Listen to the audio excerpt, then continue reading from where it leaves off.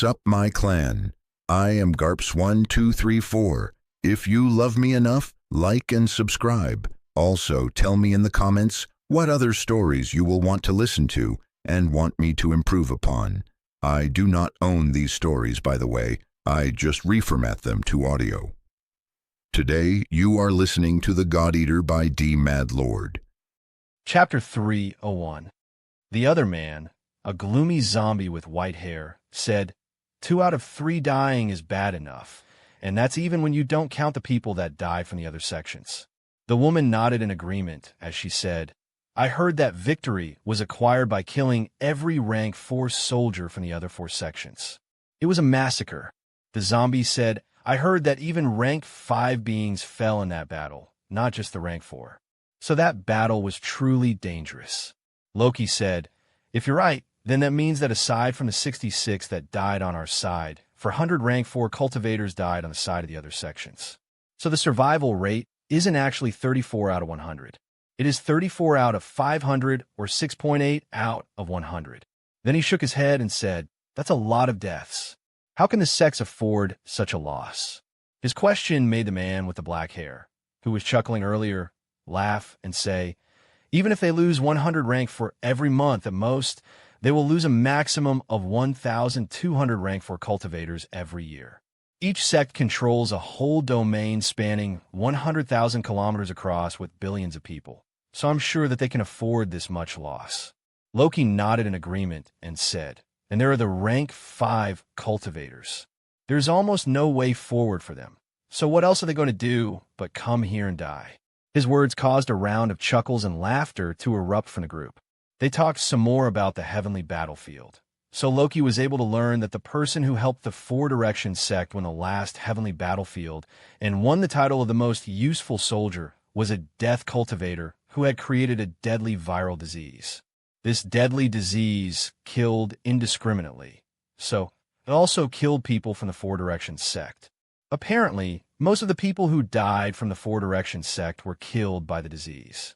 The survivors who just returned from the heavenly battlefield said that they survived because they had listened to the warning of the death cultivator that she shared before the battle and had dug a deep hole in the ground where they hid for the entire battle. So they had survived because they hid. This also meant that even though the sect was victorious in the heavenly battlefield, many of the survivors didn't earn any merit points. After all, they didn't do any fighting or kill any enemy. When he heard this, he asked incredulously, so they just went there for nothing?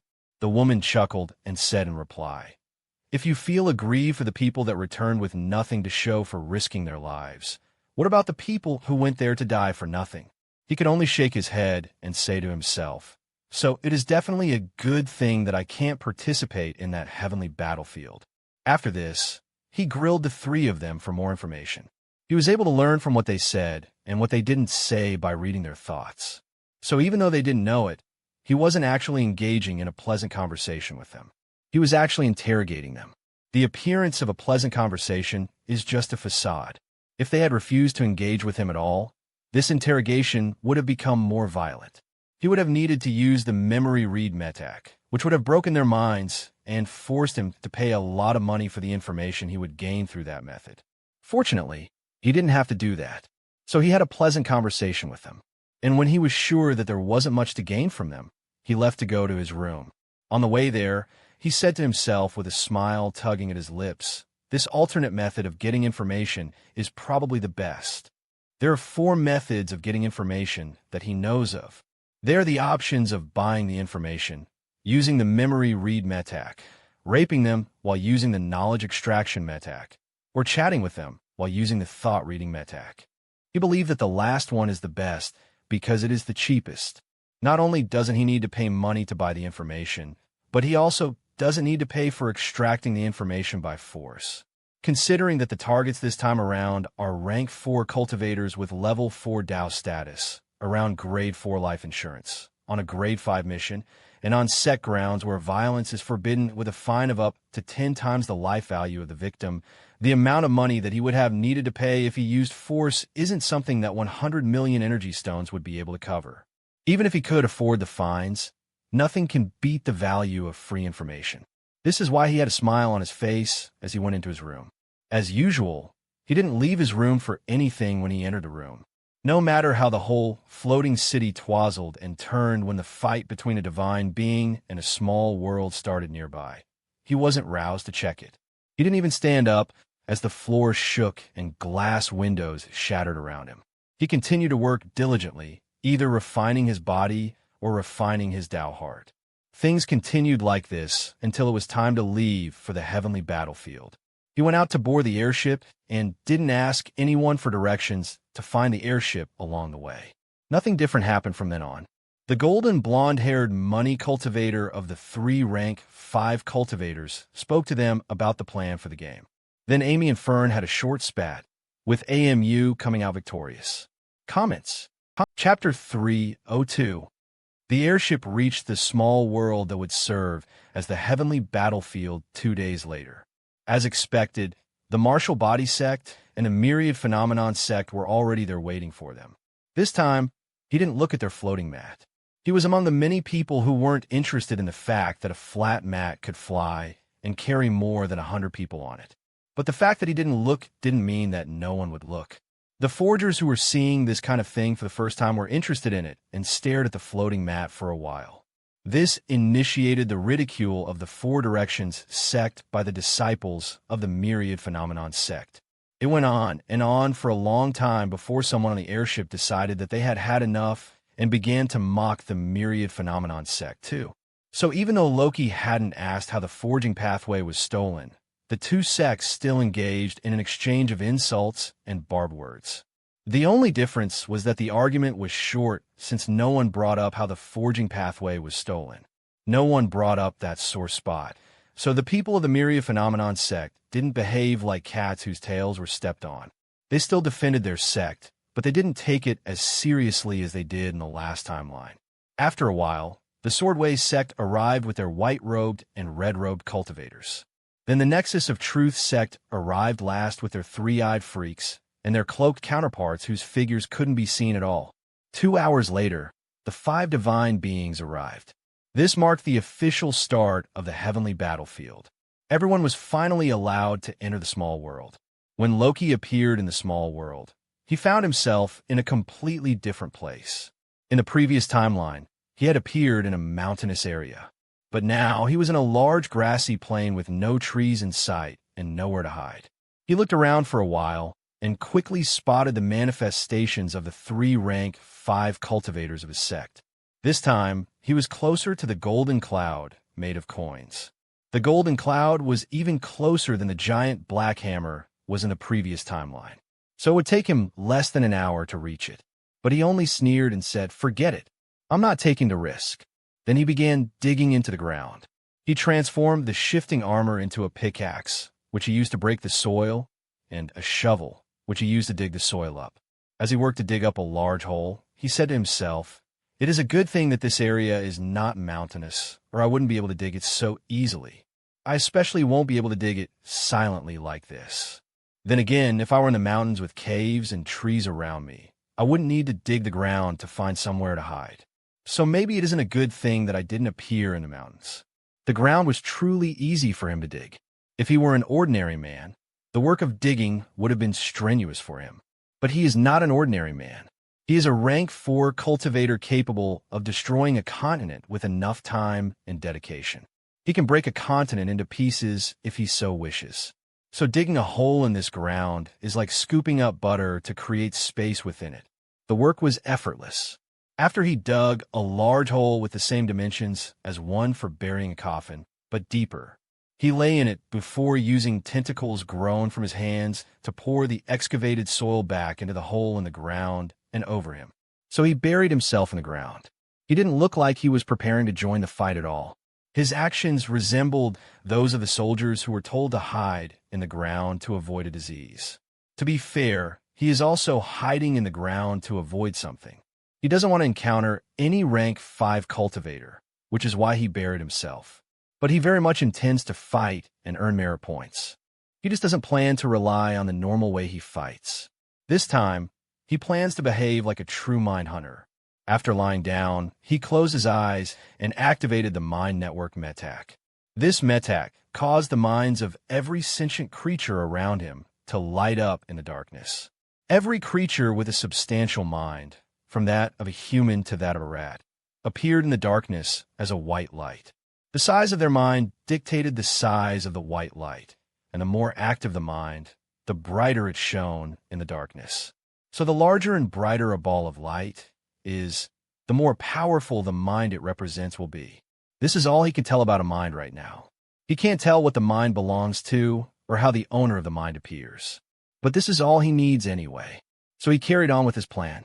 Since the mind network has shown him the minds of the things around him, the next thing to do is use the mind network metak to link up with a mind. So he chose the largest mind that he could find in the darkness. Then he made the mind network metak try to establish a link with that mind. This caused a thin line to extend from his mind towards the large, bright light in the distance. Not every mind in this small world was shown to him. Only the minds within the power of the ability could be seen. Comments. Chapter 303. Only the minds within a length of 4 doubt status times 4 mind freeze core metak times 5 mind plus 450% energy well times 5 mind network times 300% overdrive plus 450% energy nexus, which is 5,700 units. So he can now see the minds of everyone within 5,700 meters around him. From up to the sky and down to the earth below, anything within this length is visible to him. But even though he can see the minds within this distance, it doesn't mean that he can link up with the mind successfully. He has to overcome many obstacles, the first being the obstacle of distance. The farther a mind is from him, the more energy it will take for the mind link to be established. For every meter that the thin white thread extends towards the mind he wants to link with, he must expend 1 unit of energy to create the thin thread and 1 unit of energy to maintain the thin thread every second. So a mind that is 5,700 meters away will consume 5,700 units of energy to create and 5,700 units of energy to maintain every second at its peak. And if the mind link fails, all of that energy will go to waste. A mind that is also far away from him will take a long time to reach. All of these are why he chose a mind relatively close to him. He also didn't choose any white light that was moving, as that would make reaching the mind more difficult. When a thin thread reached the white light that he had selected, he used the mind freeze metak on the white light. The large python that the white light belonged to froze when he did this. With the mind frozen and unable to mount any resistance, he activated the mind spike metak. This caused the edge of the thin thread that was making contact with the white light to sharpen and dig into the white light.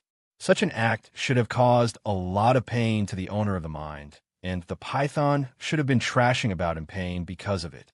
But because the mind had been frozen, the python didn't feel anything.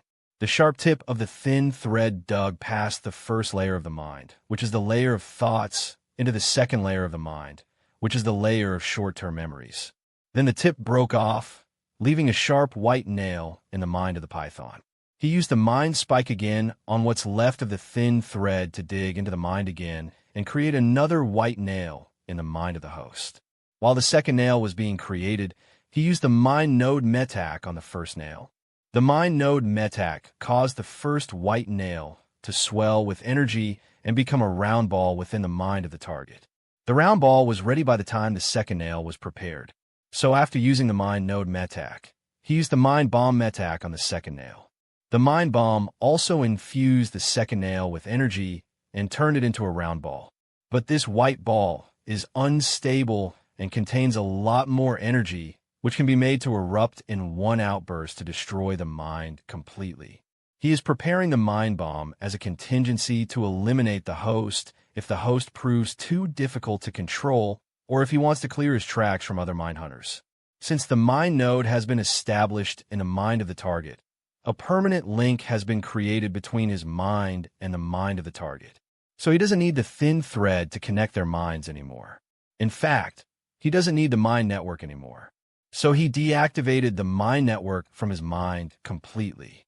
He also deactivated the mind freeze metak. Once the mind freeze metak was removed, the mind of the host became active again. An active mind meant that it could now think and feel again. Since there were two large foreign objects in its mind, the first thing that the python felt was pain. Loki noticed the overwhelming sense of pain in the mind of the target through the thought reading metak. So he immediately used the hypnotized metak to calm the mind of the host. He can use these two metaks and all of his mind hunter metaks on the mind of the python, even though there is a large distance between them because of the mind node present in the mind of the python. The mind node creates an action point for his mind on the mind of target. And once it has been established, the mind node will continue to work regardless of distance as long as it has energy to maintain it. The only way to sever this link between their minds is to destroy the mind node, but that is unlikely to be possible from this particular target. In fact, it becomes nearly impossible to destroy a mind node after it has been completed. The best chance to destroy the mind node is during the process of its creation. Unfortunately for the python, its mind was frozen during this process. So even if it somehow possesses the ability to remove the mind node now, Loki can still freeze its mind, or destroy the mind completely with the mind bomb. The mind of the python is a three-layered ball with a gaseous outer layer full of thoughts, followed by a liquid layer made up of short-term memories, and finally a solid area made up of long-term memories. The python doesn't have a mind palace, so its mind doesn't have a deeper layer. The mind node is on the second layer, but it has expanded into the first layer too because of its significant size. This means that it requires a lot of energy to maintain. Comments. Chapter 304. The large size of the mind node also means that his use of the hypnotized metak can easily saturate the outer mind of the python. The hypnotized metak releases instructions into the mind of the target, which override their thoughts and instincts. It behaves like a second voice in the mind that is more compelling and will drown out the original inner voice of the target. If the hypnotized metak were to be used from outside of the mind, it would have to overcome the defenses of the mind before it could take effect. But by using the hypnotized metak from the mind node, he can bypass the defense of the mind completely and easily take over the position of the dominant inner voice of the mind. So he was easily able to make the python calm down with the hypnotized metak than if he had used the metak face-to-face. During this process, he used the thoughts reading metak to figure out the identity of the python and what it is doing here. After knowing all that he needed to do, he used the hypnotized metak to say, "Have you seen any humans around here?" This question transformed into an inner voice that the python could understand. And since it was an inner voice, it felt as if the python was questioning itself. So it didn't suspect the question at all and wouldn't have suspected it if it were a more intelligent being. What the python did next was to think about the question and conjure images of humans. And it thought back to when it saw those humans. As it was doing all of these, information swelled from the third layer to the second layer and to the first layer. This had to happen because the python was thinking, and thinking could only be done in the first layer of the mind. Loki sifted through all of the fragments of information with the thought-reading metak as they came up from down below. When he didn't find what he wanted, he continued to urge the python to try harder. After a few seconds, he found what he was looking for. But the information wasn't recent. The last time the python saw a human was more than a week ago. The human in the image of the python was unrecognizable and looked like a fuzzy humanoid being made of splashes of color representing various heat and smells. This made him say, "I can't tell what this person looks like, but I am sure that this is not one of us. After all, we just entered this world today, not a week ago." The way to earn merit points is to kill people from the other sex or kill the guardians. Since the guardians should have a fixed location and an identity that the inhabitants of this world should know, I should find the world guardians first. As for the people from the other sex, I will kill them when I come across them. And if I come across a rank 5 cultivator, what can they do to me? As he asked that question, he laughed triumphantly in his burrow in the ground. He is truly proud of this method of fighting, even though it is weaker and slower than his usual method of fighting and killing. After making up his mind on what to do, he said to the python, "Find the closest human settlement. To the python, its inner voice had said, "I should find the closest human settlement." It didn't question the instruction at all and immediately executed it. It coiled down from the tree branch and went in search of a human settlement. Loki didn't wait for it to find the humans, though. While it was busy, he used the mind network from the mind node. So he found every mind within a 5,700 radius around the python. From there, he hijacked the minds of birds and a leopard. He sent all of these creatures in search of human settlements. It was during this search that they encountered a human who was moving very fast. He saw this human through the eyes of a bird. He was using the sensory hijack metac through the mind node of the bird. So he was seeing, hearing, and feeling everything that the bird was experiencing. Through the eyes of the bird, he saw a white-robed swordman riding a sword. He also saw that the white-robed swordsman was chasing another human riding a mat. Through the ears of the bird, he heard the white-robed swordsman say, "Do you know where the evil cultivators of the Four Directions sect are?" The woman riding the mat said, "Go west to the golden cloud of coins. They're going there to congregate around a rank 5 cultivator of theirs. If you want to kill them, you should hurry because they're already being besieged." The white-robed swordsman was also a woman. She nodded and said to the other person, "Thank you for the directions. I will go now to rid the world of evil." Then she sped off in another direction. The direction she was going was exactly the place where the manifestation of the golden cloud of coins was hanging brightly in the sky. The two cultivators didn't fight. Instead, one of them asked for directions for another sect. Then he went to kill the people of the other sect. This made Loki angry.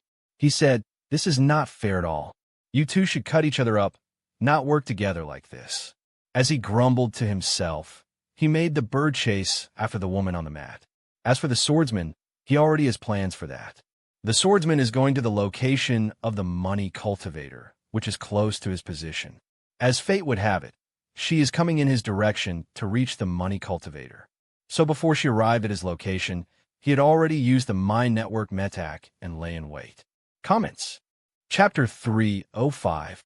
He even created a thin mental thread and extended it in the direction she would be coming from. He was setting up an ambush, and it is a sloppy one that another mind hunter would be able to see and easily avoid. But for those who can't see mental objects, his trap is a carefully crafted one that can't be avoided. The female swordsman walked right into the trap. She was flying one moment when her mind froze, and she fell from her flying sword. Even as she was falling to the ground, she didn't notice, and she didn't try to do anything to stop her fall. She continued to fall until she hit the ground and cracked the ground wide open. Despite looking delicate, it was the ground that suffered when she fell into it. Her fall formed a crater in the ground that was so large that it looked like a giant had fallen. But even after falling to the ground, she still didn't move. However, a lot was going on in her mind. Her mind was like a lake of water. The lake was supposed to be moving and rippling with tiny waves, but all of that was absent at the moment, and the lake was completely still. The layer of fog on top of her mind was also still. Even the sword above her mind, poised to strike anything that comes near her, was frozen mid-strike. The only thing moving in her mind was the white thread of mental energy. The white thread was actually a large, thick, white rope.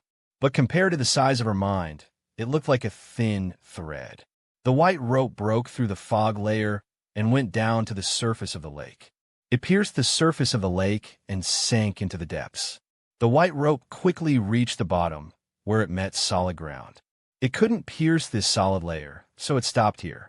Then it broke at the point where the rope met the surface of the lake. After breaking at that point, the rope entered the lake again and went to its depth. Meanwhile, the part of the rope that was already in the lake after it broke off began to swell. This broken section of the rope swelled into a giant pillar, and it expanded even further to become a large sphere. The same thing happened to the second broken section of the rope. So 2 swollen balls appeared in the lake. The 2 balls were so big that they were touching the bottom of the lake and reaching up to the surface of the fog on top of the lake. But Loki wasn't satisfied with this. He made the thick rope break off many times into the lake and swell to form many white round balls. He didn't stop until there were a total of 11 large white balls in the lake. Of these 11 white balls, one was translucent and hollow, so it could be seen that it is empty inside. This made it look like a portal leading to an unknown darkness. As for the other 10 white spheres, they were solid and opaque, so they resembled solid rock. They were also vibrating as if there was something within them that was excited and wanted to be released. After doing this, Loki finally deactivated the Mind Freeze metac. The fog in the lake became active immediately. The fog was the most active. A powerful wind moved through it and whipped it up into a storm. From that storm, Loki heard a single sentence. What is going on? He also felt fear, pain, and panic. So he activated the hypnotized metac. Meanwhile, the sword above the lake dove down through the fog to the surface of the lake. Then it targeted one of the solid spherical rocks and began slashing at it. As it slashed at the spherical rocks, cuts opened on the surface of the rocks. But the cuts were shallow, and the damage was quickly healed by Loki. This didn't discourage the sword, though. It continued to hack and slash at the sphere. This made Loki say to himself, "You're barking up the wrong tree. Even if you succeed in breaking it open, it won't be good for you." Then he used the hypnotized metac to say, "Relax. There is nothing to worry about. I just blacked out for a while. Everything is all right." His voice came out of the hollow sphere and led to the creation of an even stronger wind that swept through the fog and scattered the storm that was brewing within the fog. The wind his voice created was very strong, but it didn't rile up the fog. Instead, it made the fog calm down and become gentle. In the real world, the swordsman was holding her head and scanning her surroundings for a threat. Her face was full of fear, and her eyes were full of wariness as she checked her surroundings. But suddenly, all the fear and wariness disappeared. Then she said to herself, "Everything is fine. I just blacked out for a minute." She didn't ask why she blacked out in the first place or consider that blacking out was abnormal. She just accepted that everything was fine, and her face became calm. Even a maniac sword in her mind stopped hacking and slashing.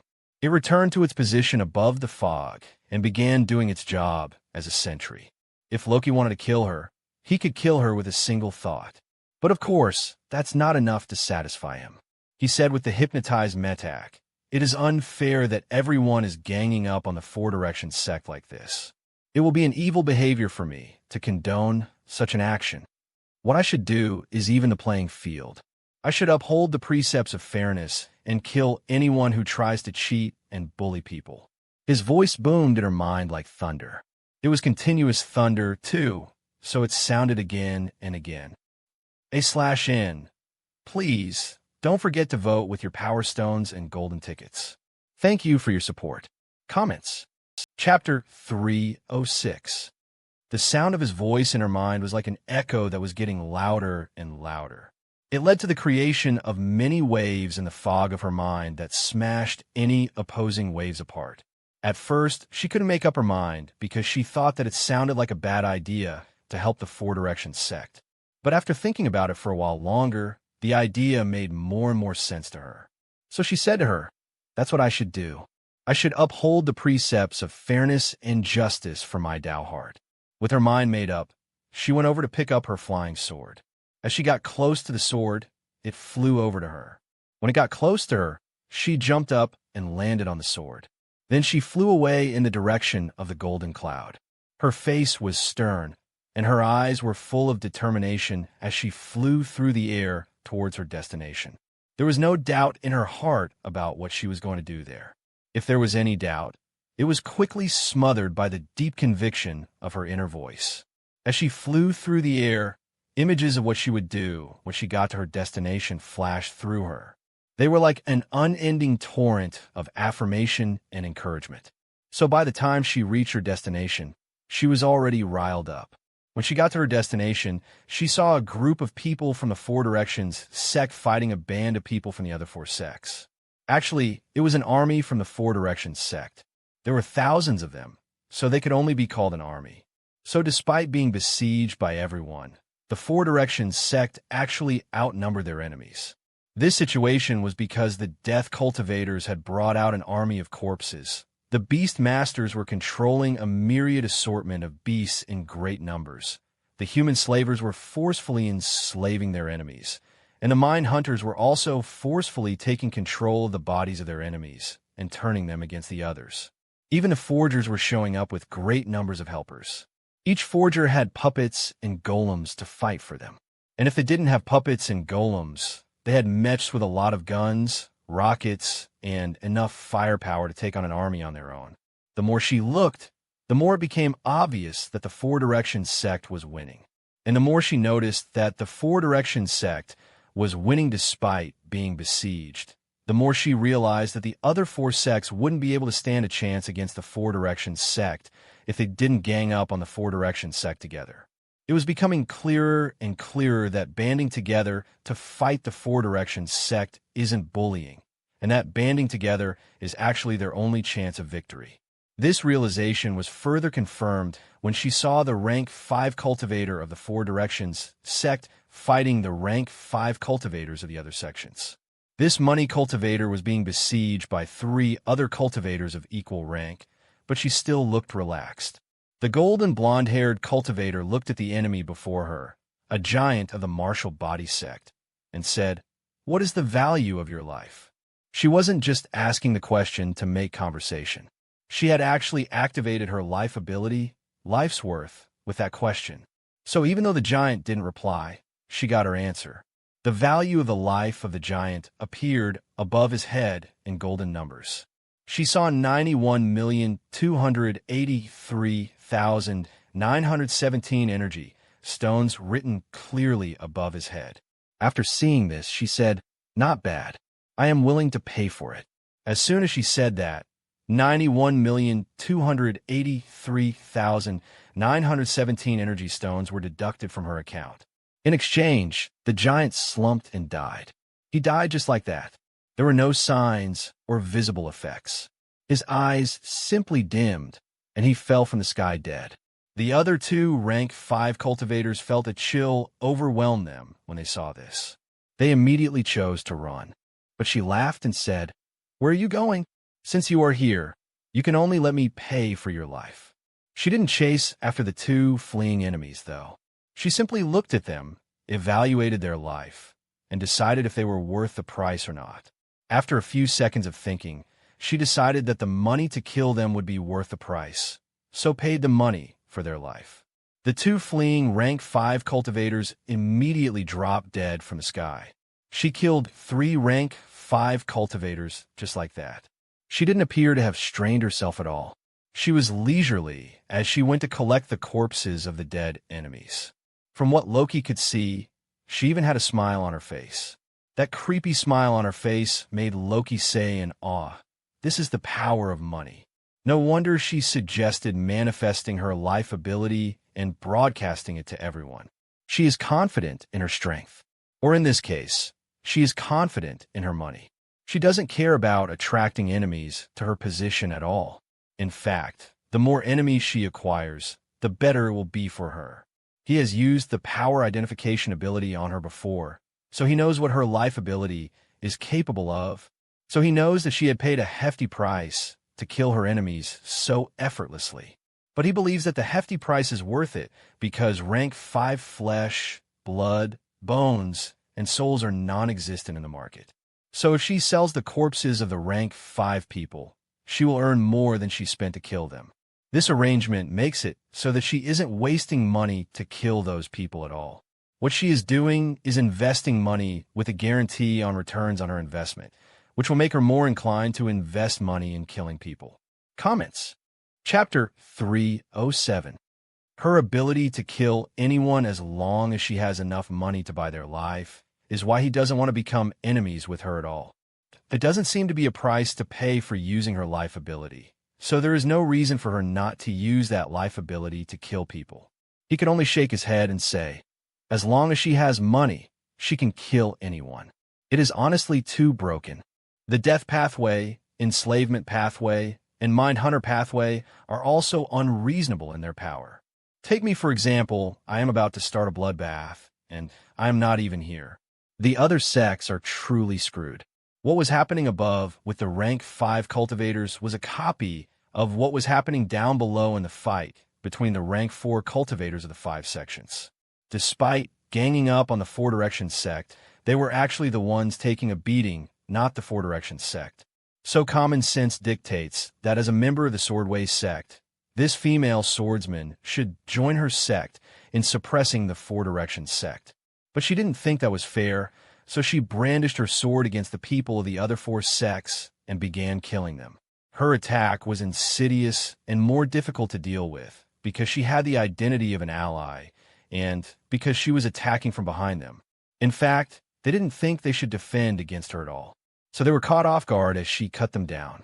As she killed the people who should be her allies, she said through gritted teeth, "Evil must be eliminated at all costs. I must cut down every injustice regardless of the bounds of identity and friendship." Loki was the one feeding her these lines. The hypnotized Metak was working overtime in her mind to help her overcome the validity of common sense and her resistance to killing the people who should be her allies. She is clearly incapable of upholding justice and cutting down injustice in all of its forms. Fortunately, she had Loki to help her. With Loki on her side, there is no ally that she can't cut down in the name of justice. Even her friends won't be safe from her blade. But this wasn't easy for Loki to do it all. Each time she swung her blade to kill an ally, the sword in her mind would notice that something was wrong and would begin to check her mind for anomalies. So he has to constantly suppress the sword and its instinctive attempts to eliminate external influence on her mind. It was tiring work that the clueless mind of a python couldn't create. The fact that her fellow disciples were shouting at her to snap out of it was only making things more difficult for him. He could only ease the difficulty by encouraging her to kill the talkative ones first.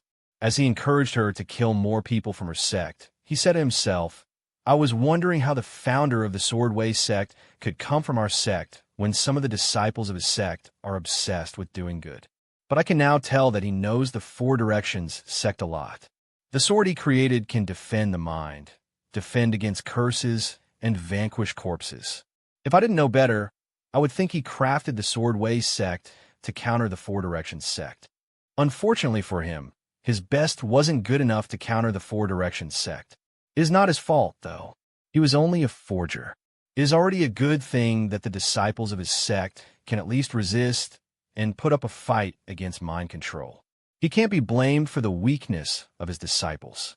Her mind is resisting him every step of the way, so it will be easier for him to destroy her mind than to manipulate her mind. But as impressive as this resistance is, it is not that great when it is considered that she is not the only one who is manipulating right now. It is true that she requires a lot of attention from him right now. But thanks to the quintuple mind Metak, he can deal with 5 times as much work without losing focus. However, this is not something to be proud of. He shouldn't feel over the moon about being capable of manipulating the minds of people like her at the same time. This is because what he is doing is something that mind hunters can do. Of course, rank 4 mind hunters can't do what he is doing so easily because he is using rank 5 Metaks. But as mind hunters, it is absolutely normal for them to be able to manipulate a swordsman and 3 other swordsmen at the same time. The only special thing about what he is doing is that he can manipulate 1 more swordsman than his peers. But this is not something that is obvious even to another mind hunter. And a lot of mind hunters noticed his work with this swordsman. When the people from the 4 Directions sect saw her hacking and slashing her allies from behind, they immediately suspected that she was under someone's control. It is absolutely normal for them to see someone fall under someone else's control. As for the exact type of control mechanism that she had fallen for, only the mind hunters could tell immediately.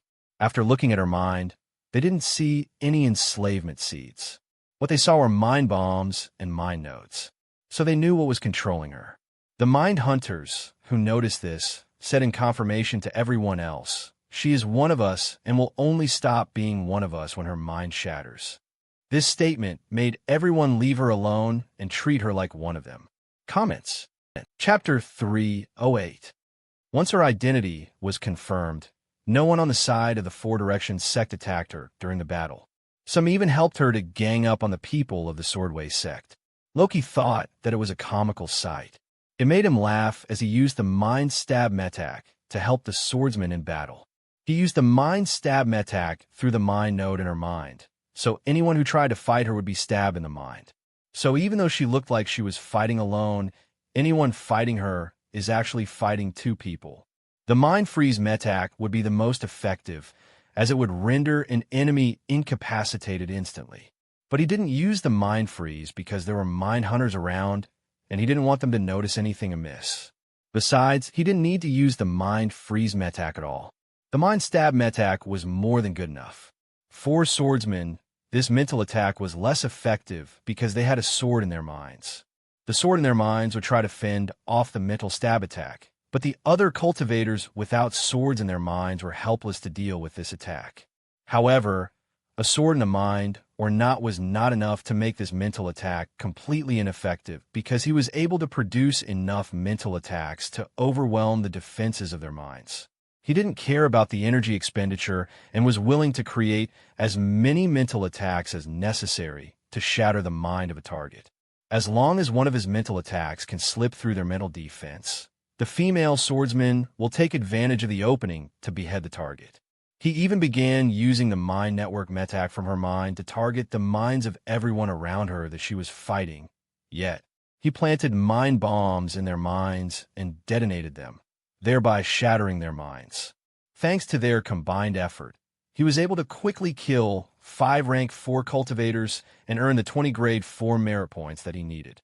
He didn't stop here, though. He continued to kill more people with her while he took out his token and used it to buy the level 5 Dao status. After buying the Dao status, he found himself high in the sky, close to the supreme metak of the forging pathway. Because he had just bought a level 5 Dao status, he was closer than ever to the supreme metak. As he looked at the perfect star in front of him, he yearned to touch it. But since he couldn't touch it, he decided to do something else that could bring him in contact with the supreme metak. He activated the tracking ability of Fenrir to place a tracking mark on the supreme metak. But it didn't work. The tracking mark couldn't adhere to the star. There was a large, insurmountable space between them that Fenrir couldn't overcome. This made him sigh and say, "Another failure. It seems I will need to be closer to it before I can mark it." Then he said to himself in anticipation, "When the day comes that I can mark it, I wonder if siphon ability will work on it. I wonder what will be siphoned from a supreme metak, or will I be able to seal and devour it?" The more he thought about it, the more interesting things that could happen appeared in his mind. He was still thinking about what would happen to the supreme metak if he could lay his hands on it when he was dropped back to Earth. A few seconds later, he found himself back in the grave he was hiding in. Nothing seemed to have happened in his absence. It was as if time had frozen in his absence and had only resumed after he left the space of the supreme metak. He was already used to this, so he wasn't surprised by the disparity between his personal time and the time of the world. He continued to assist the female swordsman while he controlled the bird to catch up to the woman flying on the mat. The woman on the mat is clearly a member of the Myriad Phenomenon sect. He was curious to see where she was going in a hurry, and he wanted to know what was more important than ganging up to kill the people of the Four Directions sect. So he made the bird continue to pursue her. They passed a lake at the foot of a mountain. Then they went up the mountain to one of its peaks. The woman stopped for a while on this peak. But after looking around for a while, she picked a direction to descend. She left the mountain in the direction of a city. From the bird's position up the mountain, Loki could see many other people on mats congregating at a location just outside this city. He also saw that the city was being attacked and fighting was going on within the city. He couldn't tell exactly who was fighting, but he also couldn't tell how severe the fighting was because there were no corpses around. As the bird got closer, he saw that the city was very big. It appeared to be many times bigger than the cities he was used to in the blessed heavenly world. In fact, the city looked to be 5 times bigger than the heavenly city and had more people too. The woman on the mat didn't approach the city, though. She stood beside it, where a large number of people from the Myriad Phenomenon sect were gathering. The people of the Myriad Phenomenon sect were marking the ground, digging up the ground according to the marks on the ground, digging various depths of pits, and burying various kinds of items in the pits. The majority of the items they buried were stones, but there were some wooden pillars and glass rods too. Comments. Chapter 309. Everything they buried was marked with runes, though. Then they used some brushes to paint the various structures and connected them with some ropes. Everyone was doing something or another. They were like worker bees diligently working to build a hive. Loki was a little informed, so he could tell that they were building an array, and it appeared to be a large array, as the area where they were building it was bigger than a football field. But he couldn't tell what the array was or what it was for. In order to know, he needed to make contact with the mind of one of them. But he didn't want to tip them off to his presence, so he made the bird withdraw. Since he already knew that the people of the Myriad Phenomenon sect were coming here, he decided that rather than face all of them at once, it was better to waylay someone coming here to join the group. So he made the bird move a certain distance away from the group and lie in wait for another member of the Myriad Phenomenon sect to pass by. When someone passed by, he froze their mind and hijacked it. From this person's mind, he was able to learn the plans of the Myriad Phenomenon sect. This made him curse and say, "These sneaky fiends. They want to take advantage of us." He couldn't deal with the group alone, as they had 2 rank 5 cultivators among them. So he decided to go looking for help. Without thinking too much, he sent the bird towards the city. He just learned why the people of the Four Directions sect chose to set up their arrays in this area. So he knows that he can find an ally in the city. This is why he sent the bird towards the city. As for the man whose mind he just hijacked, he used his mind to hijack the minds of another bird in the area. Then he made the bird stay behind while he sent the man towards the group to infiltrate them and act from within. He made sure to hide his presence in the man's mind so that he wouldn't be detected by the rank 5 cultivators. But when the man got near the array, an alarm went off. This alarm caught him off guard because the man himself didn't know about it. The 3 commanders had never mentioned this alarm in the briefing and planning session before the battle. But the man could guess what the alarm was for because of his years of experience and because of his current circumstances. When the alarm rang out, everyone stopped working and turned to glance at the man. Then they saw a white torrent of light come from the sky and smash towards the man. An array had activated around the man that froze him in place, so he couldn't evade the torrent of light. The torrent of light was also from one of the rank 5 beings, so when it came into contact with the man, it was as if acid had been poured onto metal. The man's skin was the first to break apart. His muscles and blood vessels were next. Then his bones and marrow were the last to follow. When the light was done, there was nothing left of him anymore. All of these had happened in less than a second, so there was no scream of pain. The man had simply disappeared, and there was a deep pit where he used to stand. The rank 5 cultivator that had attacked said to everyone below, "Get back to work. We are running out of time." Then she went over to the other rank 5 cultivator who was poring over a schematic of the array with another person. The other person was a rank 4 cultivator. When she reached them, she said, "That was someone whose mind had been tampered with. The fact that one appeared here means that the Four Directions sect should know what we are planning." The rank 4 cultivator, who was a man, said, "It is too late to stop now. We have invested too much and can only continue." The other rank 5 cultivator, who was also a man, said, "It is true. We can't stop now. Besides, their knowledge of what we are doing doesn't change much. It is not like they can stop us anyway." The female rank 5 nodded and said, "We have done our best here. If they can still defeat us, then they will need to pay a great price to defeat us. But before that, I suggest that we try to eliminate anyone who might interfere with our work before it happens. That way, we won't be forced into a corner too easily."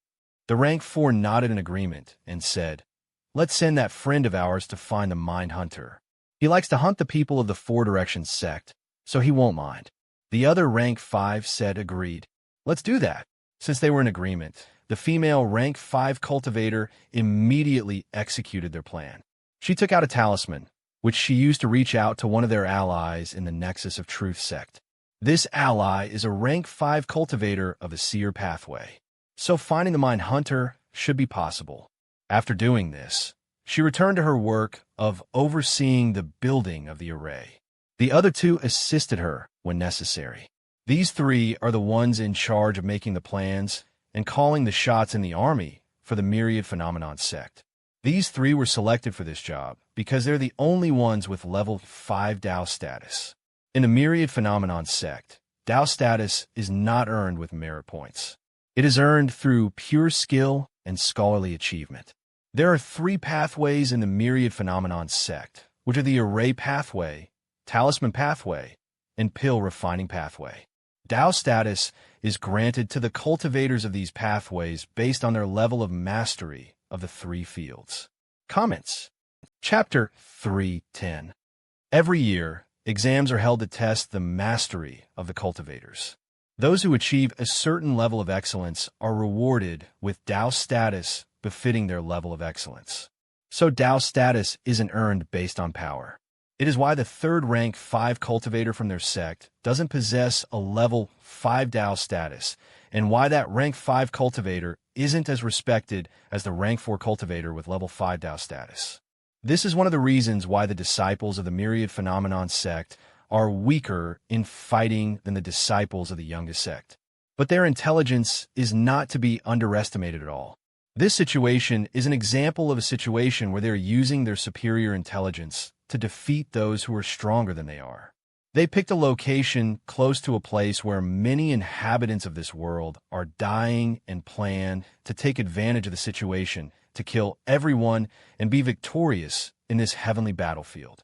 Loki discovered all of these in the mind of a disciple of the myriad phenomenon sect. He confirmed it again after he hijacked the mind of the next disciple that came his way.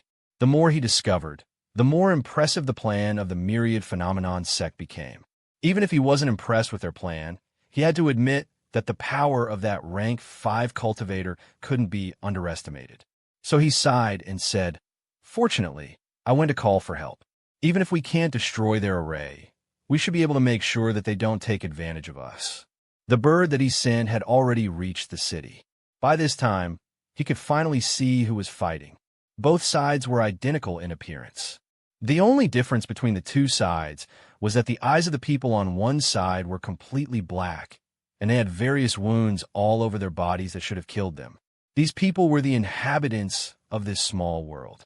They are humanoid birds that look like feathered humans. They had arms and legs like humans, but they also had wings on their backs and a long beak on their faces. In general, they're called beast people, but to be specific, they're called bird people. The whole city is full of bird people, and there is no human in sight. There are only millions of bird people in the city with feathers of various colors. These bird people are fighting each other now. They seem to have turned on each other, and were fighting each other to the death. Just from observing the way both sides were fighting, he knew who the culprit behind the civil war was. His suspicions were confirmed when one of the people who had just killed suddenly stood up to fight. But now their eyes had turned pitch black. It didn't take him long to find who was responsible for all of these deaths and carnage. There were just too many crows flying around, cawing, and entering the eyes of dead bodies to reanimate them for the culprit to be easy to identify and find. After he confirmed what was going on, he used the bird to hijack the mind of a bird person. Then he made the bird person approach one of the black crows. The black crow he picked was sitting on a fence, watching the fight. Before he could get close to it, the crow turned to him and said, "What do you want, mine hunter? Make it quick. As you can see, I am busy here." The bird person said, "Senior, I have news about the plans of the myriad phenomenon sect. They are using your massacre to convince the spirit of this world to work with them. Once they borrow the power of the world, they intend to amplify it and use it to wipe out the other sections." As he spoke, he scanned the crow from head to toe, but didn't notice anything living about it. The crow didn't have a mind. It was just a mass of energy, which wasn't surprising to Loki since it was the life ability of a cultivator. After he was done talking, the crow said, Interesting. So they're using me." Then the crow began to cackle in laughter. As it laughed, it said, "What do they take me for? Do they think me some fluzzy whom they can rip off?" The crow was talking to him, but it was also shedding feathers. It wasn't the only one doing this. Every crow was shedding feathers, too. All of the feathers they shed expanded and became complete crows. So one crow was capable of creating 10 more crows, and 10,000 crows were able to create 100,000 crows. After creating so many crows, the crow said to Loki, "I plan to take my time with this, but looks like I can't hold back at all. In that case, let the cry of death resound throughout the land, and let the unbelievers rue the day they crossed the boundaries of Morpheus the Black." As it spoke, the black crows in the city all spread their wings and rose in the air. They cawed incessantly as they did so, which created a lot of commotion. The noise drew everyone's attention to what the crowd was doing. So everyone in the vicinity saw the crows gather into a large black cloud. The cloud of crows was so large that they blocked out the sun and plunged the large city into darkness. But the darkness that covered the city wasn't just shadow created by the absence of light.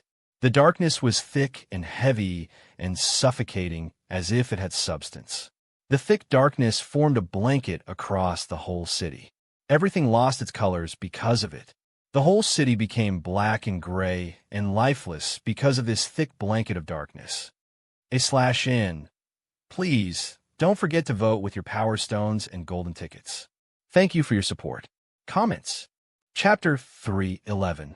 Then all of the crows spoke in one voice, saying, "Come, my beloved. Come, the warriors of death. Rise and bring death to the world from the darkness beyond."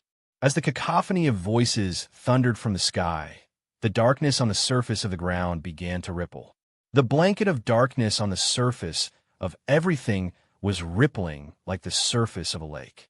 And then a hand of bone broke through the surface of the lake of darkness.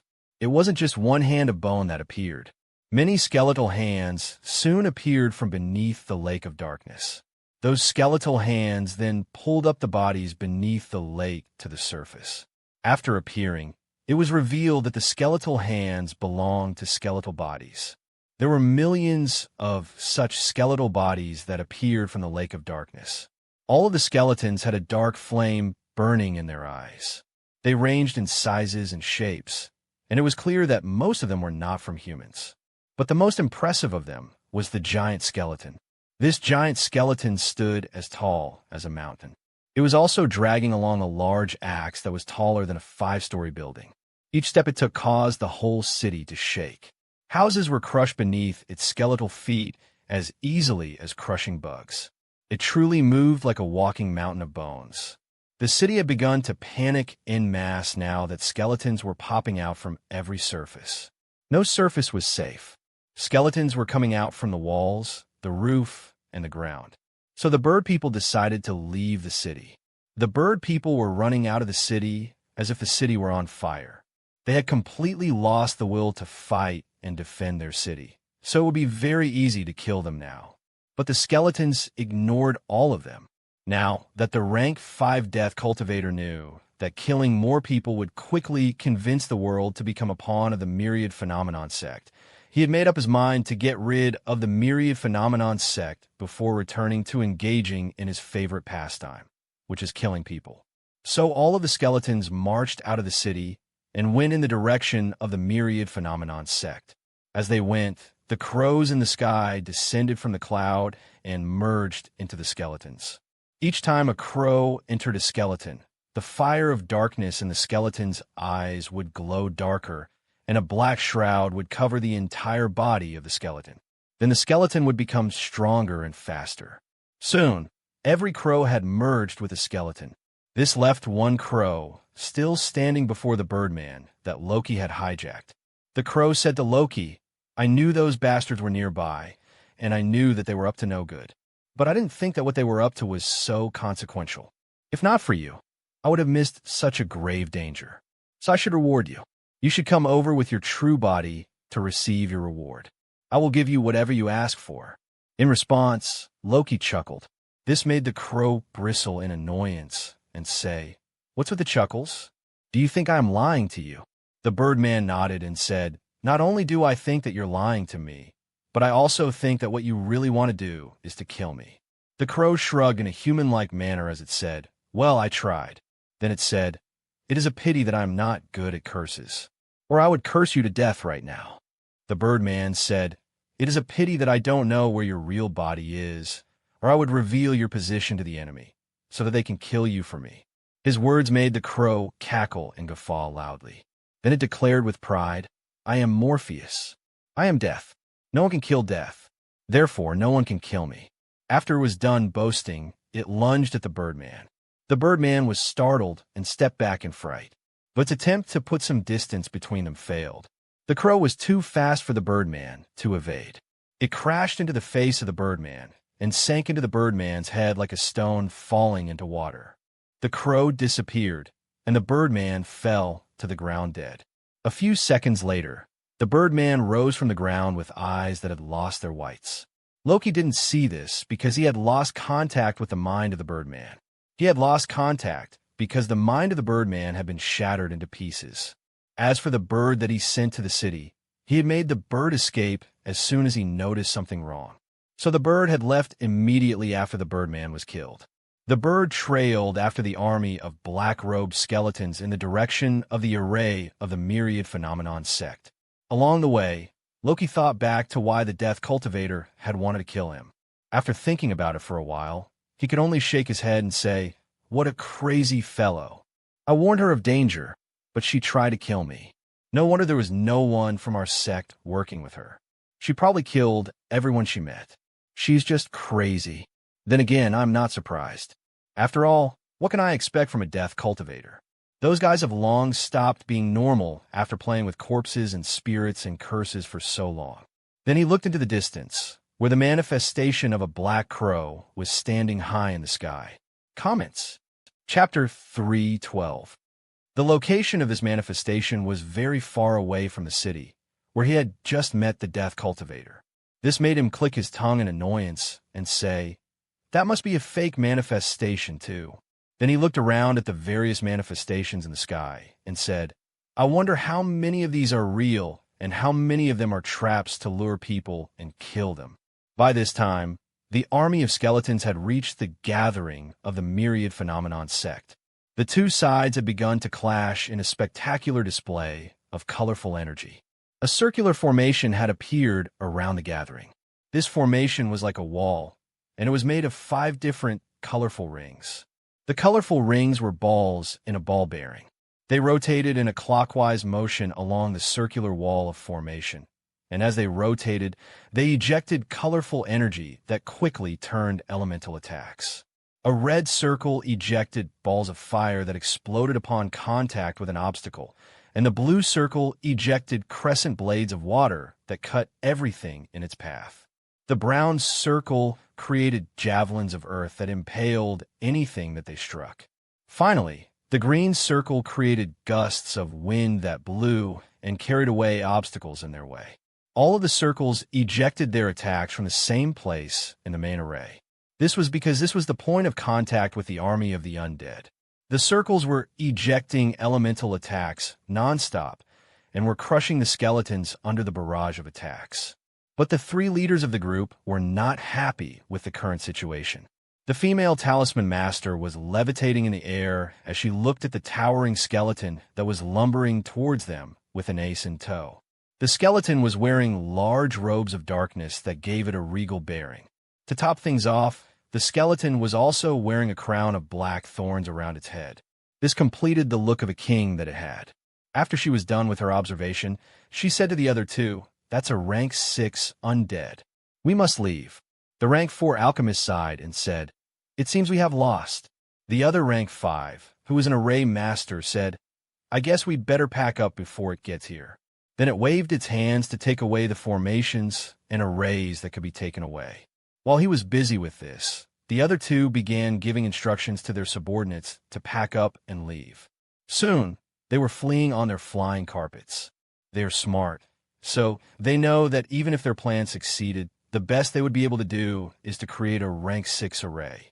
Such an array would be able to decimate this entire small world and kill nearly every living thing in it. The only thing that would be able to stop such an array would be a rank 6 undead. A powerful undead that would be able to withstand the torrent of elemental damage and destroy the formation. The best that they would be able to do in that situation would be to preserve their lives. That's how bad things would get for them despite having a rank 6 array on their side. But they don't have the rank 6 right now. What they have is a rank 5 array, and even this array is not complete yet. So their outcome with the rank 6 undead would be much worse in their current circumstances, which was why they chose to run immediately. But the undead cultivator wasn't willing to let them go right now. After all, if they escaped, they would be able to go and build their array somewhere else. She didn't want that at all, and he certainly didn't want his work to go to waste. So she appeared to stop them. Of course, she didn't appear with her true body. Only a single crow appeared to stop them. A single black crow stood in a tree in the direction that the group was fleeing. But as the rank 5 cultivator invested energy into his life ability, the crow began to shed feathers. From the feathers grew more crows, and these crows also shed more feathers, which turned into more crows. Just like that, in mere moments, one crow had become 100, and the whole forest was full of crows. The original crow cawed loudly before saying, "Death sends his greeting." This crow remained on the tree branch that it was standing on, but the other crows took to the sky and flew straight towards the people on the mats.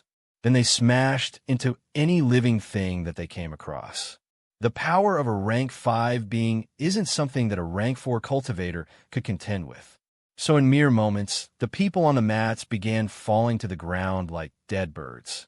The sight of people falling from the sky dead made the crow cackle and say, "As easily as killing chickens." In just a few seconds, all but 2 of the people of the Myriad Phenomenon sect were dead. Even the rank 4 alchemist with a level 5 Tao status was also killed. The rank 4 alchemist didn't even get to resist before he died. He died just as easily as the rest. So, the Death Cultivator didn't notice that he was slightly different and had a level 5 Tao status. Only the 2 rank 5 cultivators could resist. The female, one had a few golden talismans around her that formed a golden barrier. The golden barrier formed a spherical shield around her that blocked every form of attack. When one golden barrier reached its limit and broke, it would be quickly replaced by another golden talisman. This arrangement of talismans will ensure that until she runs out of talismans, of which she has more than 100, she won't die. Comments. Chapter 313. The safety of her talismans also gave her the room to retaliate, which she did by throwing various kinds of talismans at the murder of crows. As for the male rank 5 cultivator, he had a white phantom of a crown on his head. This phantom crown was projecting a circular array around him, which formed a wall. This wall was made of small circles of various colors moving along the array like the balls of a ball bearing. The small circles were of 4 colors, and they produced attacks of fire, water, earth, and wind. The elemental attacks were so powerful that they struck down the crows on contact. These 2 were using their life abilities without holding back. The Talisman Master was using the Talisman Arsenal life ability, while the Array Master was using the Mobile Array life ability. This Mobile Array life ability is why he can use an array that took so many people to construct on his own. With the 2 of them working together, they could resist the attacks of crows. This gave the female Talisman Master the confidence to say, "You've killed all of the rank 4. What else do you want?" The Array Master said, "Since you already have what you need to win, you should quit while you're ahead, lest you lose more than you bargained for." It is true that he didn't need to kill any rank 5 cultivator from the 5 sects to win, but that didn't mean he shouldn't kill rank 5 enemies. So the crow laughed and said, "Are you asking me not to kill you, or are you begging me not to kill you? I'm a little confused because it seems that you're demanding that I leave you." The Array Master frowned as he said, "What do you want?" The reply from the crow came quickly, saying, "I want you to beg me. Maybe if you beg me, I will let you go." The Talisman Master roared as she said, "Presumptuous. Since you want to be stubborn, then I will have to show you the error of your ways. I will have to teach you a lesson today." The crow immediately shouted with eagerness, "Bring it on." The Talisman Master took out a special white talisman. As she did so, she sneered and said, "Do you think you're the only one with a trump card?" She didn't wait for an answer before she broke the white talisman with her fingers. Immediately after the talisman was broken, white silk came gushing out of it. The white silk gushed out endlessly like water gushing out of a dam. The silk quickly submerged everything in her surroundings. But the silk was intangible and translucent, so it looked as if she was being surrounded by a white cloud. This was a pretty sight, but the black crow didn't see any danger in it. It only saw immense danger. Even Loki, who was watching through a bird in a tree, felt his scalp tingle in fright where he was hiding in the ground. The danger of the white silk immediately revealed itself when it came into contact with the black crows attacking them. The white silk attached itself to the black crows and began digging into their eyes. This action revealed that the white silk wasn't actually silk. It was actually worms too thin to see clearly. It was also revealed that this was a spiritual attack. Loki could tell this because of the spiritual power from the white silk. But the worst part was that the spiritual fluctuations were beyond rank 5 and were likely at rank 6 or more. This was why the Death Cultivator felt danger and why Loki's scalp tingled in fear after sensing the power of that spiritual attack. The white worms dug into the eyes of every crow they could catch and entered the body of the crows through their eyes. Since the crows were linked to the Death Cultivator, the white worms used the link to attack the Death Cultivator. This was an attack that the Death Cultivator couldn't hide from or avoid. No matter where he was hiding, the white worms would reach him and gnaw his soul into dust. But just as the white worms were about to trace the link, something whistled from behind the Talisman Master. Before she could turn around to see what it was, whatever it was had smashed into her back. Then she was sent flying. Loki was far away, so he could see what had happened more clearly. He had seen the giant skeleton lift its axe and hurl it at the Talisman Master. The axe had sailed through the air before smashing into the Talisman Master with the sharp axe head, making contact with her back. The axe had broken her golden shield, pierced her chest, cleaved her in two, and crushed the white talisman in her hand. Then the axe had sailed past, destroying everything in its path until it smashed into the ground. But even the ground didn't have it easy stopping the axe. As the axe flew forward, it carved a large valley into the ground, the size of the Grand Canyon. By the time the axe had stopped moving, it had become submerged in the ground. That is, its entire length of 5 stories was not buried in the ground. At this time, both the Talisman Master and her talismans were gone. All that was left was an Array Master scared stiff. Loki didn't know, but in that instant when the axe made contact with the golden shield around the Talisman Master, her life ability had done everything to protect her and had replaced every broken talisman the instant they were broken. The Talisman Arsenal life ability had replaced a total of 109 Golden Shield Talisman Metaks one after the other. But the axe had crushed everything and crushed her. So the axe had crushed 109 rank 5 talismans in less than a second. This is why he was scarred stiff. Comments. Chapter 314. Without thinking too much, the Array Master immediately picked a direction to escape in. The Black Crow watched him go without pursuing. Then it turned in Loki's direction and said, "What are you looking at?" Loki didn't answer the question. He too took off immediately. He made the bird he was controlling fly away and create as much distance between him and the Death Cultivator. Back where he was hiding, he was still shaken by what he had just seen. He licked his dry lips and said, "If that axe were to fly in my general direction, I would be dead. Just the shock wave of it smashing into the ground might be enough to crush me to death. I should stay away from that crazy lady as much as possible. I stand no chance against her until I advance to rank 5. Even then, I can only be certain of escaping with my life. For now, she has the highest chance of being the most useful soldier in this heavenly battlefield. No one else can compete with that undead giant of hers. That undead giant is too strong. That is the truth. But he wasn't willing to give up yet, though.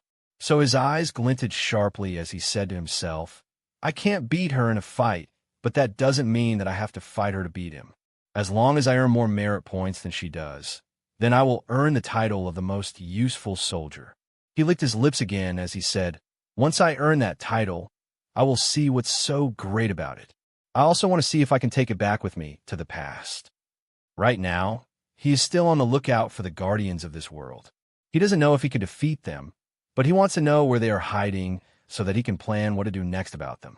As he was planning for the future, the battlefield was still reeling from the short battle between the 3 rank 5 cultivators. The shock waves of that battle had scattered the clouds in the sky and caused earthquakes that caused mountains to collapse, so there was no way no one noticed it. There was someone in the sky who would have noticed the fight even if it had been between two ants on the ground. This person was a woman wearing a large yellow robe and had a third eye on her forehead. She also had a bright mark glowing just above the third eye. There were many pupils in that third eye. The pupils combined and enlarged as she focused the third eye in the direction of the battle that had just concluded. Her third eye focused on the undead giant next. After looking for a while, she turned the third eye in the direction that the bird who watched the fight and didn't run away was going. Her position was high up in the sky on the level with clouds, but she could see that tiny bird flapping its wings and flying away after the fight. She could also see the two spherical balls buried in the mind of the bird. As she focused on one of the spherical balls in the bird's mind, everything in her vision expanded to zoom in on the hollow spherical ball. Soon, all she could see was that hollow spherical ball. But she didn't stop there. She continued to dig deeper until her vision entered the hollow spherical ball. First, she saw darkness and only darkness. But then a light appeared like the light at the end of the tunnel. She followed this light until she appeared somewhere underground. As she looked down, she saw someone hiding in the ground. The person was lying prone on the ground. The sight of this person made her sneer and say, "Did you think you could hide from me? Your betters can't hide from me." Loki was minding his business, plotting the demise of all of his enemies, when an eye suddenly appeared before him.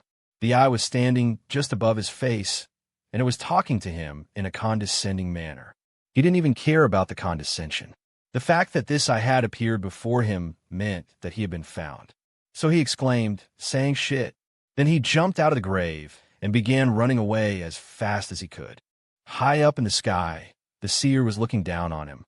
There was a grin on her lips as she watched him try to escape her. In the next moment, she dropped down from the sky like a falcon towards him.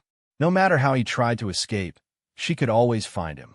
She followed him like a hawk, trailing her prey. Of course, she could catch up with him easily if she wanted to, but she was delaying the hunt because she was enjoying it. She wanted him to run as hard as he could and fall into despair when he realizes that nothing he can do will ever be good enough to escape from her.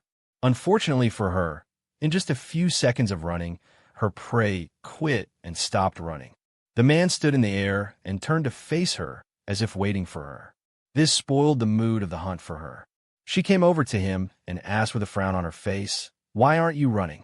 He said, "I figured that escaping a seer is nearly impossible." The frown on her face eased off, and she smiled when she heard this. But then she heard him say, "I also figure that seers are weak and easy to fight." She almost couldn't believe her ears.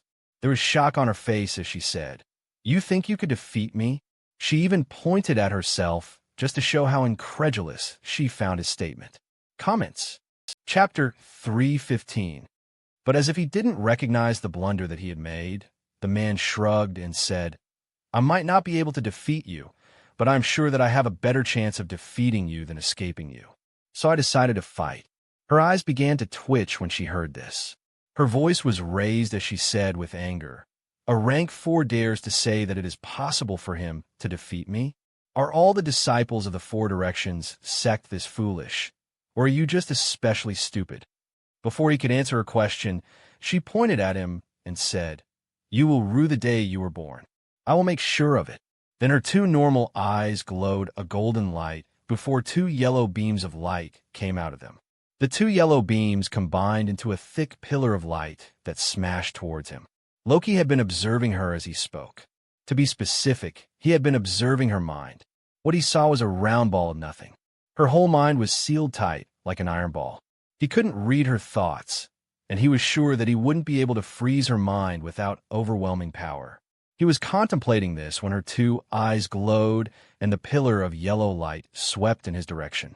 The power identification ability took effect immediately and revealed the underlying workings of the laser attack to him. He saw that the power of the attack was 5 doubt status times 5 telekinesis metac times 5 mind plus 90 energy well times 5 laser eyes times 500% overdrive plus 90% energy nexus, which is 70,062.5 units. When he saw this, he realized that she wasn't using all of her power for this attack. So he thought to himself, saying, "It seems she is underestimating me. That's good. It was right that I didn't use my full power to escape earlier. What I should do now is make sure that she regrets underestimating me. I have one chance for this." After making up his mind, he used all he had to create a powerful attack. He used the forging pathway, the dual cultivation pathway, and the space pathway to create an attack that caused him to be writhed in bolts of lightning. His body expanded into that of a giant and swelled with power as the shifting armor created exomuscles to enhance his power. Then he rushed at her. He was rushing at her with a power of was 5 Tao status times 4 telekinesis metac plus 4 reversal plus 4 space tear times 5 body plus 5 life ability plus 5 mind plus 5 will plus 4 soul plus 450% energy well times 5 body lever plus 5 living armament plus 5 energy amplifier plus 5 force lever plus 5 lightning engine plus 5 weaken times 300% overdrive plus 450% energy nexus, which is 359,100 units of power. This is the highest amount of power that he has ever produced in his life. It is something that is only possible because he used his life ability, his body, his soul, his mind, his will, 5 rank 5 metacs, and 1 rank 3 weaken metac. Because he was this powerful, the golden pillar of light couldn't do anything to him. Instead of smashing him to pieces, the golden pillar even empowered him after the reversal metac took effect. So his power shot from 359,100 to 429,162 units. All of these happened beneath the gaze of the rank 5 seer. The pupils in her third eye smashed into each other at times, and other times combined, and sometimes they moved each other like gears in a clockwork. Her third eye was working overtime to make sense of what she was seeing. This was difficult for it to do, because many of Loki's powers were created with the aid of divine metacs. As if this kind of power coming from a rank 4 wasn't surprising enough, even the little that her third eye could see about his power was too unbelievable for her. She saw that there was a power coating parts of his fist, which was making the space around his hand tremble. If this trembling had been caused by his overall power, the space around his entire body should tremble together with the same frequency. But only the space around his fist was trembling in that specific way. This indicates that he is controlling something that is making space tremble. Since there's only one thing she could think of that could influence or manipulate space, what she was seeing became even more astonishing to her. She said in shock, "Space metac? You have a space metac? And is this a trace of dual cultivation I see?" She also wanted to say, "How do you have a space metac? Why can you use it with your forging pathway? How can you have 3 pathways and use them together? This doesn't make sense." But she couldn't say all of these things because Loki had already reached her and his fist was about to smash into her torso. So instead of talking, she tried to deal with this dangerous threat to her life. What she did was to clench her hand into a fist and bring her clenched fist to smash it against Loki's fist. As she did this, lightning covered her entire body, and space began to tremble on the surface of her fist. From far away, it looked like 2 identical beings were clashing with each other. This was because she had copied Loki's attack down to its base. This is the power of her life ability called skill copy. It copies the effects of metacs and abilities that she has seen and analyzed with her eyes. The skill copy life ability can only copy skills, not the exact power of an attack, though. She still has to produce power with her stats, but the attack will look and act the exact same way. So it is more like her life ability is copying the combination of his metacs. /N. Please, don't forget to vote with your Power Stones and Golden Tickets. Thank you for your support. Comments. Chapter 316. Since what she was copying was the combination of his metacs, it is why the power of her fist was at 5 Tao status, times 5. Eye of Truth times 1 body plus 5. Life ability plus 5. Mind plus 5. Will plus 5. Soul plus 90 energy well times 5. Body lever plus 5. Living armament plus 5. Energy amplifier plus 5. Force lever plus 5. Lightning engine plus 5. Weaken times 500% overdrive plus 90% energy nexus. 458,430. She couldn't copy the effect of the reversal metac, combining the power of her attack with Loki's power. All she could copy was his initial attack power. But even that alone was enough to create power that was far higher than what Loki was able to produce with the power of her attack, combined with his. So when their two fists smashed into each other, her fist was victorious in the clash. Her fist pushed Loki's fist back and caused him to stagger backwards. A split second after this, the collision between their hands caused an explosion of energy between them that knocked Loki back. The explosion was caused by the clash of so much power between them. So it affected both of them. But the explosion affected Loki more, even though the power of his body was at rank 5, while the power of her body was only at rank 1. This was because the great power of her energy well, which was at 90 points, was enhancing the power of her body. There was also the fact that the power of her fist had overwhelmed his, so he was already losing ground before the explosion appeared and took advantage of his faltering state. So while Loki was smashed into the ground by the explosion, she was able to stay in the air as fire and heat washed over her face.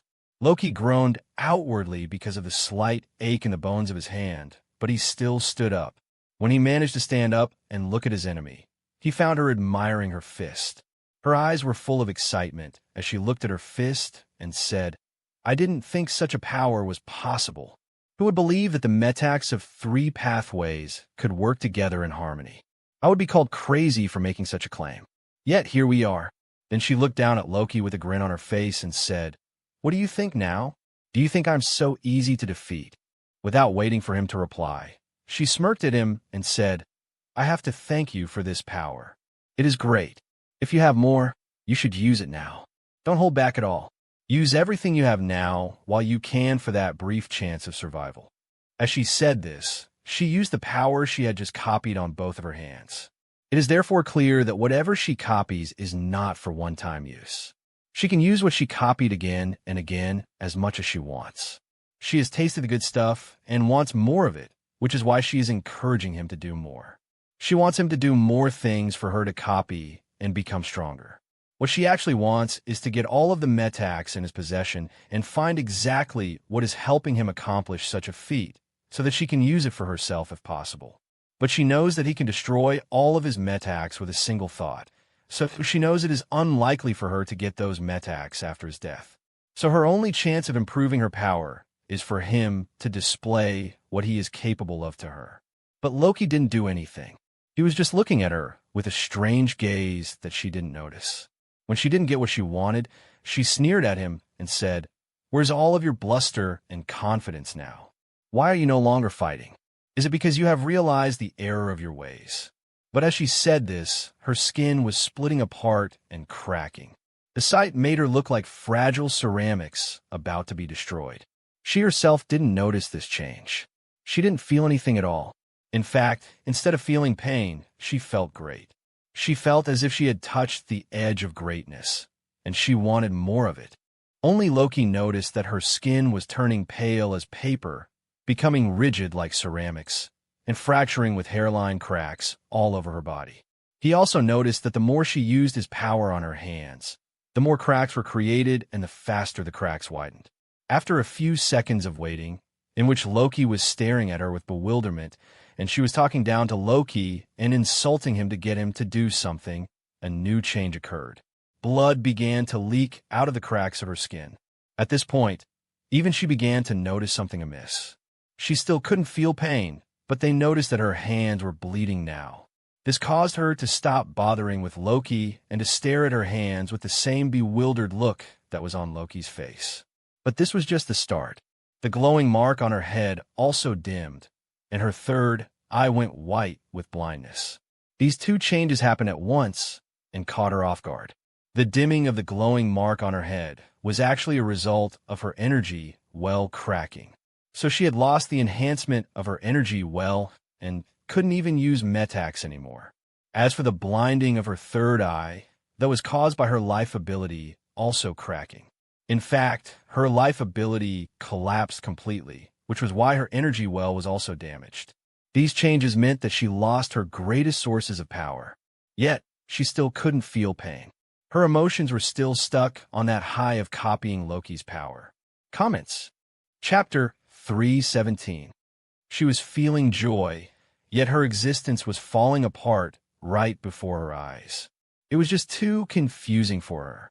She was still looking at her hands, but she wasn't looking at them in admiration anymore. There was only shock on her face. She said with a voice saturated with confusion, "What is going on with me?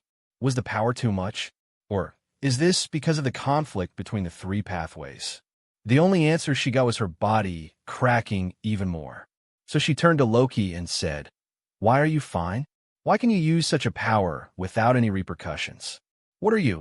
Loki couldn't answer her question because even he wasn't sure about why he was so different, and he also couldn't tell her what he knew. As he looked at her, he said to himself, "Maybe it is because I have Fenrir and Fenrir is of the divine rank. Or maybe that power was just too high for her to copy and reproduce." When he didn't answer her question, she rushed over to him, begging as she said, "Please save me. Help me. I will do anything you want." As a rank 5 being, she shouldn't be scared of death. But she is very scared right now, because she could sense that the kind of death that she is about to have will not be a normal death. She can feel her mental world also cracking and collapsing. This is something she can tell accurately far more than she can count the fingers on her hand. If her mental world is destroyed, she will die, and she won't be able to reincarnate. There is also the fact that she didn't want to lose the great feeling of copying Loki's power. She wanted to copy more, not die. So she was very afraid and was willing to do anything not to die. Loki was also willing to help her. He said, "Give me a natural wonder, and I will help you." She said, "I don't have one, but I can give you a token to get one from my sect." Immediately after speaking, she plucked a multicolored coin that she had from her inner world and threw it to him. She didn't question his request because she could tell that she was running out of time. But even though she was quick to respond, she still ran out of time before Loki could tell her what he had prepared to tell her. Loki had caught the multicolored coin and was still looking at it in surprise when she suddenly turned to dust. Her disappearance made him finally look up at where she used to be and say, "She died just like that?" Then he shook his head and said, "She is very generous, though. I didn't even get to convince her before she gave me what I asked for. I wish there were more generous people like her in the world." Just as he said this, the sky above his head cracked. Then the sky was torn open. Earlier, when he was fighting the seer with all of his power, the 5 divine beings had sensed something. The 5 of them had their eyes closed and were not paying attention to what was going on in the small world at all. They were here to maintain the rules and make sure that the other sects don't cheat. But their job is mainly a formality because there is nothing worth cheating for in this small world. A single divine being might interfere in the heavenly battlefield, but the sect has a whole world that won't condescend to cheating to gain control of a small world when they control many such worlds and an entire domain of the blessed heaven world. So what they do is just to stay here and use their presence to deter any presumptuous divine being who wants to steal this small world. They don't plan to do anything else for the duration of the battle. But all of their plans and intentions changed when they sensed the power of space. As divine beings who are connected to cave heavens, they are especially sensitive to changes in the dimensions of space. So all 5 of them opened their eyes abruptly when they sensed this change in the spatial parameters around them. All 5 of them stared at the small world with an intense gaze. But then they caught themselves staring and realized that they might have tipped the others off. If the other 4 didn't sense anything, those 4 would surely know by now that something was out of place because of the intense staring. So they tried to calm down and look at the other 4 with nonchalance on their face. But when they turned to each other, they saw the same nonchalance on each other's faces. They also saw the signs of scheming and calculation in each other's eyes. When they saw these things, they realized that everyone already sensed the anomaly and no one could be fooled. So they decided to stop pretending. The divine being from the myriad phenomenon sect sneered in disdain at the antics of others. In response, the divine being from the four directions sect snorted back. The divine being of the martial body sect, the bronze giant, maintained a smile on his face. As for the divine being of the nexus of truth sect, he was too busy staring at the small world, while the divine being of the swordway sect was calm and quiet. After some thinking, the divine being of the myriad phenomenon sect said to the others with a sweet, gentle voice, "We should keep this between us and not report it to the sect. That way, whoever gets it will surely be us." The other divine beings quickly said, "Good idea. I agree. We should do that." The three from the nexus of truth, martial body, and swordway sect quickly spoke up in agreement with that suggestion. But not everyone was in agreement with the suggestion. Comments. Chapter 3:18. The last divine being, the one from a four-direction sect, looked at everyone with a sneer on his lips. He was sneering because he had seen through their motives for making and agreeing with that suggestion. In fact, he wasn't surprised to see this. He knew that the suggestion wasn't actually made to make sure that only one of the five of them could get the strange secret in the small world. He knew the suggestion was made to prevent the four directions sect from getting the secret, because his sect possesses the most pathways. If a pathway has an average of 10 divine posts, the fact that the four directions sect possesses 5 pathways means that they will have 50 divine beings. In comparison, the myriad phenomenon sect will have 30 divine beings, while the remaining 3 will have 20 divine beings each. With this kind of power and the fact that the pathways of the four directions sect help a single person fight many people, the chances of this secret falling into the hands of the four directions sect, if the 5 sects were to fight for it, are the highest. So, in order to prevent him from relying on the massive power of his sect to get the secret, the divine being from the myriad phenomenon sect made that suggestion, and the 3 with the weakest sects were quick to agree. But he didn't mind being boxed in like this. This is because he is truly capable of fighting many people on his own. So he said, "Let's do things that way then. But how are we going to decide who gets the secret?"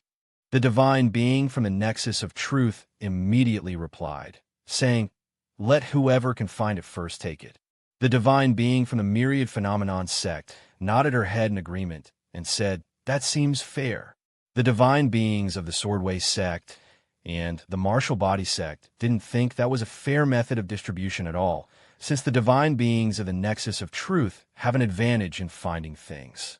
But they haven't talked yet because they need a third person to support them. Fortunately, the one from the four directions sect didn't think it was a good idea, and he had no qualms about objecting to it. He said with a sneer, "How is that fair?" Then he said, "If you're going to use the advantage of your sect, just say so. I, too, can use the advantage of my sect. I just need to call them." He was threatening to expose the matter to his sect if they didn't use a fair method of distribution.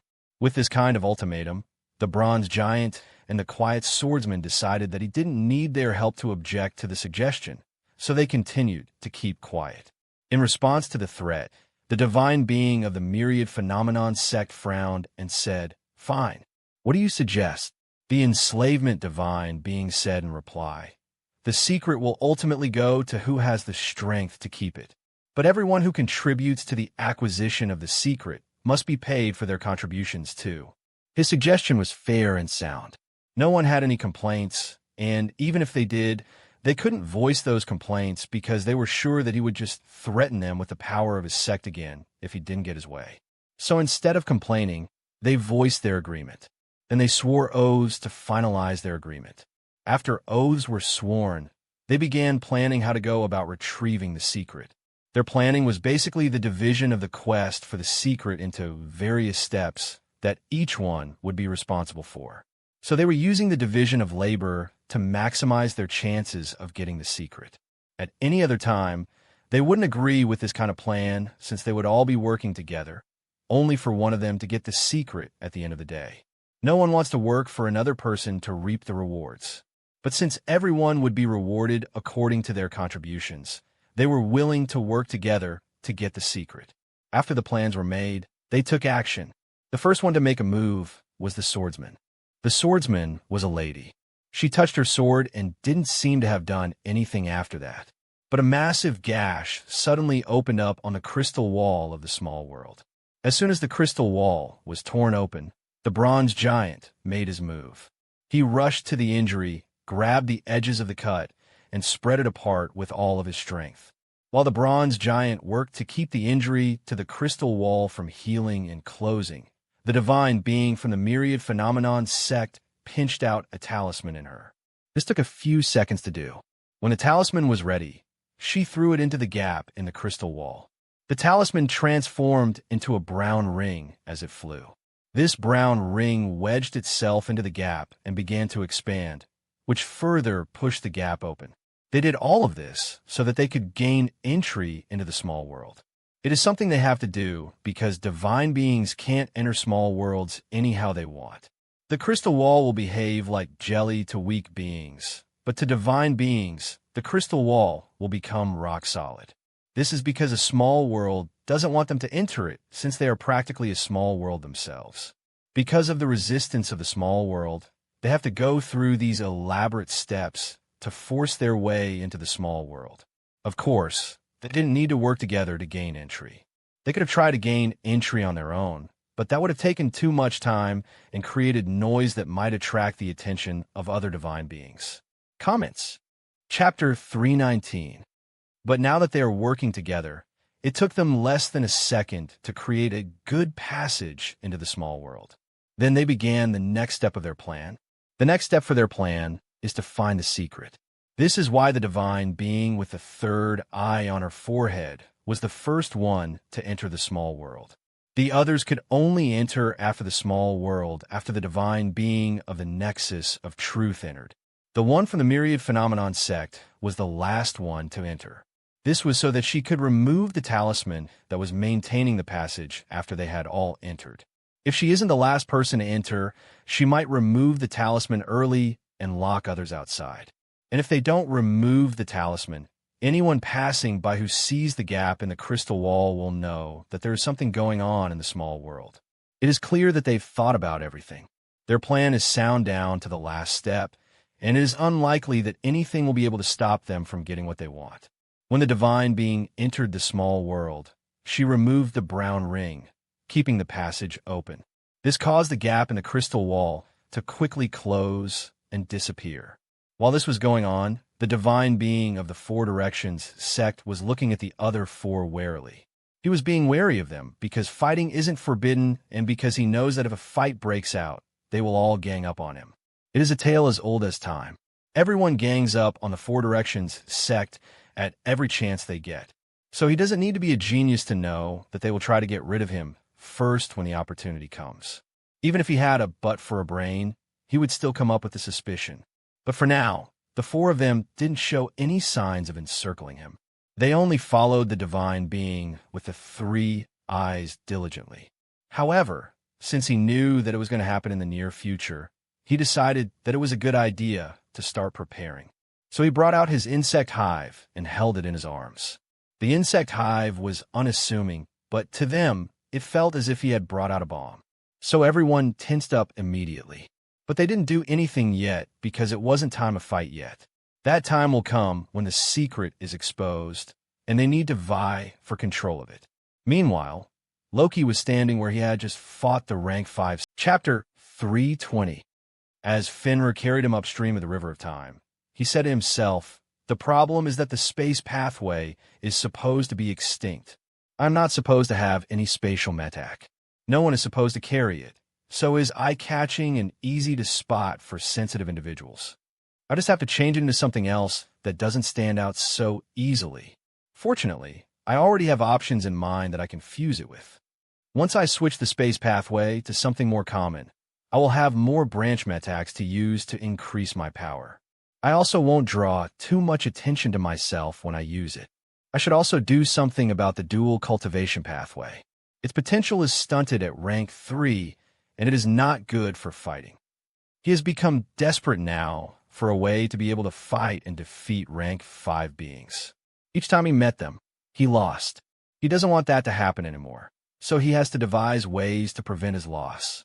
The other option is to hope that he doesn't encounter them, but he can't hope for that because there is a nosy rank 5 seer in the sky watching everything happening below. This seer has proven that even if he digs a hole in the ground and hides in it, he will still be found. Aside from a seer, there are deceivers that can turn into trees and hide in plain sight or pretend to be manifestations of the rank 5 cultivators of his sect. These deceivers can pretend to be the people of his side before ambushing him.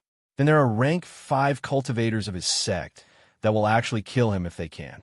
Not only will the rank 5 death cultivator try to kill him at every chance, but if the rank 5 money cultivator wants to kill, it will be too easy for her to do so.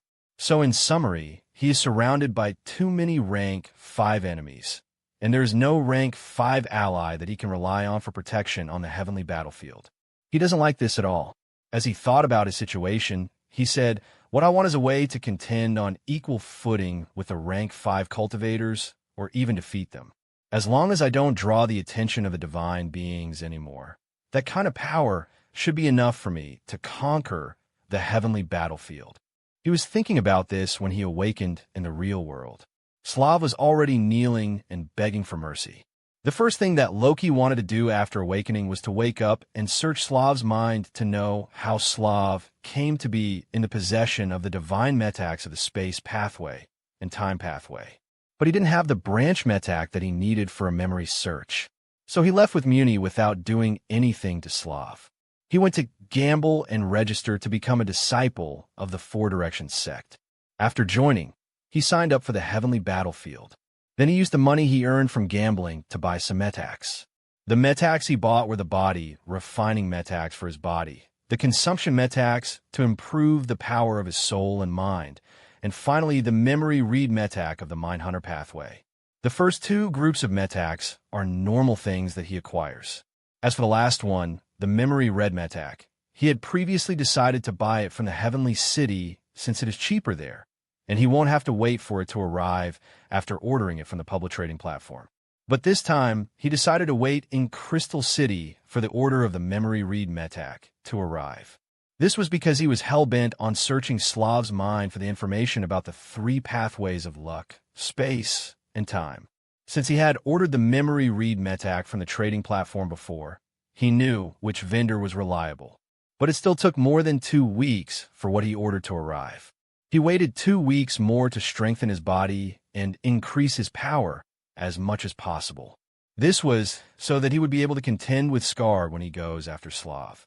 But when he went in search of Slav, he couldn't find the boy anywhere in the city. He also didn't find any trace of Skarg in the city. So he went after Skarg's 2 sons, who were still in the city. He went looking for Serge and Simon in the city. These 2 were still searching for him with the other rank 4 cultivators looking for the reincarnation that appeared with rank 4 cultivation. In his search for the 2 brothers, he found Serge first. Serge was in the headquarters of the Viking Blade Society. This young master was ordering people around and giving orders left and right. Loki snuck up to him and slapped him. The slap broke his jaw, liberated several of his teeth, and knocked him out. There was no resistance at all. Loki looked at the prone body at his feet and shook his head as he said, "To think I used to fear you. How times have changed." Then he grabbed Serge's leg and led him into another room. He closed that room to give them some privacy. Then he woke Serge up to interrogate him. He used a combination of torture and the thought-reading metac to get the answer he wanted. Even if Serge didn't want to say the truth would rise to the surface of his mind, and he would think about it before deciding not to say the truth. But he rarely decided to refuse to answer Loki's questions. He would either answer with a lie or say that he didn't know the truth. This was because he didn't want to appear stubborn and force Loki to kill him. /N. Please, don't forget to vote with your power stones and golden tickets. Thank you for your support. Comments. Chapter 321. Loki was sure that he would tell the truth if he were tortured some more or threatened with death, because Serge didn't want to die at all. Serge was willing to do anything to preserve his life, but Loki didn't take advantage of it. Loki would only torture Serge for random reasons, which made Skarg anxious. After a while, Serge offered to tell the whole truth as long as Loki signed a contract stating that his life would be spared. But Loki only smiled. He didn't sign a contract, and he didn't force Surge to tell the truth. He continued to torture Surge until he had his fill of fun. After he was done, he used the memory read metac to scan Surge's mind for everything he knew about Slav and their Skarg. But his search came up empty. Surge truly didn't know where Skarg had taken Slav or why Slav could awaken the core metacs of the luck pathway, time pathway, and space pathway. This made him curl his lips and say, "It seems he was telling the truth earlier. So it appears I have scrambled his mind for no reason." Then he spread his arms innocently and said, "How could I have known? It is not my fault for trying to be certain." Actually, he knew that earlier, when Surge had said he didn't know where his father and brother went. It was the only moment of truth during the entire interrogation. But he still went ahead with searching Surge's mind directly because he wanted to see how Surge would look with his mind scrambled. It was truly a messy sight, both physically and mentally. Physically, Surge's eyes had rolled up and were unable to focus on anything. He was also slumped over the chair, drooling from his mouth. Mentally, the lake that represented his mind had become muddy and black. The lake isn't clear anymore because the sand that makes up the bottom of the lake has been forced upwards to mix with the water of the lake during the process of forcefully extracting his memories. Even the white fog above his head has become sparse, scattered, and contaminated with dust. All in all, his mind looked filthy, chaotic, and scrambled. Loki nodded in satisfaction at the sight before turning to leave. He didn't bother to kill Surge, as that would relieve him of the pain of a scrambled mind. He wanted Surge to suffer, so he left him alive. On his way out, he thought to himself, "Where did Skarg go, though? Could he have suspected that I would come for them, for revenge?" As he thought of this, he shook his head and said, "That shouldn't be so, because if he truly was avoiding me, he would have left with all of his children, not just Slav. If he was afraid of me, he wouldn't have left his 2 sons for me to play with like this." Besides, Surge heard that Skarg took Slav because of the core metac that Slav awakened. So their excursion should have something to do with that fortune seeker metac that Slav awakened. When he thought of that core metac of the luck pathway, he said to himself, "I didn't think there was anything special about that fortune seeker metac when I saw it apart from the fact that it should be extinct. Maybe there is nothing special about it. And Skarg only took Slav to find branch metacs for the luck pathway. Either way, I must find out what the true reason is. I must know where Skarg took Slav and why he took Slav there. Then I must search Slav's mind for information. Only then will I leave them alone." He doubted that Slav knew much about the 3 extinct pathways, since Slav was behaving cowardly as soon as he sensed Loki's cultivation in the cultivation room. The reincarnated being that he was used to after Slav awakened his memories wouldn't behave like that at all. So he doubts that Slav has awakened his memories of his past life. But he still wants to search Slav's mind to be sure. However, as curious as he was, this is not something he plans to dedicate this whole timeline to. This is because he doesn't know where they went, and he doesn't know when they will be back. He doesn't plan to wait around when there is a heavenly battlefield for him to participate in. So after waiting for 1 more month without them appearing, he left Crystal City and went up into the sky. After he got to Heavenly City, he went to get the other metacs that he needed. This time, he also got the branch metacs of the killing pathway and the strength pathway in preparation for his 2 new pathways. When he was done shopping for metacs, he locked himself in his room, waiting for the heavenly battlefield to start. 2 weeks later, he found himself at the edge of a lake in the small world. This is where he appeared this time around. It is very different from the grass plains that he appeared in last time. As he looked at the lake, he said to himself, "The good thing is that I don't need to dig a hiding spot. I can just hide at the bottom of the lake." Then his gaze shifted to the many manifestations rising up into the sky from various directions as he said to himself, "The bad news is that I don't intend to hide this time around. I intend to jump around and create a lot of ruckus." Then he chuckled and said, "Of course, the bad news is for them. They're going to be in trouble if I keep jumping around. Things will only get worse if my plan works." After he got his bearings, he activated the Mind Network metac and used it in conjunction with the Mind Spike metac, mind node metac, mind bomb metac, and the hypnotize metac to take over the minds of animals in the surrounding area. Comments. Chapter 3:22. After hijacking the mind of an animal, he used the sensory hijack metac to tune into their senses and see through their eyes. Then he sent the animals to look for specific cultivators for him. His main targets are killing cultivators and the giant strength cultivators. So he looked out for giant warriors and cultivators wearing red robes. When he found his targets, he froze their minds with the mind freeze metac. That rendered them immobile and gave him time to reach them with his true body. He had to meet them personally so that he could take their core metac. So the moment he meets them is the moment they will die. And this was the case. As soon as he met the helpless target, he marked them with the tracking ability of Fenrir. Then he killed them. Their death transformed the mark into a seal. From there, he pulled out their core metac and devoured it. He had fused the weapon seed metac of the killing pathway with the space tier metac of the space pathway, and he fused the giant bones metac of the strength pathway with the reversal metac of the dual cultivation pathway. The result of these two fusions led to the creation of the splitting edge divine metac of the killing pathway and the vengeful bones divine metac of the strength pathway. The vengeful bones metac made him bigger and stronger, but he didn't become as big as giants. He was still a man, but a very large man. As for the splitting edge metac, it didn't create any outward difference in his appearance. In general, he is satisfied with this outcome. His satisfaction increased when he used the power identification ability to check his stats. Age, 35 years per 77 years, 9 months. Race, human. Energy quantity, 368,640 times 5 is equal to 1,843,200.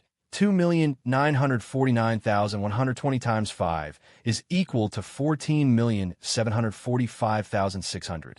Energy density, 13, 13, 13, 13, 13, 16, 16, 16, 16, 16. Energy rank, 4. Energy threads, 90 plus 90 plus 90 plus 90 plus 90 is equal to 450. Body, 5. Soul, 4.0. Mind, 5.0. Will, 5, 91%, 5, 94%. Skill, 305%, 335%. Core metac, 1. Fenrir, divine power identification. Tracking, Seal, devouring. Siphon, shifting armor, life ability. 2. Rewind, splitting edge. Mind freeze, telekinesis. Vengeful bones, branch metacs. 1. Mind hunter pathway, mind stab 5. Mind shield 5. Mind spike 5. Mind bomb metac 5. Mind node metac 5. Sensory hijack 5. Mind network metac 5. Hypnotize 5. Memory read 5. Thought reading 5. Concentration 5. Quintuplet mind 5. 2. Forging pathway, body lever 5. Living armament 5. Force lever 5. Energy amplifier 5. Lightning engine 5. Tungsten body 5. 3. Strength cultivation pathway, bull strength 5. Rhino strength 5. Crocodile strength 5. Bear strength 5. Elephant strength 5. 4. Killing pathway, bleed 5. Sting 5. Weakness 5. Multiple strike 5. Compound damage 5. As he looked at his stats, he said to himself, "To think it has been 6 months since I was easily trounced by Lady Red. A lot has happened in that time. 7 months ago, he advanced to rank 4 in the earthly battlefield. Then 1 month later, he met Lady Red. Since then, a lot has happened to him. His internal energy has increased in density from level 13 to level 16, which represents the peak of rank 4, and the quantity of energy has increased from 368,640 units per energy chamber to 2,949,120 units per energy chamber. Now, he possesses a total of 14,745,600 units of energy. It is an increase of 700% over the 1,843,200 200 units of energy he had for all of his 5 energy chambers at the early stage of rank 4. As significant as an increase of 700% is, the most important change is still the changes to his divine metacs and pathways. He went from possessing the rewind metac, telekinesis metac, reversal metac, telepathy metac, and sword heart metac to possessing the rewind metac, telekinesis metac, reversal metac, mind freeze metac, and space tier metac. The shifting armor life ability also went from being a mutated life ability to becoming a divine metac. These changes were all thanks to the divine metacs that Slav contributed to his cause. Slav had contributed the space blink metac, space freeze metac, and the space tier metac. The space blink metac was used to upgrade his life ability, and the space freeze metac was used to create the mind freeze metac, while the space tier metac remained untouched. Unfortunately, the space tier metac has also changed now. It isn't the only one to do so. The reversal metac has also changed. So he has gone from wielding the rewind metac, telekinesis metac, reversal metac, mind freeze metac, and space tier metac to being in possession of the rewind metac, telekinesis metac, vengeful bones metac, mind freeze metac, and splitting edge metac. In summary, these 5 metacs belong to the time pathway, forging pathway, strength pathway, mind hunter pathway, and the killing pathway. So he is in possession of 5 different pathways distributed among 3 sects. All of these changes in his divine metacs also meant that there were significant changes in his branch metacs, too. One of the changes he found most interesting is how the killing pathway from the Swordway sect has come to change the sword pathway from the same sect. When he remembers this and compares the branch metacs of the 2 pathways, he has to say to himself, I think the killing pathway is much better than the sword pathway. This is because its main goal is killing, and it uses all of its resources to achieve that. The main focus of the sword pathway is obviously using the sword well. This is why the sword can be used to attack better, to move faster, to defend against physical attacks, to defend against mental attacks, and to defend against curses. But the killing pathway doesn't care about all of that. This makes it less versatile compared to the sword pathway, but it makes up for its lack of versatility with a lot of power. The sword pathway is one of the 2 pathways that he knows utilizes the will stat for power. The space pathway is the other one. Aside from these 2 pathways, he hasn't seen any other pathway use the will stat for power. Comments. Chapter 3:23. But the ability to use the will stat is not the only thing that he knows makes the sword pathway special.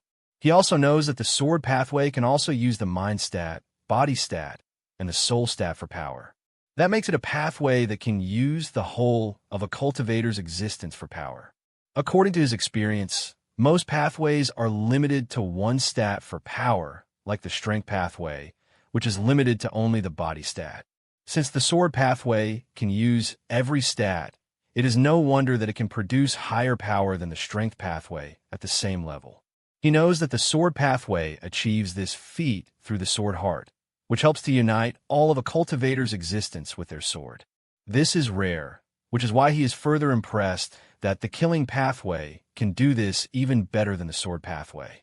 The sword pathway can use the body, mind, will, and soul stat with various branch metacs, but not all of the time. This represents its versatility. The sword heart core metac can be used to create various effects based on whatever branch metac is used with it. However, the killing pathway can use all 4 stats all on its own to produce power without the aid of any branch metac. The weapon seed core metac of the killing pathway uses everything and anything available as a weapon to kill, so it can consistently produce peak power that the cultivator is capable of without relying on branch metacs for direction. When he thought of this, he chuckled and said, of course it doesn't need direction from branch metacs since it only has 1 goal and 1 direction to move in. This is why I can focus on power and only power. As for the branch metacs, most of them are for killing anyway. Only a few are for auxiliary use, like escaping. That blood escape metac and the blood evasion metac are examples of the utility branch metacs. But I can argue that they can be used for killing. After all, One could be used to increase speed to chase an enemy, and the other one could be used to get closer to an enemy even if they are attacking me. The thought of these two branch metaks of the killing pathway made him sigh and say it is a pity that they couldn't work with me. If they could have worked with my body, how great would that be? After saying this, he remembered that he possessed the shifting armor life ability, so he cheered up and said, I don't need them anyway. I have the shifting armor for all of my defensive needs, and I have overwhelming power to make up for my speed. It is true that thanks to Fenrir, he can use more than one pathway together. But some branch metaks of certain pathways are not compatible with each other and with him. His inability to use the blood escape metak and the blood evasion metak is an example of incompatible metaks. This incompatibility is all because of his metallic body. Both the blood escape metak and the blood evasion metak need to convert his body into an energy-based existence made up of blood for a short amount of time. But the forging pathway has turned his body into metal, which the blood escape metak can't convert. So the incompatibility is between the forging pathway and the killing pathway. This is the source of the incompatibility. He curled his lips and said, It is not that Fenrir is incapable. It is all because some branch metaks are incapable. So I blame the killing pathway for this. But aside from this, the killing pathway is great. I have to give it to the founder of the Swordway sect for creating the only two pathways that can use the body, soul, mind, and will for power. I guess this is what it takes to qualify to establish a sect. While he was admiring himself, something unfavorable was already going on in the sky. This unfavorable thing is that the seer in the sky had already noticed that he was doing something suspicious the first time he killed someone. She saw him kill the person, place his hand on their stomach, and pull out their core metak before absorbing the extracted core metak into his body. This drew her attention, so she began monitoring him to see what he would do next. When she saw him do the same incomprehensible thing to another person, she decided to come down and ask him what he was doing. She really wanted to know why he didn't target all the people that he encountered and only killed 2 random people before removing and taking the core metaks. She figured that he would tell her what she wanted as soon as she appeared. After all, her power is overwhelming. What she didn't expect was that as soon as she appeared, Loki said, "You nosy bitch. You don't know what's good for you." His words quickly incensed her. She glared at him and said, "Are you suicidal? Or are you just so stupid that you don't recognize who you are talking to?" In response, Loki sneered and said, "Maybe I am suicidal. I might even be stupid, or both. After all, I believe that I can defeat you." She could hardly believe the words coming out of his mouth. But he was speaking the truth. At least, he was speaking what he believed to be the truth. She can tell that much because of the ability of her core metak, the Eye of Truth. But even the fact that he was speaking the truth only made her more surprised at the audacity of that claim. She was so surprised that she decided to examine him thoroughly to make sure that she hadn't mistaken his identity. With the kind of confidence with which he spoke, he had to be either stupid or truly capable of defeating her. Since there was a 50% of him defeating her, she had to take that possibility seriously. Comments. Chapter 3:24. But no matter how she looked at him, she could only see a rank 4 cultivator with a cultivation at the peak of rank 4 and a mind protected by a shield. She couldn't see anything that could be dangerous about him. He looked harmless to her. But then she remembered that he seemed to have used the abilities of a mind hunter earlier, but his body appears to be forged with metal. This made her wary of him. She doesn't think he has 2 pathways. That can't be her first guess at all. What she thought was that he was a deceiver. A deceiver can appear to be on different pathways with such skill that they can deceive even her. A deceiver would also be able to fool her core metak. When combined with the fact that she had been lured here and that a rank 5 deceiver can make themselves appear to be at rank 4, she believed that she might be in trouble. So she flew back to create some distance between them. She asked him, saying, "What is going on? What are you planning?" Loki was a little confused by her behavior, as he didn't expect her to back down so easily. But he didn't think much about it. He decided to go along with his plan. So he said, "Here, I thought you were rash and proud, but it seems I had overestimated your capabilities." She didn't become angry because of his words, but she did say with indignation, "What exactly is your source of confidence?" She wasn't looking at him when she asked that question. She was looking around her warily to make sure that she wasn't about to be surrounded by invisible enemies. Not that she can see invisible enemies, but she can see changes in the light intensity in the surrounding area and the movement of air around her to determine if there is someone beside her that she can't see. However, when Loki said, "Check this out," before he made a red lightning appear in his hands, all three of her eyes snapped to him and focused on his hand with intense focus. She looked at his hand as if it were the only thing in the world. As the red lightning left traces in the air where space seemed to have been sliced through, the multiple pupils in her third eye ground and smashed against each other, trying to make sense of what they were seeing. During this process, her mouth was wide open in shock, and her two normal eyes were wide open with clear disbelief written all over her face. She even said, "How is this happening? Am I seeing things? How can you have the forging pathway and killing pathway? And how can you make them together? Is this fake? Is this an illusion?" In response, Loki snorted and said, "It is the real deal. The fact that you can't do it doesn't mean someone else can't." His words made her sneer and say with confidence, "That was true before, but not anymore, because you're not the only one who can do it." As she said this, she also produced red lightning in her hand. The red lightning that she produced was also more powerful. Her lightning was cracking and popping louder than Loki's lightning. This made her smile triumphantly and look down on him with scorn. She curled her lips as she said, "What else do you have? Do everything you are capable of and watch me do it better than you." Since her skin was already splitting apart, Loki had already accomplished his goal and didn't need to do anything anymore. So he deactivated the lightning engine metak and the splitting edge metak. Then he clapped and said, "I'm done. That's everything I have for you."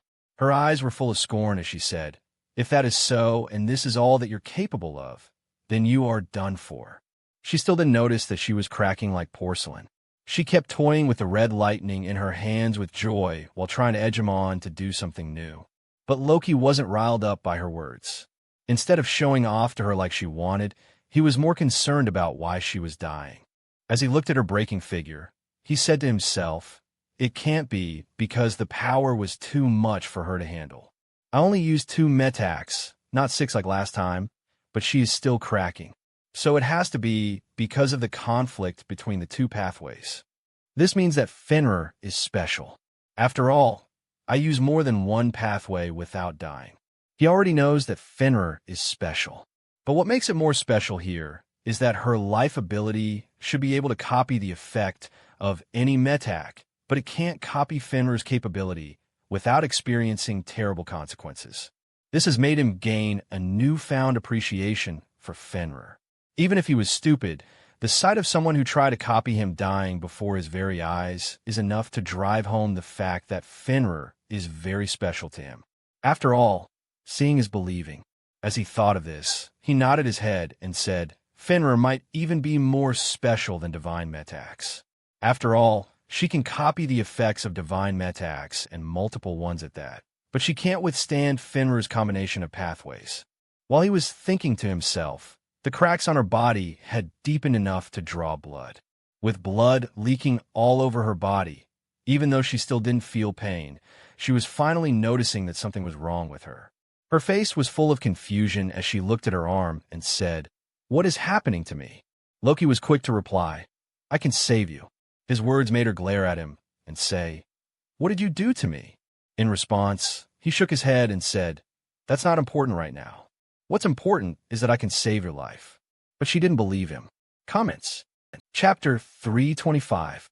Since she thought he was a deceiver, she sneered and said, "This must be an illusion of some kind. You can't deceive me so easily." So Loki shrugged before saying, "Suit yourself."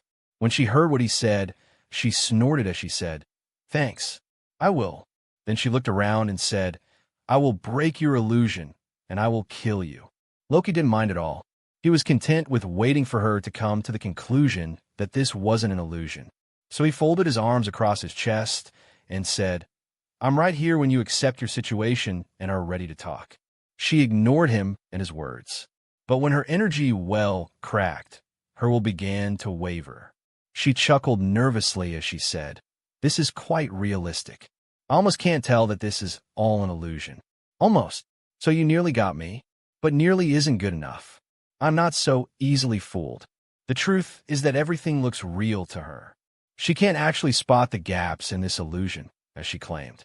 Aside from the trick with the red lightning, which was produced with the branch metax of 2 pathways, her skin that is cracking inexplicably, and the fact that she is not feeling any pain even though she can't spot any other anomaly.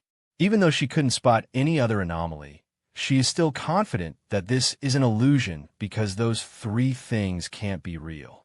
The only thing that made her nervous was that she couldn't find a way to escape from this illusion.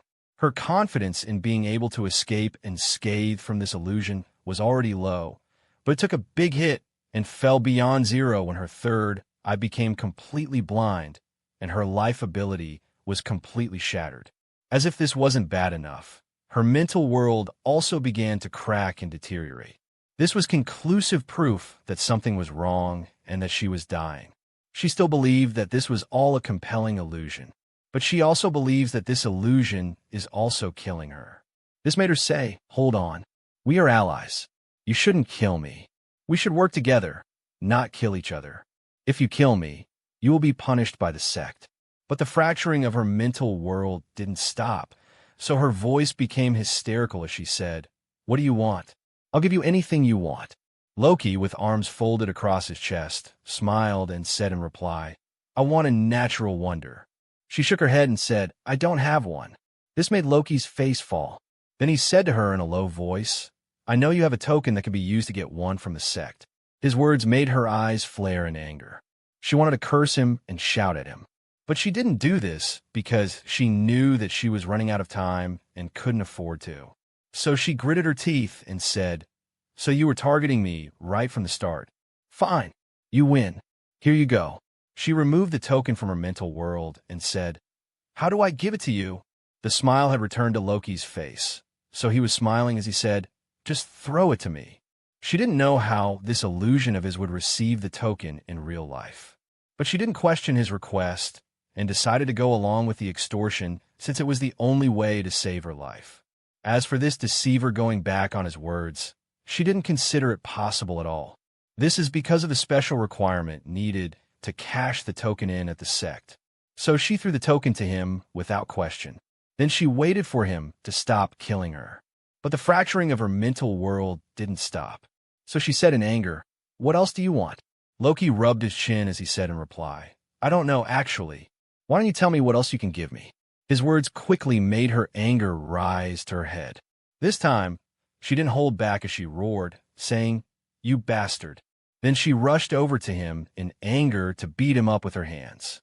She has to use her hands to fight now that she has lost her core metac, her life ability, and her energy well. But before she could reach him, the exertion of her body caused her existence to explode into a shower of dust. The wind blew the dust into his face, so it was the dust that reached him, not her. The dust didn't stick to him because there was an energy shield on his second skin.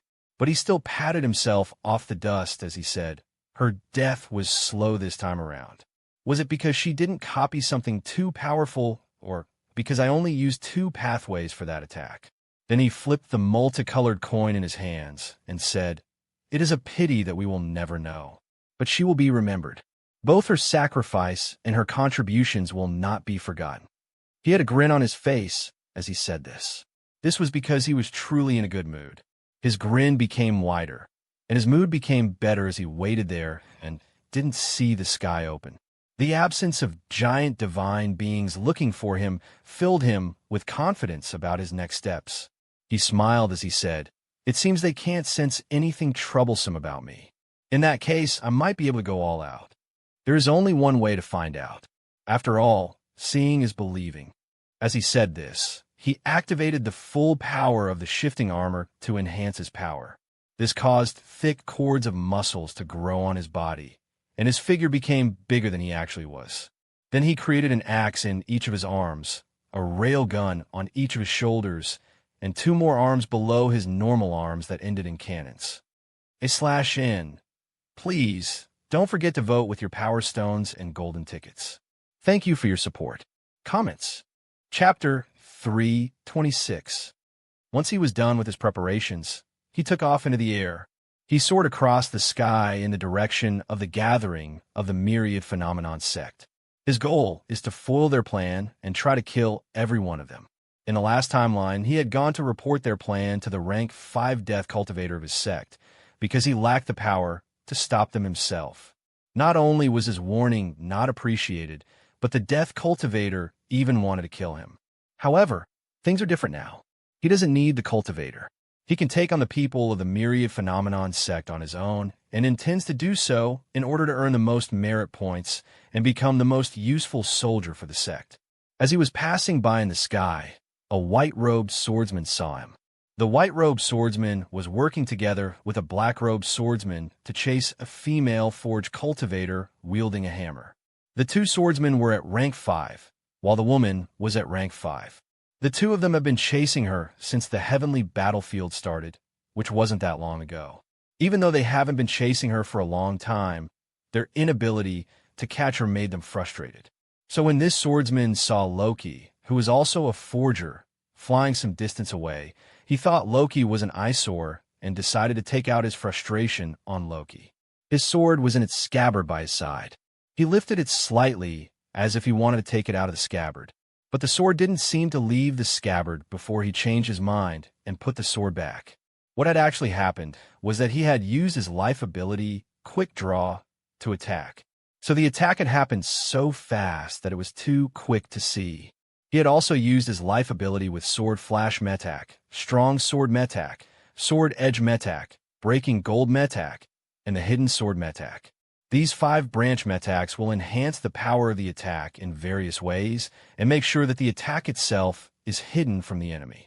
The Sword Flash Metak converted all of the power of that single attack into an energy blade that streaked towards Loki. The Strong Sword Metak, Sword Edge Metak, and Breaking Gold Metak will make this energy blade as strong as steel, possess a very sharp edge, and be capable of causing the hardest material to break on contact. These 3 branch metaks converted his short-range attack into a long-range one, and this long-range attack is stronger and more powerful than a short-range one that he could do with his sword. Finally, the hidden sword metak ensured that the energy blade itself remained invisible. So now, not only was the process of making the attack too fast to see, but the attack itself has become very difficult to notice. Loki was at rank 4. So he expected that attack to silently decapitate Loki without any resistance. This was why he looked away after making the attack.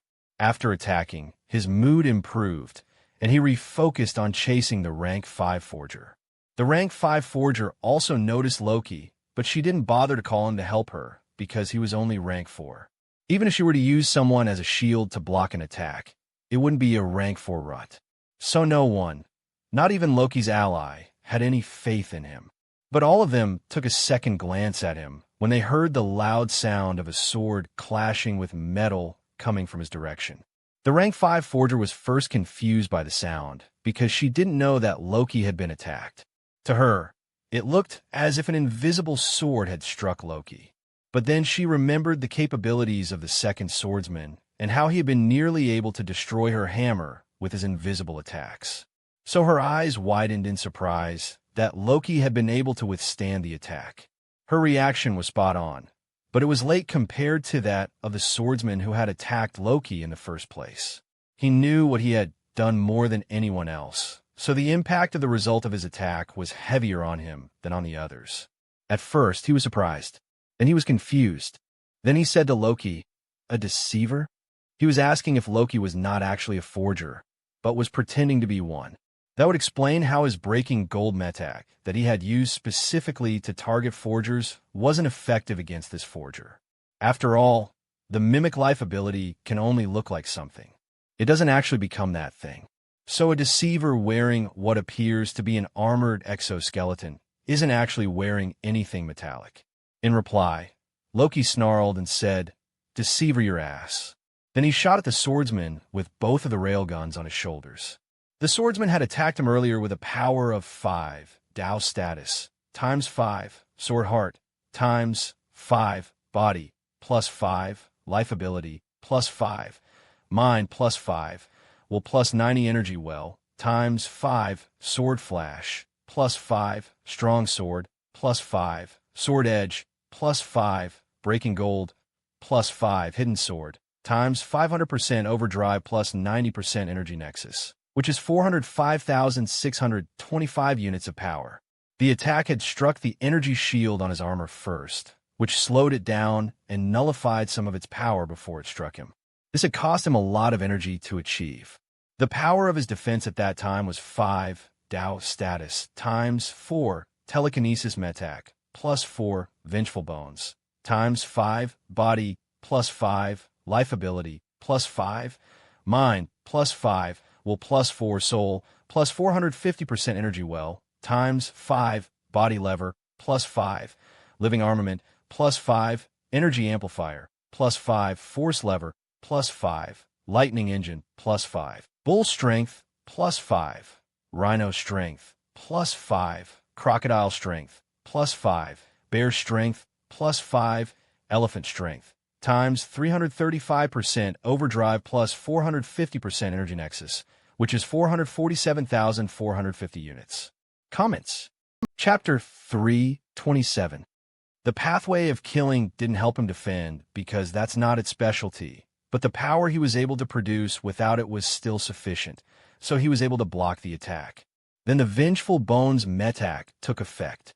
The Vengeful Bones metak took the power of that attack and stored it in his bones for future use. He decided to use that power now when he shot the railgun. His railgun attacked with a power of 5, Tao status, times 4, telekinesis metak, plus 4, splitting edge, times 5, life ability, plus 5, mind, plus 5, will plus 4, soul, plus 450% energy well, times 5, living armament, plus 5, energy amplifier, plus 5, force lever, plus 5, lightning engine, plus 5, bleed, plus 5, sting, plus 5, weakness, plus 5, multiple strike, plus 5, compound damage, times 335% overdrive plus 450% energy nexus, which is 332,055 units. This time, the strength pathway didn't participate in the production of the power because the power is entirely based on electromagnetic force, not the physical power of his body. It is also why his body stat and the body level metak weren't involved in the production of this power. But the killing pathway was able to enhance the power of the bullet that he shot, and the Vengeful Bones metak also took effect on the bullet after it was fired. So even though the power of the bullet is weaker than what he can produce with his body, the Vengeful metak was able to add an extra 405,625 units of power to the power of the bullet. This made the power of the bullet reach 737,680 units. The Vengeful Bones metak didn't help him block the attack when it struck him, but after it struck him and wounded him, it got to work enhancing all of his attacks. So it wasn't just one bullet that was empowered to this ridiculous degree. Every bullet that Loki shot after he was attacked was enhanced. The bullets that were fired were covered in red lightning bolts streaking across their surfaces. The rank 5 forger's face paled when she saw them. But the swordman thought nothing of the bullet. The white-robed swordsman got over his surprise that Loki could still shoot at him after his attack. Then he lazily moved his sword to cut the bullet in half. The bullet was so fast that it couldn't be tracked with the eyes. But the swordsman didn't need eyes to block an attack. He was that good. His sword moved in an equally fast manner as he swung it at the incoming bullet. His fast attack that couldn't be tracked was tit for tat for the fast bullet that couldn't be tracked. He was about to sneer and ridicule that his enemy thought a bullet could harm him when he sensed that his invisible sword energy had been broken by the bullet. His face quickly changed when he sensed this, and he hurried to activate the sword step metak. The sword step metak caused his body to flash to the side in the blink of an eye. So the person that the bullet struck was the afterimage that he left behind. However, that wasn't exactly what happened. It couldn't be what happened because he felt a pain in his abdomen, and when he looked down, he saw a large hole at the edge of his torso. The hole in his side was big enough for his fist to go through. It was clear that the bullet had nicked him and taken a chunk out of him before he could dodge it.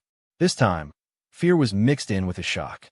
But he didn't have time to express his shock or say anything because more bullets were coming for him. Instead of asking how Loki came to possess such great power, he immediately activated the sword step metak and the deflect metak to avoid the bullets. It is clear that the sword step metak isn't good enough to help him avoid the bullets completely. The deflect metak is there to help him block attacks that he can avoid completely. The deflect metak is used to deflect a great attack by using lesser power. It will deflect any attack that the sword hits blocks as long as the power of its user is up to half of the power of the attack. Since his power output is 447,450 units, which is more than half of 779,505 units, he can deflect the bullets. So even though he couldn't avoid all of the bullets with the sword step metak, no bullet could touch him after the first one did. At this time, the pursuit had stopped. Both the black-robed swordsman and the forger had stopped to watch what was going on. The two of them felt mixed emotions as they watched the figure of the white-robed swordsman flash around as bullets rained down on him. They couldn't even see his figure. He was too fast to keep track of. All they could hear was the clanging sound of the sword striking metallic bullets, and all they could see were the sparks and explosions of lightning created by the clashes between the two great powers. Then they saw the deflected bullets smash into the sky, where they scattered any cloud that they encountered, or smash into the ground, where they created large smoking pits and craters. So after each clash, there was a big explosion as the ground was turned upside down by a bullet. At any other time, the black-robed swordsman would have called the actions of the white-robed swordsman flashy. He would have scoffed and derided him with a snide comment. But now he was truly impressed. He was impressed that the white-robed swordsman was this skillful, and he was impressed that Loki could push him to this extent. He truly thought that both of them should be proud of themselves. However, the white-robed swordsman wasn't in the mood to be proud of anything. He couldn't be proud because his sword was breaking slowly but surely. Comments. Chapter 3:28. In theory, when the sword deflect metak is used, he and his sword should not sustain any damage when his power is more than half of the power of the attack. So if the deflection is successful, he should be completely unscathed. But for some reason, the bullets are still destroying his sword. Whenever the bullets clash with his sword, they leave behind red lightning that lingers on his sword and continues to cut his sword even after the clash. This inexplicable phenomenon is gradually eroding the structural integrity of his sword. So he will soon lose his sword, and when that happens, he will be doomed. A killer who loses their sword will still possess more than 90% of their power because they don't need a sword to fight. A killer can fight with their bare hands. They can even fight with a stick because the weapon seed core metak will convert everything they have at hand into a weapon. But if a pure swordsman like him loses their sword, they will lose more than 90% of their power. This is because a swordsman is nothing without a sword. The clash between him and this strange enemy has lasted for less than 6 seconds. But he doubts that he can continue to fight for 4 seconds more. He expects his sword to break in less than 4 seconds. So he shouted to his companion, saying, "Don't just stand there and watch. Help me." The black-robed swordsman was startled by his cry for help. He didn't expect to hear it because he thought that his partner had everything under control. But since his partner had called for help, he decided to get involved and help out. He held his sword with both of his hands and swung it at Loki. His sword produced a red crescent energy that shot at Loki. This energy blade had a red color that was identical to the color of the red lightning around the bullets. He swung his sword at Loki many times. Each time, he created an energy blade that flew towards Loki. In response to this attack, Loki let loose the energy bomb that he had been preparing all along. The two cannons in his extra hands had been compressing an exciting red lightning since the fight started. He was compressing as much energy as possible so that the range of the resulting explosion would increase. But now that they wanted to gang up on him, he decided to let them see that he wasn't a pushover. He shot 2 red spherical energy bombs at both swordsmen, one for each of them. The white-robed swordsman couldn't avoid the energy bomb because he was embroiled in deflecting the bullets. If he dared to turn his back to run, he would be shot through and turned to Swiss cheese in the blink of an eye. He could only try to deflect this energy bomb as he did for the bullets. So the red ball of lightning clashed with his cracked sword and exploded in his face. The explosion created an eruption of red plasma that was silent, yet deadly. The red plasma didn't cause sound to expand and vibrate as a normal explosion would, but it cut and shredded anything that it came into contact with. The white-robed swordsman couldn't deflect this kind of attack and was submerged by the power of the explosion. When the explosion settled down, there was nothing left of him. Not even the hilt of his sword survived the annihilation. As for the black-robed swordsman, he had the opportunity to make the ball of lightning explode before it reached him by cutting it with an energy blade. But the explosion was still able to submerge him because its range was too wide. Since he wasn't close to the center of the explosion and had used the blood escape metak, he was able to avoid the brunt of the damage. The blood escape metak turned his body into a red streak of light that enhanced his speed and reduced the area of his body that was touched by the attack. In fact, the explosion had only touched him lightly. He had avoided most of it, so he wasn't injured much. However, the explosion possesses elements of the killing pathway, which takes effect when the target is touched and harmed. In his case, the things that took effect were the splitting edge metak, bleed metak, sting metak, weakness metak, multiple strike metak, and the compound damage metak. Of these 6 core metaks and branch metaks, the most prominent one is the splitting edge metak, which can cut anything, including attacks, spirits, and energy forms based on blood or light. So the red streak of light that he became couldn't help him avoid the attack entirely. He was still cut by it, and now the bleed metak is making that cut bleed incessantly. On top of that, the sting metak converts every physical damage received by an enemy into mental damage too. Then the weakness metak made him weaker than he was by 5%. The multiple strike metak compresses more than one attack into a single attack, so that whoever is touched by the single attack would actually experience more than one attack. Since he had used a rank 5 multiple strike metak, there were an extra 5 attacks, so what appeared to be a single attack that should have created a single cut on his body actually created 6 cuts instead. Finally, the compound damage metak, which increases the damage that an enemy sustains with each subsequent attack, ensured that the amount of damage that he received for the 6 cuts on his back increased in magnitude from an extra 5% for each subsequent attack. So the 6th cut actually dealt 25% more damage than the first cut. The weakness metak also ensured that he weakened by 30% for all 6 cuts. Then the sting metak made sure to convert all of these into mental attacks too. Comments. Chapter 329. This was all from a single attack, and he even avoided most of the damage of the attack. But the fact that he was touched by the attack, even if lightly, is enough to put him in a precarious situation. The black-robed swordsman is also a killing cultivator, but he didn't know that Loki had used the branch metaks of the killing pathway to attack him, which was why he didn't understand how being lightly grazed had turned into serious mental and physical pain and weakness. He didn't know that he had actually been cut once. The 6 cuts on his body made him believe that he had been cut 6 times by the explosion, since Loki was clearly a forge cultivator, not a killer like him. But despite all of this ignorance about the kind of attack that struck him and the capabilities of his enemy, he knew without a doubt that he couldn't withstand the power of his enemy and that his life was in danger. So, after he escaped from certain death by the edge of his teeth, he didn't stand around to admire the extent of the damage that the explosion had caused or show off to Loki that he survived the attack. He didn't even look back at Loki. He simply continued to focus on the blood escape metak and used it with all of his might to get away from where Loki should be at the fastest speed possible. His mind was focused on a single thing, which was escaping for his life. But he was a rank 5 cultivator, and he belonged to another sect, so Loki was unwilling to let him go. Even though they were both killers, Loki was hell-bent on killing him. So Loki pursued him immediately. The two of them disappeared quickly because their speed was too fast. By the time the rank 5 forger got her bearings, they were long gone. She was still holding her breath for a while longer, though.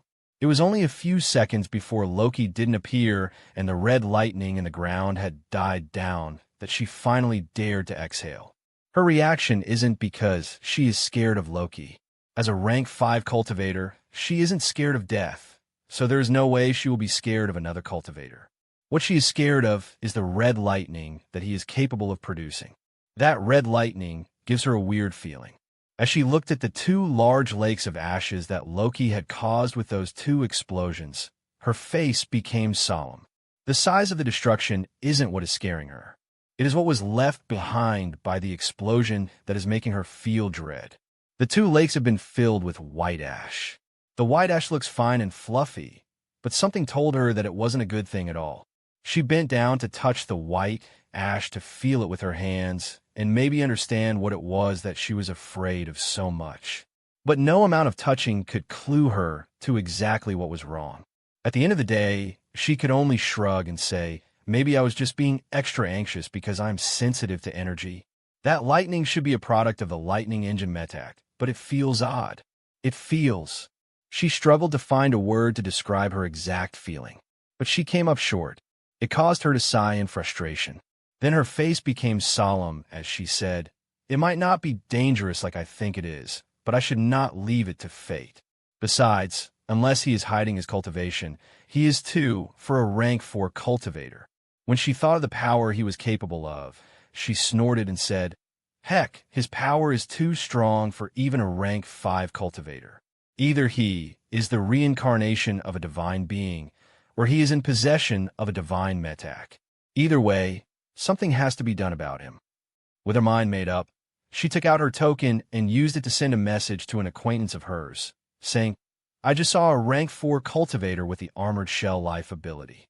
The other side was quick to reply, saying with a languid voice, thanks, but I don't need more food. I've eaten my fill already and reached my limit. That young forger can consider themselves lucky for escaping my hunt. This reply didn't surprise her, so she wasn't disappointed. She already had a plan for this, so she said, but his armored shell is mutated. It is true that Loki's armored shell looks weird, but she is not certain that it is mutated. She is only 50% certain that it is mutated. But that doesn't mean that she can't speak as if she is 100% sure that the armored shell is mutated. This is her plan, is to lie to rile up the other side. Her plan seemed to work because this time the other side's voice became full of urgency as they said, where? She smiled as she said, the heavenly battlefield. The other side became irritated when they heard this. They cursed, saying, damn it, what kind of bad luck is this? Then they said to her, he mustn't die. You have to help me protect him. She clicked her tongue in response and said, that's going to be hard to do. You know how dangerous the heavenly battlefield is. The person she was chatting with sneered and said, just tell me what you want. She was quick to say, I want the coordinates of a fresh world. The other side laughed before they said, what a large appetite. Aren't you afraid of eating too much and dying? This was a warning to her, but she didn't back down. She said with confidence, just give me what I asked for. Comments. Chapter 3:30.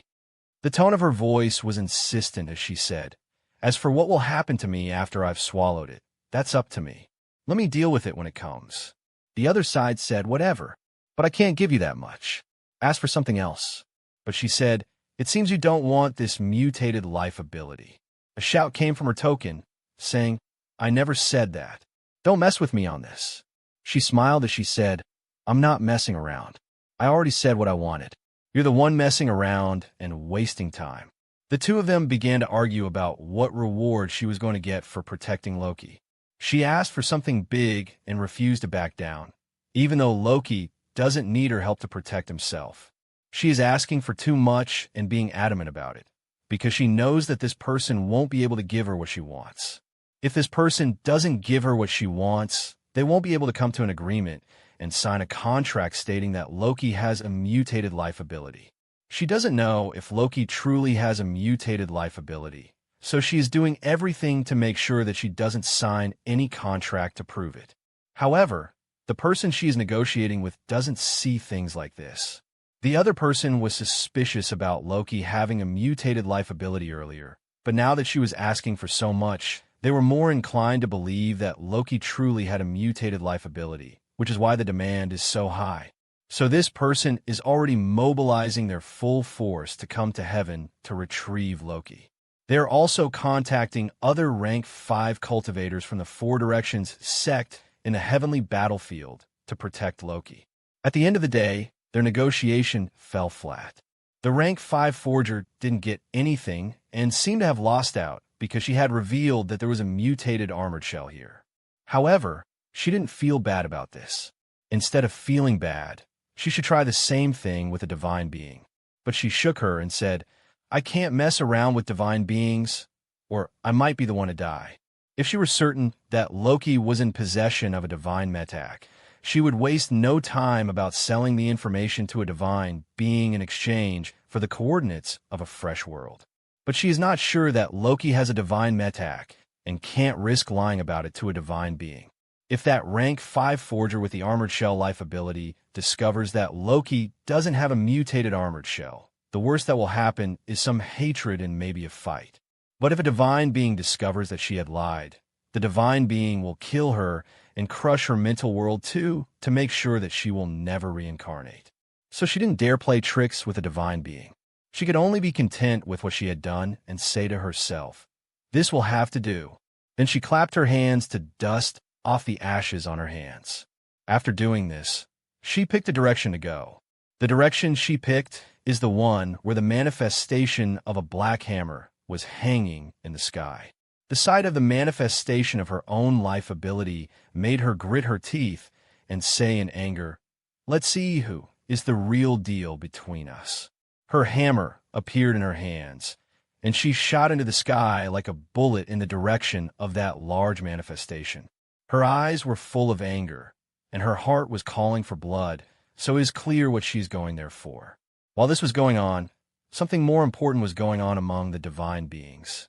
The 5 divine beings were sitting in a circle above the small world with their eyes closed. A golden flame was burning silently and calmly above their heads. Everything was calm in general.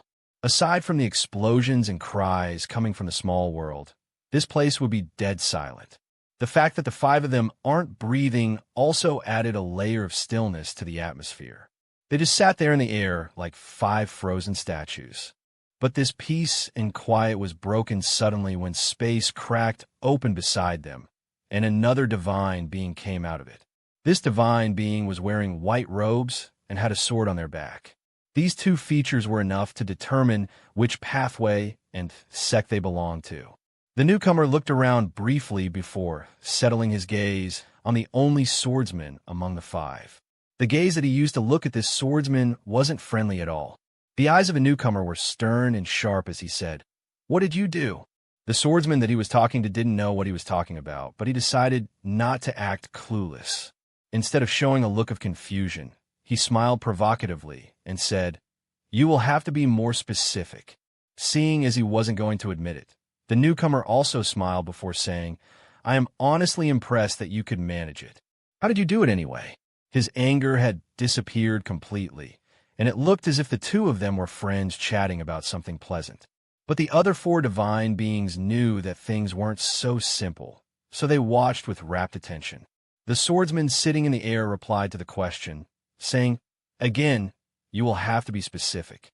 I have done too many things recently. Do you want me to tell you about everything I've done?" But the newcomer didn't get angry. He even laughed and clapped, and he said, stubborn to the end, "I like it. A/N. Please, don't forget to vote with your power stones and golden tickets. Thank you for your support." Comments. Chapter 3:31. Then he sneered as he said, "But you don't need to continue pretending that you didn't kill that pawn of mine. I know that he is dead because I already sensed that his mental world had collapsed completely, and he would never reincarnate. I also know that it was you who did it, because he died so early into the start of the heavenly battlefield. It is as if someone capable of stopping him from reincarnating went to find him as soon as the heavenly battlefield started." After saying all of these, he began laughing. As he laughed, he said, "If a divine being didn't do it, who has the power to do it? And if you're not the divine being, who did it? Who then did it? Before the other swordsman could answer, he said, "Since you can do it despite all of my precautions, you have the right to be proud. This achievement is something you should be vocal and brag about." Then he became silent as he waited for a response. He was waiting to see some gloating, but the other swordsman still refused to admit it. This time, the other swordsman put on a look of confusion as he said, "You have a pawn? This is news to me." Of course, he knew that his enemy, Monarch 2 Swords, had a pawn with the quick draw life ability that he had been grooming. He knew about this, and it is the main reason he signed up to guard this particular heavenly battlefield. His divine metak is the quick draw metak, and he is getting close to the end of his lifespan. As a divine being, the end of one's lifespan isn't the end for him. He can still be reborn and retake his divine position. But anything can happen during the period when he dies, and his divine position is vacant. This is why he has to clear the way for his reincarnation and make sure that nothing interferes with taking up his divine post after he is reborn. However, not everyone wants him to return to his divine position after his death. This is normal as he has a lot of enemies. But this time, things are more serious because one of his enemies has already begun to prepare a replacement for him. They took a rank 3 sword cultivator with a quick draw life ability and raised that cultivator to rank 5. How could he sit still while this was happening? The answer is that he couldn't sit still. He has already tried to kill that rank 5 usurper many times, but has always failed. So he came here, preparing to ensure that the usurper wouldn't leave this place alive. However, these are all plans. He hasn't actually done anything yet, so the death of the rank 5 usurper comes as a surprise to him.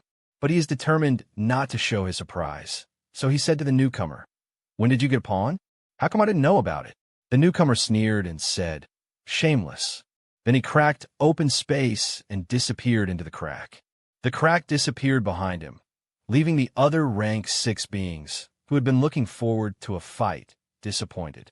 The swordsman looked at the 4 of them with a smile and said, "Please, don't take his embarrassing behavior to heart. Not everyone in my sect is so crass and rude. He is an outlier because he is a new generation divine being with no background in nobility." One of the divine beings didn't respond to his words, but 2 chuckled while 1 frowned in displeasure. The ones that chuckled were the divine beings from the 4 Directions sect and the Nexus of Truth sect. These 2 were amused by his words because they, too, belonged to noble families. A family is called a noble family when it is firmly in control of a divine position. This is usually achieved by gaining a monopoly on the secret refinement technique for the divine metak of that divine position. A noble family is a tool that a divine being uses to keep control of a divine position and ensure that the divine position can return to their grasp during the time they are unavailable. Everyone in the divine family must make sure that the divine being remains alive and maintains their power, since their lives are tied to the life of the divine being. If the divine being dies permanently, then nearly everyone in the divine family will follow suit and die. So possessing a divine family is usually a sign of a divine being that is established, ancient, and unlikely to be uprooted from their divine position. On the other side of the prestigious divine beings are the new and lucky rank 5 juniors who somehow became divine beings. Every established divine being disdains and scorns the nouveau riche divine beings for breaking established norms. Their scorn isn't just a matter of pride and entitlement. The divine beings also hate the newer generation of divine beings because those newer divine beings don't play by established rules. What just happened is an example of a new generation divine being breaking unwritten rules. It is common sense not to create more rank 5 cultivators, but in his bid to defeat Monarch Quick Draw, Monarch 2 Swords went ahead to nurture a rank 5 cultivator and even intends to help that rank 5 cultivator become a divine being. It is crass and uncouth behavior like this that makes respectable ancient divine beings look down on the new generation of divine beings. The divine beings from the 4 Directions sect and the Nexus of Truth also look down on Monarch 2 Swords for breaking the unwritten rules, which is why they chuckled. But the divine being from the martial body sect wasn't amused because he was a new generation divine being, too. So by mocking Monarch 2's swords, they were mocking him too. Comments. Chapter 332. In order to become a divine being, he had fought long and hard, braved countless dangers, and survived between the cracks of the teeth of divine beings for more than 2,000 years. He had to reincarnate more than 60 times before he got his divine position. So his position was hard won, and he didn't like people belittling his achievement just because he was an usurper. However, he didn't say anything to them about this. He only glared at them in disapproval. As for the divine lady from the Myriad Phenomenon sect, she is also an ancient divine being, but doesn't think she is one of the fat and lazy divine beings who sit in their divine position simply because they were born earlier. This is because in the Myriad Phenomenon sect, only the most skilled in a field can become a divine being. If there is any rank 5 that is more skilled than her, they can challenge her and take her divine position if they win. So the only reason she is still a divine being is that there is no one in her sect and field who is good enough to replace her. It wasn't because she was born early and used her power and advantage of seniority to create a moat around her position to block the future generations. If she were to die today, she is certain that she can take back her divine position when she returns in the future. She can just challenge whoever it is that took over the divine position while she was gone. So she doesn't need a divine family or ancient heritage to feel proud of herself or maintain her divine position.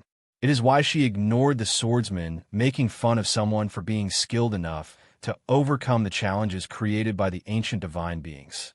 The 5 divine beings had various thoughts going on in their minds, and some of them even chatted for a while. But a few seconds later, they became silent and closed their eyes to do other things. With no one talking, the atmosphere was soon plunged into utter silence. Only the explosions and cries of pain from the small world could be heard. One of such cries was the cry of a poor killing cultivator running for his dear life. One of the sources of the explosions was from the bullets striking the ground like meteors from the heavens. Loki was chasing from behind and was shooting armor-piercing bullets at the black-robed swordsman with the railguns on his shoulders. But he wasn't having any success because his target was too fast. The bullets were fast for sure, but the black-robed swordsman was also fast. He was always able to stay ahead of the bullets because of the blood escape metak. So the bullets missed him and struck the ground, creating shallow wells every time they touched the ground. So the black-robed swordsman flew through the air, killing everything he came across and using their blood to heal himself. He used the blood heal metak, which is a metak designed to help a killer continue killing by killing enemies, to heal himself. He had to use the blood heal metak to heal himself because if he didn't do so, he would die soon. The source of his greatest problem right now is the injuries to his body. Those 6 cuts are constantly bleeding, so they're constantly draining him of life. Loki is dangerous for sure, but the danger from Loki is for the future, while the danger from the bleeding cuts is something he has to deal with right now. He knows this, and he's trying his best to heal the cuts. Unfortunately, the best he can do right now is stop them from draining him. He can't heal the injuries completely because Loki is constantly expending energy to maintain them. So his quest to heal his injuries is a tug-of-war between him and Loki. Until Loki gives up on those bleeding injuries, he can only expend energy to keep the injuries from killing him. Of course, this is if he can find something to kill. Without something to kill and use the blood heal with, he won't be able to make up for his loss of blood.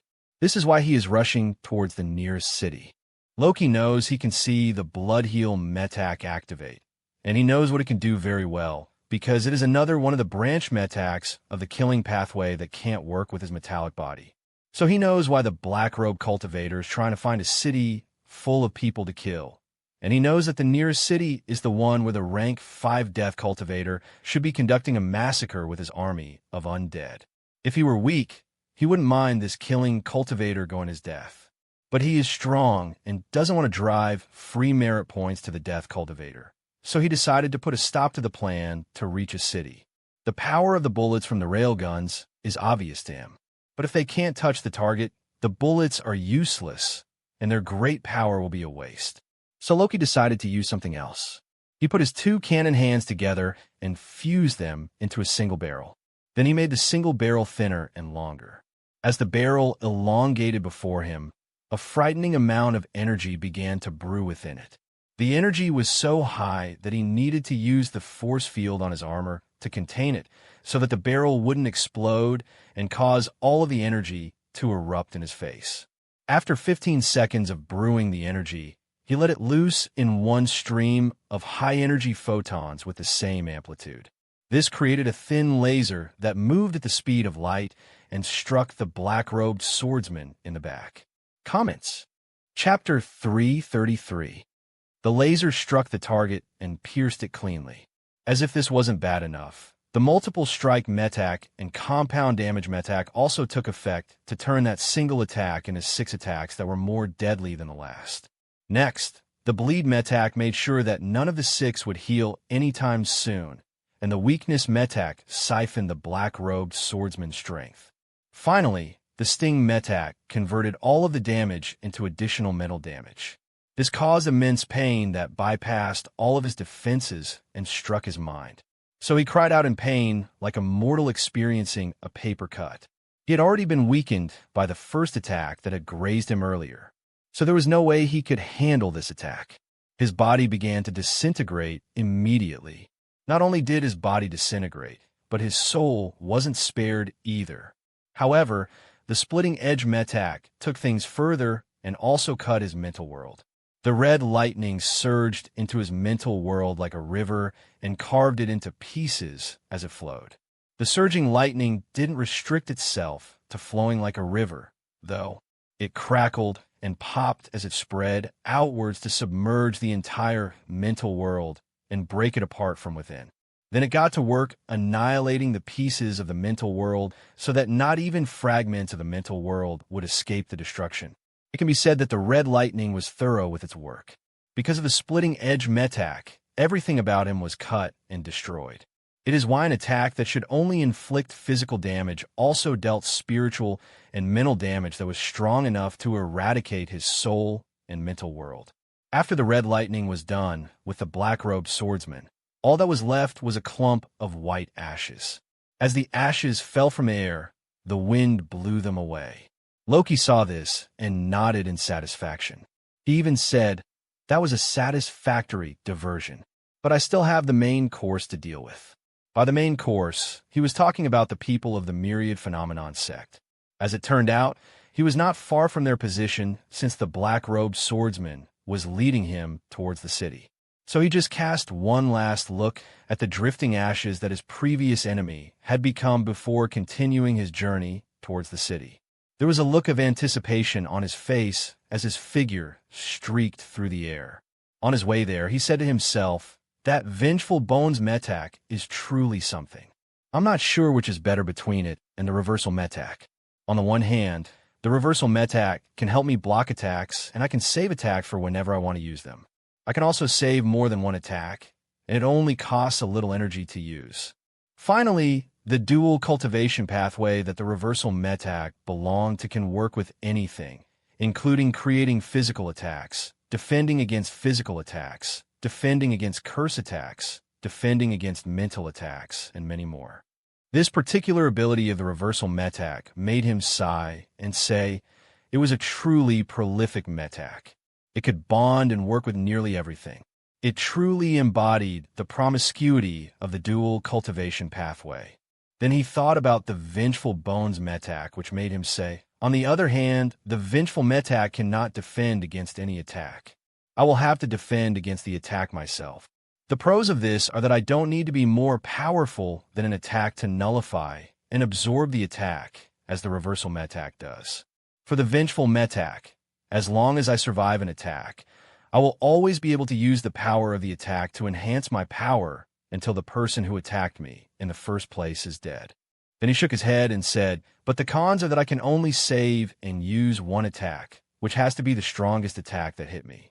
Plus, the vengeful metak also consumes a lot of energy, which increases the longer I maintain the saved attack, and won't stop until the enemy who attacked me has been killed.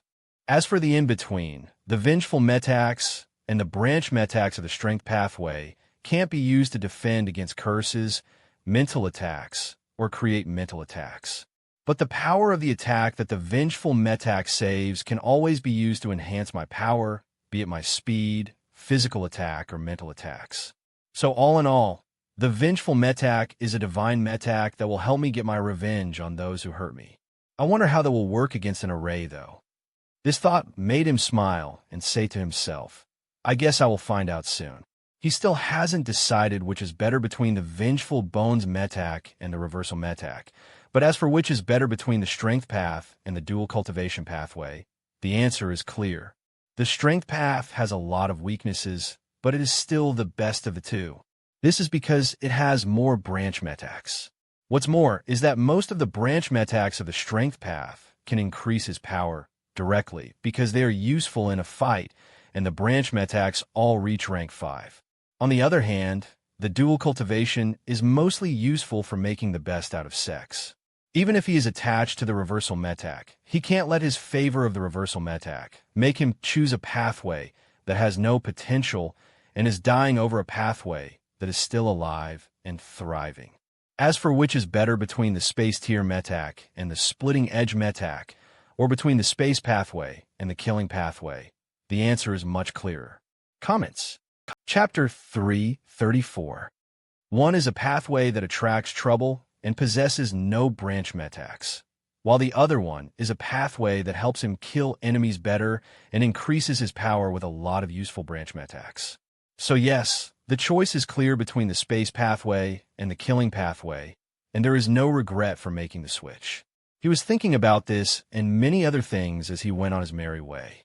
But not everyone could be as carefree as he was. Just as he left, someone rushed over to where the fight started. The person who came over was a white-robed swordsman. These white-robed swordsmen usually look elegant and clean.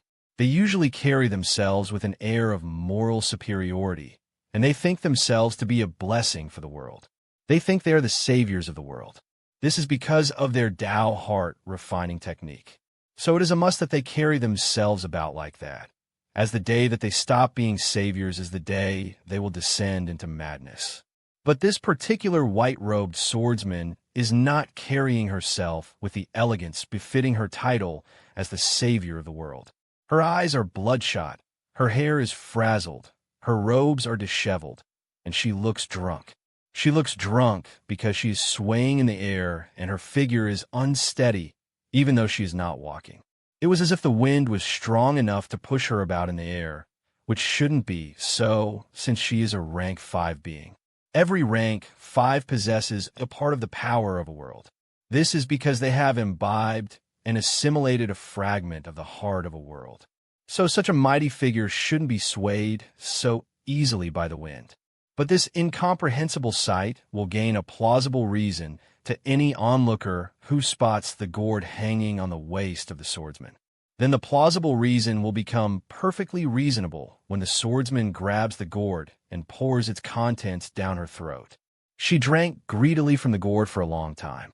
After having her fill of the savory liquid in the gourd, she belched loudly and put the gourd back on her waist. Then she forced her unsteady eyes to scan the lake of white ashes. This lake is the one where her fellow white-robed swordsman had died earlier. When she couldn't find any trace of him, she shrugged and said, I tried.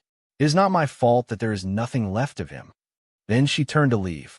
As she flew through the air, she said out loud without any care in the world, Monarch 2, swords can't blame me for his death. After all, he was the one who decided to run off anyway. Even if he wants. She belched again at this point. This interrupted what she was saying. After getting her bearings, she said, even if Monarch 2 swords wants to blame me, what is the worst thing that he can do to me? Can he kill me? Her words were slurred as she said, if he wants to kill me, he can go ahead with it. I'm not scared of death. Then she chuckled and said, in fact, I look forward to the sweet release of death. Maybe death will save me. After speaking, her chuckling turned into full-blown laughter. She laughed loudly and freely as if she didn't have anything to worry about. To an uninformed onlooker, she appears to be carefree and unfettered. Some might envy her, but no swordsman who sees her will envy her or want to be in her situation. Her situation is so bad that she has nearly reached the point where she is looking for death. This is not a normal thing to do, no matter how eccentric the person is. But she is very serious about seeking death. It is one of the reasons she is looking for the guardians of this world. To be fair, death is not the main reason she is looking for the guardians. Death is just a side dish that she won't turn away from if it is offered to her. As she thought of her mission, she said, "If they work with me, everything will be good. If they decide not to work with me, that's good too. And if they decide to kill me, I guess there's nothing I can do about it." At this point, she hiccuped. The hiccup made her giggle in amusement. But this amused state didn't last long. Just a few seconds later, the weight of all her sorrows came crashing down on her mind again. So she said, "Either way, I must get merit or death. Without merit, the only thing that awaits is death." Gaining merit is her main goal and highest priority right now. She needs to do a very good deed urgently because she did something very bad a few years ago. This all started with a fight she had with a black-robed swordsman. In the Swordway sect, the white-robed swordsman and the black-robed swordsman are enemies. If the situation permits it, sword cultivators and killing cultivators will kill each other on sight. This is because killing each other will earn them the greatest merit. Swordsmen save the world, while killers massacre the world. This puts them on opposite sides, which is why they are rewarded by their sect when they kill each other. As if that isn't enough encouragement to fight each other to the death, the fact that the higher the merit they have, the higher their Tao status will become, is an extra source of encouragement. Of course, saving the world or killing other people can also give them merit points. But killing each other is always the fastest way to earn merits. This is why it wasn't out of place when she and that black-robed swordsman began to fight each other that day. Comments. Chapter 335. What was out of place was that the killing cultivator that she fought with had a life ability called madness. This life ability coats his weapons and fist with a black layer of energy that causes the target to lose their minds upon contact with the black layer of energy. Each time she crossed swords with that enemy, her mind was afflicted by the madness life ability. Eventually, her judgment became clouded, and she couldn't think straight anymore. Things became a blur from that moment onwards. She still can't remember exactly where she went or what she did during the 20 hours of madness. But when she regained her senses, she found herself in a city full of fragmented body parts. Apparently, she had massacred the entire city during her blackout. She hadn't spared anyone. Both the babies in their cradles and the elderly with their crutches were cut into chunks of meat by her sword. Maybe things would have been different if she had come to her senses somewhere in a forest. Maybe what she did wouldn't have mattered much if she hadn't been aware of it. But she wasn't so lucky. She had seen the fruits of her labor in all of its glory. So, since that day, she had never been the same again. Even now, when she closes her eyes, she can still see the rivers of blood full of intestines and chunks of meat that flowed through the city. And when she doesn't close her eyes, the sight of a city full of houses painted in red occasionally flashes across her vision with vivid colors of red. But this is still not the worst thing. The worst thing is dealing with the consequences of her actions. The worst thing is knowing that there are many people who lost their loved ones and family because of her. She had massacred 4 cities in total and deprived millions of people of their loved ones. This is something that she always remembers and always haunts her every waking moment. Only alcohol can help her forget what she did. If only for the briefest moment, getting drunk can indeed alleviate her sorrow. This is why she is always drinking. If she weren't an alcoholic, her Tao heart would have crashed a long time ago. It is because she is always drunk that she can survive up to this point. Unfortunately for her, alcohol is not going to work forever. It is getting more and more difficult for her to forget and ward off the mental repercussions of her massacre. So she needs to do something incredibly good to make up for her sins. This is why she's going to find the guardians of this world. She doesn't plan to kill them, though.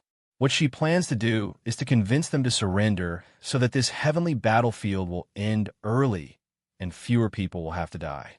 By saving the people of this small world, she will be able to redeem herself and restore her identity as a savior. That is her utmost goal right now. Of course, she knows that this goal won't be easy to accomplish, as she expects that the Guardians won't be easy to convince to surrender. After all, the Guardians have been promised by the divine beings of blessed heaven that if they manage to kill all of the invading rank 5 cultivators, their world would be allowed to leave. With this promise and the fate of the entire world on the line, the World Guardians will be more inclined to kill her. If they are hell-bent on killing her, she won't mind it. She is even looking forward to it, since death will free her from the torment of what she did. With her mental world in shambles and her Tao heart on the brink of collapse, she will never be able to reincarnate if she dies. This means that she will forget what she did. So death is highly welcomed. But if the World Guardians don't kill her, she intends to work with them to fight and defeat every rank 5 invader in the world. This will be more difficult than what she originally planned, but it will reward her with a greater amount of merits, which is always a good thing. All in all, no matter the outcome of her venture, she will be fine with it. The only problem with her plan is that she doesn't know where the Guardians are. Since she doesn't know where the World Guardians are, she can only look for them by searching every major city one by one. That's what she was doing before Monarch II, Swords, sent a message to her telling her to find out how the swordsman whom she was tasked to protect died. She was given a job to protect the swordsman with the quick draw life ability, which wouldn't have been a big problem if he had stayed with her. But the other swordsman didn't want to go about looking for the elusive World Guardians, so he went his separate way. If she had been afraid of death, she would have cared about the life of that swordsman and would have done everything to keep him safe, even if that meant following him around. But she didn't care. So when she decided to leave, she only shrugged and continued her search. It was later that she heard that he was dead. Now that he was dead, not only had she failed to protect him, but she had also failed to find out how he died. All she knows is where he died, because that was the last location that his tracker pointed to. She has failed on both ends, but she doesn't care about it. What she cares about right now is that there's a large city full of millions of people nearby. A city of this size should have a World Guardian, so she is going there to search. /N. Please, don't forget to vote with your Power Stones and Golden Tickets. Thank you for your support. Comments. Chapter 336. As she flew through the air, she hiccuped a little bit before saying, "It would have been great if I could get the help of a seer. But those 3-eye freaks see me coming from far away and will run away. What losers!" She was grumbling and cursing when she heard fighting up ahead. The sounds of explosions broke through the fugue state of her mind and made her become a little bit alert. But being alert was still too late for what came next. She first saw a blinding white flash. Then a wave of heat washed over her body. The wave of heat was so powerful that nothing she could do could defend her from it. As the wave washed over her body, she caught fire before she disintegrated into ashes.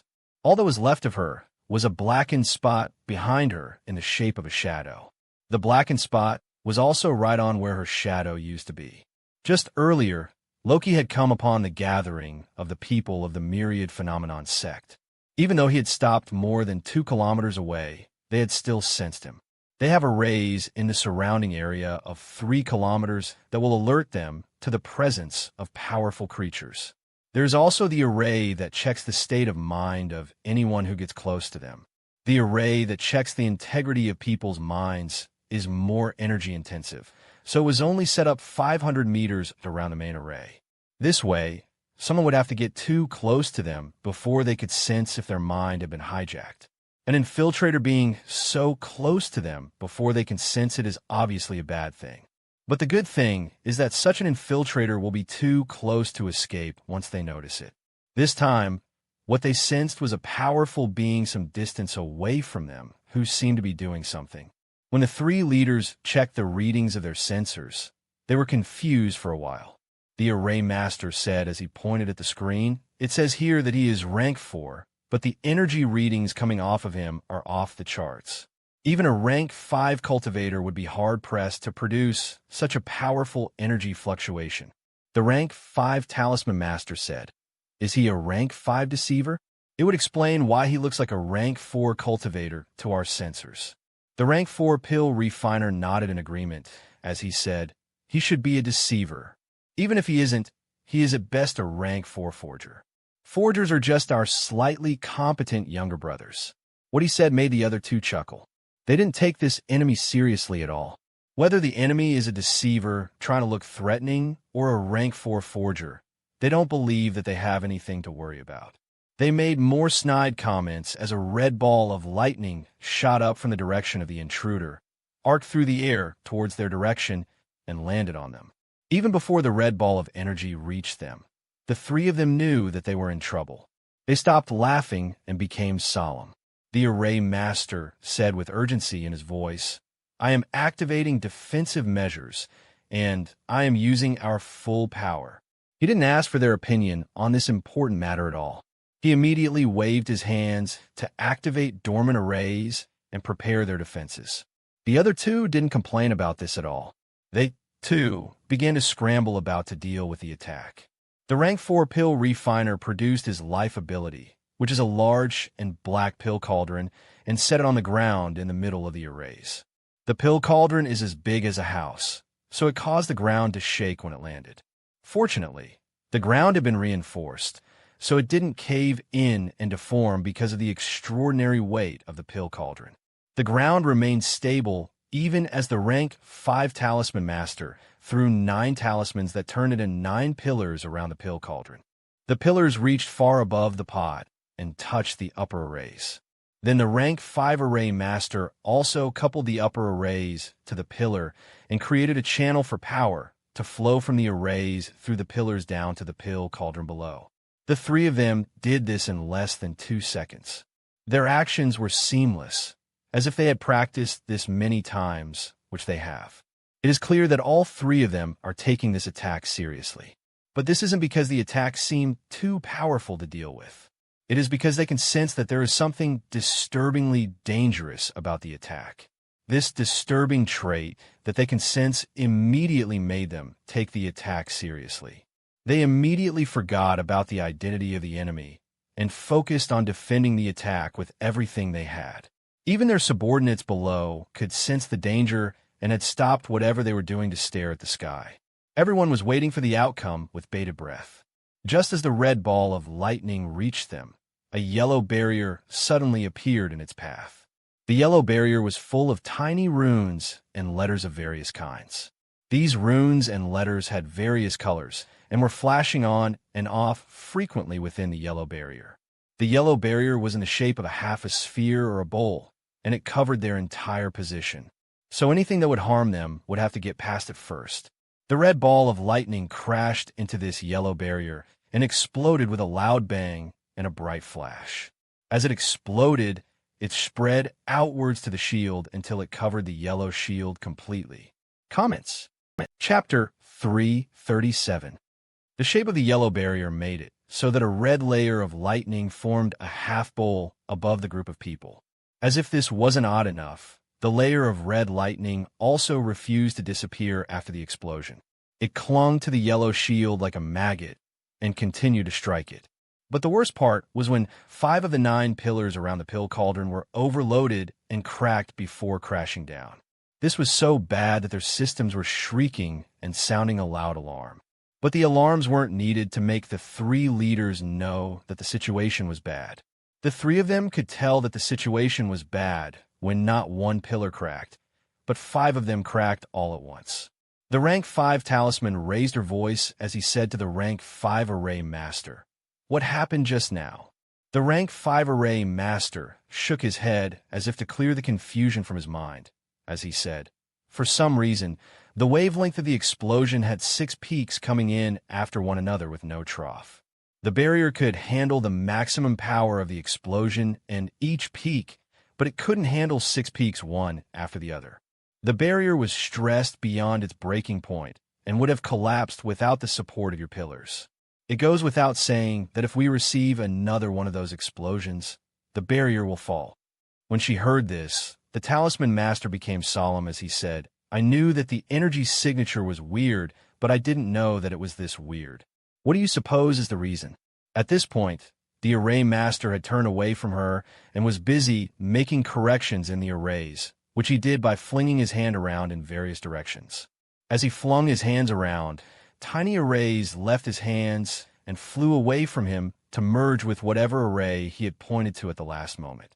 He was clearly busy, so he could only remain turned away from her as he replied to her question, saying, "If I had to take a guess, I would call him a killer." The branch metaks of the killing pathway are the most feasible suspects for creating attacks that behave like that. It would also explain why the attack has sustained damage and is refusing to disappear. With the attack clinging to our barrier and constantly wearing it down, the barrier will fall without a second explosion at this rate. The attacks of killing cultivators are the ones that tend to do this. But he's clearly a forger, not a killer. So my hypothesis is definitely wrong. Seeing as things were bad, the rank 5 Talisman Master threw out 5 more talismans around the pill cauldron. This was to make up for the deficit that appeared now.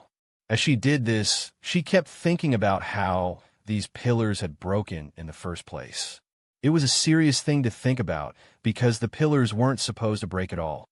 The pillars were designed to channel the excess power of the attack from arrays down to the pill cauldron. If anything should have broken, it was supposed to be the pill cauldron, not the pillars connecting the pill cauldron to the arrays. The fact that the pillars had broken could only mean that they were overloaded too quickly. As for why that occurred, the explanation of the array master came to mind. In order to prevent this from happening again, she said to the array master, "Couple the pillars together so that they will now channel force together as one conduit instead of as separate channels." The array master nodded before he quickly copied some of the arrays around him by looking at them before sending them to the 9 pillars to create a buttress of arrays in the shape of a ring around the pillars that connected all of them together. Before, the pillars would only work if one of them was overloaded. But now, all of them would work together. This is an inefficient design, as all 9 pillars would be working together even when they are not needed. But in this case, it is a good arrangement, because it would make sure that all of them would have to be overloaded before one of them collapses. The pill refiner saw this arrangement and nodded in satisfaction. But he wasn't sure that all of these would be enough to curb the next few attacks. So he made a suggestion to the Talisman Master. He said, "You should try to stop the attacks from hitting the shield in the first place. So next time it appears, you should..." He didn't get to finish what he was saying before the next ball of lightning flew over to them. They could barely see this second attack because the red layer of lightning was still clinging to the yellow barrier and obscuring their vision. But as people who are masters of energy manipulation and refining, even if they were blind, they would be able to sense the incoming attack because of its dangerous nature. The red ball of light makes their skin tighten as if they are about to be cut by something when they sense it. So as soon as the second ball of lightning appeared, the 3 of them stopped talking and immediately turned to look at it. The rank 4 pill refiner didn't get to finish his suggestion, but the rank 5 Talisman Master didn't need to hear everything he had to say to know what he was talking about. This is why, when the red ball of lightning reached 500 meters from their position, she pinched a talisman that created a white beam of energy and power that crashed into the red ball of lightning. The white beam of energy caused the ball of lightning to explode in the sky. This caused a large cloud of red lightning to form in the sky. Comments. Chapter 338. After the explosion, the white beam cleared away the cloud of red lightning in the sky and punched a hole through it. Then it rushed towards Loki. The white beam was unable to reach Loki's position, though. But the fact that it could clear out a path through the explosion of the red lightning like that proved that she was more powerful than whoever was creating the red balls of lightning. Loki wasn't surprised to see this. He knew that the power output of his guns was a maximum of 5 Dow status times 4 telekinesis metak plus 4 splitting edge times 5 life ability plus 5 mind plus 5 will plus 4 soul plus 450% energy well times 5 living armament plus 5 energy amplifier plus 5 force lever plus 5 lightning engine plus 5 bleed plus 5 sting plus 5 weakness plus 5 multiple strike plus 5 compound damage times 335% overdrive plus 450% energy nexus, which is 332,055 units.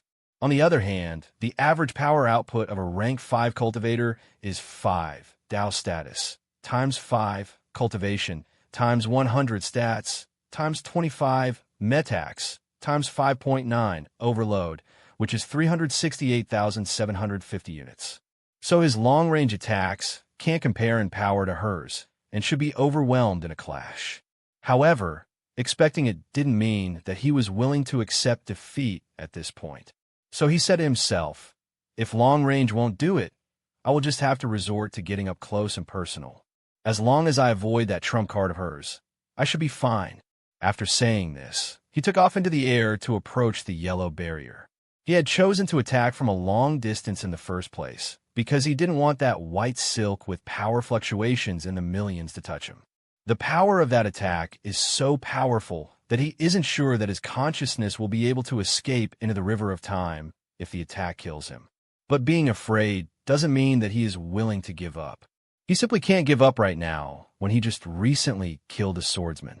The sword cultivator had been able to produce power far greater than the average of 368,750 units because the sword hardcore Metak could produce power with his body, mind, and will compared to others who could not. If such a person had been killed by him, then these cultivators with second-rate power output should also fall to him. That's what he thought, but his enemies thought otherwise. In fact, they thought that he was foolish. When they saw him approaching, they began to laugh. The rank 4 pill refiner said, "How foolish. We couldn't harm him there." And he somehow thought that meant it was because we couldn't do anything to him. Then he pointed at Loki as he said to the Talisman Master, "Please erase this nuisance from the surface of the world so that we may return to completing our great mission." The Talisman Master smiled and said in reply, "My pleasure." Her attack has the longest range among the three of them, so she was designated to kill Loki. This was why Loki was immediately struck by a white beam as soon as he got close to them. Loki was familiar with this attack as he had experienced it in his previous timeline.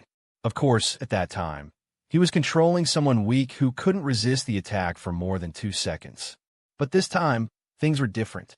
This time, the power of his defense is 5 Tao status times 4 telekinesis metak plus 4 vengeful bones times 5 body plus 5 life ability plus 5 mind plus 5 will plus 4 soul plus 450% energy well times 5 body lever plus 5 living armament plus 5 energy amplifier plus 5 force lever plus 5 lightning engine plus 5 bull strength plus 5 rhino strength plus 5 crocodile strength plus 5 bear strength plus 5 elephant strength times 335% overdrive plus 450% energy nexus, which is 447,450 units. So the attack of 368,750 units couldn't overwhelm him in less than 2 seconds. The white beam of light raged and roared as it crashed into him, but it couldn't break his defense. The white beam had to break apart and wash over him impotently, as if it were water, not an attack as corrosive as acid. His figure was able to continue moving forward despite facing the attack squarely.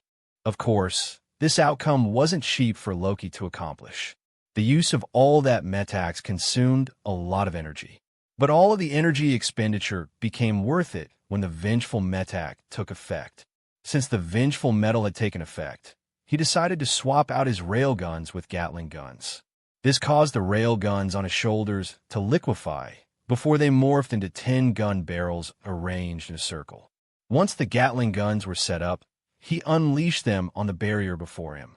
This caused a storm of bullets to smash into the barrier at a rate of 6,000 per minute, with each bullet possessing a power of 700,805 units.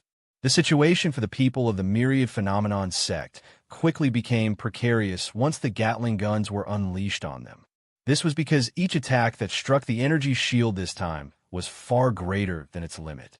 Not only that, but the attacks were striking the energy shield at a rate of 100 per second, and each attack struck with the power of 6 attacks at once.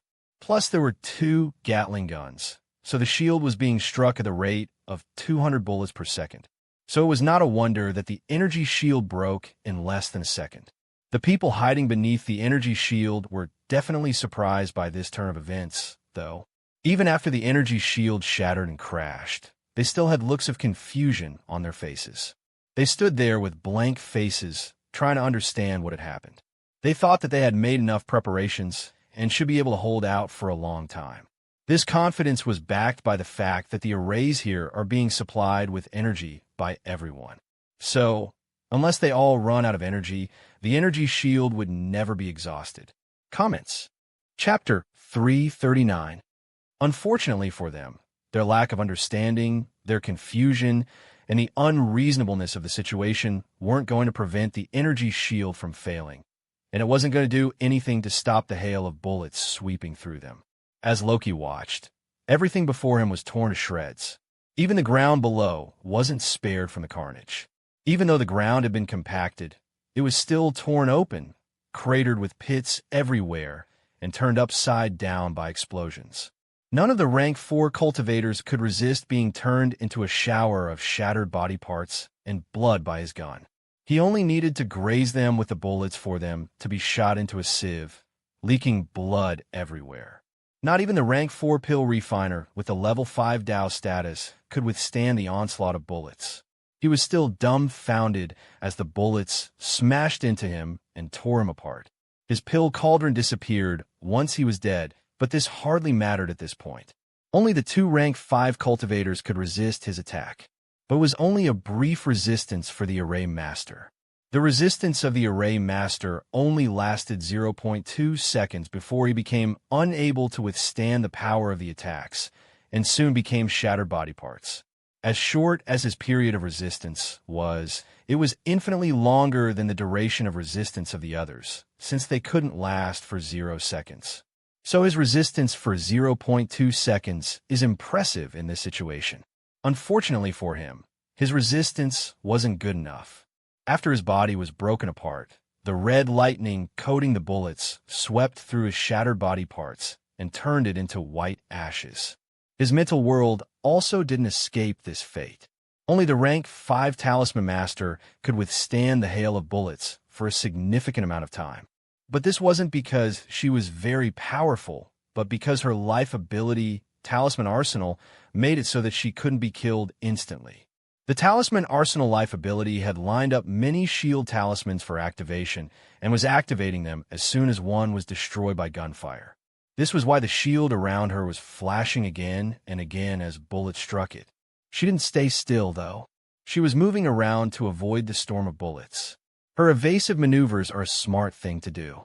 What wasn't a smart thing to do in this situation was that she didn't choose to escape. For some reason, she was approaching Loki instead of moving away from him. Instead of creating more distance between them, she was closing the distance between them. Loki saw this and sneered. Then he retreated from her rapidly and widened the distance between them.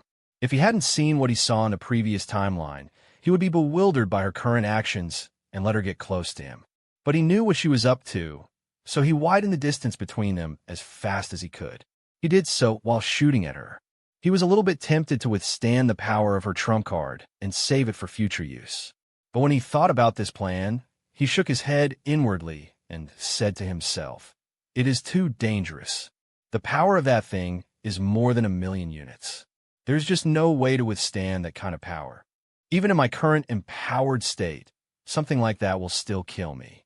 And even if I don't die and manage to save the power of the attack, I will only be able to save it for as long as this woman is alive. Once she dies, I will lose the stored power in the Vengeful Bones Metak. It isn't the reversal Metak, after all. I can't use the Vengeful Bones to save an attack to use whenever I want it." While he was thinking about that dangerous and risky plan, he was still shooting at her.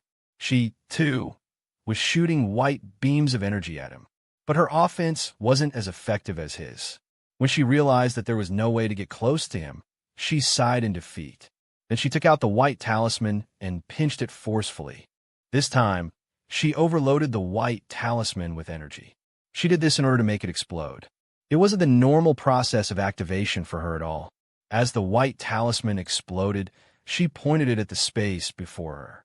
So as the white threads erupted from the white talisman, it crashed into empty space before it exploded in a blinding flash.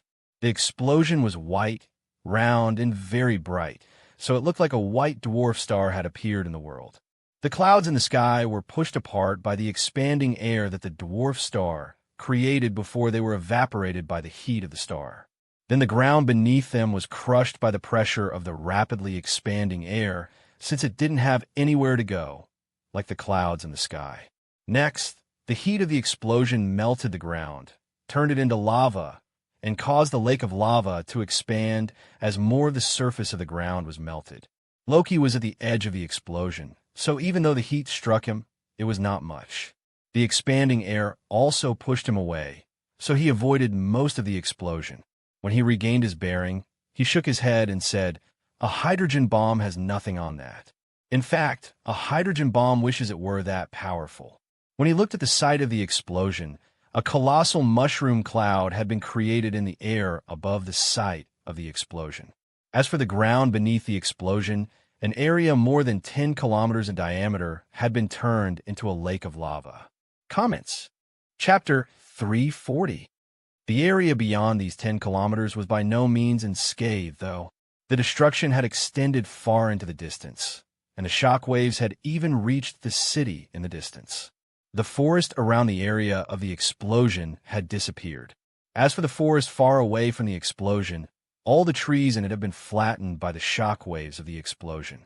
It was just that the area around 10 kilometers from the explosion had experienced the full blow of that attack and had been immediately melted in a hot lava.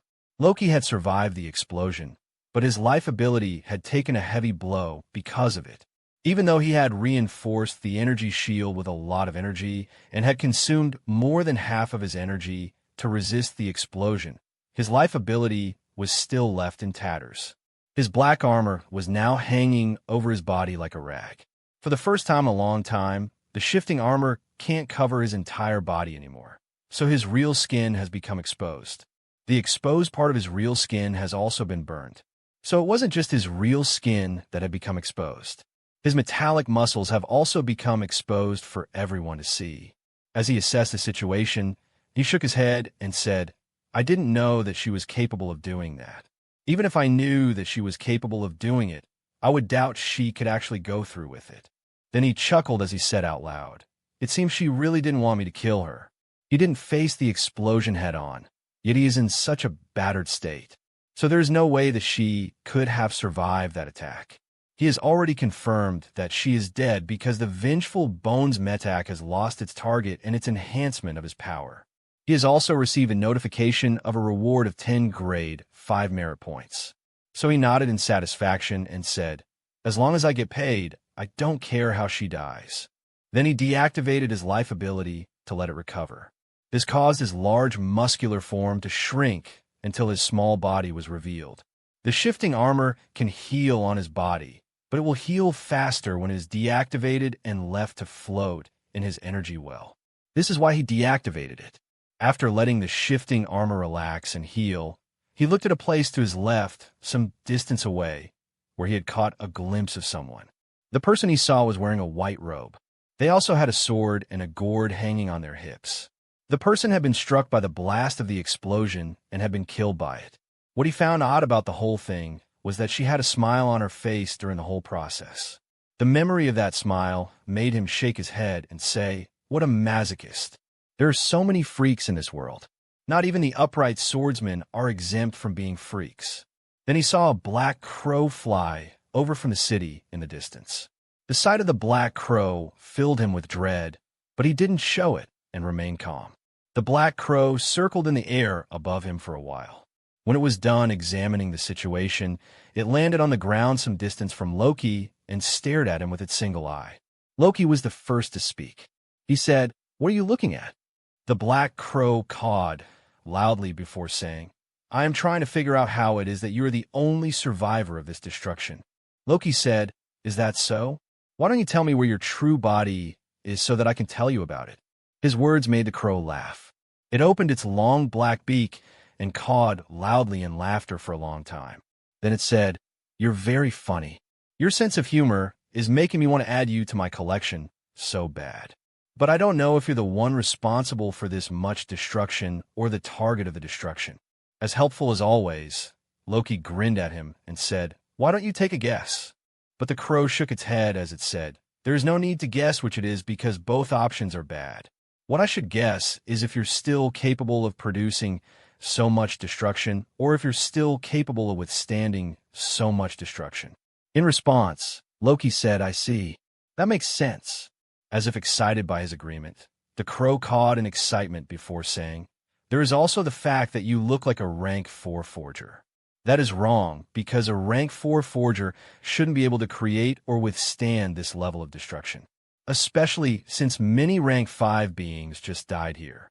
Then it pointed at the imprinted shadow on the ground in the distance and said, "The destruction here even killed a rank 5 swordsman that was a bystander. So I don't see how a rank 4 forger or any rank 4 cultivator could have survived or created this level of destruction." As it spoke, it became more and more excited. Its excited state was obvious in its voice as its voice rose higher and higher, and its words came out faster and faster. Its excitement made it rush to say, "So you're either a deceiver or a rank 4 in possession of divine metak. Whichever one it is, it's someone I should kill. You understand?" Loki's heart sank when he heard this, but he continued to smile unperturbed as he said, "I understand." The black crow nodded in satisfaction and said, "It is good that you understand. It is very good indeed, as I won't have to explain to you. A/N. Please, don't forget to vote with your power stones and golden tickets. Thank you for your support." Comments. Chapter 341. Then the black crow sighed and said, "But while it is my job to kill you, it doesn't look like it is going to be easy to do so. This brings me back to the earlier conundrum. This conundrum is to guess whether you're still capable of producing so much destruction or if you're still capable of withstanding so much destruction." After speaking so much, it cocked its head at Loki and said, "Tell me, what is the right answer to that question?"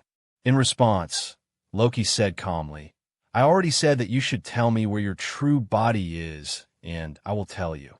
This time, the black crow didn't laugh. It stared at him with cold eyes and said, "That's not funny.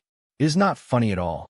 I take the safety of my body too seriously to laugh at such a joke." But this reply only made Loki roll his eyes and say with a voice dripping with sarcasm, "What a shocker. I can't believe that a corpse lover doesn't find my joke amusing. Who could have seen it coming?" The black crow continued to glare at him as it said, "Since you have decided not to be helpful, I can only find a solution myself. It is just a matter of taking a gamble." As it spoke, it began to shed black feathers that turned into new crows. So one crow turned into 10, and those 10 continued to produce more crows. All the crows spoke together with one voice, saying, "I know it is a dangerous gamble. I know. Fortunately, I have the resources to make such a gamble." As they spoke, more and more crows were made. Then the crows rose into the air to form a dense cloud of birds that blocked out the light of the sun. This caused a large shadow to cover the whole area. This large area covered by the shadow was soon covered by a thin black film. The thin black film made the whole area resemble a lake full of black water. White skeletons could also be seen at the bottom of this lake from the surface of the lake. Then all of the crows in the sky spoke in one eerie voice, saying, "Come, my beloved. Come, the warriors of death. Come, my warriors. Come, arise, and bring death to the world from the darkness beyond. I, Morpheus the Black, call you to do your duty." As the cacophony of voices thundered from the sky, the darkness on the surface of the ground began to ripple. The surface of the black lake that the whole area had become began to ripple as hands of white bone broke through the surface. Many skeletal hands soon appeared from beneath the lake of darkness. Those skeletal hands then pulled up the bodies beneath the lake to the surface to reveal skeletal creatures of various kinds. There were more than 10 million skeletal bodies that appeared from the lake of darkness. All of the skeletons had a dark flame burning in their eyes. The skeletons ranged in size and shape, and it was clear that most of them were not from humans. But the most impressive of them was the giant skeleton. The head of the giant skeleton alone was as big as a house. Its whole body was as tall as a mountain. It was also dragging an axe that was taller than a 5-story building. Each step that the giant undead took caused the whole area to shake. Of course, Loki wasn't here to see all of these happen. Right from the moment that the Black Crow began to create more crows, he had taken off. He had reactivated his damaged life ability and used it to empower himself so that he could run away as fast as possible. So he was already far away by the time the giant skeleton appeared. Even so, he was able to see the giant skeleton from a distance because it was so big. The figure of the giant skeleton loomed high up into the sky like a god of death. The sight truly reminded him of the figure of the 5 divine beings that he saw in the previous timeline. Despite the distance between them being so large, Loki knew that he wasn't safe from the undead giant just yet. This conviction was mainly because he still vividly remembers what that giant axe is capable of. He can recollect the capabilities of that axe when it is thrown. So he didn't dare to relax at all. He continued to run for his dear life while cursing the Death Cultivator. He didn't restrict his cursing to the Death Cultivator, though. He also made sure to curse that rank 5 Talisman Master. His face contorted by anger as he said, "To think she would waste such a trump card on committing suicide when it could have been put to better use against this Death Cultivator." Of course, he ignored the fact that he was the one who forced her to commit suicide, and he didn't consider the fact that even if she had left the talisman behind, he was unlikely to be able to use it. If he were being honest, he couldn't blame her for how everything had turned out. However, he couldn't hold back from blaming her when he saw the Black Crows chasing him. The cloud of Black Crows was pursuing him and leading the giant skeleton towards him. So it was clear that the Death Cultivator wasn't willing to let him go. This pursuit continued for over 10 minutes. During these 10 minutes, Loki had spent the time withstanding the attacks of the Black Crows and trying to figure out a way to deal with the enemy. The good news is that he found a way to eliminate the danger that the undead giant poses to him. So while shooting down the cloud of Black Crows, trying to get close to him, he allowed one of them to get past his gunfire. Comments. Chapter 342. The firing rate of his Gatling guns was too fast, so no matter how many crows the Death Cultivator could produce, Loki could always shoot them down. As long as the Death Cultivator can't make more than 200 crows attack him per second, he can always overwhelm the crows with his firepower. But for some reason, he decided to stop overwhelming the Black crowd with his firepower. This allowed one of the Black Crows to approach him and smash into his head. This attack looked like a physical attack, but it is actually a spiritual attack. It is a deadly spiritual attack meant to shatter the soul and allow the Death Cultivator to take over one's body as one of the army of the undead. Usually, there are very few ways to defend against spiritual attacks, which makes the attack very deadly for most of the populace. In fact, this kind of attack is practically a death sentence for most people, but not for Loki. Loki was able to block the attack thanks to the defensive power of the shifting armor life ability enhanced by the strength pathway. So when the crow smashed into his head, it bounced off. Then he punched it to death. The cloud of crows was surprised by this, and the crows expressed their surprise by saying, "How did you do that? You're a forger. You're not supposed to be able to do that." If he were fighting a seer, the seer would probably be able to tell how he defended against that attack. But the Death Cultivator doesn't have such astute capabilities and was baffled as to how a forger had been able to block his spiritual attack. Only Loki wasn't surprised by this outcome. However, even though he expected it, he still sighed in relief when it actually happened. Then he thought to himself, fortunately, the shifting armor was able to block it. It seems I didn't overestimate how much it had healed. If the shifting armor were in its top condition, he would have no concern about it being able to block that attack. But the shifting armor is still missing a lot of mass and can only barely cover his body right now, which is why he was uncertain about its capability. He had waited over 10 minutes for the shifting armor to heal before he dared to take this gamble. Now that his gamble had paid off, he decided that it was time to take the fight to the enemy. But he decided not to target the big fish so as not to bite more than he could chew. He looked around for a small fish to use. After finding a viable small fish, he activated the Mind Network Metac. The mind network METAC exposed all of the minds within a distance around him. He used it to pick the mind of an unassuming squirrel and connected to it while he continued to run away. After he connected with the mind of the squirrel, he planted a mind node and a mind bomb in it. Then he deactivated the mind network METAC immediately. The squirrel he picked was very close to him and in front of him, so the distance between them was short and only shortened as he ran. This made it so that the time it took for him to connect to the squirrel's mind was very short.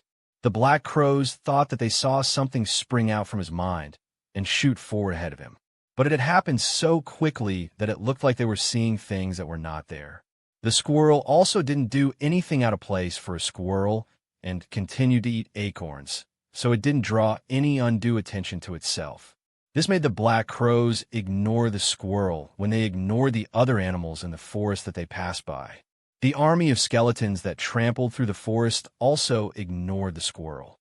They didn't notice that a tiny mental string had extended from the mind of the squirrel towards the head of a small skeleton. But as soon as the thread entered the mind of the skeleton, the death cultivator noticed it. This was because there was a black crow in the mind of the skeleton. In fact, the entire mind of the skeleton is a black crow. The black crow has completely possessed the skeleton and is controlling its every move. So as soon as the intrusion appeared, the black crow noticed it and began to resist it. The black crow flapped its wings and rushed at the threat with its claws raised up high. It wanted to use its claws to cut the thread into pieces. But the mind freeze METAC took effect. The power of this move was very high because Loki was enhancing it with the power of the killing pathway and the power borrowed from the Vengeful Bones METAC. So the power of the mind freeze METAC was able to overwhelm the crow and freeze it. With the black crow frozen, the white thread was able to enter the mind of the skeleton unhindered. After gaining access, the mind spike METAC took effect. This caused the white thread to become sharp and hard, so it was able to pierce the body of the black crow. From there, the mind bomb METAC was used. A mind bomb was planted in the body of the black crow. Then a second mind bomb was planted. Then a third mind bomb was planted. Loki didn't stop until he had planted 15 mind bombs in the black crow. As for mind nodes, he didn't bother with that at all. He only planted mind bombs.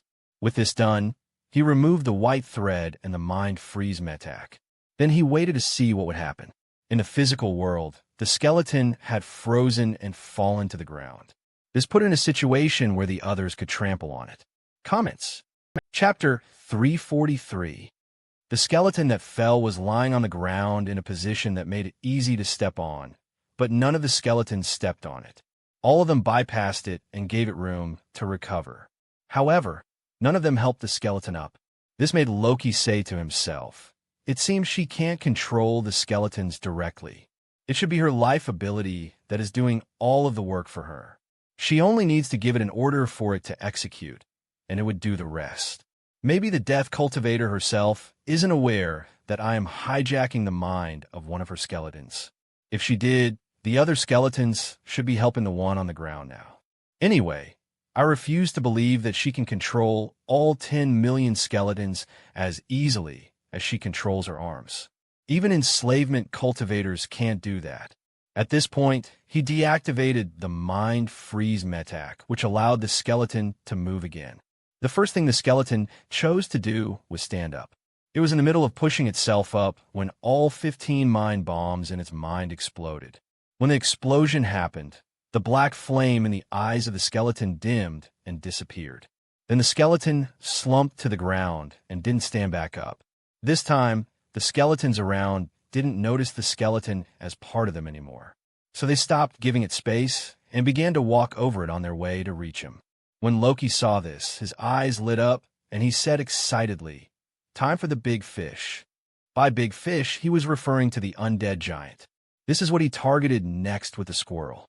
At this time, the black crows in the sky still hadn't noticed that one of them had died.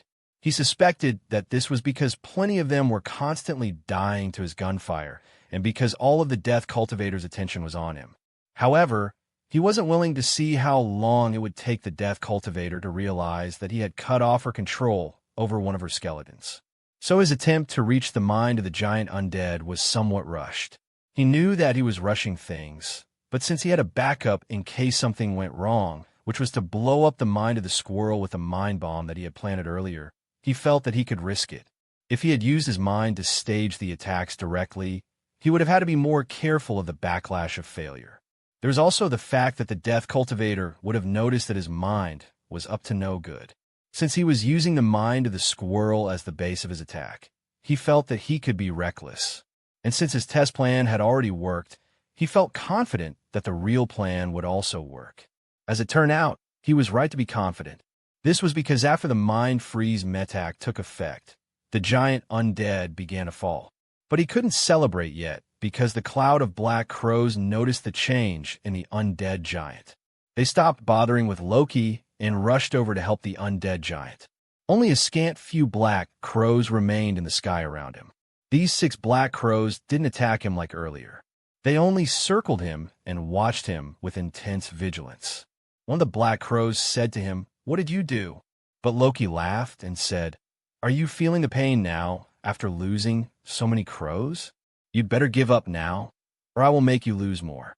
The death didn't care about the deaths of the cows, since they were losses in energy, not something serious and irreparable. What was most concerned about now was the loss of control of its most prized possession. So it said to Loki, "I'm talking about what you did to my undead." Loki replied, "Isn't it clear? We are ganging up on you." As he said this, he detonated the 20 mind bombs that he had planted in the mind of the undead giant. Then he turned around and opened fire on the army of undead. His actions caused the black flame and the black cloak around the undead giant to go out as if snuffed out by the wind. Then his subsequent actions of throwing balls of red lightning into the army of skeletons caused many more losses to the Death Cultivator. He had been brewing the bombs of red lightning for a long time and had compressed a lot of energy into them, so the range of the explosion was very high. With just one round of attack, the 2 balls of red lightning destroyed about 10,000 of the army of skeletons. This made him nod in satisfaction and say, "So about 0.1% eliminated. About 999 more attacks like that, and I will clear out this army of skeletons." Let's see who's laughing then. Now that the situation had turned around, he was in a good mood. Even without destroying the whole army, he was already laughing as he flew around, shooting skeletons down with Gatling guns or throwing explosive balls of lightning into their midst. However, even though he was celebrating, he didn't let his joy get to his head because the battle hadn't been won yet. He still remembered vividly how the Death Cultivator had turned the tide last time, so he was paying attention to the giant undead to make sure that it was down for good. His vigilance seemed to pay off because he saw a black crow sink into the skull of the undead giant. Then black flames lit up in the eyes of the undead giant, and it began to push itself up. This sight made Loki say, "Damn it." Comments. Chapter 344. As the undead giant stood up, Loki gritted his teeth and said, "This is not over yet." For now, the Death Cultivator was paying attention to the undead giant so that he couldn't do anything to it yet. He could only run away from the undead giant. The chase continued for another 4 minutes before Loki could get another chance to make contact with the mind of the undead giant. The black crows had stopped paying attention to the surroundings of the undead giant, so the hijacked squirrel could get close to it. This time, he gritted his teeth and planted a mind node in the mind of the giant. Then he kept the Mind Freeze Metac activated. As things turned out, the black crows weren't actually distracted. They, too, were pretending to be lax in their vigilance. So when the squirrel made its move, they noticed it and were quick to swoop down and kill the squirrel. This made Loki's eyes glint sharply as he said to himself, "It is like fighting a mind hunter that is also an undead cultivator. It is too difficult. At the end of the day, I still have to take a risk. Let's see who is more capable." It is clear to him that even though the undead giant is very strong with power output in the millions, it has a weakness in its mind, which is the strength of the link that the Death Cultivator uses to control it. Once the link between the undead giant is destroyed or sabotaged, the Death Cultivator won't be able to control the undead giant anymore. This will rob her of her most powerful undead. Unfortunately for him, Taking down this link is not easy because the Death Cultivator can see mental structures and mental attacks. If she were unable to detect mental attacks, it would be very easy for him to attack her weakness and make it impossible for her to control her giant. Just earlier, she had pretended to focus on him while waiting to lure out the source of the mental attack so that she could destroy it. Now that the squirrel is dead and she is on high alert, he shouldn't have another chance to attack the mind of the giant. If not for the fact that he planted a mind node first in the mind of the undead giant, he would have no way to influence its mind now. But doing this also brings its fair share of risks.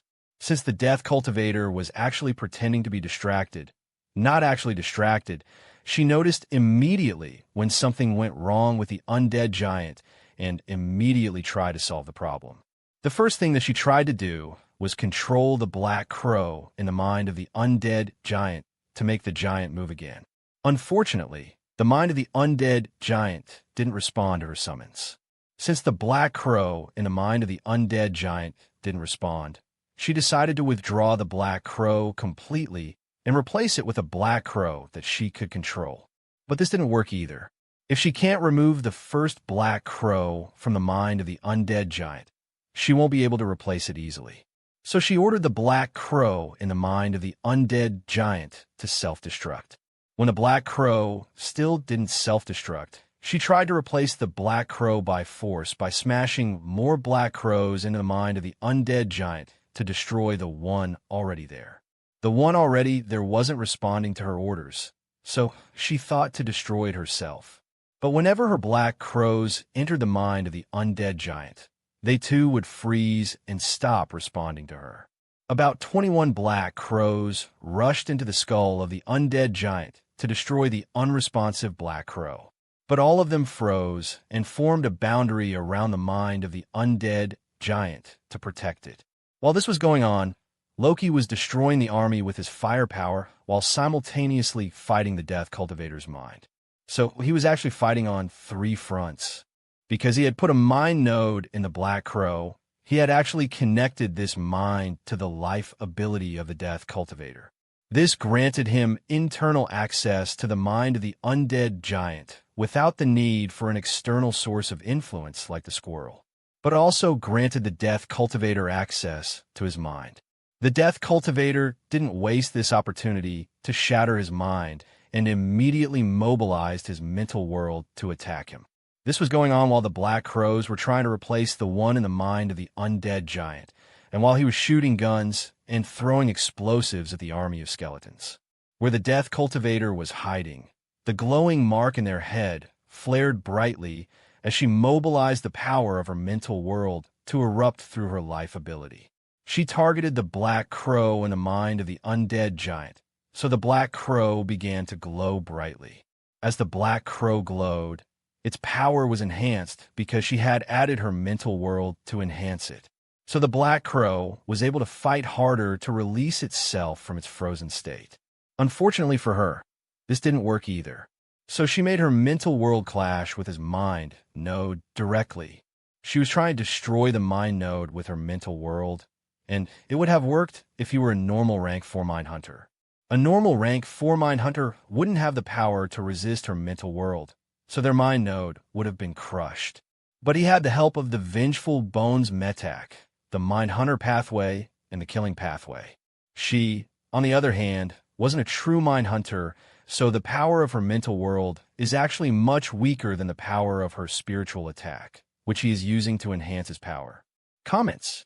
Chapter 345. Since he was using her powerful spiritual attack to fight her weak mental attack, there was no way she was going to win. She didn't know this, but she realized that trying to break the mind node wasn't working. This realization also came with an understanding that she might lose the undead giant and her undead army to Loki. This made her anxious and desperate. In her desperation, she made her mental world delve into the mind node and clash with the mind of the mind hunter directly. She doesn't think she will be victorious in this clash, but she didn't have anything else to do and didn't want to give up so soon. Her move to strike at the source of her problem was successful to a certain extent. It was successful in that she was truly able to reach his mind through the mind node. But that's as far as she could go. Her mental world was a colorful sphere with scenes of a graveyard and corpses all over the place in it. There was also a flock of crows flying about in her mental world. As opposed to this, Loki's mind was a bland white lake covered with fog. There was also a dome surrounding his entire mind, protecting it. Immediately after she saw his mind, she knew that he couldn't be a rank 5 being. And once she saw the shield surrounding his mind, she knew that she had seen this mind just recently. Her spherical mental world morphed into the figure of a woman wearing a black cloak made of crow feathers. Then she took a step towards his mind to destroy it. As she did so, she laughed and said, "Isn't this the mind of that rank 4 forger? I knew that he was powerful, but I didn't think he was this powerful. It seems I was right to suspect him of being in possession of a divine metak. However, if a rank 4 cultivator thinks they can defeat me, they have another thing coming." Her voice was loud and full of confidence. She wanted him to hear her, and she wanted him to know that she had everything under her control. However, just as she was about to touch the shield around Loki's mind to shatter it, a mental force field radiated out of Loki's mind and covered her figure. The mental force field was created by the mind freeze metak, so her figure froze there. Not only did her figure stop moving completely, but also her thoughts froze solid. The effect was immediate. All the black crows and the undead in the army also froze. The skeletons stopped moving and stood looking ahead with black expressions. As for the black crows, they fell from the sky to the ground like dead birds. This made Loki laugh and say, "There is indeed risk, but I'm not the only one who bears the risk. I guess I am the lucky one." As he spoke, his eyes were shining brightly. It was as if there was something in his head that was producing a lot of light, and the light was escaping from his head through his eyes. The source of this light is the strange mental world that invaded his mind. If that strange mental world had succeeded in its plans, his mind would have shattered, and his eyes would have dimmed forever. But the invader had failed, and he had survived. This is why he can still move while the army of skeletons is frozen. While laughing, he immediately took advantage of the situation to continue destroying the army of skeletons. He also used mental attacks to attack the strange mental world in his mind. Actually, luck didn't have anything to do with the outcome of their mental battle. The main reason that he won was that he was much more powerful than the enemy. If there is anything that he gambled on, it is whether the mind freeze metak would work on a mental world. He wasn't sure it would work because he had never used a mind freeze in a mental world and because the mental world had been able to help the Black Crow resist the mind freeze earlier.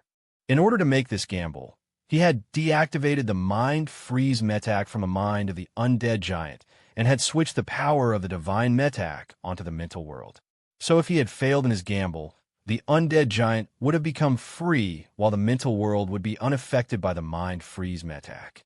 But even if the mind freeze metak didn't work on the mental world, he would still have his superior power, which he could use to defend his mind and attack the mental world.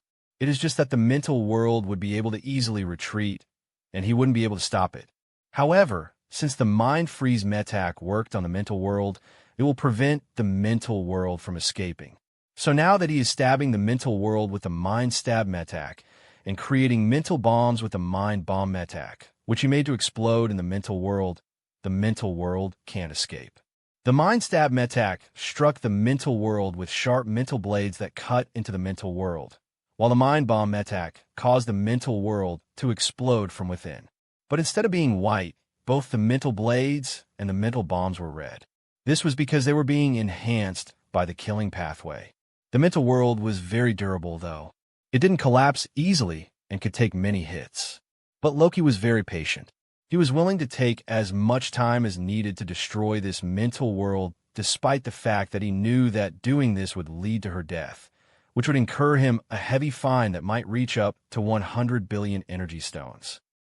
/N. Please, don't forget to vote with your power stones and golden tickets. Thank you for your support. Comments. Chapter 346. The possibility of having to pay a fine that could be up to 100 billion energy stones or even more than 1 trillion weighed heavily on his mind. But he was still willing to go ahead with killing her, because the alternative is to let her go, which is something he finds more abhorrent than a fine of 100 billion energy stones. She knew too much about him for him to let go.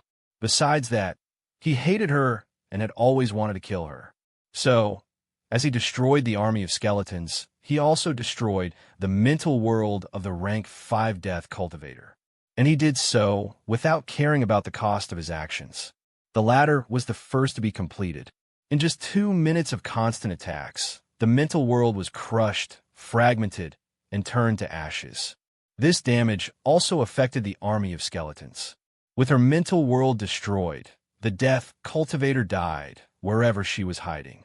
Since she was gone, the power reanimating the skeletons also disappeared, and the black fire in their eyes disappeared.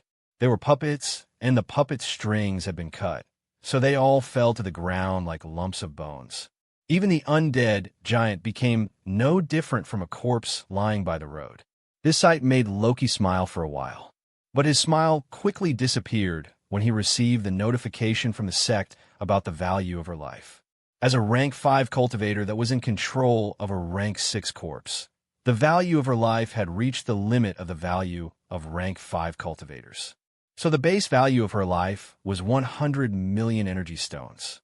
From a base value of 100 million energy stones, the value of her life doubled for every additional level of Dao status that she possessed.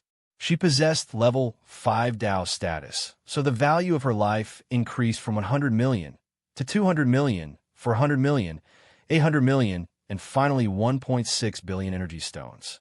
She was also a soldier on a rank 5 mission, so the value of her life doubled 4 times from 1.6 billion to 3.2 billion, 6.4 billion, 12.8 billion, and finally 25.6 billion energy stones. As if that wasn't bad enough, her life insurance will also increase it further. Since she had grade 5 life insurance, this 25.6 billion has to be increased by 5 times. So the value of her is 128 billion. Then the sect must have their 10% for raising her to this level. This increased the value of her life from 128 billion to 140.8 billion. Of this immense amount of money, 1.6 billion will be credited into her account, which makes 1.14% of the total value of her life. The remaining 98.86%, or 139.2 billion, will go to the sect.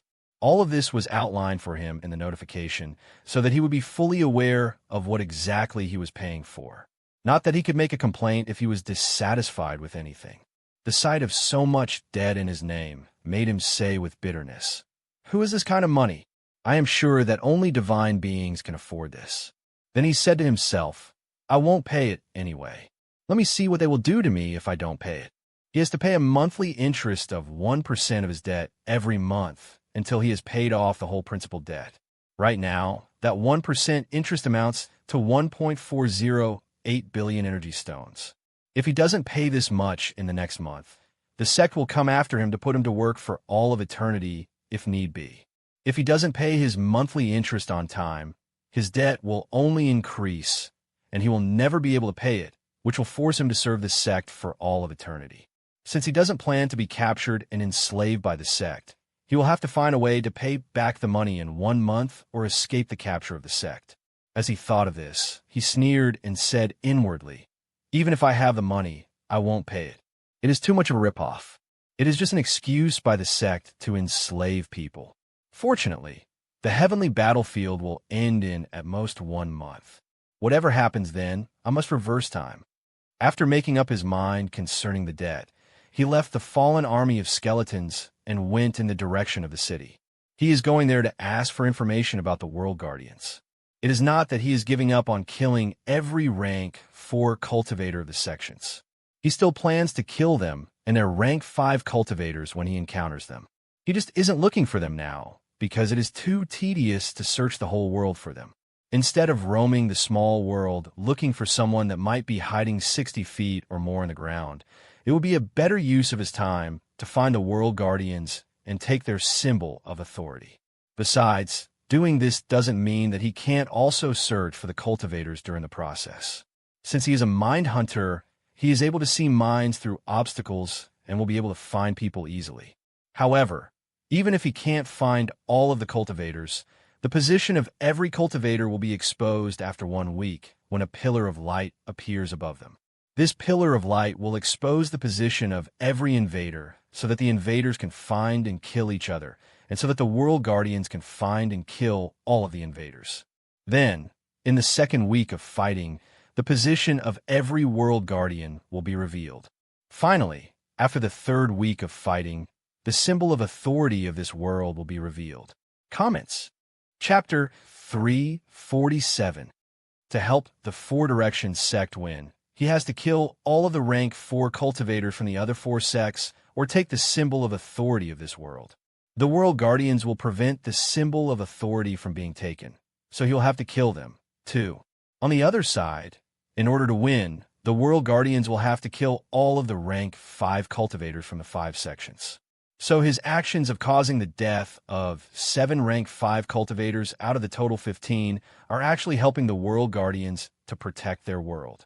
But when he thought about it, he felt no remorse for what he did. He shrugged and said, "What can I say?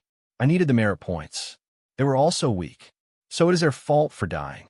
If there is one rank 5 cultivator that I regret killing, it is that death cultivator.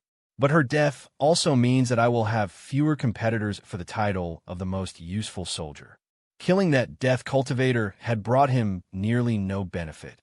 Not only had he not gained any merit points for killing her, but he had also been saddled with enough debt to keep him enslaved to the 4 Directions sect forever and ever. If not for the fact that she was a top contender for the title of most useful soldier, killing her would have been a total loss. However, it would have still been worth it to kill her, because she was never going to let him go and because she knew too much about him. While he doesn't feel much regret for killing those other rank 5 cultivators, it is true that he is actually helping the World Guardians. It is also true that if he doesn't want the World Guardians to win, he has to prevent more rank 5 cultivators from dying. When he thought of how the rank 5 money cultivator had easily killed 3 rank 5 cultivators in the last timeline, and how the manifestation of the hammer that the rank 5 deceiver was pretending to be had disappeared, he realized that preventing more rank 5 cultivators from dying would be a tall order. He rubbed his head and said to himself, "What now?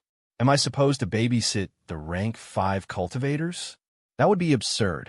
Plus the 7 that I know are dead, the 3 that were probably killed by the rank 5 money cultivator, and the missing rank 5 deceiver. That makes 11 out of 15 rank 5 cultivators that are dead. Things are actually very bad for us. It seems I really need to take the fight to the World Guardians as soon as possible." After he realized that he was actually in danger of losing, he sped up towards the city. To be fair, most rank 5 cultivators don't kill each other so easily, even if they are from different sections. It is only the people from the 4 Directions sect and the Swordway sect who like to kill or her rank 5 cultivators. The people from the 4 Directions sect mainly kill for merit points, but they also kill for body parts, which they can use to cultivate or sell for money. As for the Swordway sect, they also like to kill for merit points. Both the good white-robed swordsman and the evil black-robed swordsman have reasons to kill the people from the 4 Directions sect. The good swordmen want to kill the people from the 4 Directions sect to rid the world of evil, while their evil counterparts just want to kill for killing's sake. The more killing cultivators kill, the higher their Tao status will become and the more merit points they will earn. So the people of the 4 Directions sect aren't the only targets for killing cultivators. Everyone is a viable target for killing. This made him say that's probably why that swordsman and the killer were working together to hunt that rank 5 forger. Then he snorted and said, "Both sects like to kill for merit points. Like father, like son. If I ever doubted that the Swordway sect came from the 4 Directions sect, I don't doubt it anymore."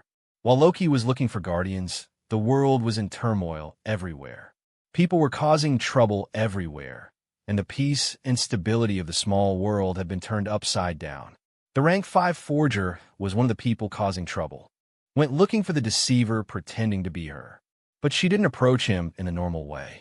Instead of walking up to him to chat or fight, she stopped at some distance from the fake manifestation of her life ability and flew into the air. She flew high up into the air as if she wanted to leave this world through the sky. Indeed, she didn't stop until she reached the limit of the sky and couldn't go any further. After gaining as much height as she could, she looked down at the fake manifestation. When she saw that she was off by some distance, she flew some distance forward to position herself right above the fake manifestation. She made a few more adjustments to make sure that her position was just right. The next thing she did was to create a large black hammer in her hand. Then she stopped expending energy to levitate. Her refusal to spend energy to keep levitating meant that gravity took hold of her and pulled her to the ground. So she began to fall. As she fell freely, she channeled all of her energy and power into the hammer. She was expending energy to maintain the potential energy of the hammer at the limit of the sky. So even though she was falling and the height of the hammer was reducing, the potential energy of the hammer remained constant at what it should be at the limit of the sky.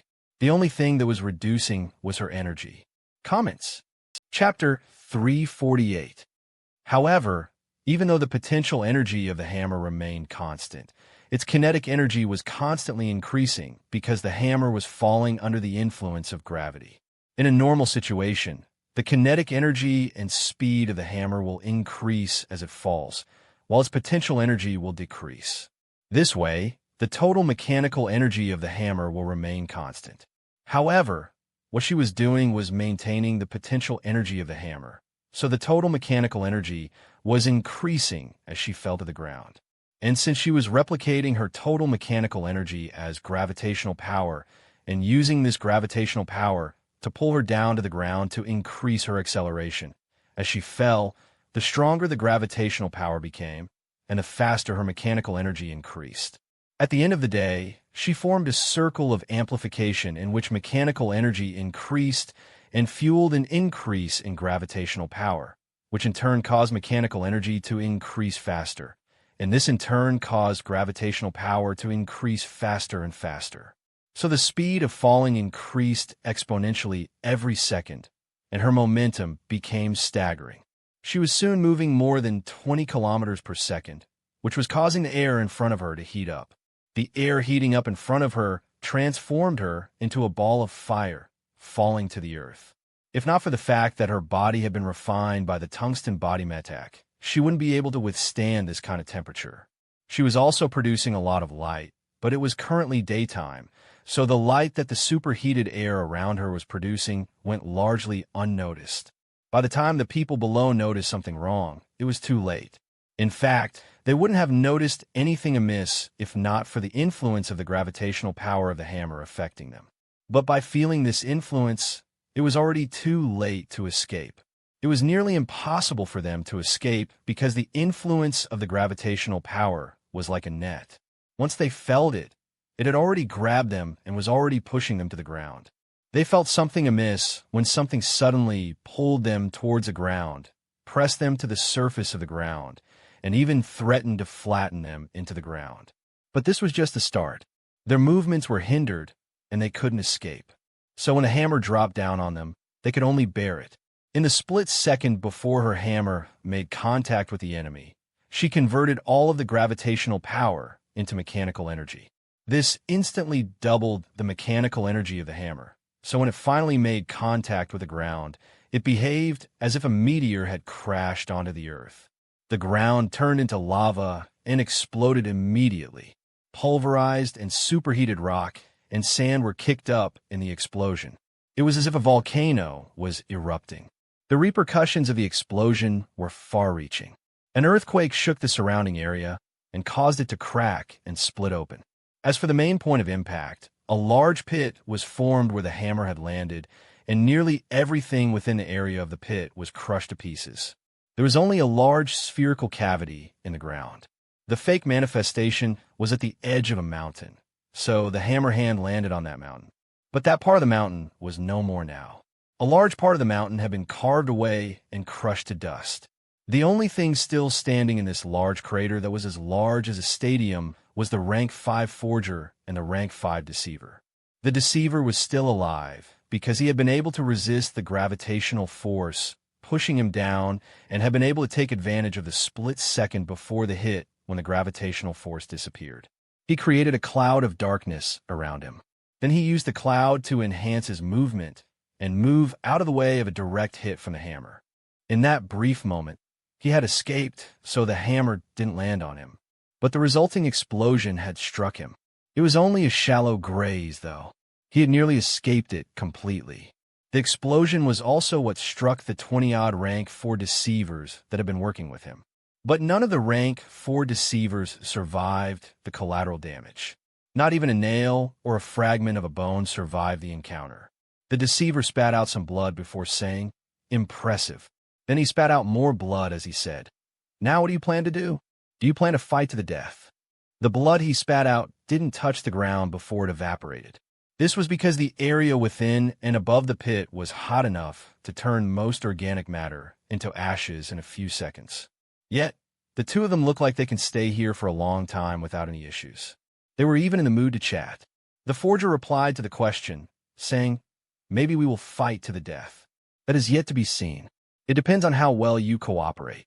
She was threatening him to put pressure on him, but the deceiver wasn't scared.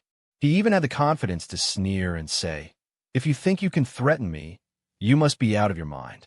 He also chuckled as he said, "Your stunt was impressive, but that's all that it was. It was flashy and showy, but it was still a stunt. From now on, things have changed. You no longer have the high ground. Or why did you think I didn't run away just now and instead stayed back to chat with you?" Then he shook his head and said, "I should be the one to threaten you, not me. After all, I'm the only one here who has a good chance of killing the other." Comments. Chapter 349. If you doubt me, then ask yourself why I chose to impersonate you, not the other two. I'll tell you now that I made my decision of who to impersonate based on who I am capable of killing without breaking a sweat. He seemed full of confidence, but she wasn't willing to back down either. She smiled at him and said, "I guess I still need to convince you. I don't mind doing that." The deceiver didn't say anything anymore. He simply sneered as he activated the bewildering darkness metak and the sea of darkness metak. These two metaks caused a cloud of darkness to erupt around him with a speed similar to the speed of the explosion that took place earlier. The speed of expansion of the cloud of darkness was so fast that it caught the forger and submerged her in the blink of an eye. Once submerged in the cloud of darkness, her world became a world of darkness. Not only was she robbed of her senses, but the cloud of darkness also penetrated her mind to confuse her.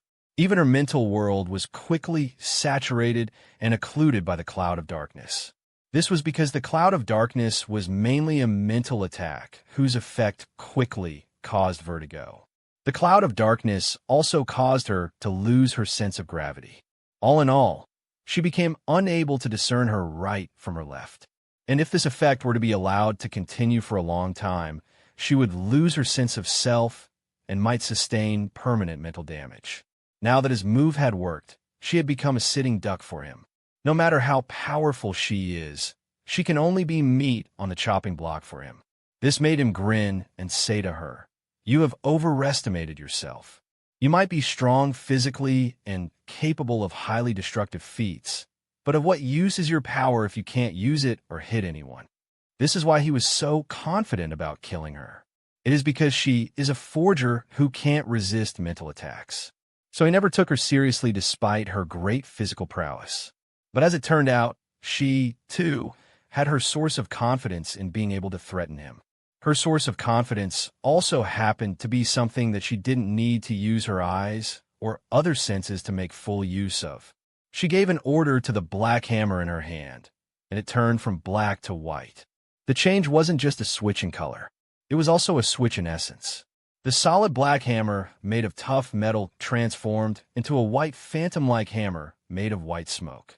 It looked worn and less sturdy than it usually looked, but this was precisely her source of confidence.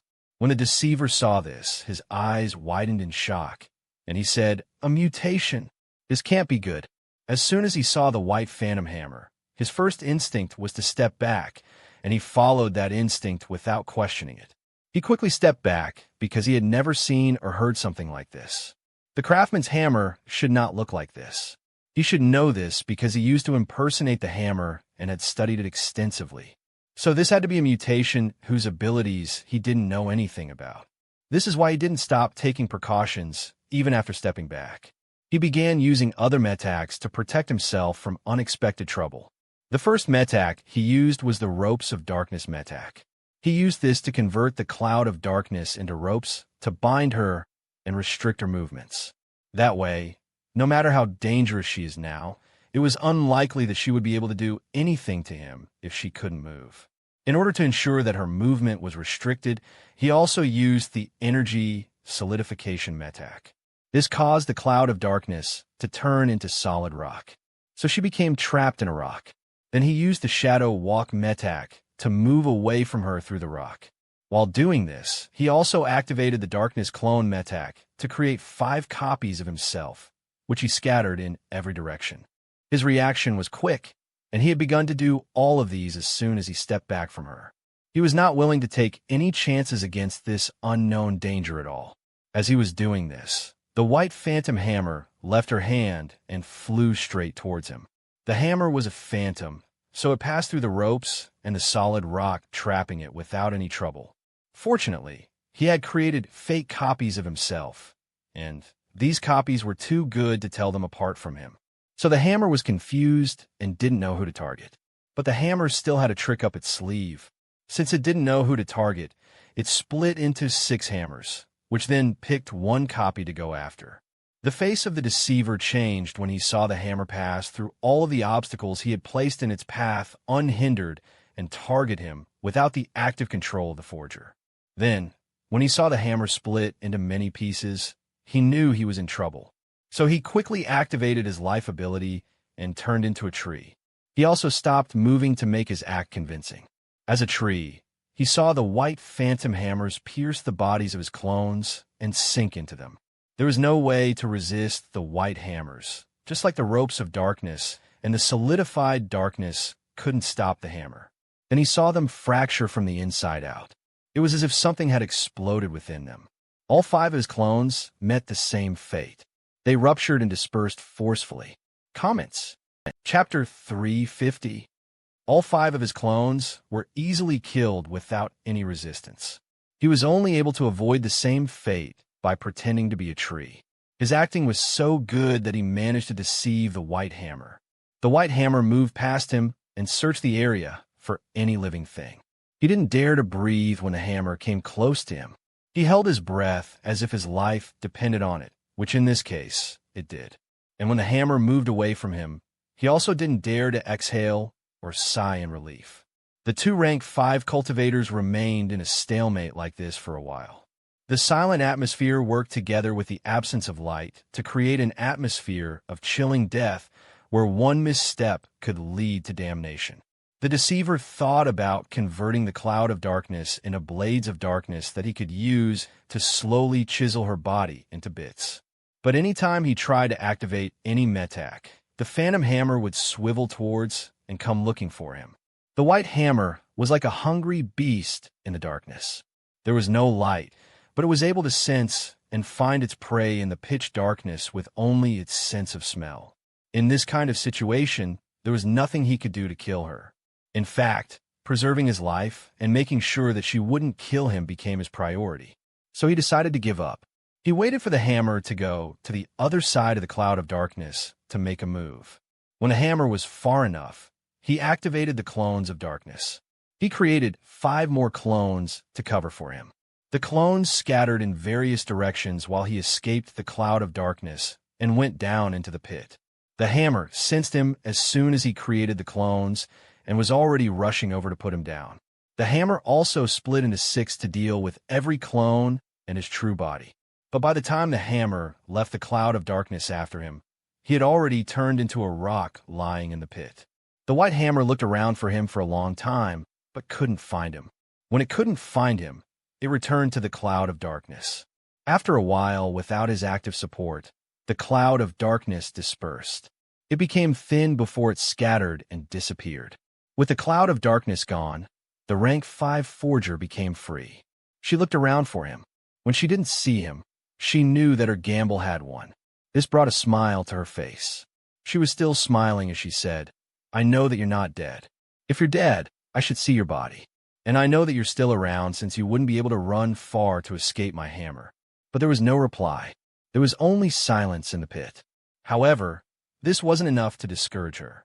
She continued to speak, saying, I won't kill you. I promise not to.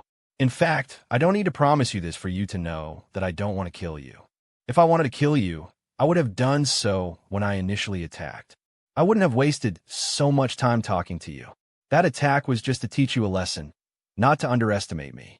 My true goal here is to do business with you. If I didn't prove that I was worthy of respect, you wouldn't take me seriously. Then she asked, saying, So what do you think?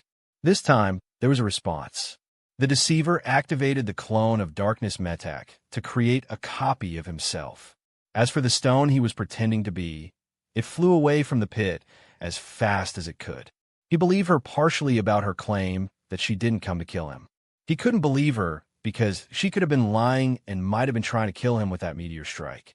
The truth was still likely to be that since he survived that meteor strike was enough to prove that it was unlikely for her to kill him, which was why she gave up on trying to kill him. So he was still suspicious despite everything that she said. This was why he took the opportunity to escape while he could. But he did leave a clone behind to see what she was up to. At the very least, he could spare a clone. If she were to change her mind and attack the clone, he wouldn't lose much. The rank 5 forger shook her head when she saw this. Then she chuckled and said, It seems my hammer scared you. What do you think of it? As she spoke, she threw the hammer up and caught in her hand. She did this again and again with a carefree attitude. The clone was also carefree since he wasn't the true body, so he didn't mind saying, Your hammer was dangerous. What is this mutation? She smiled and said proudly, I call it Soul Hammer. As for its capabilities, you should be familiar with it. Very few people know about my Soul Hammer. Most of the people who know about it have died. I've managed to keep it a secret ever since I advanced to rank 3 more than 15 lifetimes ago. Her voice was full of pride as she spoke. The deceiver didn't have any problems with this because, to be fair, she had many reasons to be proud.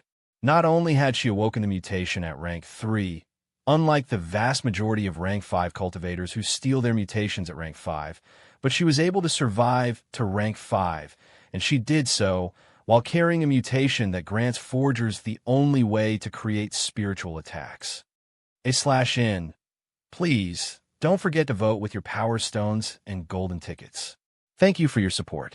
Comments. Chapter 351. One of those things that she has accomplished is enough to be proud. But she had 3, so she more than deserved to hold her head high like a peacock. Even he, someone from a rival sect, was impressed with her. However, he still didn't understand why she was telling him all of these when she just stated that most of those who knew about her mutated life ability were dead. That statement of how she had maintained her secret combined well with his suspicion of her going back on her word not to kill him to make him pensive by the time she was done speaking. So his voice was low as he said, It seems that you're a very lucky person.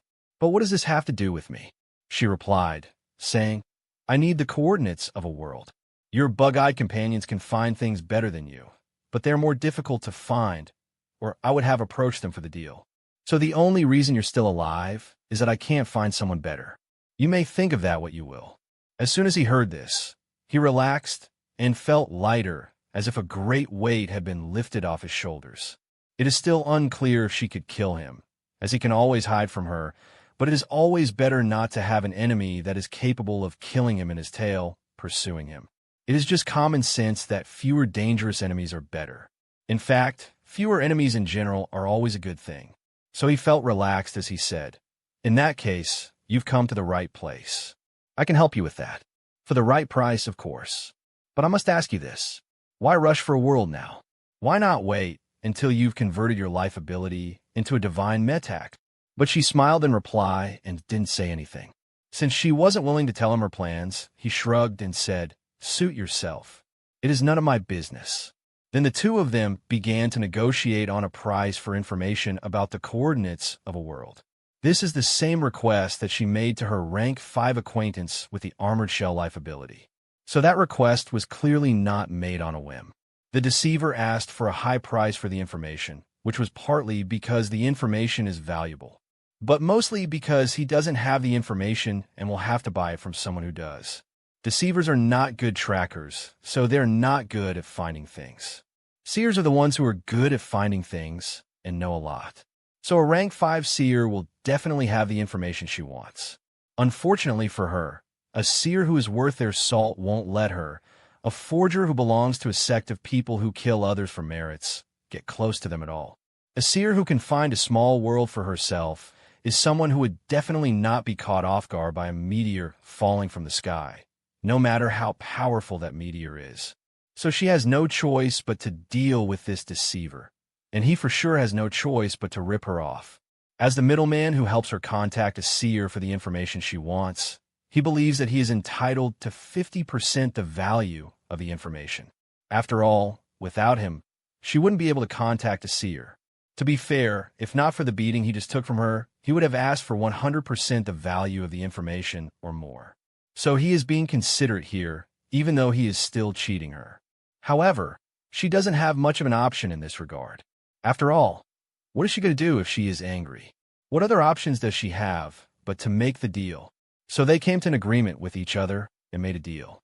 To make sure that the deal was valid, they signed a contract backed by the Four Directions sect. The deal also forced the two of them to keep the deal a secret and her mutated life ability. When she was sure that everything was in order, she paid the money and left. She made sure to grumble a lot as she left. And her grumbling wasn't fake because she really did feel cheated. But inwardly, she was also happy that she was able to succeed in securing this deal. This is because this is her main goal for participating in the heavenly battlefield. The 5 sects are good at various things.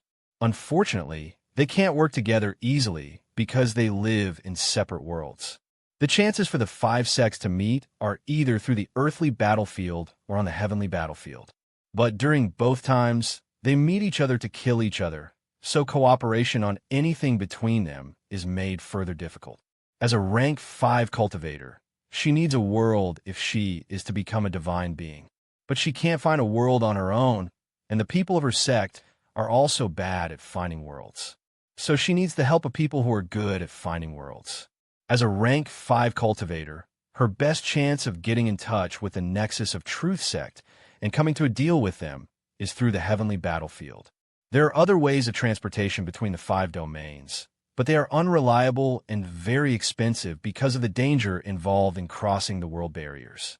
So she didn't come to this heavenly battlefield to win it. She came to make a transaction. Now that she has made her transaction, she feels relaxed. It is as if the world has become brighter to her. So she smiled as she said, "Now, let's win this." Comments. Chapter 352. After speaking, she picked the direction of any major city nearby and went there to find a world guardian. She is looking for world guardians so that they can tell her where the symbol of authority of their world is. Of course, no world guardian would offer that information easily. She might have to kill the world guardian, but she doesn't mind doing so because once all the world guardians are dead, the symbol of authority will reveal itself. She didn't fly at a slow speed towards the city, even though her main objective had been achieved. And she doesn't intend to be laid back in her search either. This is because it is very important to her that the Four Directions sect wins this heavenly battlefield. She is taking this search seriously because if the Four Directions sect loses, she and the other rank 5 cultivators, whose job is to protect the rank 4 cultivators, will have to pay for the lives of every rank 4 cultivator that was killed by the people of the other sects in the line of duty.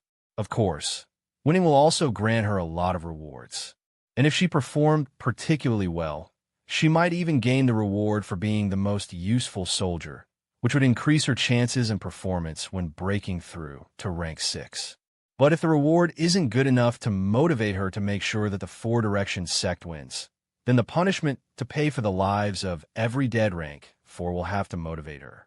This is a good thing because she doesn't think she has any chance of getting the most useful soldier title. She believes that the other 2 rank 5 cultivators, especially the Death Cultivator, have a better chance of winning that honor. If there were no punishment, then she would have a lot more reasons to be lazy. The acquisition of victory in this heavenly battlefield would be a side quest that she couldn't care about. When she thought of her two companions, she clicked her tongue as she said to herself, on one side is someone who kills with money and earns more money the more she kills with money, thereby making her capable of killing indefinitely without putting in much effort. On the other hand, there is someone else who grows stronger by killing people and possesses the corpse of a divine being to help him kill stronger people. Then she shook her head and said, how can I compete with them? Unless I bring out my mutated life ability and go on a rampage with it, I will always fall far behind the two of them. Fortunately, I don't need the title now. I'm still a long way from breaking through to rank 6, so I can always return when I need the title. It is not that she isn't powerful with just her normal hammer. She is very powerful, but she has had fewer chances to display her power in this battle, and even if she makes full use of her power, she still won't be able to do better than her two companions. Take the 3 enemies that she had fought, for instance. She fought a killing cultivator, a sword cultivator, and a deceiver. In all cases, her hammer couldn't kill them. First of all, the killing cultivator could transform his body into blood that is practically immune to all physical damage. Secondly, the sword cultivator could attack her with fast, invisible sword strikes and could always deflect her hammer or avoid it. Lastly, the deceiver could rob her of her sight and make it impossible for her to attack him. So her great physical might went to waste against him. If she hadn't used her mutated life ability, she wouldn't have been able to threaten him at all. To be honest, the outcome of the 3 fights didn't surprise her. This was because she already knew what she was capable of, and she knew that her hammer was meant for crafting, not for fighting. That's why it was called the Craftsman's Hammer Life Ability. Of course, this didn't mean that she and the life ability were useless. There was also the fact that she matched against the wrong opponents. If she fought a forger or a giant or anyone who can't mess with her mind and spirit, she would be able to crush them. The only exception to this rule is the strangely dangerous rank 4 forger whom she encountered earlier. The thought of that rank 4 forger made her chuckle and say to herself, I wonder how it would play out between him and his rank 5 superior. Frankly, I will be fine with them killing each other. I'm not even sure who I want to die more between him and that pompous Kelvin. Then she laughed as she said, that Kelvin thinks just because he is part of a noble family, he is better than me. How can he be better than me if we both can't reveal our mutated life abilities to anyone? In fact, it will be easier for him to lose his divine metak since he is just a slave to that divine being. She doesn't like to use her mutated life abilities because it would draw the attention of divine beings, who would then begin to watch her. Those divine beings won't make a move yet. But once it is discovered that she is in possession of a divine metak, they will come for her. This is a problem that every rank 5 cultivator, including the ones in divine beings, has to face. Being in a divine family doesn't exempt anyone from this danger, because every divine being always wants more divine metaks. What makes her and Kelvin different is that she will be able to resist when a divine being targets her and comes for her divine metak. Her resistance would be futile and ineffective, of course, but she would still be able to resist. Comments. Chapter 353. However, someone from a divine family who has the bloodline of their ancestor would never be able to disobey that divine being, not unless they are a divine being themselves.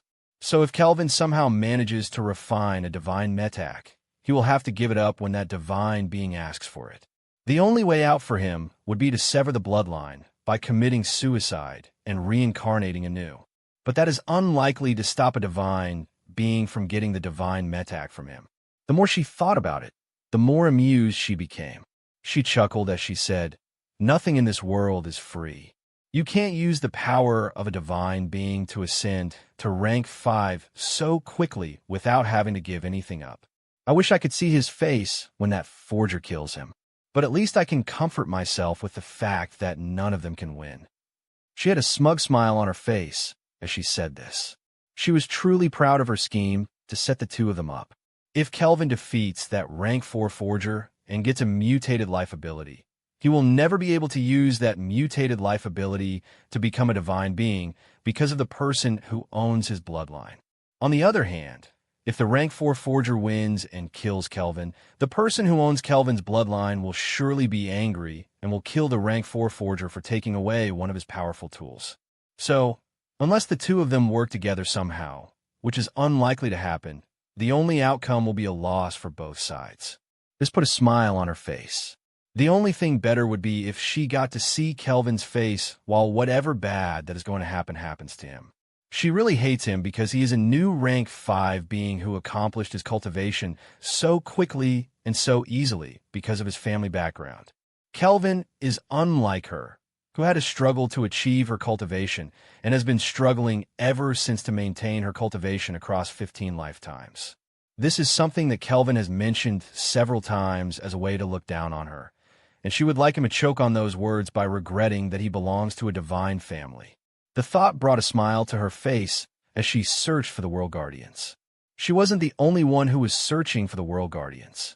Practically every rank 5 cultivator still alive was searching for the Guardians and hoping to get the symbol of authority of this world. But when it comes to searching, there is one group of cultivators who are best at it. This group of people is currently led by a rank 5 cultivator with a third eye on his forehead. This rank 5 seer is different from the other seers because he seems to have a galaxy of stars in his third eye.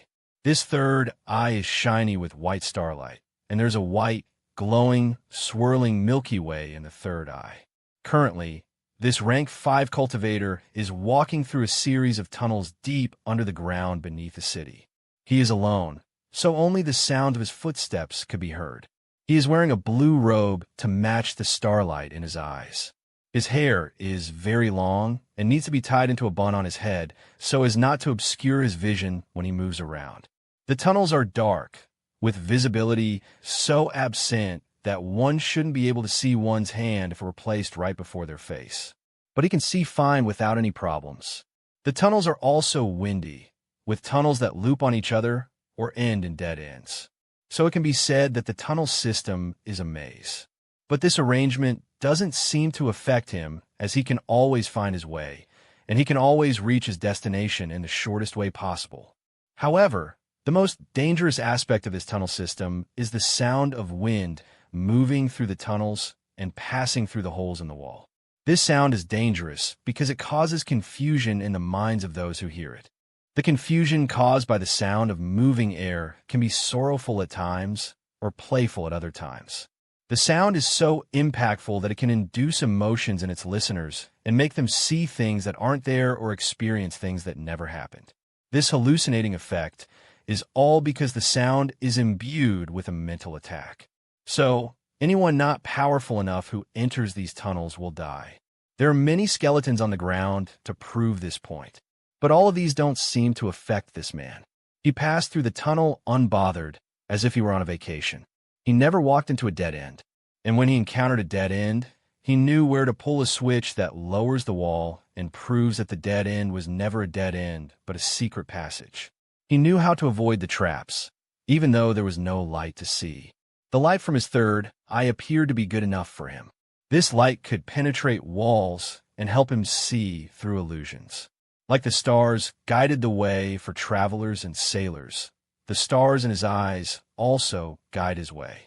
This is the effect of the star divination life ability of the pathway of truth. Seers who possess this star divination life ability are said to be the best at finding anything and anyone. Even other seers have to concede defeat in this aspect. This life ability is why this three-eyed man can move through a dark system of tunnels with confidence. Comments.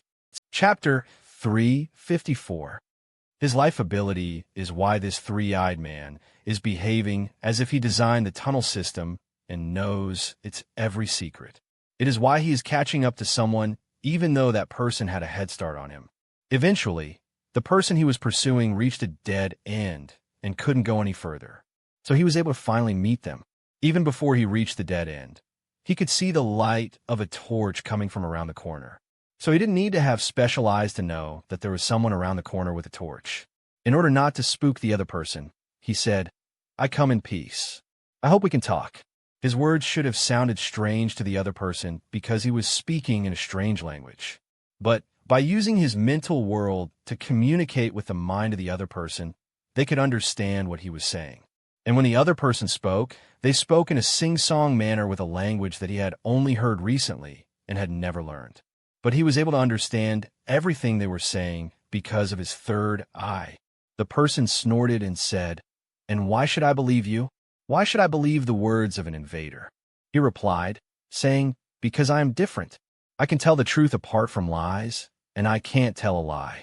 Only the first claim about being able to discern between the truth and lies is true. His claim that he doesn't lie is a lie. If he couldn't lie, he wouldn't have lied like that. As he was speaking, he reached the edge of the current passage. If he moved further by a single step and took the turn to the right, he would walk into the dead end where the person he was tracking had ended up. His goal seemed so close to him, but he didn't take that last step. He stopped just at the edge of the turn and was content with speaking from there. After all, the other person surely couldn't run away anymore. After his grand claim that he doesn't lie, the other person scoffed and spoke in their singing voice, saying, "You don't lie? You say that you can tell the truth aside from lies? What do you take me for? Do you think I am an ignorant chick?" Despite the immense disbelief of his claims, he smiled and said, "Why don't you test me?" The other side didn't speak. It seemed that they were not interested in entertaining him or going along with whatever he was on about. So he decided to take the initiative. He did this by saying, "Listen carefully and point out when I am lying. Your name is Third Curly of Grant. You were given that name because you were the third of your litter and had curly hair on your head that refused to be straightened no matter how much effort your mother put into straightening it. Grant is the name of your family. At 3 years of age, you discovered your calling to be the calling of sound. Then you began training for your calling every day of your life from then on. Your dedication to your training was unparalleled, and because you had some talent, you progressed quickly. You became a novice at 3, an adept at 8, and an elite at 28. This was very fast, but you got injured in a fight, which delayed your training. But you didn't quit. You kept training even when everyone told you to give up. You mastered your calling of sound at 45 years of age. That made you eligible to receive the attention of the will of the world. 7 years later, a world guardian died, and a competition of masters was held to replace the position of world guardian. After partaking in that competition and finishing first, you received the favor of the will of the world and became a world guardian. In the 71st year of your life, the world king died. So the world guardians competed for the position of world king. But you lost that competition to the young upstart named Red Jumpy of Folks. You were bitter because of the loss. So you decided to give up on training to start a family. You went to get a wife and bought a house in which you settled down. As he spoke, scenes of the other person's life flashed through his vision. This was where he was getting the information that he was saying. But this person didn't appreciate his ability. They snorted as they interrupted him rudely, saying, "That's enough. What's that supposed to prove? Is all that you want to prove to me is that you did your research about me? You have said nothing that no one knows. Everything you said is publicly available information about me. You could have asked anyone on the street to tell you these things. So your so-called truths are not impressive to me." This made him chuckle before saying, "If that's what you think, why don't you ask me for something that only you could know?" He was full of confidence as he asked this question. The other person didn't know this and went ahead to take the bait by saying, "Who did I have a crush on when I was 4 years old?" When he heard this question, he smiled and said to himself, "Got him." He is happy because he has ensnared this person into his rhythm and made them believe that his ability to find answers is equal to his ability to always speak the truth. The fact that they didn't ask why asking him for a secret would prove that he can't lie proves that they believe his claims somewhat. Now, all that remains for him to do is to stick the landing and reinforce this belief. Comments. Chapter 355. He used his life ability to divine the answer to that question. Then he said in reply, "You didn't have a crush on anyone when you were 4 years old. In fact, you have never had any crush on anyone and have never loved your wife. The only thing you have feelings for and have ever loved is your calling." After he was done speaking, he became quiet and waited for a response. but there was no reply from the other side. There was only silence between them. It was a pregnant silence that was carrying a heavy weight. The silence continued for more than 11 seconds before the other person said, "How did you know?" He curled his lips as he replied, saying, "I told you before. I'm a truthsayer. I speak the truth, and the truth always comes to me. Only the truth can come out of my lips. You can think of it as a calling of mine. It is how I know that you are preparing to attack me as soon as I appear before you. It is why I have decided not to show myself to you." The other person sighed before they asked, saying, "What do you want from me? Why have you been following me for 2 days now?" But he didn't answer the question. He had something else in mind as he said, "I know you care deeply about your world and want to die fighting to defend it. But you're going to lose, and your world will fall. It is a fact, not my opinion." His words made the other person laugh in anger before they said, "So, is this all that you came here for? Just to tell me that my efforts will be in vain? Or do you want to convince me not to fight and to surrender to you? Is that what you want? You want me to become a traitor to my world and to my people?" His voice was full of anger and a determination to fight to the death. But most crucial was the fact that he didn't deny the claim that his world would fall. This indicated that no matter how tough he was on the outside, inwardly he already believed that he would fail to defend his world. Maybe he himself didn't notice this, but the seer was quick to catch on. So the seer pressed on by saying, "You should know how powerful your world king was. He was younger than you, but he was far more talented and more powerful than you. That was even when he was a world guardian like you. He had surely become stronger as a world king. Yet, such a powerful being was defeated and killed right in this world with the full support of the world's will. He was the strongest being in this world, yet he was crushed, and his blood fell like rain upon the earth. Then the will of the world was silenced." After saying all of these, he ended his move with several questions, saying, "If such a powerful being could be defeated and killed, then what chance do you have? Or have you forgotten that the person who killed your world king is still alive and kicking?" The world guardian didn't know how to answer these questions. They could only say, "But that person promised that if we could resist for a month, we would be free." He nodded and said in agreement, "That is true. If you hold on for a month, that person will let you go.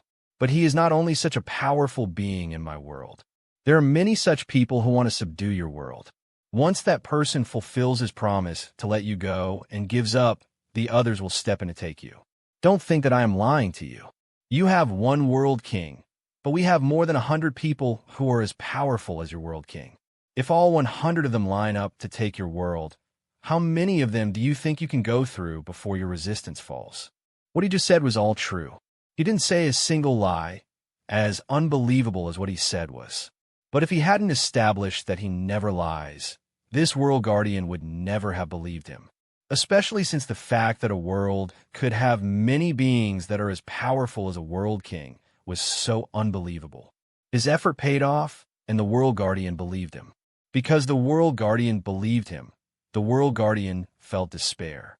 The world guardian, who was a bird person, slumped on the wall on the other side. His voice came out from his beak like the song of a bird as he said, "This can't be. How are we to survive? Is there no salvation?" The seer was quick to say, "There is indeed a solution. It is what I have come to offer." When the other person didn't ask him what this solution was, he sighed and thought to himself, saying, "What a tough nut to crack. Unfortunately, it is the easiest one I could find, and the others would rather blow themselves up than listen to me." Since the other person didn't seem to be in a hurry, he kept quiet and kept his offer to himself. He decided that it would be counterproductive for him to be too eager to offer the solution. After all, only when someone works for something will they appreciate it. So he sealed his lips and waited quietly. After 2 minutes of thinking, the world guardian said, "You're at most a world guardian like me. How can you have the power to subvert the will of world kings?" In reply, he shook his head and laughed as he said, "I wish I were strong enough to mess with world kings, but I am not that strong. The solution I have to offer is merely taking advantage of a loophole. /N.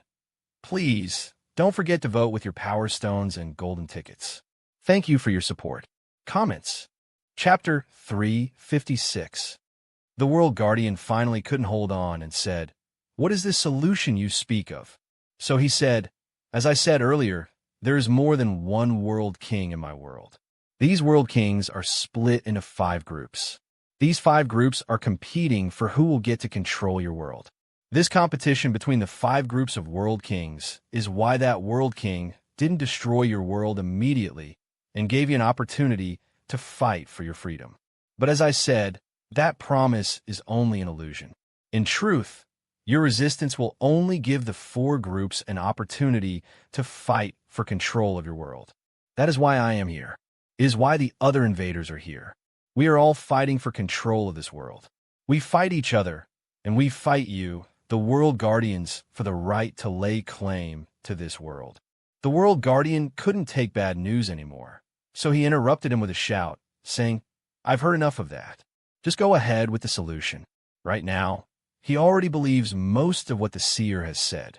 At least, he believes that there are at least 5 world kings invading his world, as that would explain why there are 5 factions fighting for his world.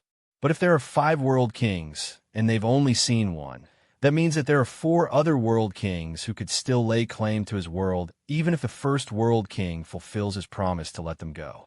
These are the things that he understood filled the world guardian with despair. What he wanted to hear now was some good news, not more bad news. He wanted to see the light at the end of the tunnel, not hear more about how his resistance is just a tool for a competition to determine who would control his world. This was why he was so agitated. The seer sensed his agitation and curled his lips as he said, "The solution is to help me win this competition. If you do that, you will fall under the control of my faction, and I promise to take care of you to the best of my abilities." He didn't say what he wanted explicitly, but the world guardian still understood. So the bird person laughed and said, "At the end of the day, you still want me to surrender. You want me to become a traitor of my world. I saw this coming, but I still hope for something different. I don't know why I was so hopeful." Then the eyes of the birdman became determined as he said, "You're not a world king, but you're still a world guardian. That counts as something valuable to a world. If I kill you, your world should feel the loss." He was threatening to kill the seer, but his words only made the seer laugh. His laughter was one of mockery, not of anger like that of the world guardian. After laughing, he said to the world guardian, "It is true that my death would be a loss, but it is not as much of a loss as you would think. This is because we have too many world guardians in my world." Then he asked, saying, "How many world guardians do you have in your world?" Without waiting for an answer, he said, "Just 9, right? In my world, we have over 900 world guardians. So my loss won't mean much compared to your loss. I know that you don't believe me. You don't think that a world can have so many world guardians. But ask yourself this question. Why are we fighting for control of your world? What would happen to my world after we gain control of your world?" The eyes of the bird person opened wide in shock when he heard these questions. When he thought of them, only one answer came to mind, but he didn't want to believe it. So he said, "Don't tell me that you strengthen your world and gain more world guardians by assimilating other worlds." The seer said in reply, "Of course we do. Your world isn't the first we will be invading, and it won't be the last. We are very good at invading worlds and conquering them. Each world we conquer makes us stronger." What he said was mostly the truth. The more worlds that the blessed heaven world conquers, the stronger it becomes. This is why one divine being can defeat a world king in his home turf. But there is one big, glaring lie, and that is that no one is trying to gain control of this world to use it to create more world guardians. In fact, the divine beings have banned the creation of more rank 5 beings. Anyone who wants to become a divine being must find the fragment of a world heart on their own. As for the world heart of this small world, it would be hollowed out and taken by a divine being. Aside from this lie, the other things he said are the truth. If he dies, no one will miss his absence. Not his world or the sect that sent him here would miss him. Since he was a true Zir, the world guardian believed almost everything he said. So the world guardian became more despondent. After all, if the invaders truly became stronger the more worlds they conquer, there is no way that they will let his world go. His voice was full of despair as he said, It seems we are truly fated to die. The seer decided to cheer him up by saying, on the bright side, if you're assimilated by my world, you'll get to reincarnate into my world and become a human. Then you'll also get the chance to become a world king. The world guardian had wanted to say, become a human? Why would I want that when I could kill you now? Comments. Chapter 357. But when the world guardian heard that he could get a chance to become a world king by reincarnating into the human world, his despondent eyes began to shine. This is because there is only one thing that he loves. So his voice became hopeful as he said, really? Can I become a world king? How? The seer said, I already told you that we have more than one world king in my world. So the limit that there can only be one world king in a world doesn't work in my world.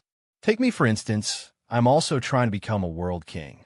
If I succeed in convincing you to help me, I will gain a lot of benefits that will improve my chances of becoming a world king. What he didn't say was that even though more than one person can become a divine being in the blessed heaven world, the chances of doing so are less than 1 in 1 billion. As if that isn't bad enough, it is also a fact that the chances of becoming a divine being only seem to reduce because the previous divine beings hoard their divine position and don't let even death take it from them. But even if he had said this world guardian would still be interested because anything is better than zero. As someone who can't reincarnate and has a normal lifespan, which he is about to reach the end of, the allure of becoming a world king is unparalleled to him. But its interest isn't only because of the allure of a longer lifespan. The most important reason he is interested in becoming a world king is that the only thing he ever loved and cared about was getting stronger. He dedicated most of his life to his calling and would have continued to do so if someone hadn't become a world king and blocked the way for him. If there was still a way for him to advance, he wouldn't have taken a wife and settled down. So now that a way has been presented to him, he feels his long-lost love rekindled within. However, he was still hesitant to betray his world. This made him say, as tempting as the possibility of becoming a world king is, I can't turn my calling against my people. I love power, but I can't just turn my back on my world like that. So I don't think I can help you. But now that the seer had hooked him, he was unwilling to let him go. So the seer said, you don't need to take any action against anyone. I am not so callous as to ask you to kill your people. All I want is for you to tell me where the symbol of authority is. Or tell me who is in charge of the safekeeping of the symbol of authority. The world guardian relaxed when he heard this request. Then he said, you promise to protect my world and my people? He replied without hesitation, I swear it on my Tao heart. This was a serious oath. The consequences of breaking that oath were so heavy that the bird person could sense it. So the bird person sighed in relief before saying, the symbol of authority should be at the top of Mount Iris. It should be protected by the 3 world guardians of darkness, earth, and fire. As soon as he heard this information, it was as if a shackle was broken. Or to be more accurate, it was as if a film covering his third eye had been removed. Something was blocking his vision before. But now that the obstacle to his vision was removed, the things that he couldn't see before became clear to him. So even though he was underground, he was able to see far into the distance where a very tall mountain was standing.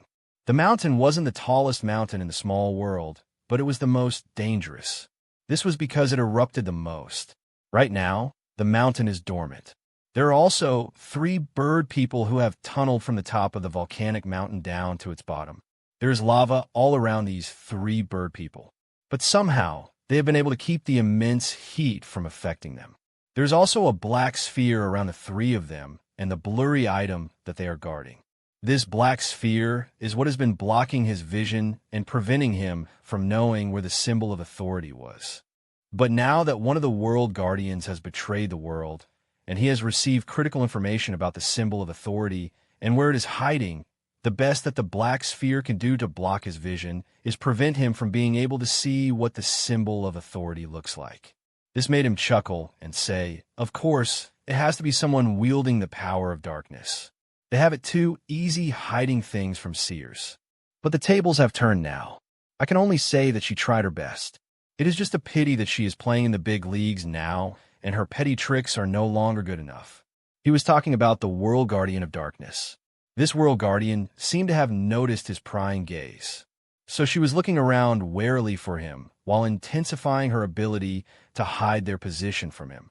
He could wrestle with her, but he didn't need to do so. So he let the black sphere covering them expand and cover his vision. He was unconcerned as this happened. He even had the leisure to say, "Whatever makes you feel good. I just hope you wouldn't be too tired when we meet on the battlefield." He felt proud of himself because he had found the symbol of authority without fighting anyone. He just had to say a few words, and he got what he was looking for. Comments. Chapter 358. The thought of how easily he had accomplished his goal made him say to himself with pride, "And they say the truth pathway is weak. Let me see how weak we are when they're dying over there like chickens." 11 of them have died, yet they are no closer to finding the symbol of authority. The only one that is worthy of being taken seriously is that extremely powerful rank 4 forger.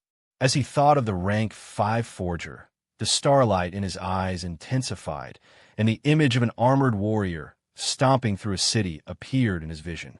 Nothing and no one could stop the armored warrior from going wherever he wanted to go. As always, the armored warrior couldn't sense his spying. But he couldn't see the past of this armored warrior because they had something on them that was blocking his vision. He could only see what the armored warrior was doing at the moment, not what the armored warrior had done all of their lives or what kind of metax the armored warrior possessed. This made him frustrated, but he forced himself to stop looking at the armored warrior and return to the present. So the image of the armored warrior disappeared from his vision. Then he said to the bird person nearby, "Well done. I will remember this. If you're ever reincarnated into my sect, you will have your reward waiting for you." After saying this, he didn't wait for the other person to speak. He turned his back on the bird person and flew into the air. Since he was underground and in a tunnel, there is no way out by going up. But he didn't care. He punched through every rock and soil in his way, easily shattering them to create a way for him. Just like that, he created a way where there was no way. As for the bird person that he left behind, this world guardian had lost the will to fight. He had also lost the will to die because he had the opportunity to wait for his world to be assimilated before dying so that he could reincarnate into the blessed heaven world as a human. Even if he had the will to fight, there was very little he could do now because the will of the world is angry with his actions and has stripped him of most of his powers. He still has the power of a master, which is the equivalent of a rank 4 cultivator. But he has lost the power of a world guardian because the will of the world is dissatisfied with him. The will of the world has been silenced by the invaders and is now unable to take direct actions on the world, but it can still activate this backlash against traitors because the source of the power of world guardians is the will of the world. With his body suddenly weak, he began to feel his age for the first time in a long time. He used to be energetic before when he was a world guardian, but now he feels frail like an old man. But he didn't mind this. He let gravity pull him to the ground, where he lay with a smile on his face. Then he said, "I am truly getting on in years. It seems I will die soon, which is not a bad thing. After all, I have lived a fruitful life." But then he sighed and said, "It is a pity for the world, though. We are doomed, and even if I die now, the will of the world still wouldn't be able to replace me. How can we win like this?" He became lost in thought, lamenting the fate of his beloved world. But this lamentation didn't make him agitated because he had accepted their unfortunate fate and was willing to live with the fact that there was nothing he could do to change it. On the other side, the seer was flying through the air. He was flying at his top speed, so he was in a hurry. Even though he knew where the symbol of authority was, he wasn't going there right now. This is because he knew that he didn't have the power to take the symbol of authority. In order to solve this problem of a lack of power, he is going to find helpers. The first helper that he is searching for is the most reliable one. This helper is the only other rank 5 cultivator of the Nexus of Truth sect still alive. There were 2 other rank 5 cultivators of the Nexus of Truth sect, but one of them, who is supposed to be the strongest and their ace in the whole, has died. This one that died was the seer with the skill copy life ability. Her job was to stay in the sky and copy the abilities of everyone. That way, She will be able to help the Nexus of Truth sect defeat everyone else when the seer with star divination life ability finds the symbol of truth. As if her death wasn't bad enough, he can't see who killed her. Since there are 3 people who can hide their past from him in this world, and he knows what one of those people has been doing, and he knows that the second one of those people is part of the Nexus of Truth sect, this leaves the Armored Warrior as the last one that could have killed their ace in the hole. The ability to kill their strongest seer and hide how they did it from him is why he is taking that Armored Warrior so seriously. This is also why he has to get enough helpers as soon as possible. Now that his ace is dead, he has no choice but to find replacements.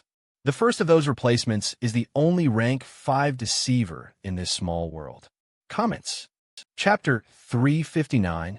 Unlike other seers who wouldn't be able to lock onto a deceiver, his life ability is very powerful and was made to find things, so he can always find someone he has met before. However, the rank 5 deceiver still has a mist of darkness obscuring their features and masking their voice. So he can't tell what the rank 5 deceiver truly looks like. He also can't tell what the rank 5 deceiver has been doing at all because of that dark mist obscuring his vision. This makes him suspect that the Armored Warrior is a powerful deceiver. He has also seen the armor of the Armored Warrior change in shape, color, and size, which reminds him of how the mimic life ability of deceivers works. So he has become more and more inclined to believe that the Armored Warrior is a deceiver. As he thought of this, he said to himself, it would make sense how he was able to overcome the power of skill copy if he were a deceiver. But what about all of the abilities and moves that the skill copy life ability has copied? How did he overcome them? He wants to know how the Armored Warrior was able to defeat and kill his ace so that he won't follow in the footsteps of the ace. But he couldn't figure out how the ace died, much less work on how to prevent dying that way. The ace seemed to have simply disappeared. Her existence stopped when she met with the Armored Warrior, so he can't see how she died either. This made him shake his head and say, I should forget about it. It is not as if I am going to confront him anyway. As long as I keep my distance from him, I will be fine. A few minutes later, he came upon the deceiver. The deceiver was still pretending to be a rock. It was a convincing rock, but he wasn't fooled. He called out to the rock from his position in the air, enough playing around. We have work to do. The rock snorted in frustration. Then it transformed into a cloaked figure obscured with mist. The cloaked figure flew into the air to join him. Then the 2 of them flew away in another direction. On their way there, the rank 5 deceiver said, I need the coordinates of a world after this.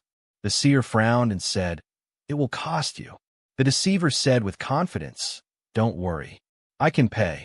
The deceiver seemed to be telling the truth, which only someone like him can determine. So he relaxed. He nodded in satisfaction and said, I should have a world for you in a year. When we return, I will stay in the Star Observatory until I've found one. Of course, that's if you pay me first. I won't work until I see the money. The deceiver chuckled and said, trust me, I'll pay. Then he said, where are we going anyway? The seer said, we have to get a 3rd helper. We need her if we are to defeat the people protecting the symbol of authority. This surprised the deceiver. He raised his eyebrow as he said, what about Sheila? Where is she? I would have expected someone as cocky as her to be raring to fight. I can't imagine that she would want to miss out on this. The seer replied, saying Sheila's dead. The deceiver first thought that he was joking, but then he remembered that no one should be joking about something so important right now, and he became solemn. His voice was a little bit agitated as he asked, saying, who killed her? The seer clocked his head as he thought of what to say. When he made up his mind, he said, the person looks like a rank 4 forger. He thought about hiding this information so that the deceiver won't run away at the first sight of the Armored Warrior. But he also didn't want the deceiver to underestimate the Armored Warrior and be easily killed. So he decided to tell the truth. But even the truth that he said wasn't good enough for the deceiver. The deceiver frowned as he said, what do you mean by looks like a rank 4 forger? Not only is it out of place coming out of your mouth that you don't know exactly what the person is, but it is also absurd to say that Sheila was killed by a rank 4 cultivator of any pathway. It is true that someone like him should be more sure about things and should know everything. But in this case, he was truly stumped. So he shrugged and said, What can I say? He truly is a difficult enemy to deal with.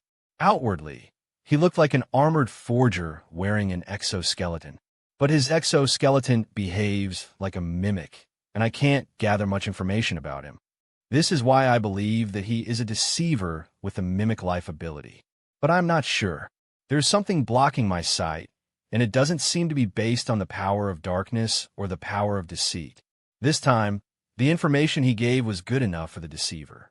So the deceiver nodded and said, "That's all right. I trust your judgment. If you say he should be a deceiver with a mimic-life ability, then he is a deceiver with a mimic-life ability.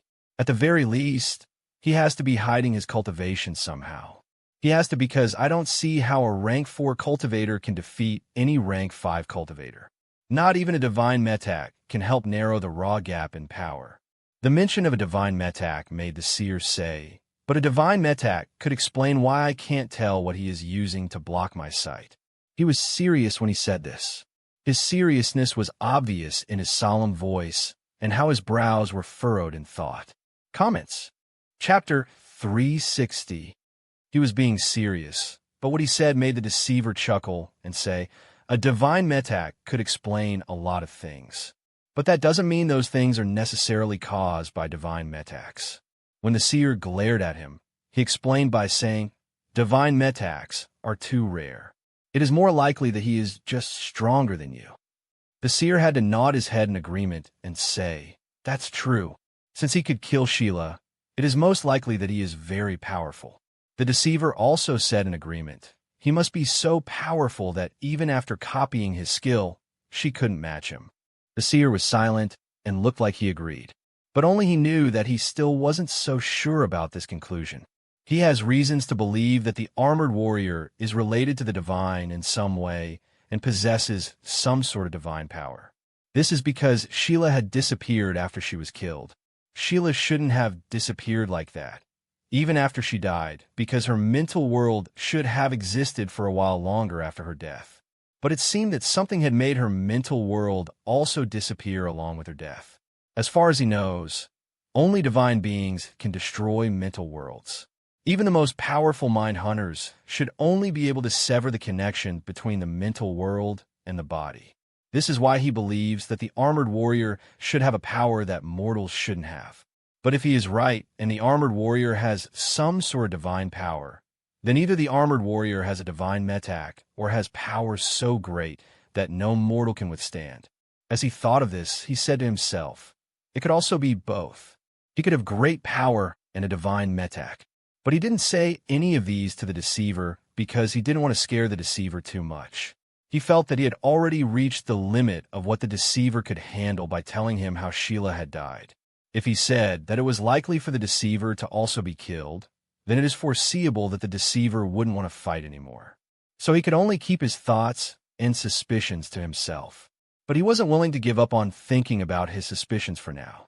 He was still thinking about the possible sources of the power of the armored warrior when they came upon their last helper. This person was a warrior. She was wearing shorts and had bound her chest tightly with a strip of cloth.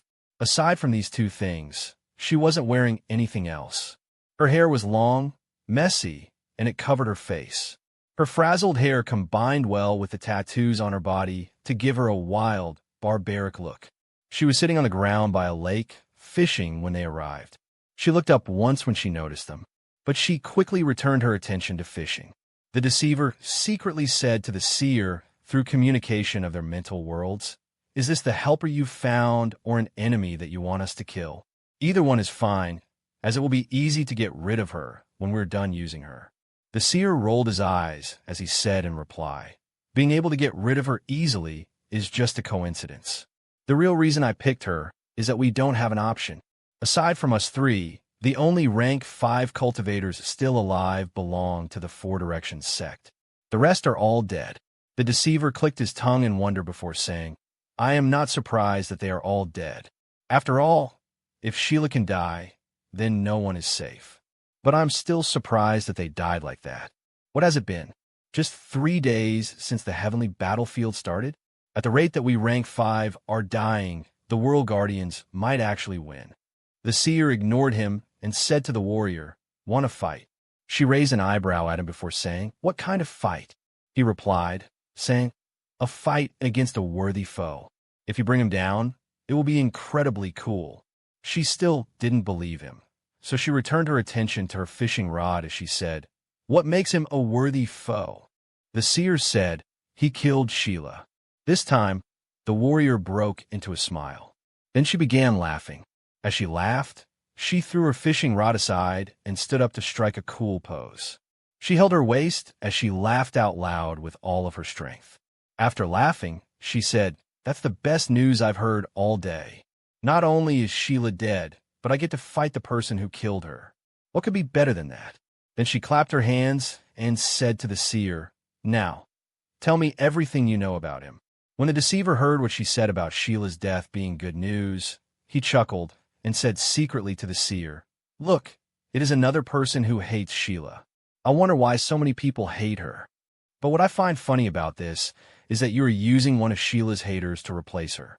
Sheila will really roll over in her grave if she hears about this." The seer ignored the jabs and thought to himself, "I hope I don't regret this." Then he said to the enthusiastic warrior, "Let's talk on the way. We have a long way to go, and it would be better for us to get there as soon as possible." The warrior nodded in understanding before flying over to the two of them. Then the three of them flew in the direction of Mount Iris. On their way there, the seer told her everything he knew about the armored warrior. /N. Please, don't forget to vote with your power stones and golden tickets. Thank you for your support. Comments. Chapter 361. The seer still didn't tell her about his suspicions, but he was sure that she wouldn't be cowed to hear that Loki is very dangerous. He thought that he was right to believe this, because the more she heard about how strong the armored warrior was, the happier she became. After he was done updating her about their number one enemy, she smashed her fists together and said in excitement, "I can't wait." The other two shared a look, but they didn't say anything about how enthusiastic the helper they found was about the possibility of fighting someone dangerous. She truly didn't seem to think of herself as a disposable hired thug. But it wasn't because she was stupid and didn't understand that the reason these two felt comfortable about using her is that they can subdue her when they need to. She knows this, but she is still enthusiastic about the prospect of fighting such a strong foe because it will be good for her reputation. As she thought of the benefits of the fight, she smiled and said to herself, "And if I can defeat such a strong foe, I will be one step closer to becoming a divine being." In the martial body sect, reputation is key. The higher one's reputation, the higher their Tao status. So the more people believe that they are strong and cool, the stronger they will become. Reputation is mainly earned through feats of fighting. To ensure that their feats will gain enough exposure, every inner disciple of the martial body sect can buy live streaming services from the sect. When they buy the live streaming services, all of their actions during the period that the service is activated will be broadcast to every disciple in the sect through the sect token. So every disciple in the sect can watch them and see how cool they are. A low-level disciple might not be able to afford this live streaming service or might not think it is worth it, but a rank 5 warrior like her must purchase the live streaming service because her reputation will determine if she will get to be a divine being or not. When a divine being dies, the most reputable warrior with their life ability gets to become the next divine being for that divine position. So, reputation is very important to every warrior. Defeat and losses affect reputation, but sometimes defeat against strong foes can improve reputation. This is why she is so eager to fight the armored warrior. In fact, the stronger the armored warrior is, the better it will be for her. As long as she fights well and puts up a spectacular show of it, all the people watching her live stream would think that she was cool, which would increase her reputation. And if she somehow wins against such a strong opponent, then the boost to her reputation will be more than ordinary. So it appears that she can't suffer any loss. But it is not true that she can't suffer a loss to her reputation in this arrangement. She knows that it is possible to regret going with these two for the fight. But when she thought about the possibility of losing her reputation, she gritted her teeth and said to herself, "As long as I fight well, everything should be fine. Even if I die, a good reputation is worth it. Just like the Four Directions sect saves money for their disciples and keeps their money safe for their next life, the Martial Body sect saves the reputation and keeps it safe for their disciples. So even if she dies, her reputation can be saved and she can pick it up where she left off in her next life. This makes it so that the threat of death won't deter her from pursuing a high reputation for being strong and cool. By doing something like this, the Martial Body sect is actually keeping the Tao status of their disciples for them through the various lifetimes of the disciples. This sounds good on the surface, but it has deeper negative consequences. The first consequence is that the enemies of one's previous lifetime will know who they are after they are reincarnated and can come after them for revenge. So any disciple who wants to use the reputation of their previous lifetimes must weigh the advantages and disadvantages before doing so. But the most impactful disadvantage is that divine beings can save and use the reputation of their previous lifetimes. Seeing as that reputation was good enough to help them become divine beings in the past, odds are that their reputation will be better now that they can claim to have been a divine being before. This makes it very difficult for new warriors to become divine beings. After all, new people would always have to compete with ancient people with more experience, more feats, and a better reputation. It would take luck and a lot of hard work over tens of lifetimes for someone like her to acquire an unparalleled reputation. Oftentimes, she will need to fight suicidal fights like this for her reputation. After all, without taking risky chances like this, what hope does she have of becoming a divine being? This is a question that she has asked herself several times. Her question to this question has always been to say, unless a divine being dies forever, and unless I farm reputation for over 50 lifetimes and 1,500 years, I won't stand any chance. So the armored warrior, whoever you are, you have to be very strong. And if you kill me, at least make it a cool death. The armored warrior that she was talking about was being chased by a world guardian. The world guardian in question was the world guardian of light. He has just broken into the innermost place of a city in search of a world guardian. The good news is that he found a world guardian there. The bad news is that the world guardian he found is troublesome to deal with. Comments. Chapter 362. His guns failed to kill her, so he left the city and is going towards the next city. But the world guardian of light didn't let him go. She decided to pursue him and kill him at all costs. The world guardian is a bird person with yellow feathers. But when the world guardian starts moving, it stops looking like a living thing and becomes nearly impossible to actually see. The world rushed at him in the form of a ray of light. She was so fast that she truly appeared to be moving at the speed of light. Before he could react, she struck him in the back. She punched him in the back, and all of her immense kinetic energy was transferred into his body through her punch. This discharge of energy caused an explosion of air at the point of contact. The power of the punch was so great that the air expanded rapidly at the point of contact to form shockwaves. He was also thrown away by the force of the punch and smashed face first into the ground. Because of the force of the punch, he skid across the surface of the ground for a while, as if the ground were ice. Then his body dug into the ground and went deeper until he was buried. A few seconds later, he burst out of the ground, looking around warily for the world guardian. There was a dent in his back from where she punched him, but the dent was healing slowly over time. As he looked around for her, he said to himself in frustration, "Too fast. Simply too fast. Maybe that's why Fenrir wants to eat her so badly. Or maybe Fenrir wants to eat her because she is a world guardian. The latter is highly possible. After all, she is the first world guardian that I will be coming across. So it is possible that every world guardian is appetizing to Fenrir. There are very few occasions that Fenrir has indicated hunger ever since Fenrir became full with 5 pathways. Each time this feeling of hunger assailed him, it had something to do with a divine metak or a divine being. He doesn't know why Fenrir has taken a liking to this bird person, but he is taking Fenrir's interest in her very seriously.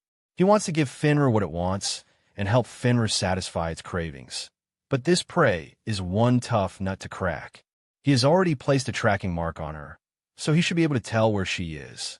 The problem is that she doesn't stay in one location for too long and is always moving.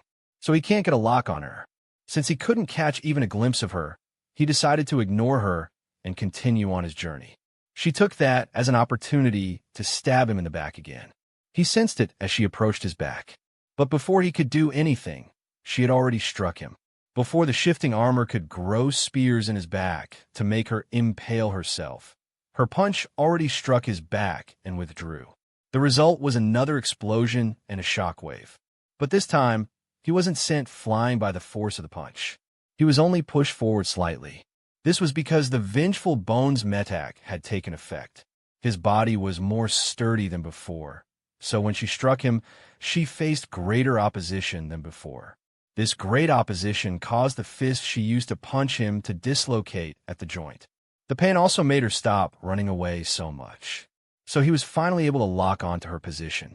She was far away from him, so he used the mental stab metak. But just as he produced the attack, she sensed it and disappeared in a flash. Through the tracker, he sensed that she had gone far away from him. He had gone to the last city because it was said to be the home of the Guardian of Light. As it turned out, he was right to go there. When he thought of what he found in that city, he chuckled to himself as he said, "It wasn't so pleasant, but I am sure that the next one will be better." After all, not everyone can be fast enough to be called the Yellow Flash. With this encouraging thought on his mind, he moved closer to the city that is said to be the base of another world guardian. But he hadn't gone more than a kilometer when he sensed her fast approaching. He sensed her coming from afar, so he had time to prepare his defense. He was able to turn his back into the back of a porcupine just before she struck him. But even with this level of preparation, she was still able to get away with stabbing him in the back because she wasn't using her fist. This time around, she is using a lance. The lance was very long, so even though there were 10-meter-long spears on his back, she could stab him while being safe. There was another explosion because of the punch. But this explosion was greater than before because the lance also exploded. The power of the attack was also stronger than before. It managed to push Loki to the ground despite the amplification of the vengeful Bones Metak. But the attack couldn't force Loki into the ground like the first one. Comments. Chapter 363. Loki was truly impressed by her actions. He said to her as he stood up from the ground, "So that's what you want to bring. You're so dedicated to defending your world. How admirable." She didn't say anything to him. When she saw that he was still fine, she rushed away again. Loki sensed that she had run away through the tracking mark, but he didn't dare think that it was out of fear. He shook his head and said, "Just my bad luck." Then he took off in the direction of the next city. He ran at full speed, but she was still able to catch up to him. She had gone to the last city to take another lance and rushed up to strike him with it. This time, Loki didn't try to defend himself. What he did was to activate the mental freeze medhack and create a domain around him that would freeze any mind that got close to him. After activating the domain, he waited for her to enter it. But this still failed to catch her because she was able to sense the anomaly around him. So instead of rushing up to smash into him, she threw the lance at him. This made it so that she avoided the domain entirely while simultaneously attacking him. Unfortunately for her, the power of the lance was too weak without the momentum of her fast-moving body backing it up. So the lance shattered after it struck him. It didn't move him at all. This was also because the vengeful Bones Metak had updated the power it saved with the first attack with the lance. That attack had been able to push him to the ground despite the amplification of the vengeful Metak, so it had to be stronger than the first attack with her fist. Since the amplification of the vengeful Bones Metak is stronger now, even if she had replicated the first attack with the lance, the best she would have gotten was to push him some distance away. This gave him the confidence to say, as he was dusting himself of the shards of the lance, "Is this the best that you can do?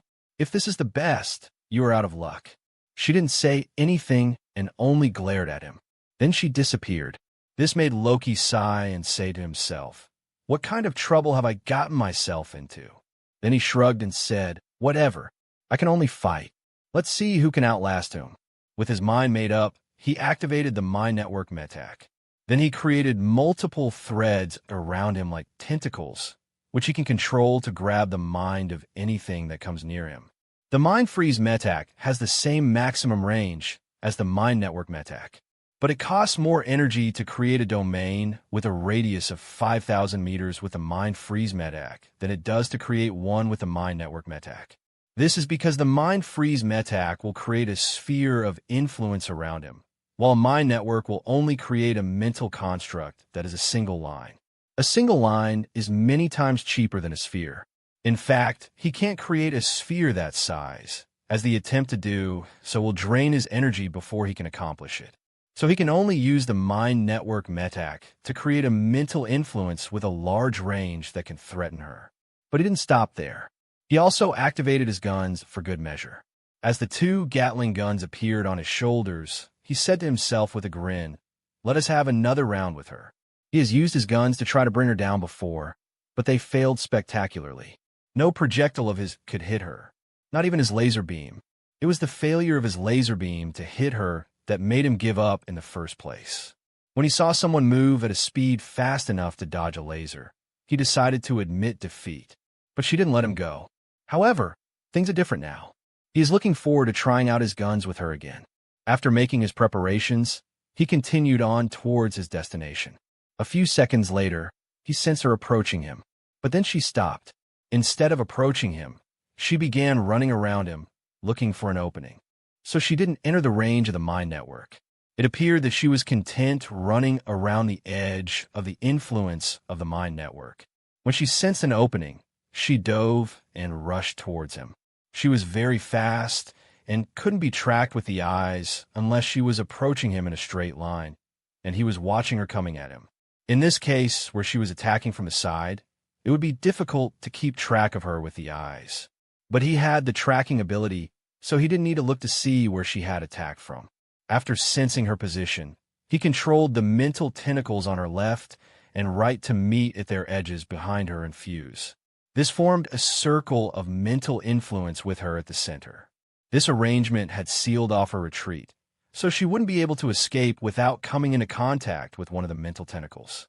When she does, the mental freeze metac would immediately take effect. The arrangement has also limited her freedom of movement, which will make it easier for his guns to hit her. After all, once she loses the advantage of speed, she will become like everyone else that he could hit with his bullets. After putting her in an enclosure, he unleashed the Gatling guns on her.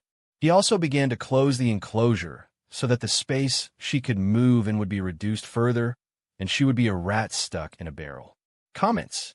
Chapter 364. His plan to trap her was a good plan, but by the time he started shrinking the enclosure, she had thrown the lance and left the mental enclosure. So she was already gone, and the bullets of the two Gatling guns only shot the air where she used to be. This made him curse, saying, "Damn, she's fast." She had tried to leap above the mental tentacles and escape into the air, but he had used his intuition and his vague sense of her location to make the mental tentacles grab at her. She was so fast that if not for the fact that he sensed that one of the mental tentacles had touched her mind and that the mental freeze metac had taken effect upon contact, he would have thought that she passed through the enclosure unscathed. But she wasn't unscathed. Her mind had been frozen when she came into contact with the enclosure. However, she had been moving at a fast speed, which granted her body a lot of momentum. The immense momentum had catapulted her out of the encirclement, even though her mind was frozen and she couldn't control her body. When she came out from the other side of the enclosure, the mental freeze metac stopped affecting her mind, so she regained control of her body. And she zoomed off. All of these had happened too quickly for him to take advantage of the period her mind was frozen to plant a mind node in her mind. In fact, she didn't appear to have been affected by the enclosure at all. There was only a slight dip in her speed when she touched the mental tentacle. As for the lance that she threw, it had struck him on his shoulder. But just like the previous one, it didn't hurt him much. In fact, the damage from this one was far less than the other one because she threw it at a farther distance from him. So both he and she had failed in their attacks. But this didn't satisfy Loki. He looked in the direction she escaped to and said, "I wish I had a cloud of darkness that could turn into stone right about now." Then he looked at the ground and said, "What do we have here? Isn't this stone? And a lot of it too." Since what he needed was already around him in a large quantity, he decided to take advantage. So he deactivated both the Mind Network Metac and the Mind Freeze Metac. Then he had the shifting armor fuse his two cannon hands into one large drill. The drill that he created had a diameter that was longer than the length of his shoulders from left to right. So even though the drill was small compared to his overall size, it was thicker than his body. After activating the drill, he pierced the ground with it and let it dig into the ground. As the drill ejected soil from behind it, it created a hole in the ground. Loki went into this hole head-on. He let the drill create a passage through the ground while he followed along in the passage in a prone position. The position was inconvenient, but his speed was fast. This was because the drill was pulling him forward, and he didn't need to do anything to move. In the darkness of the ground, he smiled bitterly as he said, "See me, the great and powerful Loki, reduced to moving around like a mole. I hope this is going to be worth it." He still continued to move in the direction of the next city. The only difference was that he was doing it underground, and he couldn't be sure if he was moving in the right direction. In order not to get lost in the ground, he had come to the surface occasionally to get his bearings and make sure that he was on the right path. This was both tedious and frustrating. A few seconds after resorting to digging through the ground like a mole, the Guardian of Light arrived. She looked around and didn't find him. All she saw was a hole in the ground. When she paid attention to the ground, she sensed the vibrations coming from the ground. As for the hole, it looked like something had entered the ground through it. While she was wondering what all of these meant, she saw Loki come to the surface for directions. Then she saw him re-enter the ground and disappear from sight.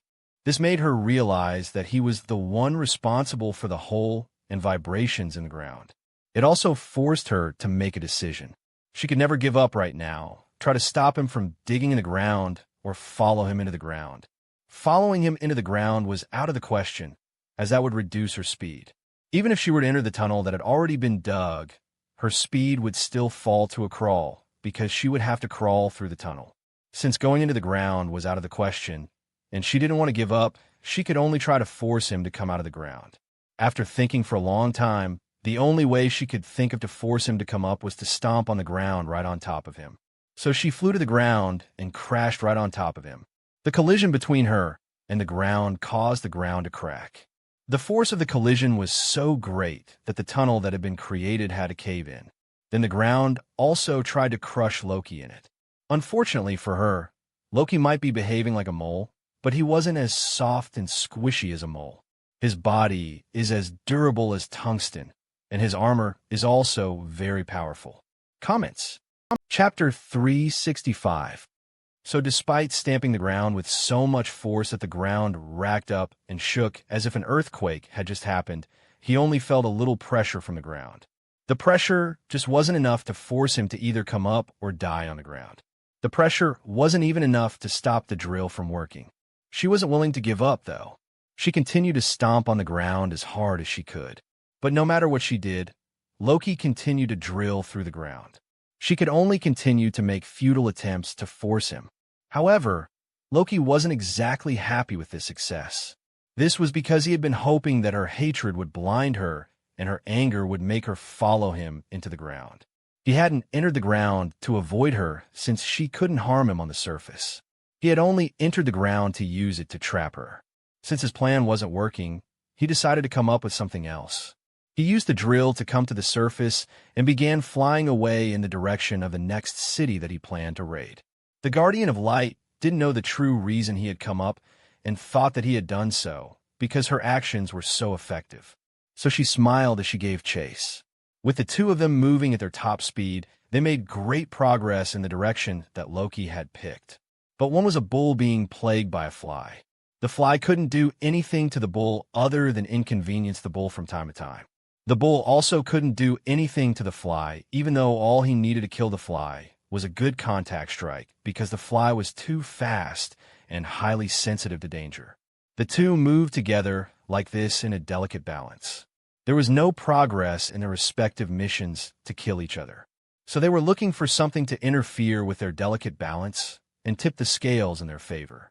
Meanwhile, outside the small world, the 5 divine beings were still monitoring the situation with their eyes closed. But there was a slight change in the situation. The slight change was that a small airship had flown over to their location and had stopped some distance away from the small world. The 5 divine beings didn't open their eyes to look, but they didn't need their eyes to sense that someone had arrived or to determine how many people were on the airship. The airship in question had stopped at a position that was farther away than the airship of the 4 Directions sect that brought the soldiers here. This was so that it wouldn't look like it was trying to approach the small world. There were many people on the new airship. Many of them were servants in charge of keeping the airship running. Only one person had a glowing mark on their forehead. This person with the glowing mark on their forehead was looking at the small world intensely with a gaze that could melt plastic. Of course, their peculiar gaze couldn't be seen because this person was armored from head to toe in black armor. The armor they were wearing looked like plate armor, but the plates that made up the armor were too thick. The metal plates looked more like metal slabs because of their thickness. The metal slabs were layered and interlocked with each other to form an armor that looked like the arrangement of the shell of a tortoise. The armor was also made in such a way that it had 3 layers of metal slabs piled on top of each other. So the 3 layers would need to be breached before the person beneath the armor could be harmed. At a glance, it is clear that this person is a rank 5 cultivator. It is also clear that they are a forge cultivator with the armored shell life ability. This armored shell life ability isn't mutated. For a rank 5 cultivator, an unmutated life ability is a bad thing. But instead of busying themselves trying to find a way to fix this problem, this rank 5 forger has come to this small world for some reason. As the rank 5 looked at the small world, he took out his token and used it to send messages to someone. Usually, tokens can't be used to send messages to others unless they are in the same communication group, serving the sect on the same mission. But rank 5 cultivators can use their tokens to send messages to anyone because they are stewards of the sect. In the 4 Directions sect and most sects, the hierarchy of relationships goes from outer disciple, inner disciple, stewards, and elders. Stewards can only be rank 5 cultivators, while elders can only be divine beings. One of the benefits of being a steward is gaining the privilege to assign rank 4 people who will serve as commanders of earthly battlefields. So only those who are connected to stewards can serve as commanders of the earthly battlefields. Another kind of benefit is being able to send messages to anyone in the 4 Directions sect through the tokens. This is the privilege that this rank 5 cultivator has used now. This rank 5 cultivator sent a message saying, "How is it? Have you captured him?" The other side replied, saying, "I still haven't found him. How can I capture him if I can't find him?" He became impatient as he said, "Then find him. I am paying too much to get this kind of service from you." The other side snorted and said, "If I could find him, I would have done so already. This task is like looking for a needle in a haystack. If I were a seer, then you would have a right to be pissed. But I am not a seer, so getting angry that I can't find something is undeserved. A/N. Please, don't forget to vote with your Power Stones and Golden Tickets. Thank you for your support. Comments. Chapter 366. She made a good point, so he could only grit his teeth and say, "Fine. Just find him and keep him safe." Then he threatened the other person by saying, "If he dies, I won't be happy, and you won't like that I am not happy. So you better find him and protect him, or I will." But the other side wasn't cowed. They interrupted him by saying, "Or what?" Before he could reply, they said, "What do you plan to do to me, Kelvin? Do you intend to send your entire family after me? Please do so. As many of them as come, that's how many I will kill. Unless your divine being comes after me himself, there is nothing you and any mortal can do to me." Kelvin wasn't happy to hear this, but it was also the truth, so he couldn't deny her claims. In fact, he couldn't even ascertain that he could keep his life in a fight with her. But he had another angle to play from. So he said to her, "I will have to pay a large price, but I can make it so that your credit becomes worse. Or I can find a way to freeze your account." The person who had been boisterous and vocal just earlier became silent when he made this threat. They didn't seem to have anything to say about this threat, unlike how they were so fearless a few seconds ago. He took this silence as a sign. So he smiled and said, "What do you have to say now?" The other person sighed and said, "I will find and protect him at all costs." These words made the smile on his face become wider. His teeth were showing beneath his helmet as he said, "Good. I hope you do that. I don't want to have to actually go through my threat." In response, the other person snorted as they said, "Right. That would be a shame." He sensed the sarcasm in their words, but he didn't take it to heart. He even nodded in agreement and said, "It would really be a shame. If you don't believe, ask yourself why I didn't threaten you with this in the first place and instead paid you to do a good job in the first place." She replied, saying, "Because it will be more expensive?" He nodded and said, "Exactly. It will be too expensive. I already know that the weakness of you money cultivators is money, and the weakness of money cultivators with a life's worth life ability like yours is their credit with the sect. I didn't need to threaten you to suddenly remember this information. So I knew this information, but I didn't use it to force you to help me. What I did was to pay you. It can only be because it is better to pay you in some way than to threaten you. In this case, it is better to pay you because it is cheaper to do so than to pay to freeze your credit and give you bad credit." She scoffed and said, "There is also the fact that you can only carry out your threat through the privilege of an elder, but you don't want the divine being of your family to know that you are trying to create a divine metak." This made him chuckle and say, "There's that too. So it is a lose-lose situation for us if you don't find and protect him for me. It is why I truly hope that you won't force my hand." The other side said, "Whatever. I have to go do my job. I'll tell you when I have him, so you don't have to keep bothering me with your messages." He decided not to bother her anymore, so he cut off the conversation at this point.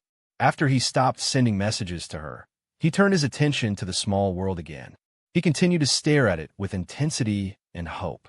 He is waiting for good news from the money cultivator that he paid to help him capture and protect the rank 4 forger with a mutated armored shell. He had wanted to pay the rank 5 forger who informed him of the existence of the mutated armored shell to capture and protect the rank 4 forger. But she had asked for too much. If the price hadn't been so high, things would have been better. The rank 5 forger would have surely captured the rank 4 forger by now, and he wouldn't need to be so anxious. The thought of how the rank 5 forger was causing stress for him made him narrow his eyes and say to himself, "She will pay for this, and she will pay for it with her life. If she thinks she can rip me off, then she has another thing coming. I will teach her a lesson not to mess with me. Let me see how cocky she can be when I smash her head open." Other people might be afraid of her hammer, but he isn't. This is because he has the armored shell, which is the most powerful defensive life ability for forgers. In fact, instead of feeling fear, he is full of anticipation for when he will fight her. Just the thought of how he would pummel her face brought a smile to his face. As he smiled, he said to himself, "Let's see how she looks down on me when her eyes have been poked out. I might let her live if the rank 4 forger survives. But if he dies, then she will have to follow along to the underworld." He truly means what he said. As someone who was raised privileged and has always gotten everything he wanted when he wanted it, if he says he wants to kill someone, that person must die. He is a problematic person to deal with. Even the money cultivator who took his money to help him is regretting it now. Comments. Chapter 367. This money cultivator is the blonde-haired lady among the 3 rank 5 cultivators of the Four Directions sect. She is currently leading a group of rank 4 cultivators of the Four Directions sect to roam the small world in search of world guardians and the cultivators of the other sects. The manifestation of her life ability is raised high up into the sky, like a flag to signal her position. She doesn't seem to care that this will make the cultivators of the other sects know when she is coming and run away to avoid her. Right now, what she cares about is drawing more cultivators of the Four Directions sect to her. She is especially hoping that a certain rank 4 forger will come to her. As she thought of the job that she took, she smiled bitterly as she said to herself, "I can only say that I was greedy. I shouldn't have taken that job, even though I knew it was unlikely for that rank 4 forger to still be alive after 3 days of fighting, and even more unlikely for me to find him." Then she shrugged and said, "Then again, even if I didn't take the job, who is to say that he won't threaten me and force me to accept it? So it is my weakness that has to be blamed for this. If I didn't need money so much, he wouldn't have anything to threaten me. As a money cultivator with a life's worth life ability, everyone believes that everything is peachy with her. But having this life ability isn't all roses and wine. There are some bad sides that she has to suffer because of her life ability. It is true that the life's worth life ability can be used to kill anyone. Even divine beings aren't safe from the power of her life ability. As long as she can get a value for anyone's life, she can buy that person's life. No one can block the effect of her life ability with raw power, regardless of how strong they are. This is because the power of the life's worth life ability doesn't come from her. The power of the life's worth life ability comes from the sect. It is the sect that actually kills the person. All she does is pay the price for the sect to take action against that person. This is why her power is irrelevant. Only the money in her hands is needed to kill someone with her life ability. However, there are some caveats. Actually, there's only one problem with this life ability. But this problem is so great that it can make the life ability unusable in the long run. This problem is that for every person she kills, the price to kill the next person will increase by 1%. So if she has killed 10 people with the life's worth life ability, the 11th person will cost an extra 10% more to kill. And if she has killed 200 people with the life's worth life ability, the 201st person will cost an extra 200% to kill. This slow increase in the cost of borrowing the power of the sect to kill her enemies is slowly and surely eroding her profit margins. At a point, she will be losing money to use her life ability to kill. For a long time, she was able to prevent making a loss by using the life's worth life ability to kill the cultivators of the other 4 sects and selling their parts to cultivators in the 4 Directions sect. She also avoided killing the people of her sect with her life ability at all costs. This worked because the value of the lives of the people of her sect will be far higher than normal based on their Tao status, the grade of their assigned merit mission, and the grade of their life insurance. On the other hand, the value of the lives of the people of the other sects is way cheaper. For example, a rank 5 cultivator in the 4 Directions sect might cost over 100 billion to kill, but the same rank 5 will only cost around 100 million. So she can buy cheaply from the other sects and sell at an exorbitant rate to the 4 Directions sect. This wide disparity in pricing is how she can continue to make a profit and prevent her life ability from becoming a burden on her. But this can't go on forever. She can't continue to abuse her life ability without it becoming a loss anytime she uses it to kill. At that time, she will start running out of money from her kills, and she will have to acquire another stream of income to supplement the cost of using her life ability to kill. Already, it is prohibitively expensive to kill another rank 5 cultivator of the 4 Directions sect. The last time it happened, she didn't have enough money to pay for the life ability to activate, so she had to borrow money from the sect to make the kill. This is where her credit score with the sect comes in. The higher her credit score with the sect, the more money she can borrow from the sect. This is another privilege for money cultivators. Thanks to her credit score, she doesn't need to have the money to kill someone. She can borrow money to kill and then pay back the money after selling the corpse. So it seems she can earn money right now with her life ability without having any money on hand.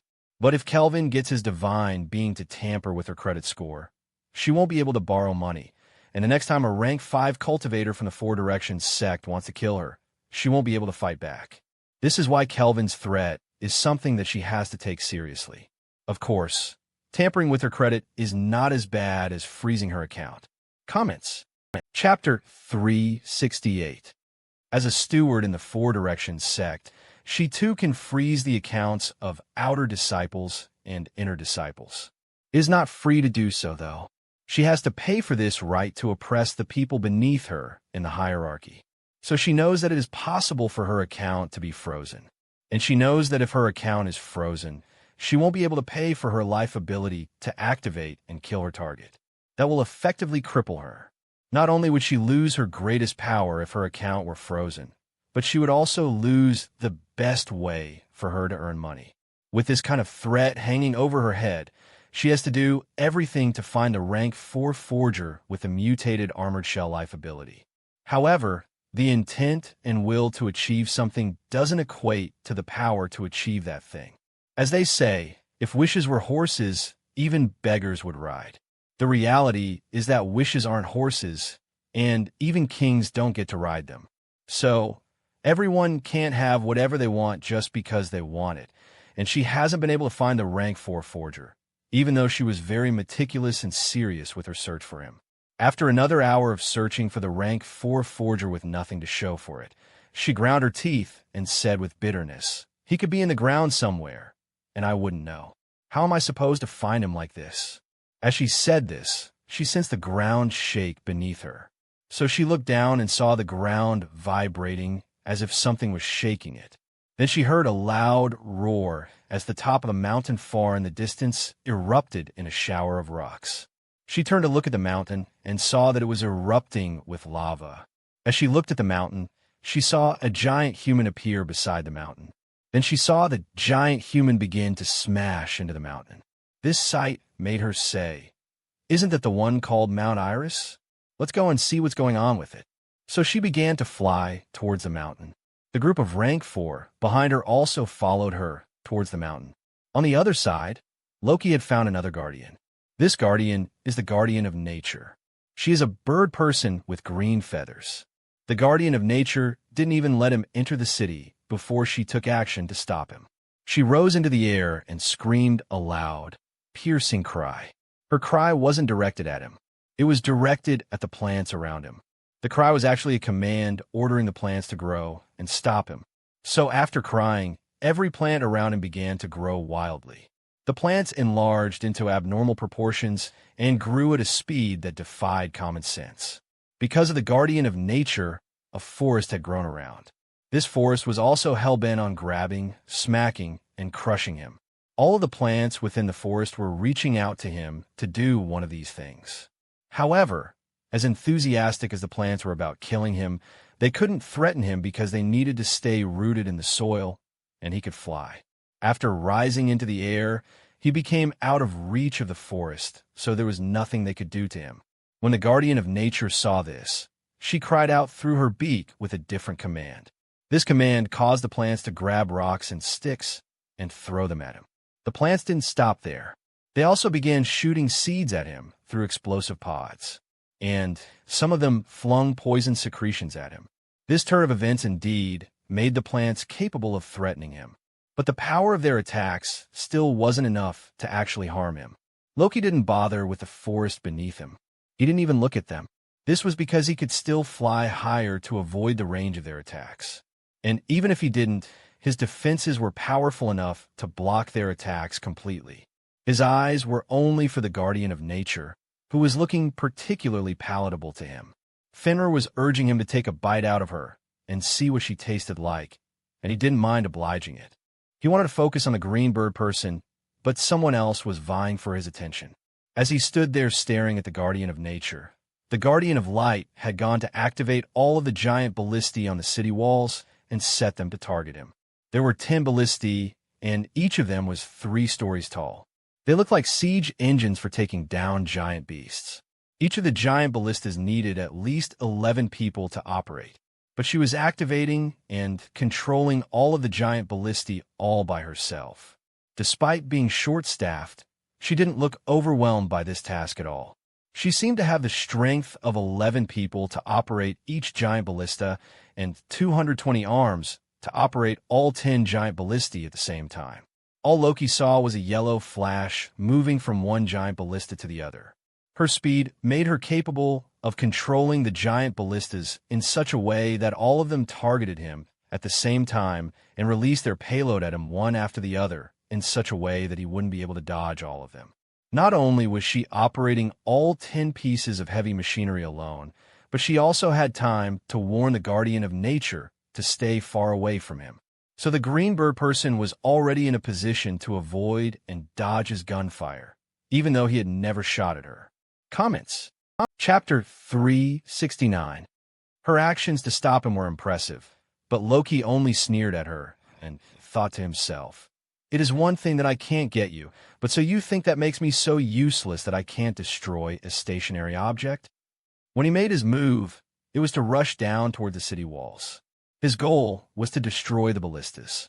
But before he could reach them, giant javelins that were as thick as his muscular arm and longer than he was tall smashed into him. The javelins were fast and imposing, but their power was only around 100,000 units, so they couldn't threaten him even if he stood still. He threw his fist at the first javelin that reached him and knocked it away. Then he smacked javelins that his hands could reach. As for the ones that his hands couldn't reach, they either missed him completely or struck his legs. All in all, 6 out of the 10 ballistas struck him.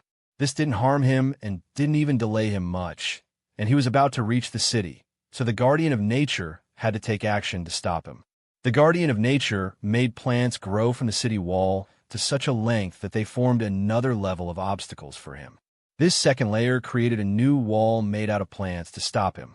This time, he wouldn't be able to avoid the wall of plants if he wanted to reach the ballistas. But before the two Guardians could be jubilant, a red ball of lightning struck the wall of plants.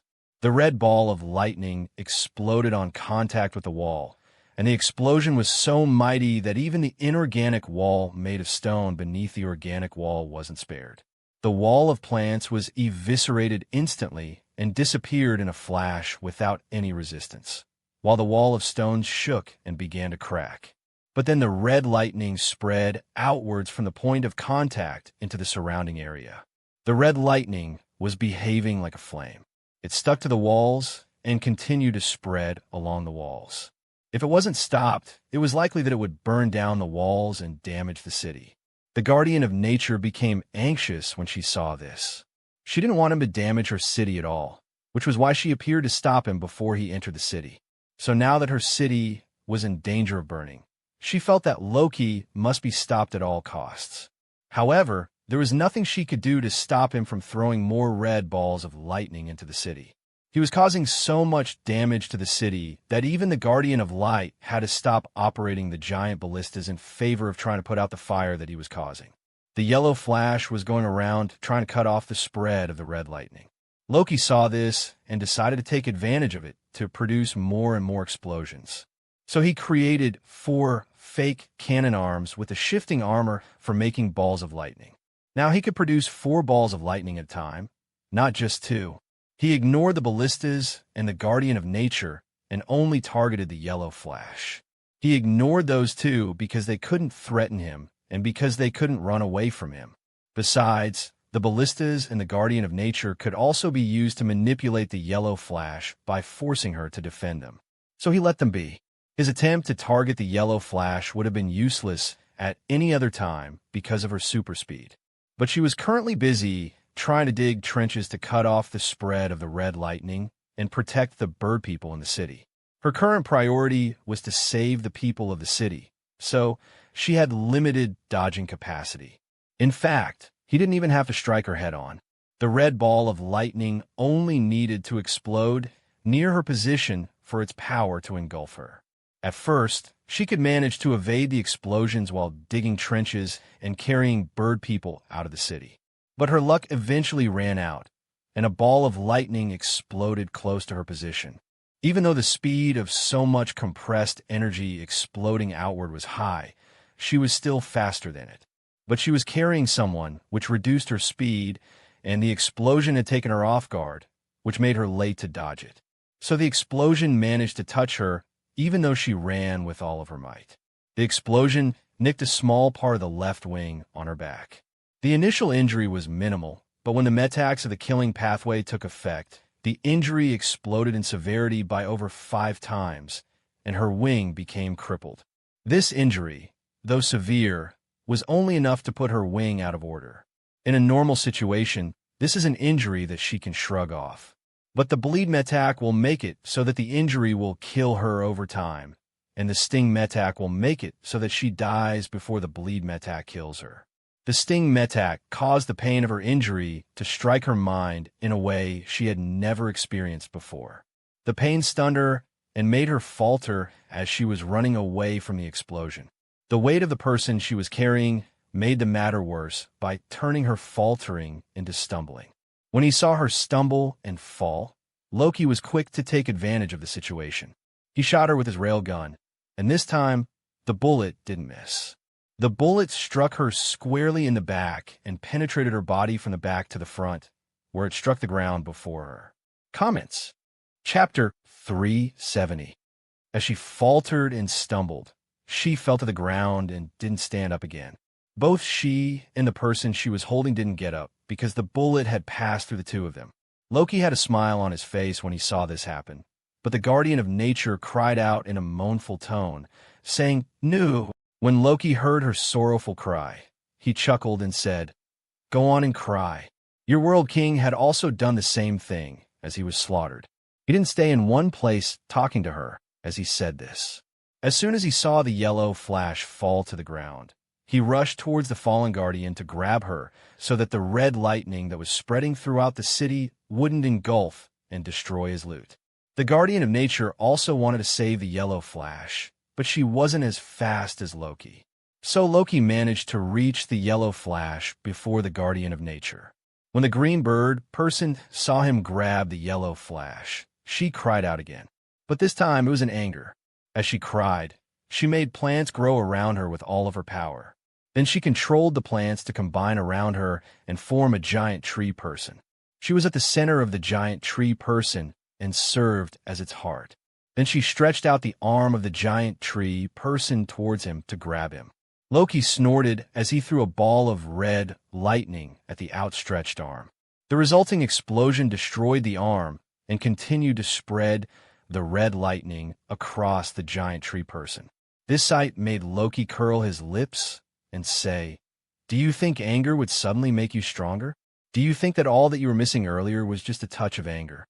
She didn't know what he was saying, but she didn't like what he said anyway. She roared at him, saying, "Evil invader. D. As the red lightning burned the green giant, she replenished it by making more plants to grow and join her. Then she rushed at him, hoping to crush him. At this point, they're fighting in the city. Most of the city has also been covered by the red lightning. But she didn't care about the red lightning or about the fact that their fight would cause the city to be damaged further. She only wanted to kill him right now and was going all out to achieve this goal. Not only was she using all of her energy and power to fight him, but she was also consuming her lifespan to enhance her power. The consumption of lifespan turned the green tree person into a red giant. This was because the plants that made up the giant tree person had turned blood red. Unfortunately for her, this still wasn't good enough to kill Loki. This was because he only needed to attack her once to damage her 6 times. Besides the fact that his attacks were more efficient than hers, each injury that he inflicted left a lasting injury on the tree person. So each injury could bring down the tree person if given time. This made his attacks more effective than hers. To top things off, she couldn't avoid his attacks like the yellow flash could. The giant tree person that she was controlling was a slow, lumbering giant, so it might as well be a stationary target to him. In less than 30 seconds of fighting, the giant tree person fell apart. It was at this point that she decided that it was a good idea to run away. With the tree giant crumbling around her and running out of her energy, she broke out of the remnants and took to the air to escape. But 2 bullets struck her from the sky. The intensive fighting just now had weakened her immensely, and she had aged to nearly the limit of her lifespan. So when the 2 bullets struck her, she gave up the ghost and died. She began to fall from the sky to the ground. Loki didn't want her to fall into the burning city below, so he rushed over to grab her. Since he was done extracting the core of the Guardian of Light, he threw her body away. This made room for the corpse of the Guardian of Nature. Then he flew away from the burning city. As he flew away, he took one last look at the consumed city and said, "This power is too dangerous. Even I, its creator, can't determine the extent of what it will destroy." Then he shook his head and disappeared into the distance. The city was burning, but there was no smoke. There was only the rumbling of thunder as it spread throughout the city and the white ashes that it left behind. After devouring the core of the yellow flash, Fenrir absorbed it and used the power that made her a world guardian to upgrade itself. Fenrir did the same thing with the power core of the Guardian of Nature. The 2 power cores were used to upgrade 1 energy chamber with Fenrir each. This upgrade directly doubled the capacity of the energy chambers. So 2 energy chambers jumped from 90 units to 180 units. This made his eyes light up. He smacked his lips and said, "So that's what they are used for. No wonder Fenrir wanted to eat them so badly. Isn't this what the benefits of Dragonheart are supposed to be? Who would have thought that these world guardians are actually made of such good stuff?" He licked his lips again and said, "Just 2 out of 5 won't do. I need to get 3 more. But where can I find 3 more guardians? These world guardians like to hide themselves. Will I have to scour the whole small world or wait until their position is revealed? /n. Please, don't forget to vote with your power stones and golden tickets. Thank you for your support. Comments. Chapter 371. Waiting sounded good, but when he thought about waiting for their positions to be revealed before hunting them, he frowned and said, "But waiting can lead to unfortunate circumstances. I have already killed 2 world guardians. Who is to say that the other rank 5 cultivators won't kill world guardians too? If they kill all the world guardians, I won't be able to upgrade the other 3 energy chambers. So I can't wait until their position is exposed to hunt them. I have to go hunt them now." After making up his mind about this, he took to the air in search of more world guardians.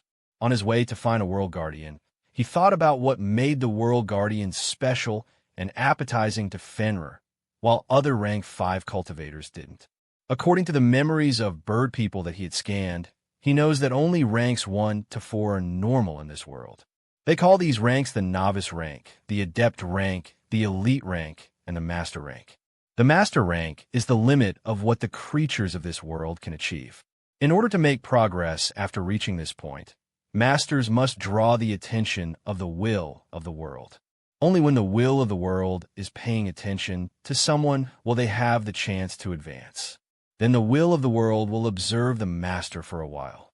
If the will of the world approves of them and there's an opening for a world guardian, the will of the world will pick them to take up that position and become the world guardian. The people of this world accomplish this by taking part in a grand competition. The competition is usually hosted by the world king after the death of a world guardian. It is so grand that it takes at least a year to prepare for it. In that year, masters from all over the world will have time to hear about the competition and congregate to participate in it. Only the masters with the same calling or elemental affinity as the dead world guardian can replace the dead world guardian. So not every master in the world will participate in the competition. Usually, the person who can prove themselves to be better than every other master in the world will gain the approval of the will of the world and get to become the new guardian. Unless the final winner has done something to anger the will of the world, the final winner always gets to become the new world guardian. As he thought of this, he said to himself, "This method of advancing to rank 5 is probably why they are so special." Advancing to rank 5 in the blessed heaven world is also complicated, but we don't need anyone's permission to advance. The will of the world gave the masters something that helped them advance. That thing is probably what makes them appetizing to Fenrir and why my energy can improve like this. I wonder what that thing that the will of the world gave the masters is. I also wonder how different it is from the world heart fragment that rank 4 cultivators need to advance to rank 5. There's also the fact that the Dragon Heart and the Power Core of World Guardians both improve talent. Does that make Dragon Heart and the Power Core of Guardians the same thing? Are dragons also creatures who are special because of the favor of the world? Also, why can't the rank 5 of the Blessed Heaven world receive the favor of the world and advance like this? Is it because of something that the divine beings did? He clearly doesn't know a lot of things. One of the things that he didn't know was that as soon as he sealed the power core of the World Guardian of Light and devoured it, the will of the world became angry with him. Then, when he devoured the power core of the World Guardian of Nature, the will of the world lost its patience with him. It immediately asked every World Guardian to go after him. The will of the world had been silenced, so it couldn't do anything to him directly. But this was exactly what it had World Guardians for. The World Guardians were there to help defend the world when the will of the world cannot. Since this was a very serious problem, and Loki was a serious danger to the well-being of the world, The will of the world had every world guardian still capable of fighting, except the three in charge of protecting the symbol of authority, to kill him. He had killed 2 world guardians. One world guardian was killed by the death cultivator, and one was crippled after betraying the world. This left 5 world guardians still capable of fighting. 3 of these 5 were protecting the symbol of authority, so only 2 world guardians were free to attack him. And even though 2 world guardians just failed to kill him, the will of the world was still adamant about killing him, so it sent those 2 to kill him. The main help that the will of the world could render was to provide the 2 world guardians with detailed information about everything he was capable of and had done. This way, they would be better prepared to fight him. The other help that the will of the world was able to render was to keep track of his position and tell the 2 world guardians. So the 2 world guardians will always be able to find him. While Loki was wondering what made the world guardians of this world special and looking for world guardians to kill, he didn't know that world guardians were pursuing him. This made it so that the position of hunter and prey was uncertain. But before these 2 world guardians could reach him, a mountain in the distance began to erupt. Comments. Chapter 372. The erupting mountain caused the surrounding area to shake as if a giant were passing by. It created a lot of noise that drew a lot of attention to it. Loki was very far away from the mountain, so the area he was in didn't shake as much. But he still noticed the erupting mountain, and he decided to check it out. This was because he saw a phantom giant appear on the mountain. The phantom giant made him suspect that there was a warrior on the mountain. This warrior also seemed quite strong and should be at rank 5. Since a warrior is a member of another sect, this makes them a potential source of merit points for him. It didn't matter to him if they were rank 4 or rank 5. What mattered to him was that killing them would earn him merit points, so he was determined to kill them. With his mind made up, he stopped flying towards the nearest large city. He decided to rush towards the erupting mountain. On the mountain, a phantom giant was punching the mountain. The phantom giant is humanoid, but has 4 arms and 1 eye on its head. There is also a female warrior at the center of the phantom giant. The phantom giant was replicating her movements and doing everything that she was doing. Right now, the phantom giant was hell-bent on digging up the mountain. Each of its punches struck the mountain like an explosion from bombs. Rocks shattered and were thrown into the air as gravel because of the punches of the phantom giant. All 4 of the phantom giant's fists were smashing into the side of the mountain again and again. This much vibration made the mountain fragile and caused the calm lava within the mountain to become riled up. With the mountain becoming fragile after being smashed again and again, the pressure that had been building within the mountain was able to push its way out through a crack. This caused the mountain to erupt with lava. The point of eruption was the same place that the phantom giant was punching, so hot lava had been sprayed directly into the face of the phantom giant as it was punching. But the phantom giant didn't seem to care about the lava. The phantom giant didn't stop punching the mountain despite all of the lava erupting around it. The warrior within it didn't stop punching, so it couldn't stop punching either.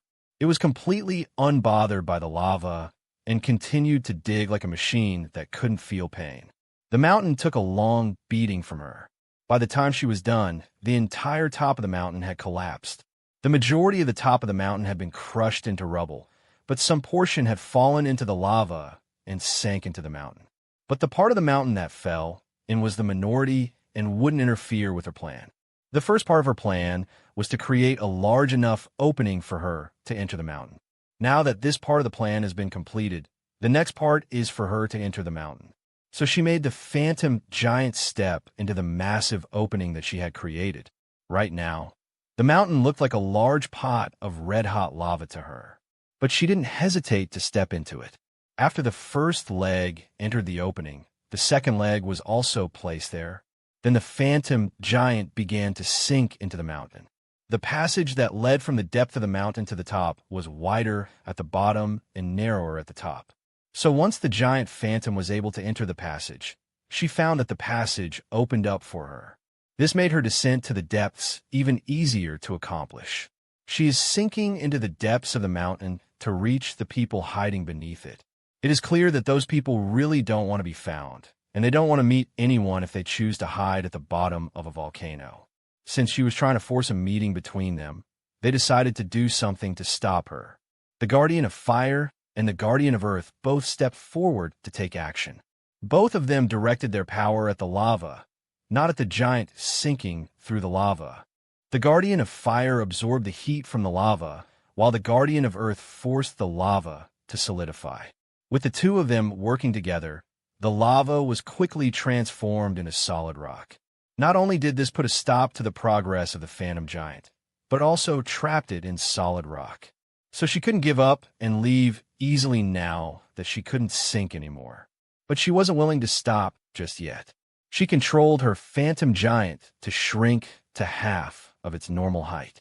This gave the giant a lot of freedom that she could now use. She decided to use this created space to start smashing at the feet of the giant. Because she was within the mountain, this time her punches caused the whole mountain to shake. The shaking was just a side effect, though. The main effect of something with the power of a falling mountain exploding again and again within Mount Iris was the cracks spreading throughout the mountain. The cracks spread down to the depth of the mountain, where there was still lava, and spread up the mountain to the edges of what was left of the top of the mountain. And as her four fists smashed into the ground, the cracks continued to grow deeper and become larger. As she punched and punched, she laughed without a care in the world. The sound of her laughter passed through the cracks and went down below so that the three guardians could hear her laughter. Comments. Chapter 373. They also heard her say, "You may think that you have trapped me, but that is not so. What you've done is to trap yourself with me. Better hope that I don't find you." She was threatening them, and the three guardians took her threat seriously. So just like before, two guardians took action, while the third one held on to the symbol of authority to keep it safe. The Guardian of Earth and the Guardian of Fire took action on both the lava around them and the rock above them. They let the lava below them flow upwards into the cracks that she had created in the space that she was in. Then they made the lava cool within that space and turned it into rock. They were filling up the space she was in with rock.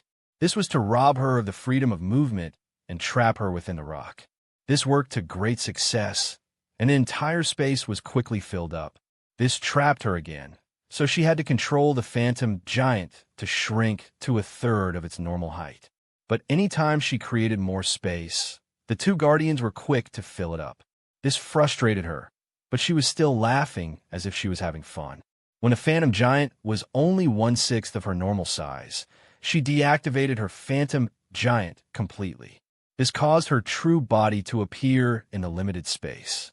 Of course, this limited space was still 9 times bigger than her normal height, so it looked as if she was in a large cavern.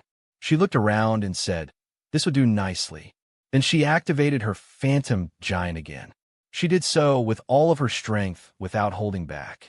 The activation of her Phantom Giant made her figure swell instantly, as if she were exploding. The force of this explosion struck the rock around her and smashed the whole mountain open. She had activated the Phantom Giant to regrow to its full height.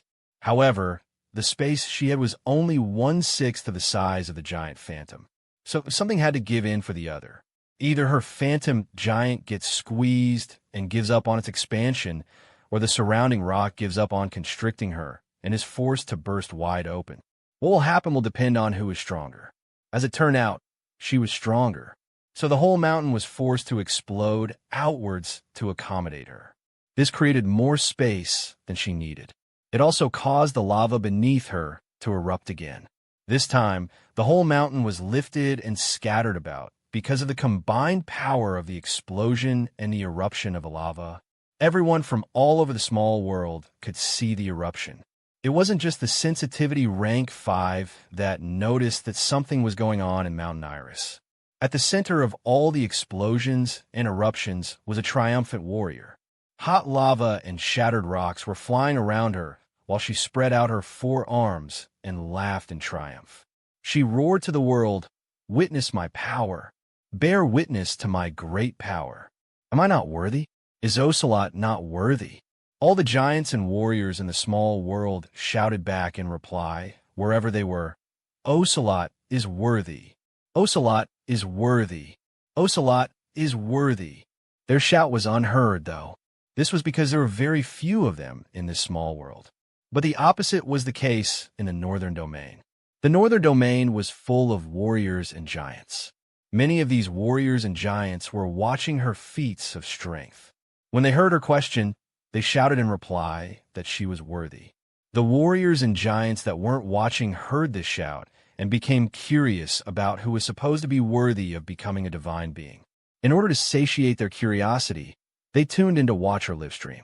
When Ocelot saw that the number of viewers of her livestream was rapidly increasing, she became happier. Her heart was full of boundless joy, and she yearned to tear something apart.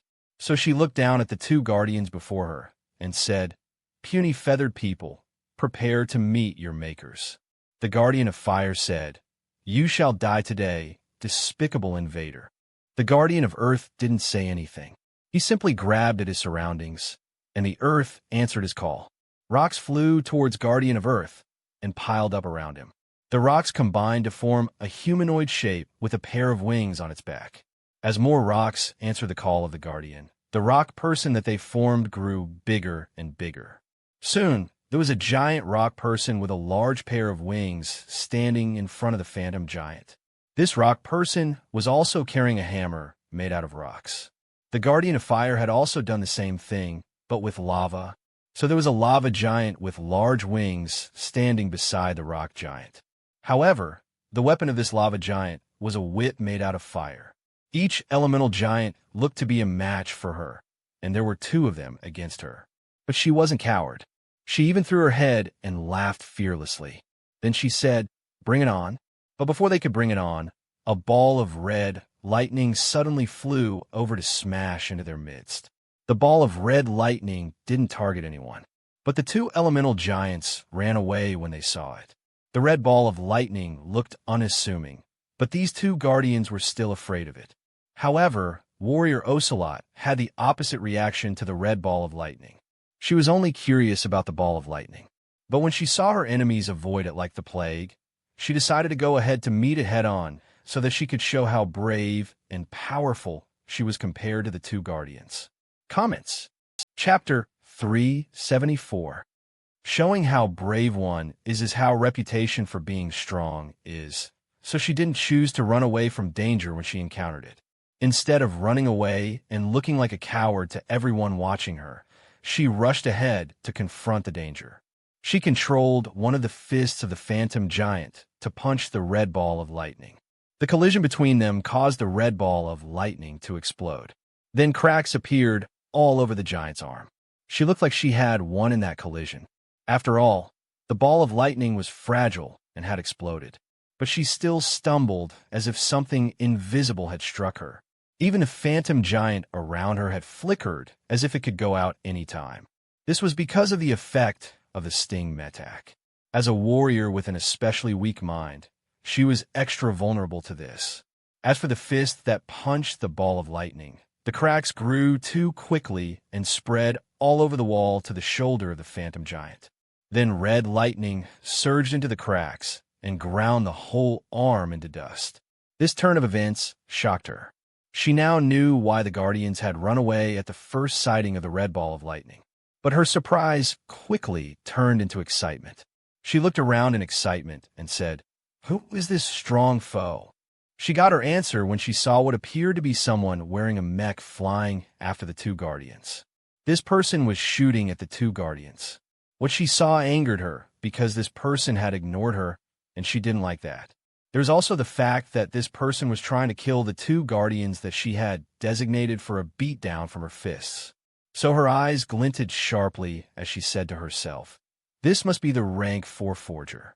He is strong, but not overwhelmingly so. His attack is just weird. His red lightning is indeed dangerous, but with this kind of power, he can't kill me. That means I have a chance to defeat the person who defeated and killed Sheila." She wanted to fight the rank 4 forger, but the rank 4 forger didn't seem to be interested in her. Since the rank 4 forger wasn't willing to pay attention to her, she decided to force him to do so. So without waiting for her destroyed arm to heal, she rushed at the rank 4 forger. At the back of her mind, she wondered why the injury to the phantom giant wasn't healing as fast as it should. But she didn't dwell on this particular thing for too long. The feet of the phantom giant smashed against the ground in a rhythmic fashion as the phantom giant closed in on Loki. But before the phantom giant could reach Loki, Ocelot felt pain in the back of her head. The pain was so much that Ocelot quickly lost consciousness. She didn't have the time and energy to resist her. She didn't even know what was going on. Only the bystanders who had been watching the proceedings of the fight carefully noticed what went wrong. The bystanders saw the shadow of the giant behind it morph and shift into a sharp spear. This spear was made of darkness. It grew out of the shadow and stabbed into the giant. There was no resistance because the black spear didn't seem to be made of physical matter. So the black spear was able to penetrate the body of the phantom giant and stab Ocelot at the base of her neck. It was at this point that Ocelot felt pain, but it was too late. The black spear penetrated the base of her neck into her skull and came out through her forehead. This was what caused her to lose consciousness. Then the black spear exploded in her skull and shattered her mind. This ensures that Ocelot wouldn't be able to wake up from her unconscious state. So she died just like that. With Ocelot dead, the phantom giant dispersed. Her body fell to the ground intact. There didn't appear to be any injury to her, but she was beyond dead at this point. Only the shadow of the phantom giant still remained. The shadow of the phantom giant lingered for a while, but it too was dispersing after a second. But a white starlight shone from the sky onto her shadow.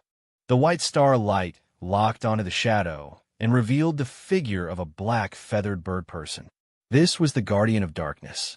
The Guardian of Darkness was startled when the starlight exposed its position. She looked up at the sky and said in realization, "It must be you. You exposed our position." But the person she was speaking to didn't reply. They remained hidden in the sky.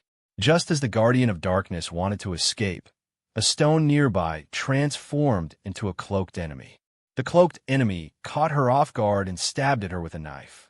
In order to avoid the attack, she dispersed herself into feathers that scattered into the surroundings. The feathers were light and should have easily been swept away by the wind across a large distance, where she could recombine in safety. But this couldn't happen because of the starlight. The starlight forced her to reveal herself shortly after dispersing. So she didn't go far before the feathers recombined into her true body. Just as she reappeared, a second figure appeared nearby and stabbed at her. So she scattered herself into feathers again. But she was soon forced back to recombine. This time, she was forced to reappear faster than before. And a third figure had appeared long before she reappeared and was waiting for her. There were 3 black and cloaked figures now, and they were all lunging at her with their knives ready to stab her. Their speed was such that if she blinked, she would miss the moment she was stabbed. Comments. Chapter 375. It looked like the Guardian of Darkness was stuck in a dead end, but this was not so because she still had one more card to play. That card was to spread her wings and fly into the air. It was clear to her enemies that she wanted to escape this encirclement through the sky. In response to this move, the 3 cloaked figures rushed over to stop her. But by doing so, they made it so that their shadows got closer to her. By spreading her wings, she had succeeded in creating a large shadow of herself on the ground. So it was now easier for her shadow to overlap with theirs. When her shadow met the shadow of one of the cloaked figures, her shadow took control of that shadow and caused the shadow to grow an arm that grabbed hold of the figure. She did this to 2 out of the 3 shadowy figures. This stopped the 3 of them from encircling her, so she was able to escape by flying away. The deceiver saw this and cursed. He said, "Damn it, this is not the kind of person I should be fighting." He felt frustrated about fighting the Guardian of Darkness because they had similar tools. There was also the fact that he couldn't create more darkness, like using the Cloud of Darkness, since the Guardian of Darkness would only take advantage of it and become more difficult to fight. Then he sighed in relief and said to himself, "Fortunately, I am not fighting alone." Meanwhile, the Guardian of Darkness had escaped. But just as she rose into the air, the seer used the vision theft metak on her. This robbed her of her vision without creating a cloud of darkness that she could make use of to hide or escape. The World Guardian lost her vision and couldn't tell up from down. This forced her to move haphazardly through the air until she crashed into the ground. The deceiver sighed again in relief when he saw this. Then he sent his clones to swarm the fallen Guardian. As for his true body, it was still hidden somewhere in plain sight. This was the third time that the seer had rendered critical help in the fight. If not for the seer, he would never have been able to lock onto the position of the Guardian of Darkness and prevent her from escaping through the shadows. So, without the seer, he wouldn't be able to fight the Guardian of Darkness at all, even though he was a deceiver and is also adept at fighting with the power of darkness. Then the seer had helped him prevent the Guardian of Darkness from escaping in the form of feathers. Finally, the seer has blinded the Guardian of Darkness. These three things have crippled the Guardian of Darkness. But the Guardian of Darkness still refused to die. Since she couldn't escape through the sky, she decided to escape through the ground. She expended energy to turn her body into black sludge. Then she made the black sludge sink into the ground. But the seer foiled this plan by using the laser on Metak. This Metak energized the starlight and turned it to shine brightly and heat up rapidly. All of the light and heat caused the black sludge to evaporate and burn. So if the Guardian of Darkness remained stubborn in her attempt to escape this way, she would become ashes first. She didn't want to be burned to ashes, so the Guardian of Darkness gave up on this plan. She reverted to her physical form to avoid being burned. She still hadn't given up, though. What she did was to create a black star that robbed the world of light. The black star hung above her like a floating balloon. It was a ball of intangible darkness that took light from the world instead of producing light. The area under its influence was thus plunged into darkness. It formed a spherical domain of darkness with darkness that was as thick as tar. When this happened, the deceiver sneered and said, "If I can't use it, you can't either." The black star had blocked out the starlight. So now the Guardian of Darkness could resume her plan to escape through the ground without worrying about being turned into ashes. This frustrated the seer, but the deceiver felt as if he had become a fish in water. As the Guardian of Darkness turned into a sludge, he activated the Darkness Solidification Metak. The power of the Darkness Solidification Metak spread outwards through the domain of darkness and caused it to become solid rock. Even the sludge that the Guardian of Darkness had turned into was in danger of turning into darkness. This power to turn darkness into solid substance was all-encompassing throughout the darkness. So even though the Guardian of Darkness was shifting through the domain of darkness at a speed as fast as light, she was still being slowly assimilated by the darkness. For now, no one could win. They were in a stalemate, and the person to run out of energy first would be the loser. This stalemate lasted only a few seconds before it was broken. It was broken by a meteor falling from the sky. As the meteor approached the black star and the black spherical domain of pitch darkness around it, the hot, burning, and pressurized air in front of the meteor was the first to make contact with the domain of darkness. The instinct of the black star and its domain of darkness was to swallow the burning air and drain it of all of its light and heat. But the burning hot air contained so much heat and energy that the domain of darkness couldn't devour it completely. The domain of darkness could only temporarily suppress the burning air and the hammer at its center. It needed to properly devour all of the heat and light. But this was not to be the case as the hammer approached the surface of the ground. /N. Please, don't forget to vote with your Power Stones and Golden Tickets. Thank you for your support. Comments. Chapter 376. When the meteor struck the ground, the hot and pressurized air around the meteor was the least of the black star's problems. Instead, all of the energy that the hammer possessed after falling from the limit of the sky became its most difficult problem to deal with. All of the energy that the hammer possessed was forcefully injected into the ground when the hammer made contact with the ground. The ground couldn't handle all of the energy and was quickly overwhelmed. The ground was shattered by the immense mechanical energy and the shattered part was melted by the immense heat energy. Then the pressurized air was infused into this melted part to cause a massive explosion that vaporized nearly everything in the vicinity. The explosion was as if the mountain was erupting again. It didn't help that there was lava nearby, which was also thrown up by the explosion. All of that heat and energy created a short-lived yellow dwarf of a star that was more powerful than the black star. In fact, the yellow dwarf had appeared within the black star in its domain, so it looked as if the black star had exploded from within to reveal a bright and fiery inner core. When the explosion of the meteor crash died down and the dust and smoke died down, it was revealed that the battlefield had disappeared. What should have been an area of flat ground had turned into a large spherical pit. The black star and its creator were nowhere in sight. There was only the hammer and its wielder standing above the pit, and a large golden crown at the bottom of the pit. When the rank 5 forger saw this large golden crown, she said, "Impressive. This crown has to be incredible for it to survive a blow like that. Even a world guardian hadn't survived it." She was truly impressed with the crown and was marveling at it. As she was looking at this golden crown that had survived the fall of a meteor when a world guardian couldn't, she suddenly realized something. What she realized made the way she looked at the golden crown change. She stopped being jovial about the crown and immediately became serious. She looked at the crown again and asked solemnly, "Could it be?" Before she could finish that question, starlight fell on her, and the world changed in ways that were difficult to tell. Everything around her became a blur, and her eyes couldn't focus on one thing. Anytime she tried to focus on one thing, 3 copies of it would appear in her sight. 1 copy each for the right and left of the main object. This also made it difficult for her to gauge depth. She looked up at the source of the starlight and snorted in disdain. She was sure that she could kill the seer with 1 hit and wanted to do just that. But just as she raised her hammer to throw it, she saw a shadowy figure enter the crater and approach the golden crown.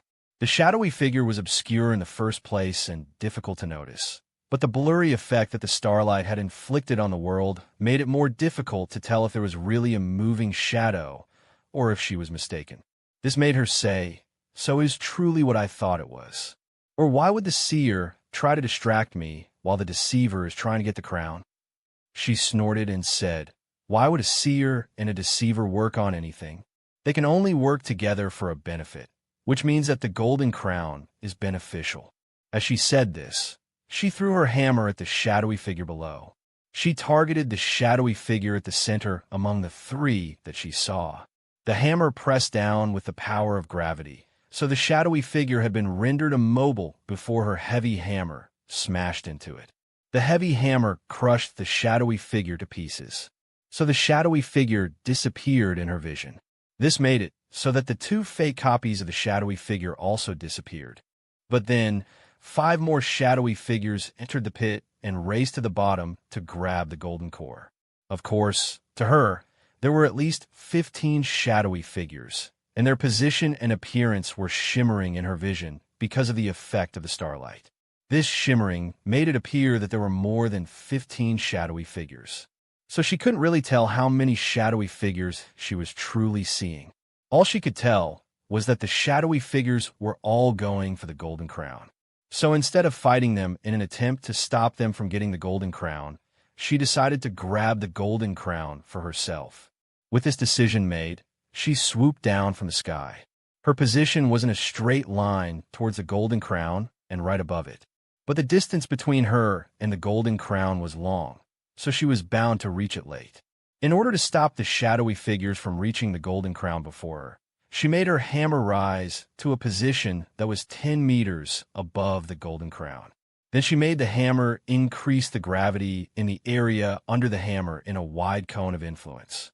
This set of actions worked because the increase in gravity slowed down the shadowy figures. It didn't matter how many of them there were. They all became slower after entering the cone of gravitational influence under the hammer. However, the influence of gravity didn't have any effect on her. This allowed her to reach the golden crown first. She grabbed the golden crown and raised it into the air in jubilation and said, "I won." Then she looked around with a smile and said, Let me see you try to get this out of my hand. Comments. Chapter 377. She was waiting for the golden crown to light up to reveal its position so that everyone would know where it was and come to her to get it. This is the normal protocol when a member of the 5 sects gets hold of the symbol of authority. Everyone else will try to take it from them by force. But if that person and their sect can keep the symbol of authority within the possession of only their sect for a day, they will win the heavenly battlefield. So she will soon become the center of attention in the small world. Every rank 5 cultivator from the other sects and the world guardians will try to kill her for the golden crown.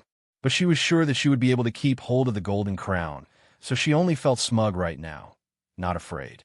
However, no matter how long she waited, the golden pillar of light that was supposed to appear above the golden crown never appeared above the golden crown in her hand. But a golden pillar of light did appear. It just didn't appear in the golden crown in her hand. The golden pillar of light appeared some distance away above a shadowy figure. The golden pillar was moving rapidly because the shadowy figure was moving rapidly. And there was a golden crown that couldn't be hidden in the grasp of the shadowy figure. When she saw this, she looked at her hand, wondering what she was holding. As she turned to look at his hand, she said, "If that is the symbol of authority, what am I holding?" The answer came when she looked at her hand and saw that she was holding a stick. The stick wasn't a special stick. It was the most ordinary stick ever. It looked like something that she could have found on the side of the road without fighting a group of unknown enemies for. This made her say how. She wanted to know how she had been deceived by a stick. The answer to this question also came quickly when the mirage around her faded away. The shimmering starlight that made everything she was seeing blurry had also disappeared. With these things gone, she found that she was at the edge of the pit, grinning with a stick in her hand. The first sign that something was very wrong was that she was at the edge of the pit, not at its center where the golden crown should have been. So for some reason, she had come to the edge of the pit thinking that she was reaching for the golden crown when, in fact, all that she was grabbing was an ordinary stick. There was a shadowy figure standing in front of her, struggling to hold back its laughter. When the shadowy figure saw her look and glare at him, he burst out laughing. As he laughed, he said, "How do you like my stick? Please take care of it for me." Her response was to roar in anger and control the hammer to fly over and crush the shadowy figure. But the shadowy figure didn't resist. It allowed the hammer to crush it while it was rolling on the ground, laughing its face off. After the shadowy figure was crushed by the hammer, its figure dispersed as black smoke. This proved that it was a clone.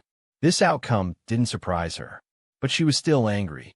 In fact, the confirmation that she had been deceived by a stick only made her angrier. She wanted to rush over to crush the seer and the deceiver immediately. She grabbed their hammer and began to ascend into the sky to pursue. But then she saw a rank 4 in a mech suit flash by her and rush into the distance. The sight of this particular rank 4 cooled her anger immediately. It also dampened her mood because she realized that she might not be able to exert vengeance. She still continued to pursue the golden pillar of light, but she wasn't as enthusiastic about it as she was. This left the rank 5 money cultivator and her entourage wondering what to do. She stood there in the air some distance away, questioning what she had just seen. There was a blank look in her eyes, and her mouth was slightly agape. She just stood there frozen in thought. She wasn't frozen because she had been deceived. This wasn't a situation caused by seeing the wrong things and taking them as reality. Her eyes were not deceived, and she had seen reality undistorted, not an illusion. But what she had seen had left her with a lot of things to think about. She had seen the rank 4 forger that she was looking for. This was good news that was only made better by the fact that she didn't expect to meet him here. After all, who would expect to find a rank 4 cultivator among a group of rank 5 beings fighting each other?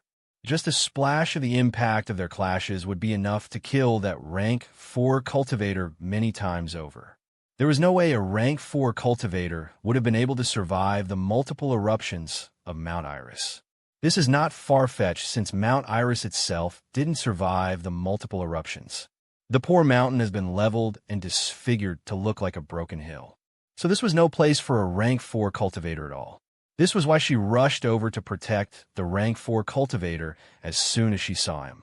She wanted to protect him to secure the job that Kelvin gave her, and she became extra anxious to protect him when she saw him behind 2 World Guardians.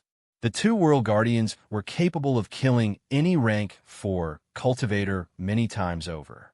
So she tried to draw their attention so that they would pay attention to her, not the rank 4 forger behind them. Comments. Chapter 378. She also ordered her entourage of rank 4 cultivators to attack the Guardians. But the 2 World Guardians didn't pay any attention to her or them at all. They continued to run away as if something was chasing them. This confused her because she couldn't find any reason for them to be on the run. It took a while for her to realize that they were running away from the rank 4 forger. When she realized this, she didn't understand why they would do this. But understanding dawned in her when she saw the rank 4 forger slaughter the 2 World Guardians. It was a slaughter. The 2 World Guardians couldn't resist at all. They were cut down just as they were running away.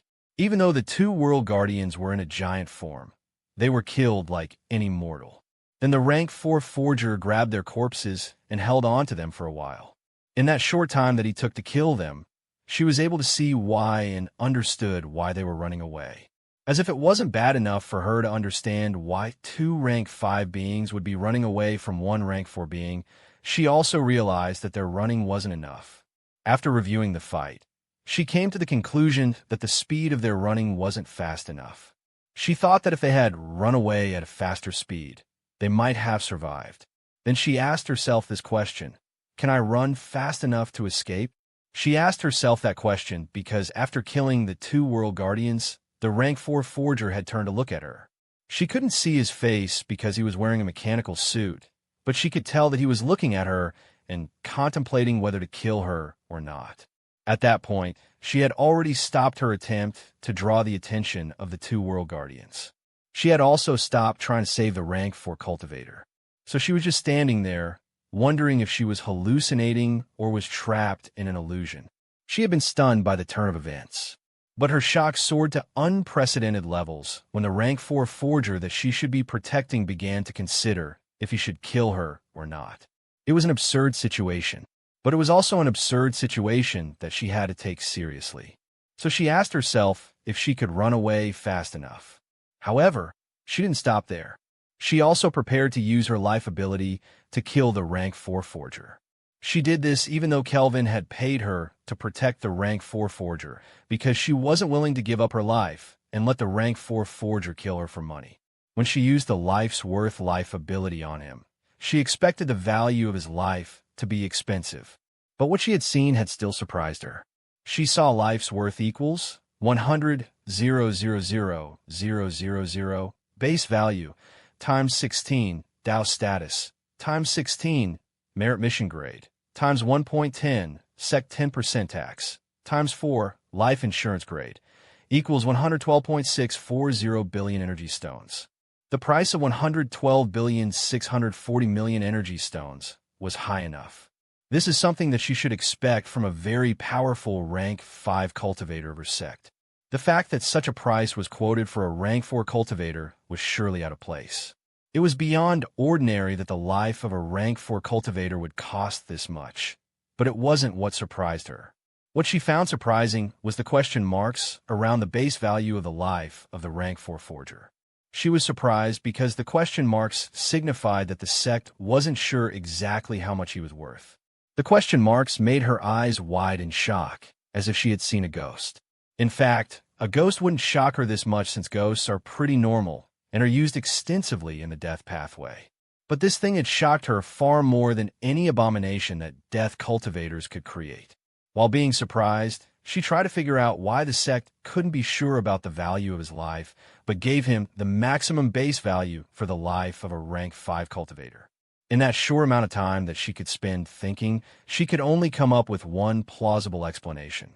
As she thought of this plausible explanation, she said to herself, he must be the reincarnation of a divine being. He must have a divine metak, or his mutated life ability has already become a divine metak. She was still staring in shock when the meteor from the sky struck the ground, causing the mountain to erupt and collapse simultaneously. The resulting explosion of the meteor smashing into the mountain made a lot of noise, which drew the attention of the rank 4 forger. He seemed to have stopped looking at her and turned to look in the direction of the explosion. A second later, he flew away in the direction of the explosion, leaving her with her back soaked in sweat. Even she didn't know that her hands were shaking in fear when he had been looking at her with ill intent. It was after he was gone that she realized that she had been very, very afraid. She was caught off guard a little bit when she realized that she had been sweating, but it was not a reaction that she was afraid of. This was because she didn't think it was shameful to be afraid of the reincarnation of a being that could kill her permanently and put an end to her struggle for the divine. She wasn't sure that he could still destroy her mental world as the reincarnation of a divine being. But she had seen him easily kill rank 5 beings, so it was highly possible that he could kill her and stop her from reincarnating with her memories and her life ability. Comments. Chapter 379. It was because of this perceived sense of his capabilities that she didn't bother to chase after the symbol of authority when it appeared. She thought to herself that if the reincarnation of a divine being couldn't get the symbol of authority, then it wouldn't be her turn to get it. She didn't think she was capable of doing what the reincarnation of a divine being could do. In fact, she didn't want to be anywhere near the divine being at all. She truly didn't want to have to use her life ability to defend herself, because the question marks in the evaluation of the life of the rank 4 forger also meant that the power of an attack that usually kills rank 5 cultivators might not be enough to kill him. So even if she paid the exorbitant price of 112.640 billion energy stones, it was unlikely to be enough to kill him. The sect would surely kill him for her as long as she uses her life ability, but the price she will have to pay will definitely be higher than the quoted 112.640 billion energy stones. And this is without the overhead caused by her using her life ability to kill many people. She has already killed 173 people with her life ability, so she will have to pay an extra 173% to kill him. That would bring the least amount of money she has to pay to kill him to 307,507,200,000 energy stones. Even if she has that kind of money, she won't throw it away like that. As a money cultivator, her first instinct is to make money, not lose it. So rather than waste money on killing him, she is thinking about how to make money from him. This made her say to herself, "The good news is that the rank 4 forger is safe, and I will surely get to keep the money I was paid for the job. I will even earn more." The bad news is that Kelvin is definitely in trouble. Even if this rank 4 forger isn't a reincarnated divine being, they aren't someone that Kelvin can handle. As she thought of this, she chuckled to herself and said, "He has bitten more than he can chew. What will likely come out of this is that he will break his teeth and die." As she chuckled, she said to herself, if he somehow manages to subdue the rank 4 forger and swallows the forger whole, what he will gain from it is a divine metak, not a mutated life ability. When that happens, I can blackmail him with it. He either has to do what I want, or I tell people that he is in possession of a divine metak. At that time, he will have to get rid of me or pay me anything to keep my mouth shut. At this point, her eyes lit up as she said, "In fact, why bother to wait for Kelvin to shoot himself in the foot? Why not sell the information now?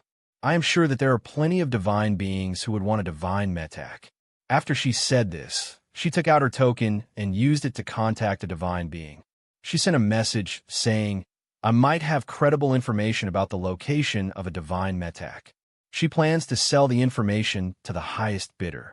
It is something she can do with confidence because she believes that the rank 4 forger truly has a divine metak, and because she is not interested in keeping the divine metak for herself.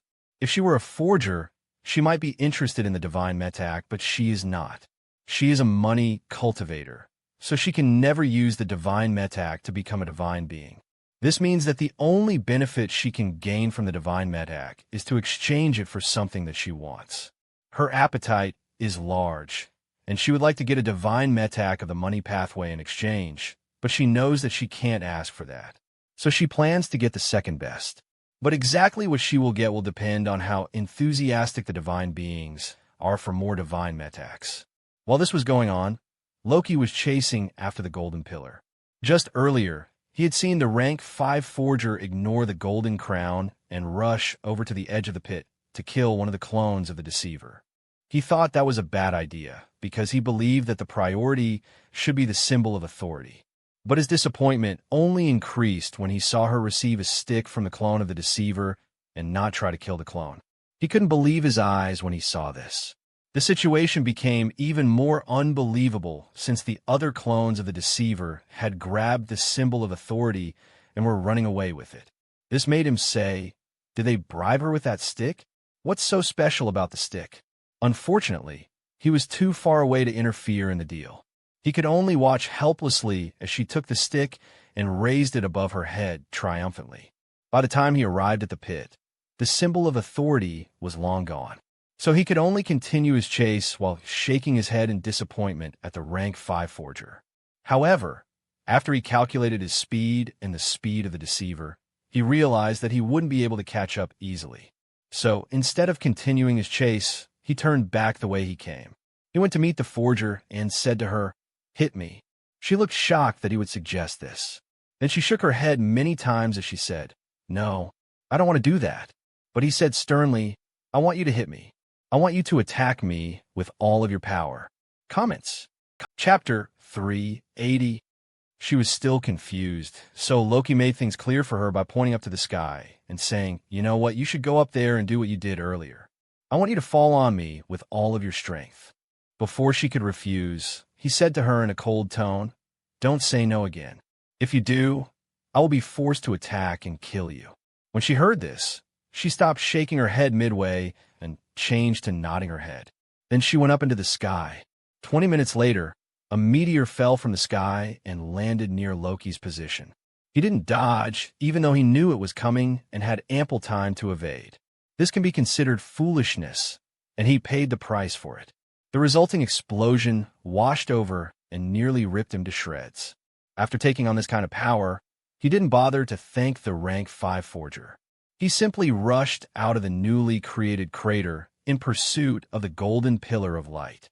By this time, the golden pillar of light has nearly reached the end of the world.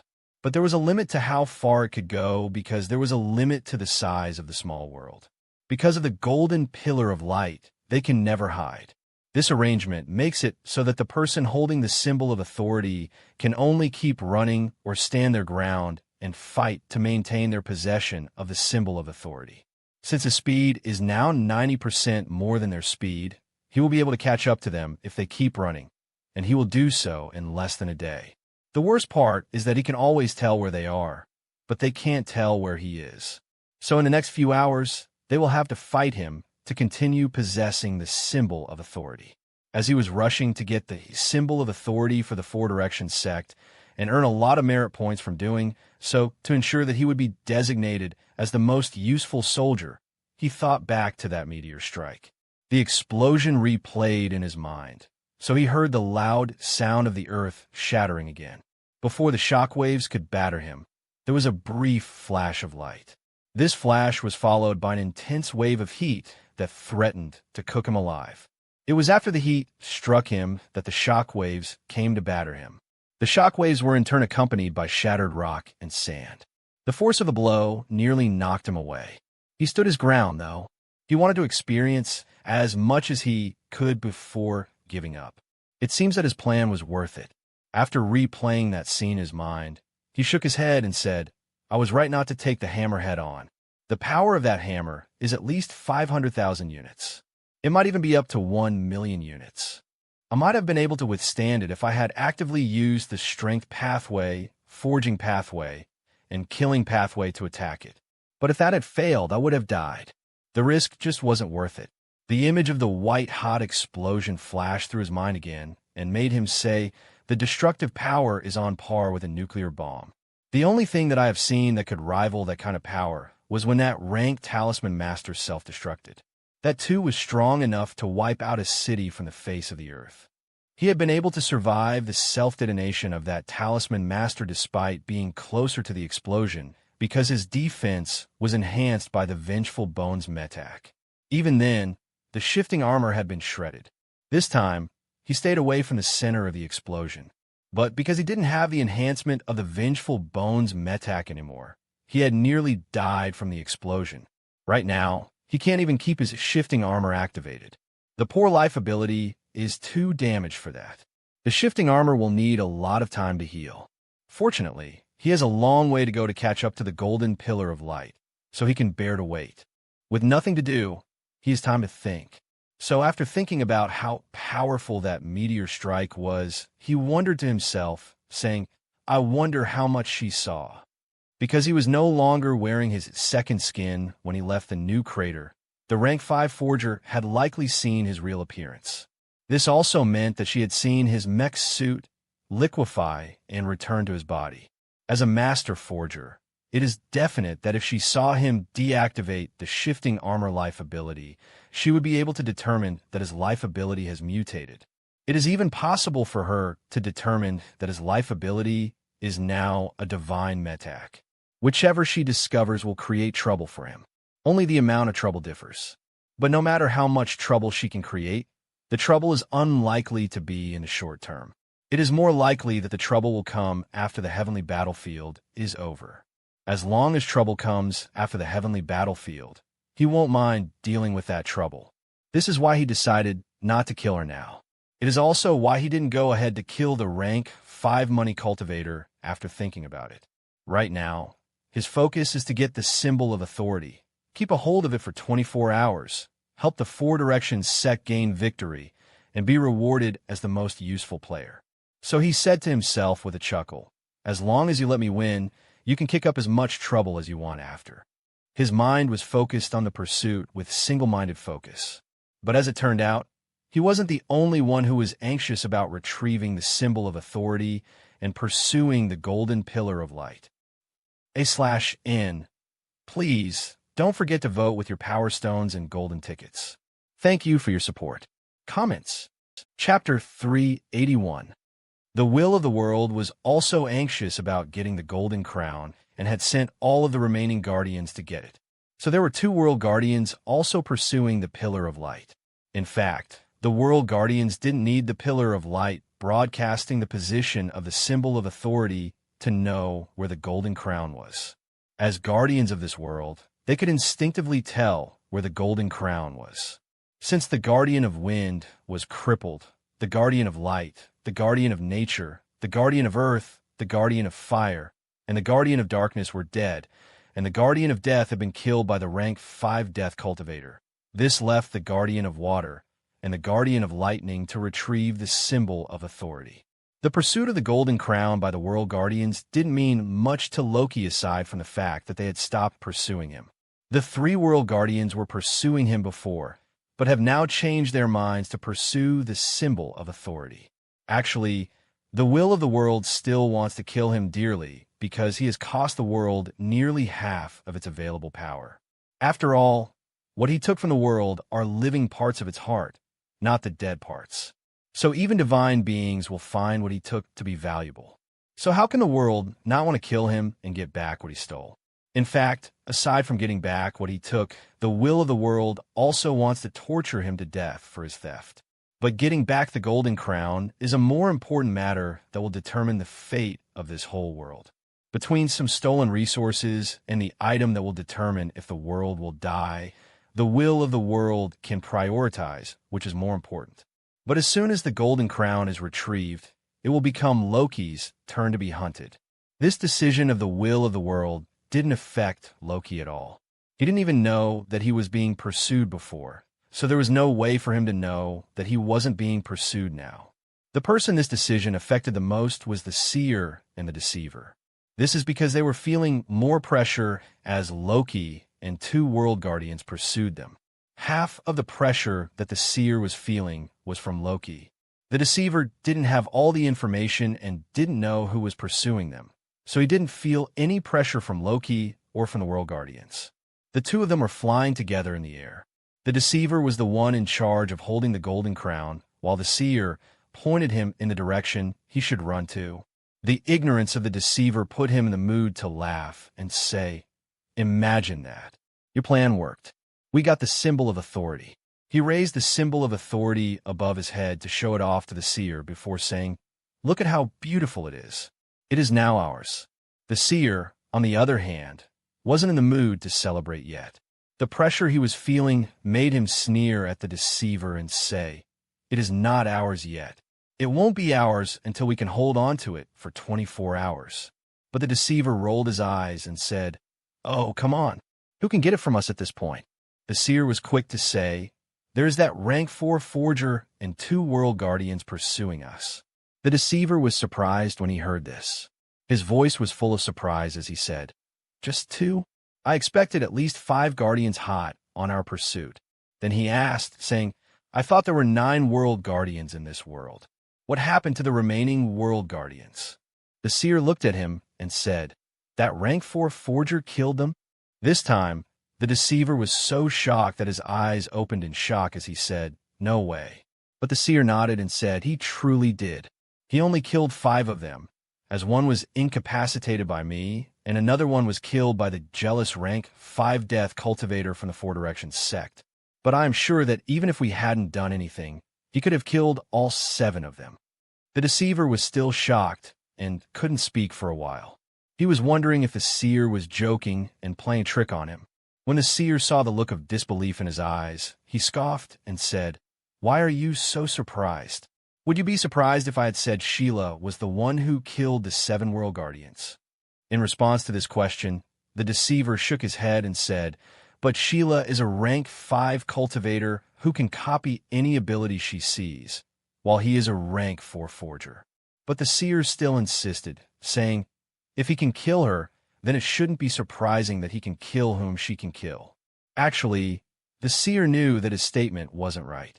The fact that Loki could kill Sheila didn't automatically mean that he could also kill everyone Sheila could kill, because there could be some enemies that Sheila could kill that aren't susceptible to the same thing that killed Sheila.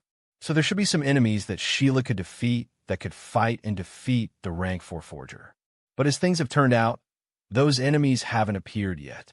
In order to press his point home about the danger of the rank 4 forger, the seer said to the deceiver, "In the time it took us to deceive that brawny rank 5 forger and take the golden crown from her, the rank 4 forger was able to kill the 2 world guardians that escaped earlier. That's how dangerous he is." Comments. Chapter 382. The deceiver was thoroughly convinced this time around, but he still smiled and said to the seer, "I am sure that you have a plan. So why don't you stop trying to scare me and tell me what the plan is?" He was waiting for the seer to take this as an opportunity to show off his intelligence and wisdom, but the seer sighed and said, "I am at my wit's end." This made the deceiver frown and say, "You can't be serious." But the deceiver still looked despondent as he said, "My original plan was to outrun him. That should have been easy to do, because we were faster than him and could always tell where he was coming from, so we could avoid him and stay ahead of him. But his speed suddenly increased, and he is now nearly twice as fast as we are, so we can't outrun him. Secondly, the 2 world guardians are flanking us right now, and we'll have to fight them if we veer to the left or to the right. In that short time that they delay us, he could catch up to us." The deceiver became anxious as he said, "So what do we do? Do we just give up on the golden crown that we worked so hard to get? What will Ocelot think of us giving up after she died to help us get the crown?" In response, the seer shook his head and said, "I am not willing to die in order to secure victory for the sect. Not that our death will necessarily mean victory for the sect, but I do have a plan that might work." The deceiver sighed in relief when he heard this. Then he said, "As long as you have a plan, it will be fine." But the seer glanced at him at the corner of his eyes and said with pessimism, "My plan might not work, though. In fact, the chances of it working are just 50%. Personally, I don't have much faith in it. And when I see it going awry, I will run away at the first opportunity one get to run." On the other side, the deceiver chuckled and said, "Don't worry. As long as we give it our best, I will be willing to accept defeat if we are truly inferior." Then he sighed and said, "I just don't want to give up without a fight. I have too much to gain and lose from this." This made the seer snort and say, "Who doesn't have something to gain if we win? Why do you think I went through so much effort?" The deceiver didn't say anything in reply to these 2 questions. This was because there was nothing more to say. The two of them understood exactly how much was at stake here.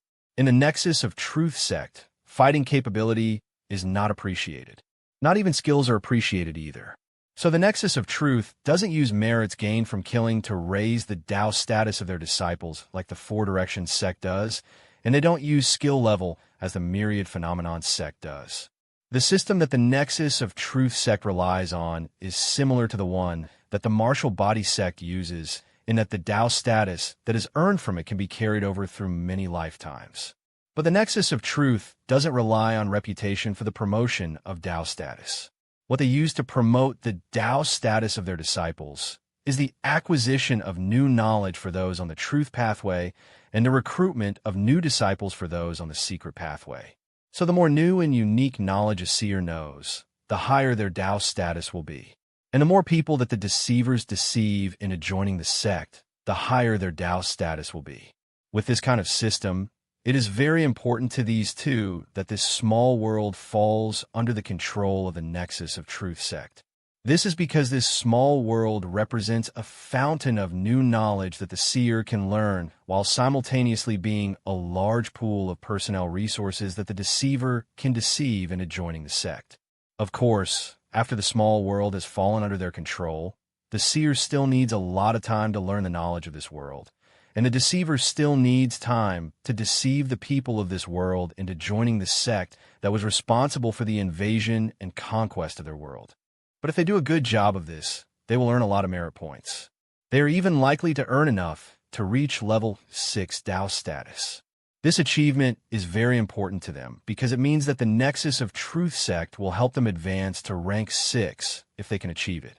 It can be said that only the Nexus of Truth sect gives level 6 Tao status to its disciples and helps them become divine beings. No other sect in the Blessed Heaven world does this. If they can achieve this level 6 Tao status and acquire a mutated life ability, their sect will help them advance. They don't know why other sects don't do this, but they know that this is an opportunity that they don't dare to miss. So securing victory in this heavenly battlefield is very important to the two of them. With this kind of motivation, the two of them moved around according to the plan of the seer. They didn't move around in a straight line away from the rank 4 forger anymore. Sometimes they swerved right, and other times they swerved left. Loki, who was following them doggedly, also found himself swerving right and left. The closer he got to them, the more he had to swerve to keep up with them. This made it so that his trail of pursuit had curved many times instead of being a straight line. Comments. Chapter 383. As he chased them, he thought to himself in confusion, I wonder what is going on with them. Surely, they don't think that this will make me lose them, right? The swerving has only made it so that they don't reach the end of the world early. As for the distance between them and him, it is still closing up as normal. Their swerving hasn't delayed him at all. He couldn't figure out what they were doing, so he could only shake his head and continue his pursuit. Since he was about to catch up to them, he felt that he would discover what they were up to soon. At this point, after more than an hour of pursuing, the shifting armor has healed to 70% of its maximum durability. So he could now wear it as his second skin and use it to amplify his power again. He immediately activated the shifting armor and transformed it into an exoskeleton armor. Because his size had become bigger thanks to the physical changes brought about by the Vengeful Bones metak, the exoskeleton armor was now big enough to be mistaken for a mech suit. By activating and putting his life ability to work, he has delayed its speed of regeneration. This has also eased the energy consumption of his life ability by a lot. But the Vengeful Bones metak is still consuming a lot of energy to empower him for so long. The consumption of the Vengeful Bones metak made him smile and say, just a little bit more, and blood will flow. He was comforting the Vengeful Bones metak and encouraging himself to be patient. Apparently, it wasn't only the Vengeful Bones metak that wanted something or someone to deliver its wrathful vengeance on. He also wanted to sink his claws into someone. Fortunately, an opportunity for him to exert his power came a few minutes later. In fact, when this opportunity came, he felt a little surprised. This was because it was more than he expected. For some reason, the deceiver had stopped running. So the golden pillar of light that represented the position of the symbol of authority had become stagnant. This made it easy for him to catch up to them. But when he arrived at the position of the symbol of authority, he didn't see the seer and the deceiver. He only saw the golden crown on the ground and a pillar of light rising above it into the sky. This sight made him chuckle and say, "Is this the plan? Do you want to put me on the defensive and wear me down slowly?" He didn't know what they were planning and was only making a guess. But he didn't seem to care about their plan as he continued towards the golden crown. If there was a trap, he didn't seem to care about it. He simply grabbed the golden crown and held it in his hands. Immediately after he grabbed the golden crown, a timer appeared above it. This showed how much time he had left to keep possession of the symbol of authority before his sect could be considered the rightful winner of this heavenly battlefield. He was looking at this timer when two figures suddenly appeared some distance away from him. Both of them looked at him with eyes filled with the intent to skin him alive and leave his entrails out for vultures to eat. They were more than a kilometer away from him, but their malice was still obvious at this distance. There was one on his left and another on his right. The one on his left was a blue-feathered bird person, while the one on the right was a purple-feathered bird person. These two were the world guardians of water and the world guardian of lightning. The two of them didn't speak to him when they appeared. They only glared at him before nodding at each other and making their moves. The world guardian of water was the first to make a move. She raised her hands into the sky, and the ground erupted with geysers of water. It was as if there was a dam underground, and she had made that dam explode. Because of her power, water came pouring out of the ground in a massive quantity for an area that was around 2 kilometers wide, with him at the center. So with him at the center, a circular area with a radius of 1 kilometer around him was filling up with water. The weird part was that the water didn't flow into the surrounding area after appearing. The water stayed within the confines of this circular area and didn't leak out. With the water unable to spread, it could only rise higher and higher. This formed a cylinder of water on dry land that was rising to the sky. And with the water rising quickly, it was about to submerge him. In order to escape the fate of being submerged, he rose higher into the sky. But the guardian of water and the guardian of lightning didn't want him to have his way. The guardian of water was down below within the cylinder of water. All of the bullets that he shot at her couldn't reach her because the large amount of moving water between them was protecting her by dragging his bullets away. Since she was safe at the bottom of the pillar of water, she continued to raise her hands up. This time, her power caused the edges of the cylinder to rise up like walls into the sky. The walls of water quickly rose into the sky to cut off his path of escape. They converge above his head to seal the sky and drag him down to be submerged. Meanwhile, the guardian of lightning had caused black storm clouds to appear in the sky. Then he made the storm clouds discharge a massive amount of purple lightning at him. Comments. Chapter 384. The purple bolts of lightning struck down with the literal fury of the world and the intent to destroy every invader. The anger contained within the lightning was for one of the invaders in particular. When the bolts of lightning struck the wall of water, they sank harmlessly into the water and did nothing to the guardian of water within the cylinder of water. But when the purple bolts struck Loki, they exploded and tried to burn him alive. Unfortunately for the purple bolts of lightning, they were too weak to break his defense, so they could only wander all over his body, looking for a weak point to enter through. They could only consume his energy as he resisted them. They couldn't really harm him.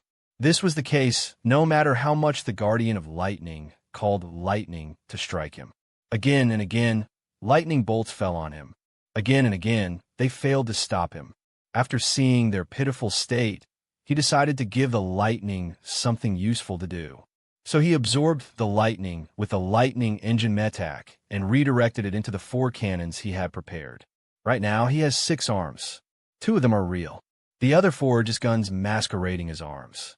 He has been preparing his signature energy bombs ever since he noticed that the golden pillar of light had stopped moving. Even though he started so early, he had not been able to prepare all 4 cannons because the red balls of lightning require a lot of energy and time to create. Now that he got some help, he was able to complete one cannon earlier than expected. So he directed that cannon downwards to the cylinder of water below him. Then he fired the cannon.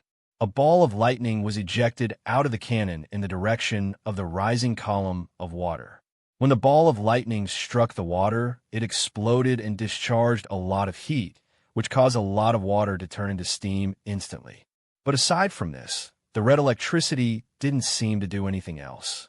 It just spread across the surface of the water and continued to turn the water into steam. This didn't seem to have done a lot of damage to the Water Guardian.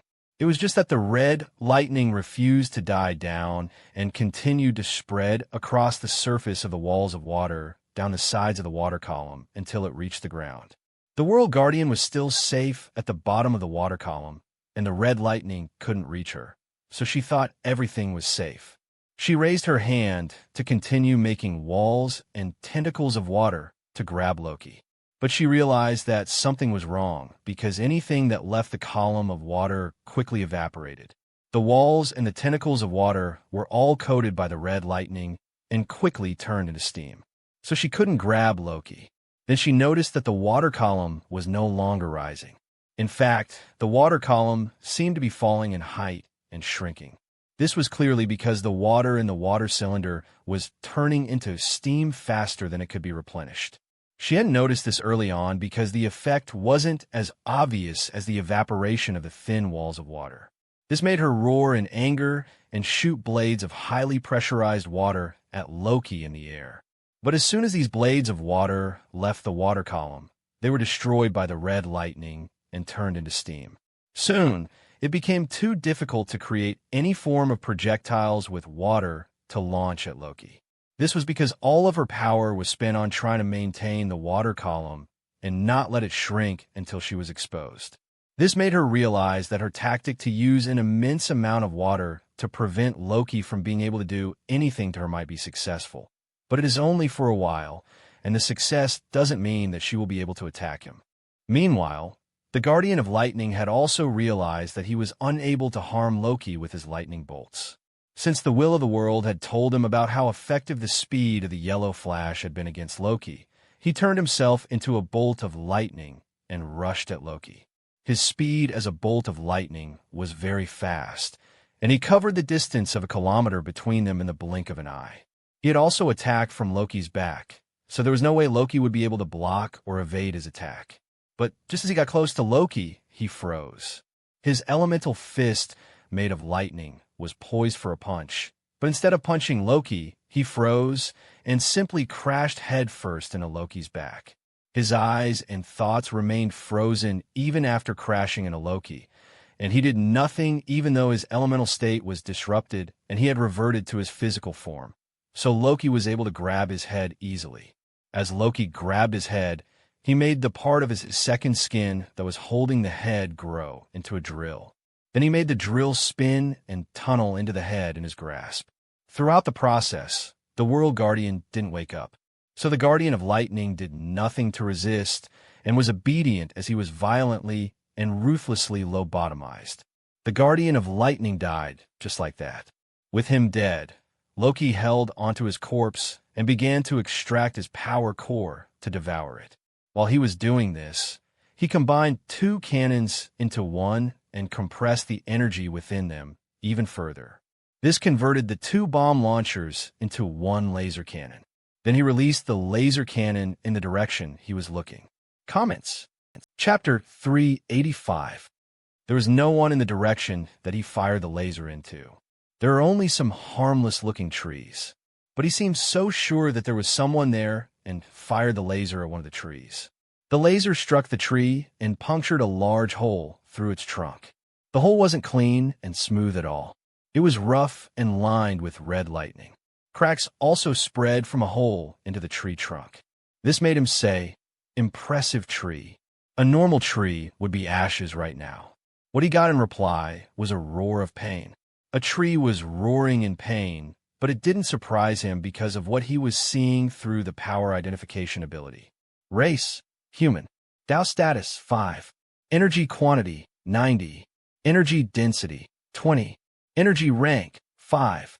Body, 1. Soul, 1. Mind 5. Will 5, 26%. Skill 500%. Metac, mimic. He didn't just stumble onto the fact that there was a mimic there through the power identification ability by luck. He knew that there was a mimic there and had used the power identification ability to confirm what he suspected. Right from the moment he saw the golden crown lying there unattended, he was sure that the tree in the distance was a mimic because he had planted a marker on the deceiver during his first attempt at chasing them. So as the tree transformed back into a shadowy figure with a large wound on his chest, Loki wasn't surprised. He even smiled and said, "Where is your friend? Why don't you call him over to help you?" The deceiver gritted his teeth as he said, "Fuck you." Then he turned around to run. But another red laser struck him in the back. He fell to the ground, unable to stand up again. He didn't even move as the red lightning spread all over his body, ripping him into shreds. When the red lightning was done, there was only a pile of ashes arranged into a humanoid shape on the ground. Loki saw this and said, "Why bother trying to escape? You're going to die anyway. So I was doing you a favor by killing you quickly and putting you out of your misery." Then he looked into the far distance and said, "What a pity about your partner, though. He doesn't seem to be willing to risk his life for yours." He had also planted a marker on the seer, so he knew that the two of them had been hiding nearby. With this knowledge at his disposal, he was able to tell that their plan was to let the World Guardians have a go at him before they jumped in to add to his problems and work together with the Guardians to kill him. The plan was on track to work even when he trapped the Guardian of Water beneath him. This was because he needed to consume a massive amount of energy to keep her trapped in her water cylinder. But their plan derailed when the Guardian of Lightning tried to sneak an attack on him. The Guardian of Lightning was fast, but he couldn't sense mental fluctuations like the Guardian of Light, so he didn't see the trap that Loki had laid out for him. Loki had also planted a tracker on the two Guardians, so he knew when the Guardian of Lightning was approaching him quickly. Fortunately, all he needed to set up the mental freeze was a single thought, so by the time the Guardian of Lightning got close to him, the trap had been laid. From there, their plan fell apart. Two Guardians became one, so their chances of overwhelming him with the Guardians fell by more than 50% since the Guardian of Water was already trapped. But what finally killed the plan was that the seer ran away after seeing him use a mental attack to incapacitate the Guardian of Lightning. Even though he had eliminated the Guardian of Lightning, the seer and the deceiver could have still joined the fight and might have achieved something by doing so. But their plan stood no chance whatsoever when the seer gave up and ran away for his dear life. The deceiver didn't understand how he had easily captured the Guardian of Lightning and didn't know that the seer had chosen to retreat disgracefully. He also didn't know that Loki could find him, so he continued to hide. Since one had already chosen to escape, Loki didn't want the other one to escape. So he shot the tree that the deceiver was pretending to be. Now that both potential sources of distraction had been eliminated, Loki decided to focus on the Guardian of Water. As he turned to look at her, he said to himself, "Since the seer is already gone, I can end this quickly." After saying this, he activated the Mind Network Metac. His target was the mind of the Guardian of Water. He hadn't used this earlier because he was trying not to spook the seer. Unfortunately, he still spooked the seer when he took the opportunity to neutralize the Guardian of Lightning. Since the harm had already been done, he felt free to use his Mindhunter abilities. Unlike his bullets and lightning that her water could block, her water couldn't block mental abilities. So he was able to gain access to her mind without any issues. She also couldn't sense mental fluctuations, as she isn't the Guardian of Death, the Guardian of Light, or the Guardian of Nature. So she was completely oblivious about the incoming danger. She continued to stubbornly hold on while glaring at him. In return, Loki stared at her with a slight smile on his lips while he planted mind bombs in her mind. She could escape now by turning her body into elemental water and sinking into the ground. This is something that flashed through her mind as she thought about escaping. But she didn't choose to escape because the will of the world was urging her to fight. /N. Please, don't forget to vote with your Power Stones and Golden Tickets. Thank you for your support. Comments. Chapter 386. There was also the fact that she was safe within the water and so far, there had been nothing Loki could do to her. So, she chose to keep fighting. She made up her mind to only escape when her life was in danger. Unfortunately for her, when the moment of danger came, it was too late for her to escape. A few seconds later, the mind bombs in her mind were detonated, and her mind was shattered. Her eyes immediately rolled into her head, and she fainted. This caused a large cylinder of water to collapse and spread into the surrounding area. There was so much water that the whole place was flooded. Loki looked at her corpse, unsure what to do with it. This was because Fenrir was no longer interested in her power core. Apparently, it had eaten its fill. This brought a smile to his face as he said to himself, "This is truly a fruitful heavenly battlefield. I have earned so much. Now all I have to do is wait to cash my final reward." With the symbol of authority in his grasp, and no one powerful enough to threaten him in this world, it is all but certain that the Four Directions sect will win this round of heavenly battlefield. It is also certain that he will be rewarded heavily by the sect for his contributions towards this victory. All that he needs to do now is wait for 23 hours and 57 minutes for the heavenly battlefield to end. As it turned out, he wasn't the only one who was anxious about the ending of the heavenly battlefield. A lot of people were also looking forward to the end of the heavenly battlefield. These anxious people were mostly from the Four Directions sect. This was because they had a lot to look forward to after the end of this heavenly battlefield. But there were also some people in the Four Directions sect who didn't participate in the heavenly battlefield, but were hoping for it to end quickly. These people were outside the small world, waiting anxiously. These people were mostly of three groups. The first group was the 5 divine beings who had been tasked with upholding the rules of this struggle between the 5 sects. Like anyone doing a job, they weren't particularly attached to this job. They just wanted to finish it early and move on with their lives. So when the Pillar of Light first appeared, they became excited. When the Pillar of Light first appeared, the 5 of them opened their eyes briefly to look at the small world. Then they closed their eyes again. They didn't say anything, but what they were feeling was orders of magnitude greater than what they were showing on their faces. This can be detected through the fact that the flickering of the golden flame over their heads was more animated than before. The appearance of the Pillar of Light meant that the struggle for the symbol of authority had started. This struggle could take a week to end, but even then, it would mean that the heavenly battlefield could end in less than 2 weeks. To end so early was a good thing that they could look forward to. To end even earlier would be the best, which was why they were full of anticipation. The second group of people waiting outside the small world was the people who had gotten news that the heavenly battlefield was about to end and had come to wait for the people they knew who were fighting in the small world. This group of people who came to wait for family and friends was the smallest. The group was so small that it was made up of only one person. This person was a man with a glowing mark on his forehead. This indicated that he was a rank 5 cultivator. He was sitting on a single large golden coin. The coin was large enough to fill a room. For those who were knowledgeable, the large golden coin was the manifestation of his life ability, which is called the forced exchange life ability. It is a life ability of the money pathway.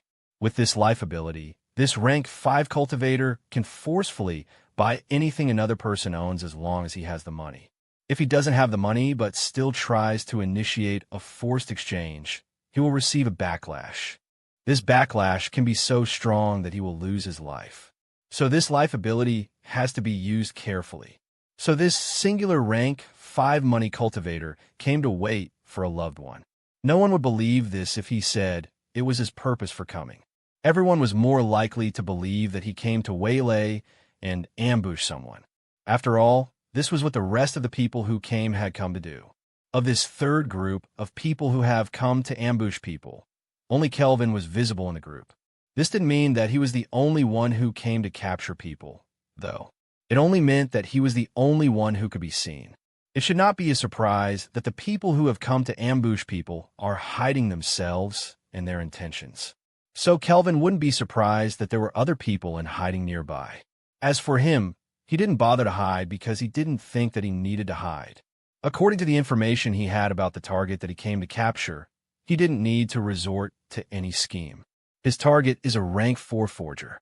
As a rank 5 forger, Capturing such a target should be as easy as eating an unpoisoned pie. As Kelvin stood on his airship waiting for the heavenly battlefield to end, he said to himself, "She said she had found him and secured him over 24 hours ago. So he's still alive and ready for the taking." Comments. Chapter 387. He became excited as he recalled what she had said to him. The last thing that she had said was, "The symbol of authority is secured in our grasp, so the heavenly battlefield should end soon." That was what she said 23 hours ago, so in 1 hour or so, the heavenly battlefield should end. This made his eyes full of excitement as he said, "I can't wait to lay my hands on that mutated life ability. I just hope my ancestor doesn't find out." The thought of his ancestor made him furrow his brows with worry and say, "That old man is too greedy. He is not even a forger, but I am sure that he will want my life ability if it becomes a divine metak. I wonder what I should do if he finds out." After thinking about this problem for a while, he could only say with bitterness, "I surely can't resist him. I don't have the power to do that. Only a divine being can resist him, which means I must get the help of a divine being. But who do I contact for help who won't want to devour me? At the very least, they have to be rank 7. If they're rank 8, that will be even better. But a rank 8 won't appreciate my surrender as much as a rank 7 divine being. As a cultivator from a prestigious divine family, he knows a lot of secrets about divine beings. One of the secrets he knows is that divine beings can help rank 5 cultivators advance if sufficient benefit is offered. He had also heard of a rumor of how a rank 7 divine being once helped a rank 5 to ascend in exchange for the servitude of the rank 5 cultivator. He doesn't know why a rank 7 will want his servitude, but he doesn't mind offering it since it is much better than owing his entire life to his divine ancestor. So he is willing to make that trade if it grants him great power and a chance of eternal life. He was thinking about this when a pillar of light rose from the small world. This shiny and glorious light was accompanied by a wail from the small world. The wail hinted at the fact that whatever was going on wasn't as glorious as it appeared to be. As he listened, he was able to determine that the wail was a wail of sorrow from the will of the small world. This was a sound that only those in possession of the fragment of the hearts of a world like his, or complete living hearts of a world like the divine beings, could hear. After hearing this sound, he knew what it meant without a doubt. So his face broke out into a smile. This smile couldn't be seen, though. It was hidden beneath his armored shell. He wasn't the one who reacted to the sound. The lone rank 5 money cultivator also sighed in relief. As for the divine beings, they each opened their eyes and stood up. The divine beings were taking the appearance of the pillar of light and the wail of sorrow seriously. This was because it signified that they were about to do the most important thing that they had been sent to do. With the 5 of them ready, they took action together. The 5 of them extended a hand towards the part of the shell of the small world that the pillar of light was shining on. Then they grabbed a part of the shell and pulled it back. Their actions caused the portion of the shell where the pillar of light was shiny to be ripped open. The tear was jagged and violent. Even the world felt it and cried out in pain. Then the will of the world began to plead with them. Again, the sound it was making was something only those attuned to the power of the world could hear. The 5 of them were highly perceptive and could hear the pleas for mercy from the small world. But the 5 of them didn't care. They continued to rip the world open until the pillar of light became free from the world. With the pillar of light free, the soldiers of the 5 sects in the small world could finally leave the world. In order to leave, they only needed to step into the pillar of light, and it would lift them into the sky and lead them to the world beyond. As the one holding the crown, Loki was the first to appear from the gap in the shell of the small world. He came with a golden crown in his hands. After he appeared, the 5 divine beings glanced at him. When they realized that he was at rank 4, not rank 5, their gaze lingered on him. They didn't glance at him briefly and ignore him soon after, as they usually do with mortals. This time, all of them focused and stared at him intensely. At this point, he had already received a message from the sect about how to complete his mission and earn his reward as the most useful soldier. So he knew what to do.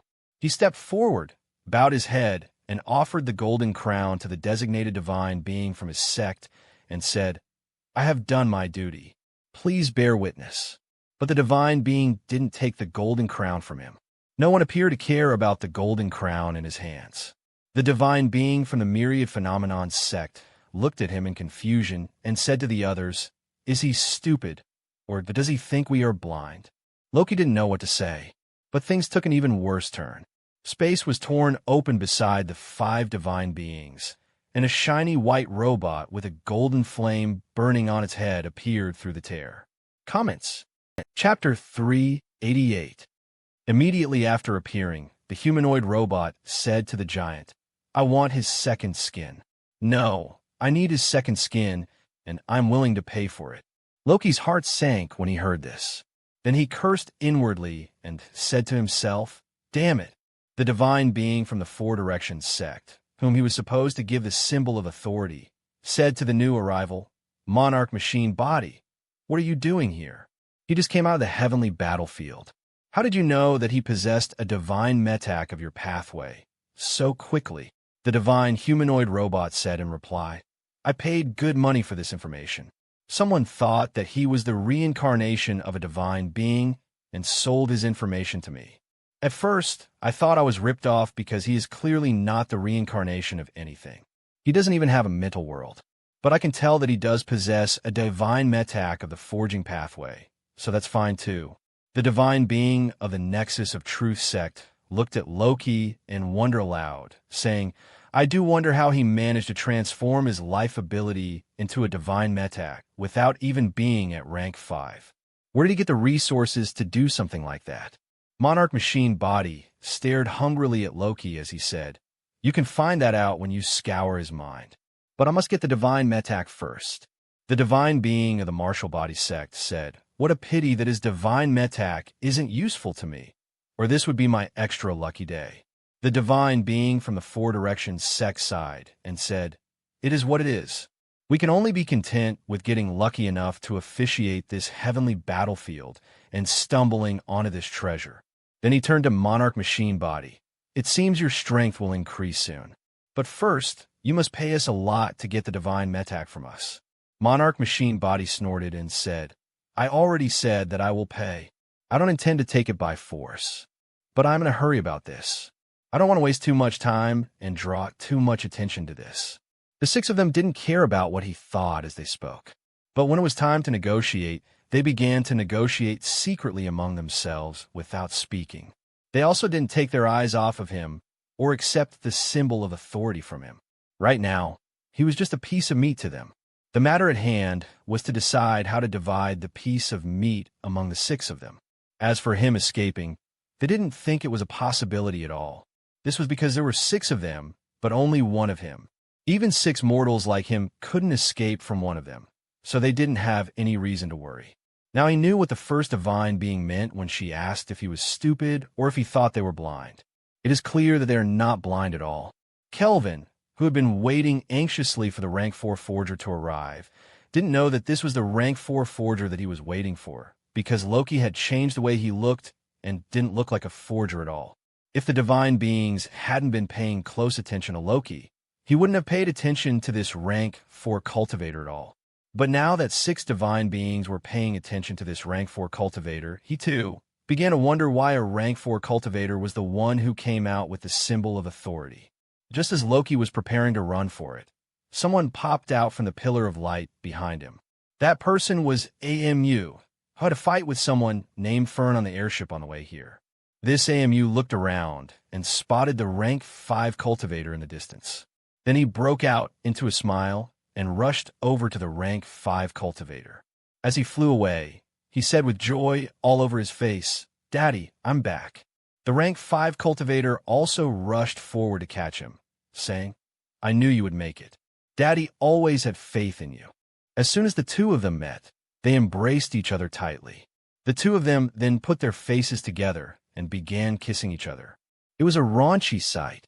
As they sucked on each other's faces, the rank 5 cultivator's hands roamed over the body of the other man, groping him all over. Finally, his hands settled on AMU's buttocks and grabbed them tightly. This made AMU giggle and say, Someone seems to be anxious to take a bite out of AMU. The rank 5 money cultivator said in a deep voice, I've been yearning for you day and night. AMU embraced the other man again as he said, I was so scared that I would die and wouldn't see you ever again. The man patted his buttocks again and said, Don't worry. It is all over. Daddy's here. This sight didn't affect the divine beings at all. In fact, they ignored it and only focused on Loki. Loki was the one who was distracted by this scene. What he had just seen put a temporary pause on his actions. It was only a few seconds later that he realized his mistake of wasting time. After getting over his shock, he said, What the fuck? Then he committed suicide. As Fenrir carried his consciousness away into the river of time, what he had just saw flash through his eye, the memory made him say to himself, Is this the daddy that AMU has been talking about?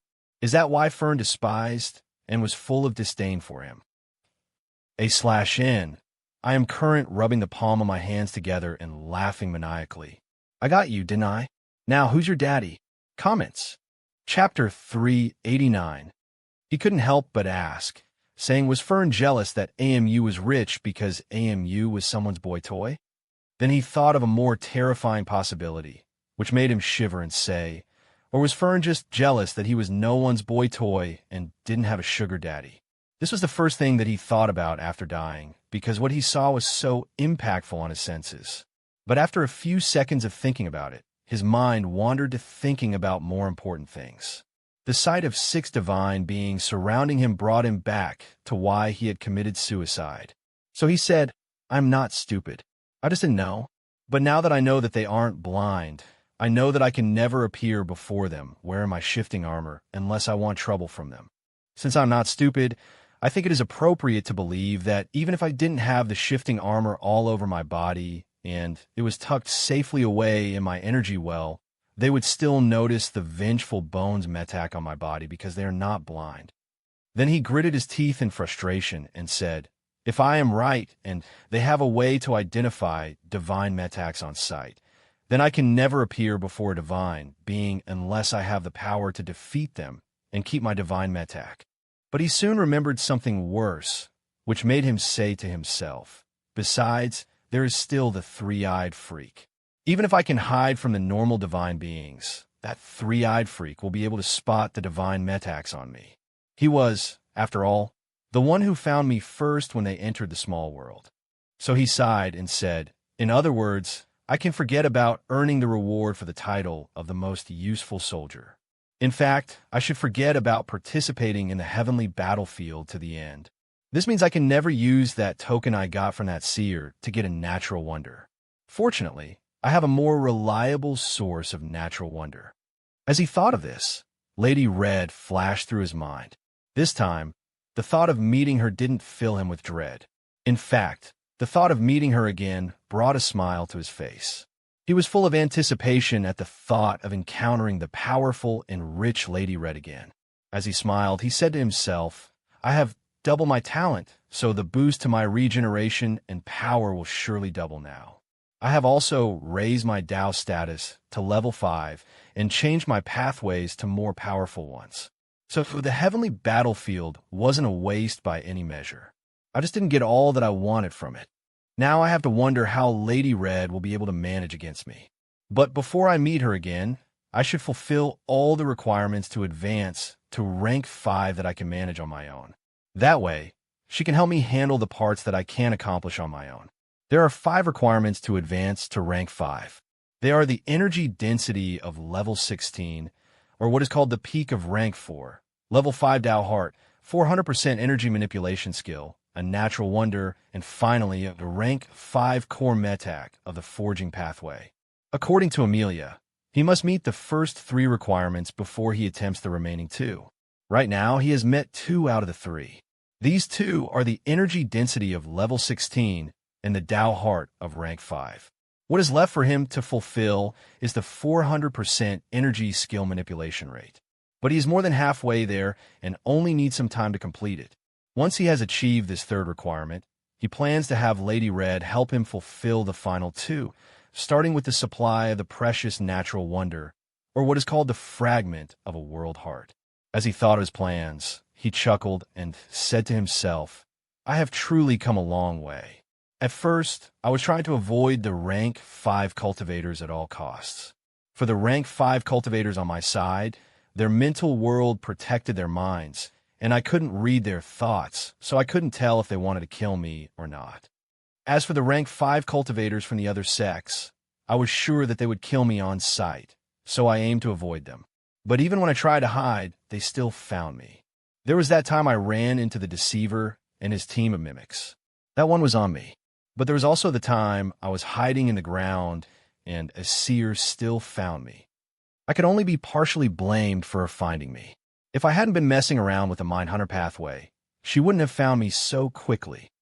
But I am sure that even if I hadn't done anything and had just lain there like a dead body, she still would have found me. She's that nosy.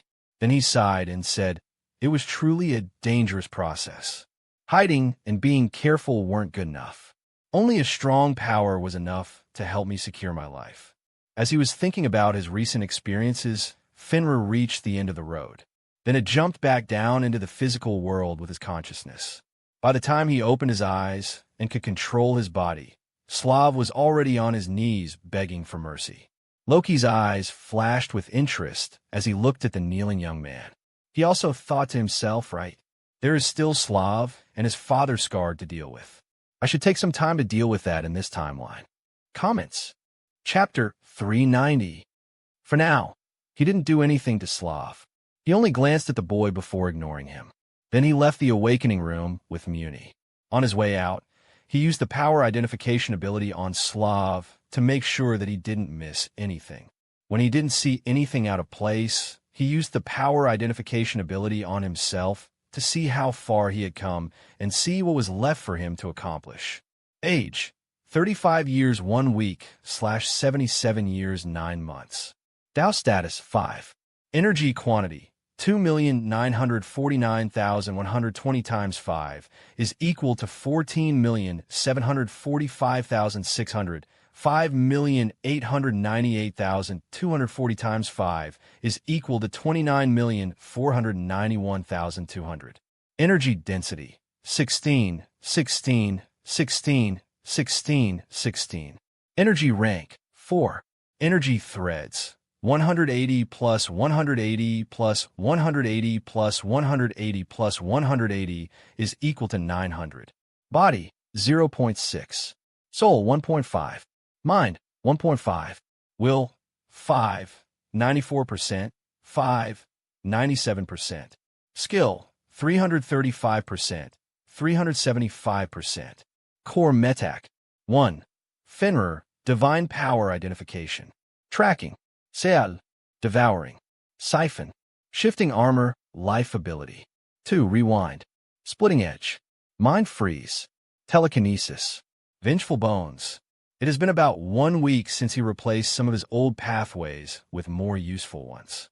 In that time, his energy density has remained at level 16, but his talent has doubled, which is why his total internal energy has increased from 14,745,600 to 29,492,200 units. In comparison, according to what he knows, Rank 5 cultivators have an energy density of level 20 at the peak of Rank 5 and a talent of 90 units. So their total internal energy is 47,185,920 units. As for other Rank 4 cultivators at the peak of Rank 4, with an energy density of level 16 and a maximum talent of 90 units, their total internal energy is only 2,949,120. So he possesses as much as 5 times as much internal energy as other Rank 4 cultivators with peak talents, but only 62.5% of the total internal energy of peak Rank 5 cultivators. However, he is sure that no Rank 5 cultivator will be able to match the rate at which he regenerates energy. This is because he has 900 energy threads serving 5 energy chambers at the same time. So, aside from his normal regeneration of 100% of his total internal energy per hour, his energy threads also boost his regeneration by helping him to regenerate 4,500% of his total internal energy every hour. This makes it so that he regenerates an extra 1,327,149,000 units per hour, or 368,652.5 units per second. On the other hand, a rank 5 cultivator only has 90 threads and 1 energy chamber, so their energy threads can only boost their regeneration by 90% of their total internal energy per hour, which is 42,467,328 units per hour, or 11,796.48 units per second. Since the boost of his energy threads is 31.25 times greater than theirs, he is more qualified to use rank 5 metax than they are. The thought made him chuckle inwardly. But despite this massive difference between his energy regeneration and the energy regeneration of rank 5 cultivators, this difference is not as significant as the difference between his power and that of rank 5 cultivators now that the boost that his energy threads can provide for his power output has doubled.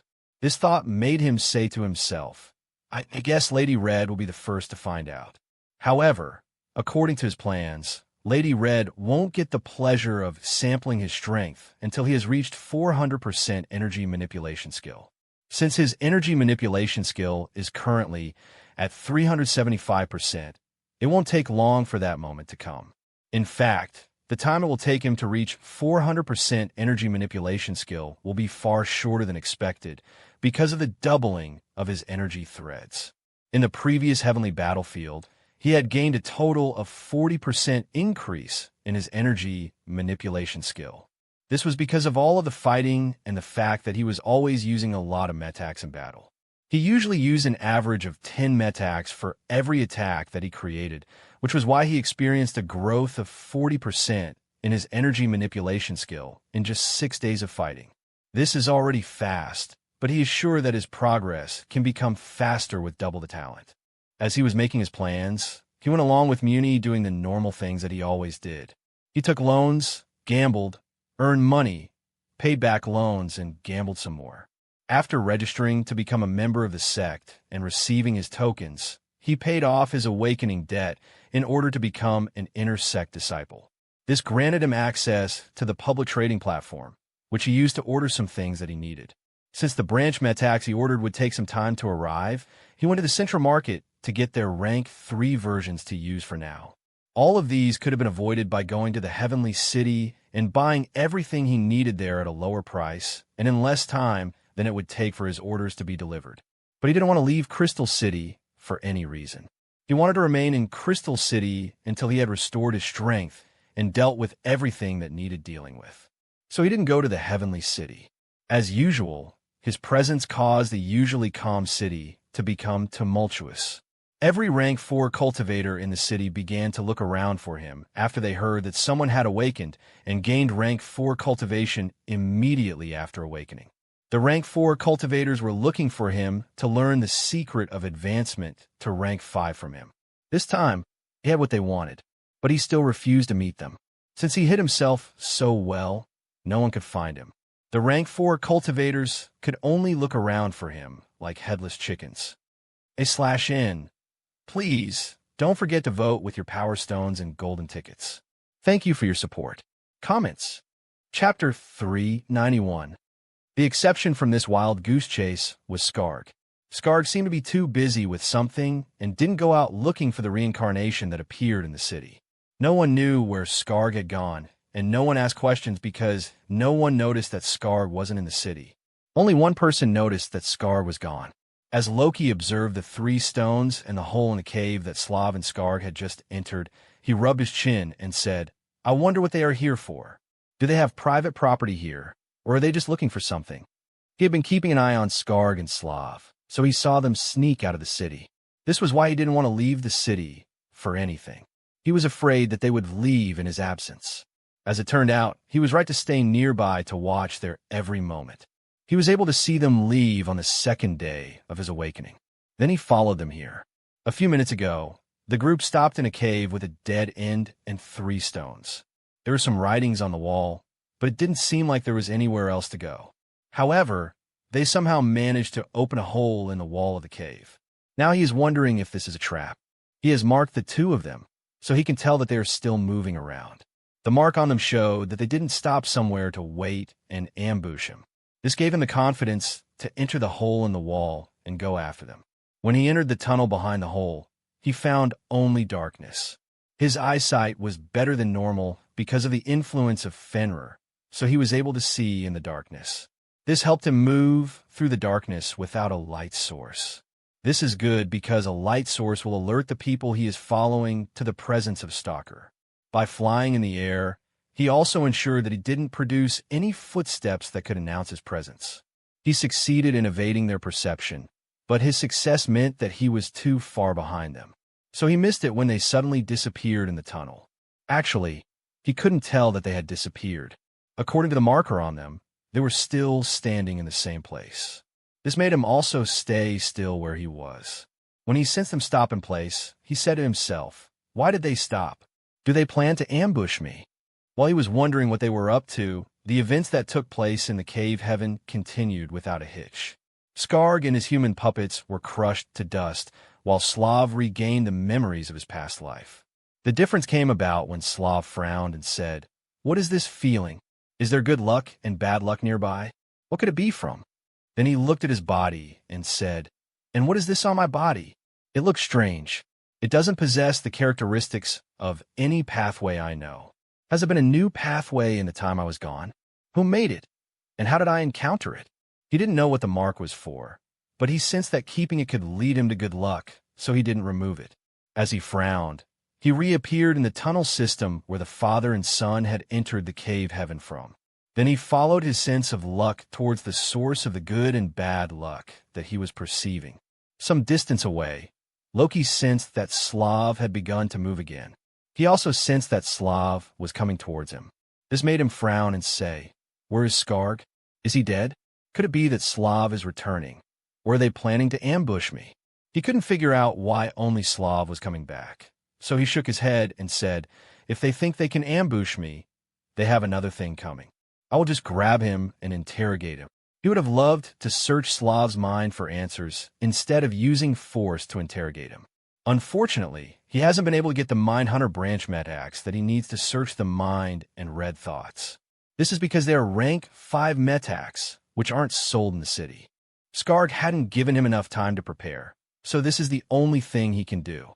But since Slav is just a rank 1 ignorant young man, he is sure that force will be enough to get answers out of him. So when Slav turned the corner and came face to face with him, he said, well, who do we have here? What are you doing here so far away from?" He couldn't complete that question because he noticed that Slav's eyes were different. Slav's eyes were golden and bright. His eyes were not normal at all. As he looked into Slav's eyes, he didn't see an ignorant young man looking back at him. What he saw was an ancient mind quietly assessing him behind the golden light. He had seen that same mind many times before, so he knew without a doubt that this Slav was the reincarnated version and his long-standing enemy.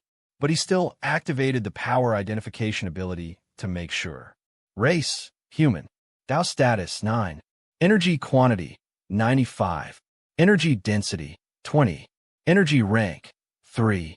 Body, 0.4. Soul, 5. Mind, 5. Will, 6. Skill, 500%.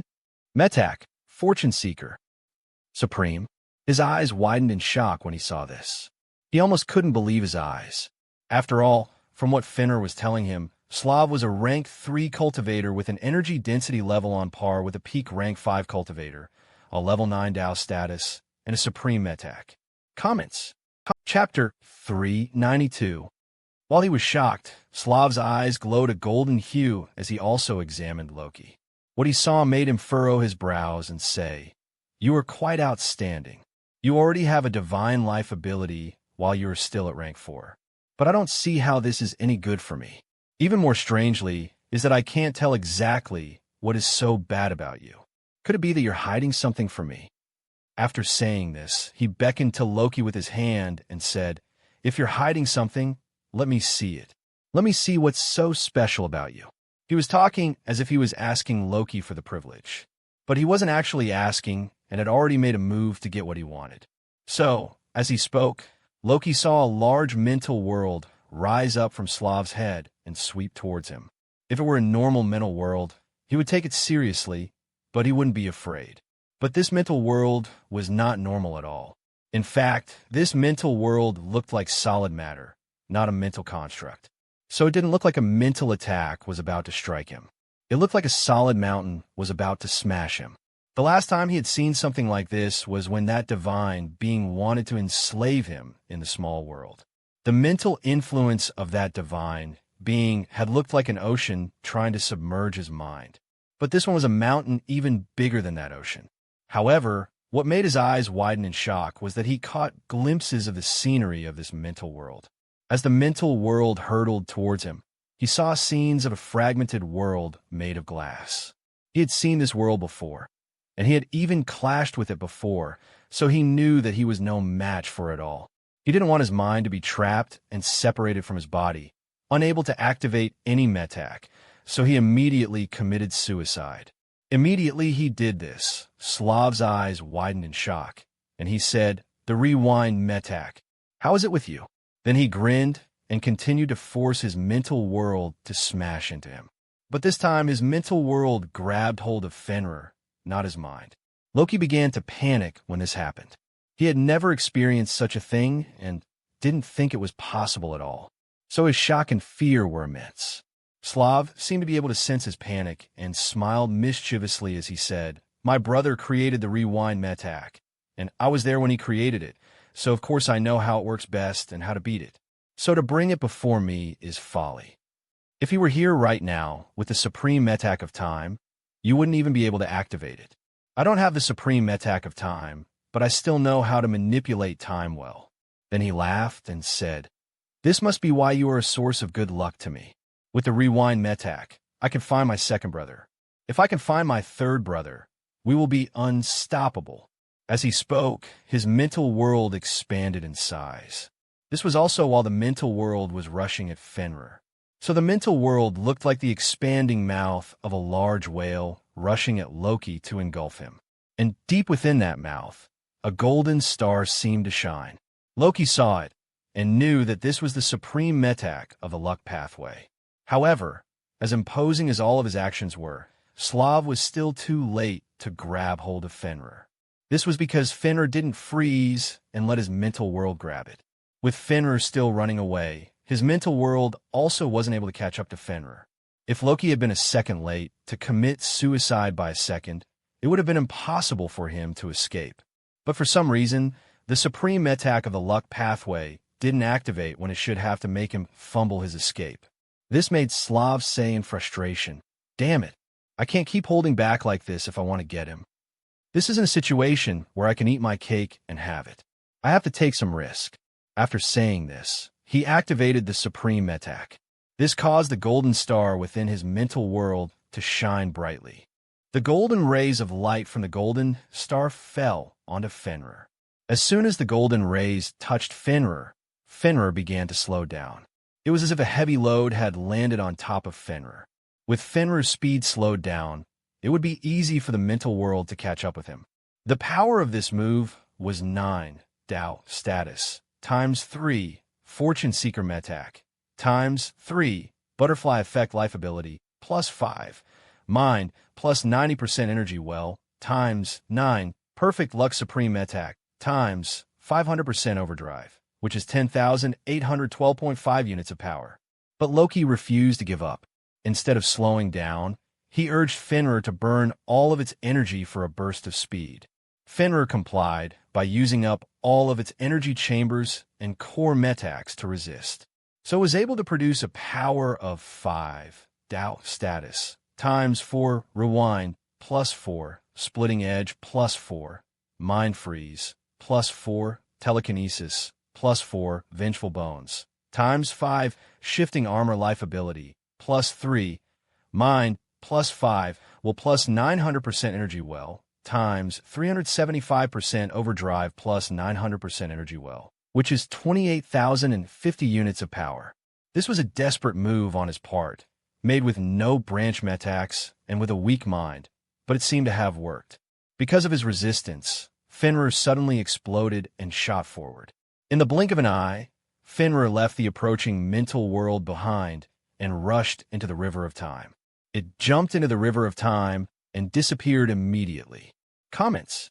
Chapter 393. Slav saw that he had escaped. So he shook his head in bitterness and said, I was too hesitant. But who can blame me? I had to be hesitant. He knew why the Supreme Metak hadn't activated earlier, and he knew that it was intentional on his side. He hadn't activated it earlier in order to remain incognito, and because he never expected that he would need it. He had expected the rewind Metak to freeze in front of him and let his mental world grab it, after he used his mental world to simulate the suppression of a higher Dao status of the time pathway on it. But what he didn't work because the rewind Metak he knew wasn't the same rewind Metak that he encountered. This rewind Metak was vastly different from what he knew and was familiar with, so it didn't freeze in front of him. This forced him to finally activate the Supreme Metak. But it still didn't work because this rewind Metak possessed far more energy and power than a single divine Metak activated without the support of one's existence, and energy well should have. As he thought of this, he shook his head and said, It is not even the rewind Metak anymore. It is just something that is behaving like the rewind Metak. I wonder what it is. Just as he was wondering what Fenrir really is, a large, colossal hand broke through the sky and descended to the earth to grab him. He wasn't surprised to see this. After all, it is the main reason he didn't want to activate his Supreme Metak. So it is something he expected to happen. When he had decided to activate his Supreme Metak, he knew that this was most likely to happen. But he had also expected to be able to retrieve the rewind Metak, which would have been worth it. This was why he chose to gamble despite knowing the consequences. Now that things had reached this point, he could only sigh and say, My gamble failed. I guess this is why he is my source of bad, too. As for Loki, he was swimming through the river of time. Even though he didn't have a heart, he seemed to feel his non-existent heart pounding in fear. For a long while, he couldn't put his thoughts and fears into words. He only knew that the situation was so bad that he had nearly died and would have died forever if he had died. He was still feeling this immense fear and shock when Fenrir dropped back into the physical world. This time, Fenrir stopped moving because it ran out of energy, not because it had reached the end of the road. Apparently, Fenrir had burned through most of its energy store to escape the golden light. So even though the end of the road, which is the moment he awakened, is supposed to be a day away, Fenrir still couldn't make it that far before becoming tired. When the Fenrir of the future fused with the Fenrir of the past, and his two consciousnesses fused into one, he found himself in front of a hole in the wall of a cave and with 3 stones nearby. He was just observing the 3 stones and the hole in the cave that Slav and Skarg had just entered. He had rubbed his chin and said, I wonder what they are here for. Do they have private property here, or are they just looking for something? In the previous timeline, he had decided to enter the tunnel. But this time around, he turned around to run without hesitation. He didn't look back at all. He ran as if his life depended on how fast he could run, and he didn't stop for anything. When he left the canyon in the ground, he rose into the air and flew directly upwards to the sky. His goal was to reach the heavenly city. He didn't seem to care that he had ordered a bunch of stuff that was to be delivered to Crystal City. Right now, his only thought was to reach somewhere Slav would be easily suppressed if the reincarnation dared to make a move against him. What left him shaken the most was how Fenrir was cracking when that golden light had fallen on it. This was despite the fact that Fenrir had produced more than the golden light was using to slow him down. It was as if the effect of the golden light wasn't only to slow him down, but that its more hidden effect was unaffected by his resistance. So if he had delayed and that hidden effect had succeeded, something would have gone terribly wrong. As he thought about it, he said to himself, Fenrir was literally breaking apart. One more second there, and Fenrir would be gone. What kind of power is that? He didn't know what kind of power it was. He only knew that he didn't want to encounter it anytime soon. No matter how Fenrir growled and expressed hunger for the golden star, he refused to go back there to test fate. His eyes lit up when his thoughts reached this point. He said, Exactly. That's exactly what it felt like. It was as if I were testing fate. But fate was already biased against me, so I was bound to lose if I let the test continue. He is still shaken, but Fenrir only cares about food. It has healed completely now after fusing with its past version, so it couldn't remember that it was on the brink of destruction just a few seconds ago. It was as if it didn't just experience the same dangerous and risky experience. Only Loki seemed to remember that terrifying golden star. As he thought of that brief fight, where all he did was run away and still nearly failed to run away, he said, and that's without having any contact with that mental world. If that mental world had caught up to me, I would surely be screwed. Comments. Chapter 394. But no matter explanations he said, or how many reasonable points he made when he said them, Fenrir didn't seem to be listening. All Fenrir wanted was to devour that golden star. However, after a while, he created enough distance between himself and the ground for Fenrir to forget about its cravings. So he was able to continue his escape in peace. But just because Fenrir had forgotten didn't mean that he had also forgotten. Just like he didn't forget the fear he felt when that mental world surged towards him, he also didn't forget the intense craving for power that he felt when he saw that golden star. It is just that he is more reasonable than Fenrir. So even though he didn't forget his craving for the golden star, he didn't let this temptation override his reason.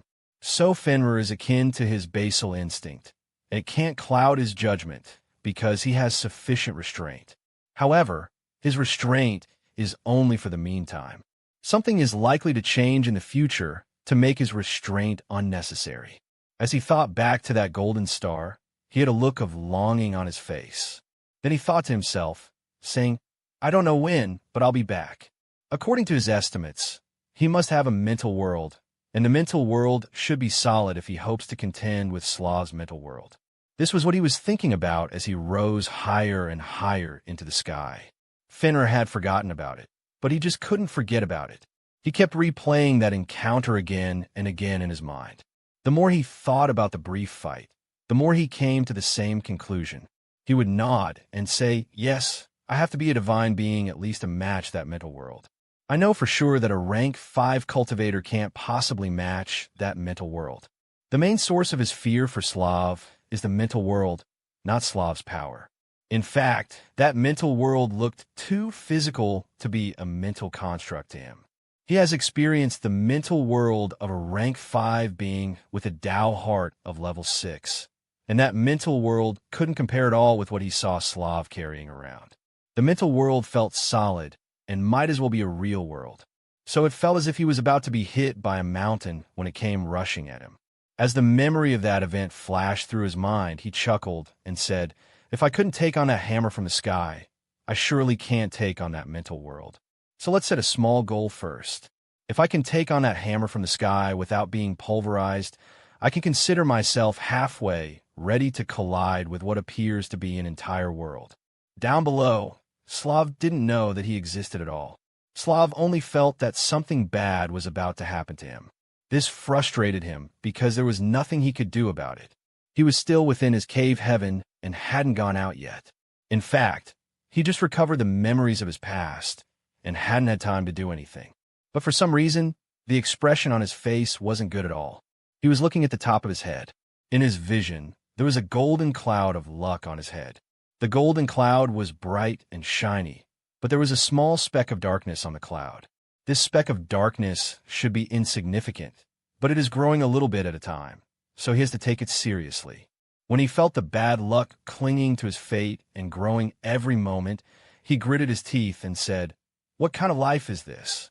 I know I have bad luck. I know that I have to deal with it. I know that if I don't deal with it, it will only continue to get worse. Yet I can't do anything about it, or I will encounter more bad luck. Who can live like this? It would have been better if I were ignorant and didn't know about the impending doom. He has sensed that there's a potential threat to him in existence, and that threat will only continue to grow stronger as time passes. So the smart thing to do now is to act to eliminate that threat. He knows this, and he also has the means to deal with the threat. He can just use his life ability, Divine Metak, called the Butterfly Effect Metak. With this life ability, he won't even have to make a direct move to eliminate the threat. He can just kick a pebble on the road, and the world will find a way to eliminate the threat to him. So he has the knowledge, possesses the means, and the means are easy to execute. But he can't execute this plan because once he does, someone will appear to capture him. And this person that will appear is not someone that his current self can contend with at all. This made him frustrated for a long time, so he cursed and raged some more. Eventually, he had to move on with his life. After all, there was nothing he could do about his current situation. He could only sigh and say, "Being the loser isn't good at all. I can only take things one step at a time, starting with becoming a divine being." He thought more about his plans before he left the cave heaven and appeared in the tunnel. Then he left the tunnel system to pursue his dreams. As someone who used to be a rank 9 DMadLord, it should be easy for him to become a divine being. In fact, he has everything he needs to become a divine being on the spot. Comments. Chapter 395. With a single thought, he can become a divine being here and now. But he can't do that because there is someone high up there constantly searching the entire universe, not just the blessed heaven world for him. If the luck pathway so much as shows a trend of resurgence, he will be discovered. So if he is to become a divine being, he has to use another pathway. While he is trying to accomplish this, he can feel that faint sense of doom clinging to him like oil on paper. This made him feel gloomy and unable to enjoy the fact that he managed to return despite the efforts of a lot of people to prevent him from returning. His faint sense of doom spiked a month later. He still couldn't do anything about the source of this doom, but he could do something to increase his luck. At this point, he has a multicolored mark on his head. This indicates that he has advanced to rank 5. This was something that was easy for him to accomplish. His current power and means have also made it possible for him to acquire resources to increase his luck without using the metax of the luck pathway. What he got for this is an expensive talisman of the talisman pathway. He pinched the golden talisman in his hand and watched it shatter into dust. The dust that the talisman shattered was golden and sparkling. This dust flew around him several times, rising each time until it reached the cloud on top of his head. As he increased his bright and golden luck, the golden cloud on top of his head became bigger. This forced the speck of darkness to become smaller compared to the size of the golden cloud. The increasing difference in the size of his good luck and the size of his bad luck also made it so that there was a trend of his good luck subsuming the bad luck. This made him smile and say, "I didn't do anything to the source of the bad luck. If my good luck becomes too big for it, then it won't be my fault if they experience a backlash of bad luck." In the heavenly city, Loki was in a room cultivating. He was sitting on a cushion and controlling branch metax to interact with him in various ways. It has been 1 month since his encounter with Slav the Golden. That's the name he came up with for the person who nearly killed him permanently a week ago. He exhaled and said to himself, "Finally, I've reached 400% energy manipulation skill. It is time for the next step." He could feel that he had just crossed a bottleneck within him. Usually, that bottleneck should have been his limit. But since his energy well has doubled, the bottleneck can no longer block him from progressing. So instead of being confined to an energy manipulation skill level of 400% as a rank 4 cultivator, he can feel that he can still continue to improve without advancing to rank 5. It is just a feeling, though, so he decided to confirm it with the power identification ability. Age: 35 years 1 month 1 week / 77 years 9 months. Tao status 5. Energy quantity 5,898,240 times 5 is equal to 29,491,200. Energy density 16, 16, 16, 16, 16. Energy rank 4. Energy threads 180 plus 180 plus 180 plus 180 plus 180 is equal to 900. Body 0.6. 5. Soul 3, 4. Mind 3, 5. Will 5, 97%. 6, 1%. Skill 375%. 401%. Core Metac 1. Fenrir, Divine Power Identification. Tracking Seal, Devouring. Siphon, Shifting Armor, Life Ability. 2. Rewind, Splitting Edge. Mind Freeze, Telekinesis. Vengeful Bones. This made him smile and say, "It is just like I thought. Rank can't limit my energy manipulation skill anymore. And look at that willpower. It has developed nicely. I guess Slav really is my lucky star. His Tao heart had broken the threshold of rank 5 short while after his encounter with Slav, so he has Slav to thank for this progress. But he doesn't plan to meet with Slav to thank him anytime soon. And even though that encounter was responsible for his sudden rise in the refinement of his Tao heart, that kind of encounter isn't something he is willing to have with Slav or anyone ever again. He must prefer the slow refining of time. As he thought of this, he said, "Slow and steady wins the race." There is no need to gamble when the reward for winning the gamble is something I can earn in time, and especially when the consequence for losing the gamble isn't something I can afford to pay. Then he scratched his chin and said, "As for the benefits of this level of willpower, I can't tell. I don't feel any different. Maybe it is because I don't have the tools to make full use of it." After saying that, his eyes lit up and he said, "Speaking of tools, it is time I got better ones. It seems it is time to meet Lady Red." Immediately after he said this, he stood up from the cushion and left the room. Then he left the heavenly city completely and came down to earth for his meeting. He didn't waste time taking action because he had been waiting for this moment for a long time. Most of his time in the heavenly city has been spent refining his body. This task of refining his body was what had delayed him from achieving 400% energy manipulation skill level and meeting Lady Red for so long. Now that his body, mind, and soul have reached their limit and he has equipped rank 5 metacs, not the rank 3 ones that he was using a month ago, he feels ready to meet with Lady Red. Amelia had already given him her contact information, so he could easily reach her. In order to use her contact information to reach her, though, he had to buy a communication talisman. /N. Please, don't forget to vote with your power stones and golden tickets. Thank you for your support. Comments. Chapter 396. The acquisition of a communication talisman was not difficult. In fact, he was able to get the most powerful one for sale in the heavenly city without any stress. With it, he should be able to make contact with Lady Red as long as she is in the central domain. He already got the powerful communication talisman about a month ago when he went shopping for branch metacs. He got it then in preparation for today, so all he needs now is to retrieve Greg and use him for the exchange of benefits. So the first place he went to was the direction of the earthly battlefield at the border of the central domain and the northern domain. What he wanted to do there took some time, so it was later in the day when he finally contacted her. When he dialed her number, someone accepted the request for communication on the other side and said, "Who is this?" Loki smiled as he replied, saying, "Who I am doesn't matter. What matters is that I can help you acquire a mutated floating furnace life ability." The person on the other side chuckled and said, "Let me guess. In order to receive this floating furnace life ability, I must come out to meet you somewhere. But when I come there, I will be ambushed and killed. I'm guessing that there are at least 3 rank 5 cultivators in your family waiting to ambush me. And just to make sure that I don't come back after death to keep troubling you, your divine ancestor might even make a move to destroy my mental world completely." At this point, Loki didn't know what to say. He couldn't very well deny her claim, because that's exactly what someone who wants to ambush her would do. So he said with a gloomy tone, "How did you know?" His question made her laugh and say, "What do you take me for? This is not my first round as a rank 5 being.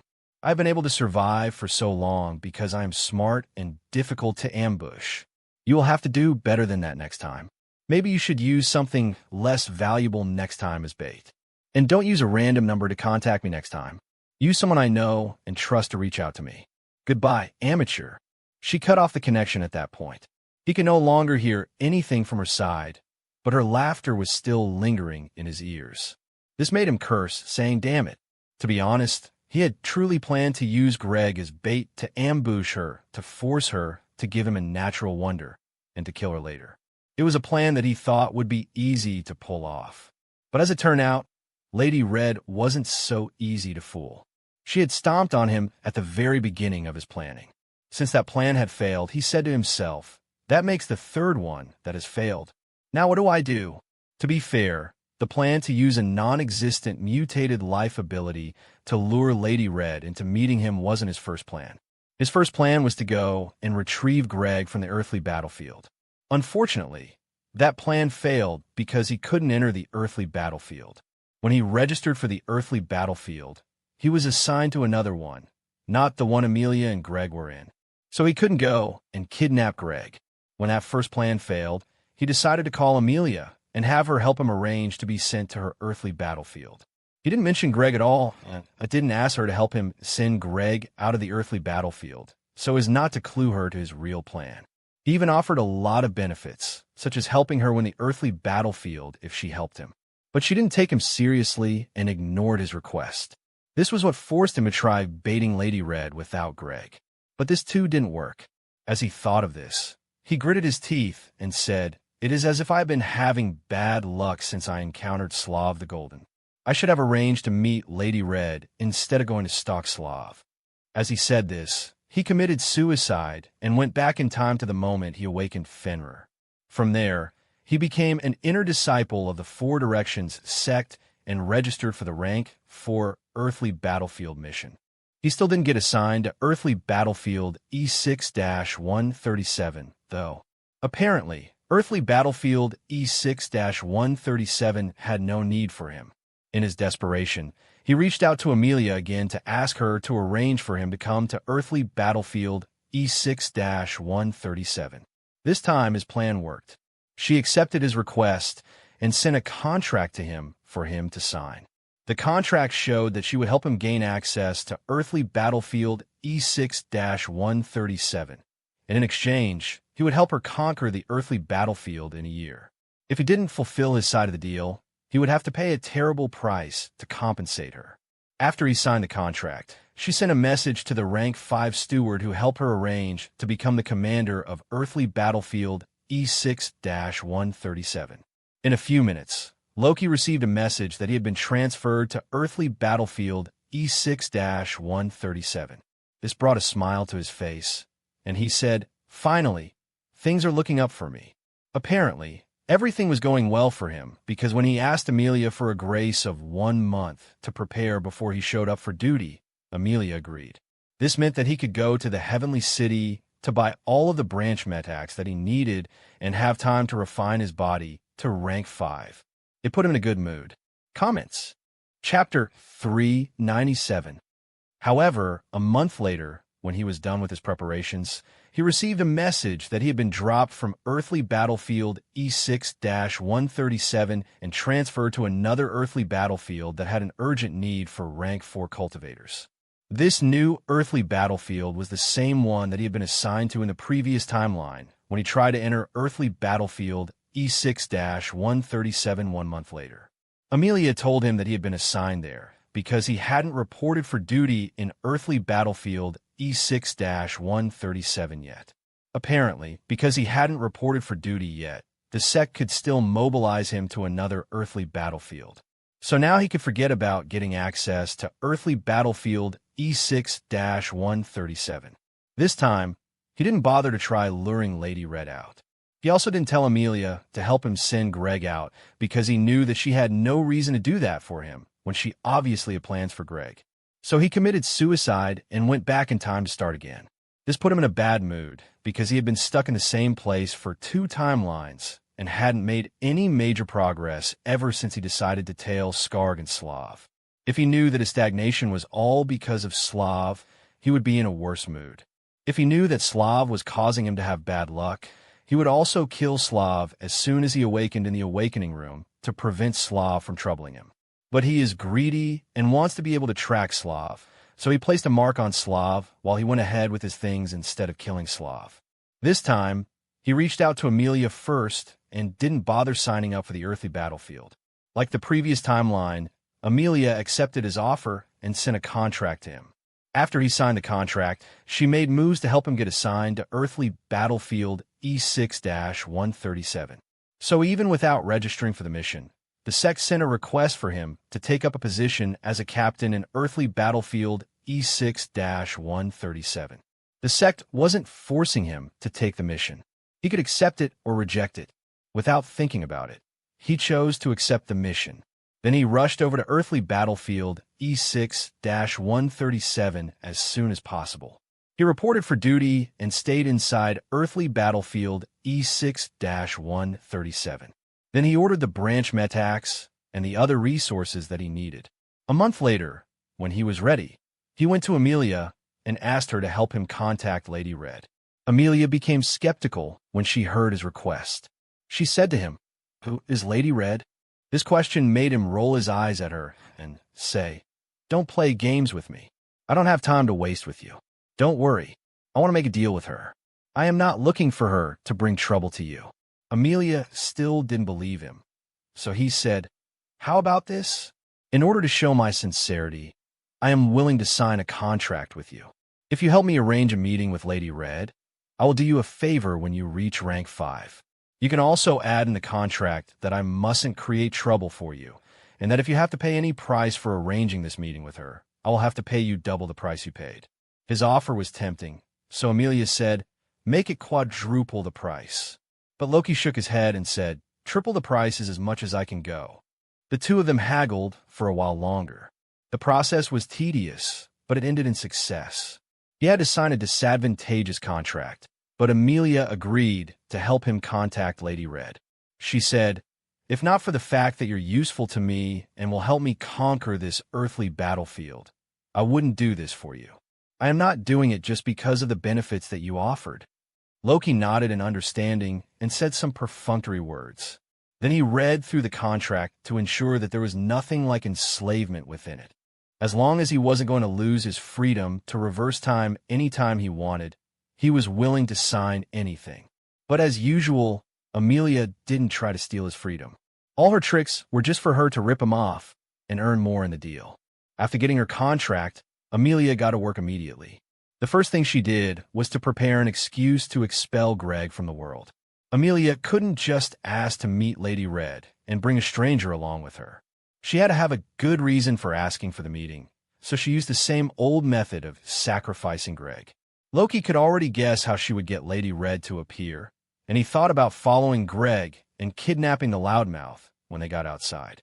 But he decided to go along with his original plan, since even if he had Greg, Amelia was still unlikely to trust him.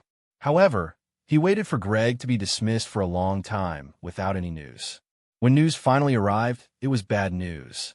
Amelia sent a message to him saying, "Lady Red said that she can't make it for 3 months. She said that if we had reached out to her a week ago, she would have had the time to come.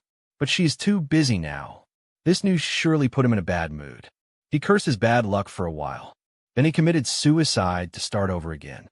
He decided to reverse time and start again because his choice was not between wasting 1 month of his lifespan or wasting 3 months. He decided that the former was better, so he decided to give up on this timeline. Comments. Chapter 398. After he reversed time, he habitually placed a mark on Slav before moving on. As he left, the young man who was kneeling and begging for mercy watched him leave with a glint in his eyes. Common sense dictated that he should accept defeat regarding Loki and give up on any thoughts of recovering their escaped slaves, since their escaped slave is now the reincarnation of a rank 5 being. This is what Slav had in mind to do, but things aren't so simple anymore. Because of his innate metak, the fortune seeker metak, he can feel that it is in his best interest to kill Loki. He doesn't know why he should do that since Loki didn't seem to care about him. But the fortune seeker metak has spoken, so it must be done. Of course, he lacks the power to do that now. So the first thing that the fortune seeker encouraged him to do was to tell his father about the nature of his innate metak. Scar became happy when he heard that Slav had awakened an innate metak of the luck pathway. He immediately began planning their trip, so they were able to leave the city for the site of the inheritance the next day. By this time, Loki had found himself in earthly battlefield E6-137. But this time, he only refined his body to rank 4 before he asked Amelia to reach out to Lady Red and secure a meeting. He spent 3 weeks refining his body and making preparations, so Slav didn't have enough time to make a move against him, and Lady Red had time to meet him. Because of this, everything moved along without a hitch. Greg was fired and sent packing from earthly battlefield E6-137. Then he was waylaid by Lady Red. After getting what she wanted, Lady Red decided to meet with Amelia and Loki. So the two of them left the small world by train and took an airship after they got out. The airship didn't go far before it was visited by the guest. A short lady with long flowing red hair that reached her feet suddenly appeared beside them on the deck. She had a mark on her forehead that was glowing brightly and difficult to look at. Amelia immediately bowed and said to the visitor, "It is good to see you again, Lady Red. Thank you for meeting me here." But Lady Red wasn't looking at her. She was staring at Loki intensely. She didn't appear to be looking at anything specific because her gaze was roaming all over him. So it was more like she was examining him. But whatever she saw through her examination made her frown. Then Lady Red said to Loki, "What are you exactly? You look like a rank 4 cultivator, but your existence is heavier than it should be." Loki smiled and said, "Do you really want to know? If you want to know so badly, how much are you willing to pay to know?" His question made Lady Red chuckle and say, "What a sight! A rank 4 dares to be cocky with me." They were talking and laughing, but Amelia sensed that something was wrong. So she quickly spoke up, saying, "Lady Red, what about my reward?" This question made Lady Red take her eyes off of Loki and finally look at Amelia. Then she smiled at Amelia, saying, "Excellent work, little girl. You have done well. If you manage to advance to rank 5, I have a deal for you that will benefit the two of us. For now, take this. You deserve it." As she said this, she threw a multicolored stone at Amelia. Amelia instinctively reached out to grab the stone, but the stone didn't reach her. The multicolored stone had stopped in the air just before it reached her. Apparently, something had arrested its motion in the air before it reached Amelia. But the weirdness didn't stop there. Whatever the force was that had stopped the stone from going to Amelia, it also made the stone fly over to Loki. This was Loki using the power of his telekinesis metak to grab the natural wonder and pull it to himself. But just as he could succeed, Lady Red also engaged her telekinesis metak and grabbed hold of the natural wonder. Because her telekinesis metak was rank 5, while his was rank 4, the force she was able to use to grab the stone was greater than his. So she was able to pull the stone towards her. Amelia was immediately incensed by these turn of events. She shouted at Loki, saying, "What are you doing?" Without waiting for a reply, she said, "Stop whatever you're doing. You signed a contract, remember? You can't do this to me." Loki remembered what he signed, but he couldn't care less about that contract right now. What he cared about was dealing with Lady Red. Lady Red narrowed her eyes at him and asked, saying, "Are you insane?" It was a rhetorical question, and Lady Red followed it up by saying, "The fact that you can't compete equally with the power of telekinesis means that you are at best a rank 4 cultivator. That means you can never be a match for me. So you must be insane for doing this." In response, Loki smiled and said, "Using the telekinesis metak is not my forte anyway. If he had the crown of metal life ability, which is the life ability suited for controlling objects, this struggle would be different. But since he didn't have the crown of metal life ability, he decided to make use of what he did have. So he created an electromagnetic handgun in his hand with the shifting armor life ability. Then he pointed the handgun at Lady Red and shot her. The distance between the two of them was less than 3 meters, and the speed with which he had created the handgun was very fast, so there was no way she could dodge the bullet that came shooting out of the gun. Comments. Chapter 399.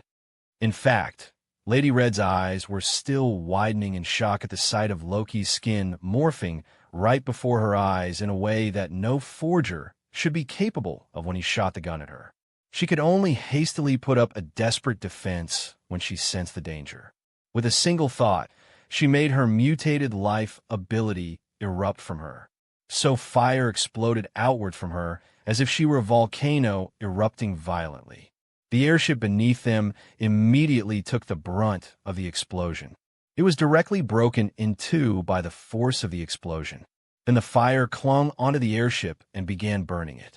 Amelia was the second one to be affected by the explosion. As the fire washed over her, she was incinerated where she stood. Amelia didn't have time to scream before she was scattered as black ashes in the wind. Loki also experienced what Amelia experienced, But the explosion wasn't as powerful as the meteor that nearly landed on him or the rank 6 talisman that once exploded in his face, so it couldn't do anything to him. The power of her attack was 5 Dao status times 5 telekinesis metak times 5 life ability plus 5 mind plus 90 energy well times 5 fire engine plus 5 living armament plus 5 energy amplifier plus 5 force lever plus 5 overclock times 500% overdrive plus 90% energy nexus, which is 368,750 units of power. This can be considered impressive for a rank 5 cultivator, but it is not enough to breach his defense even without using the Vengeful Bones metak. In fact, he didn't feel any heat from the fire at all. The worst thing that he experienced was the force of the explosion, as the fire caused the air to expand violently as a shockwave. The bullet that was shot was also impacted by the force of the explosion. In fact, this was the true purpose of the explosion. Lady Red had initiated the explosion to block or smash the bullet aside. But things didn't work as planned because the bullet was coated with the power of the Splitting Edge metak. So the bullet was able to cut through the fire and the force of the explosion like the edge of a blade cutting through water. Both the fire and the terrible explosive force of the air expanded and parted around the bullet easily like oil on water. Then the bullet buried itself in Lady Red's small chest. The power of the attack had been 5 Dao status times 4 telekinesis metak plus 4 splitting edge times 5 life ability plus 5 mind plus 5 will plus 4 soul plus 900% energy well times 5 body lever plus 5 living armament plus 5 energy amplifier plus 5 force lever plus 5 bleeding 5 sting plus 5 weakness plus 5 multiple strike plus 5 compound damage times 400% overdrive plus 900% energy nexus, which is 655,200 units. He had used the power of 2 pathways for that attack. Even so, he had held back a little bit and hadn't used the Lightning Engine metak because it had a way of letting the Splitting Edge metak and the Bleed metak go out of control. Without using the Lightning Engine metak, there was no lightning coating the bullet. The bullet just had a red glow around it. That red glow remained on the wound that the bullet inflicted as it struck her chest. The Splitting Edge metak was the first to take effect as soon as the bullet made contact with her skin. This divine metak split her skin, the muscles beneath it, the bones, and the internal organs as well. Nothing could stop the bullet, as the Splitting Edge made it cut through her like a hot knife through butter. Then the other metaks took effect, such as the Multiple Strike metak and the Compound Damage metak, which worked together to cause half of her chest to explode out of her back along with the bullet.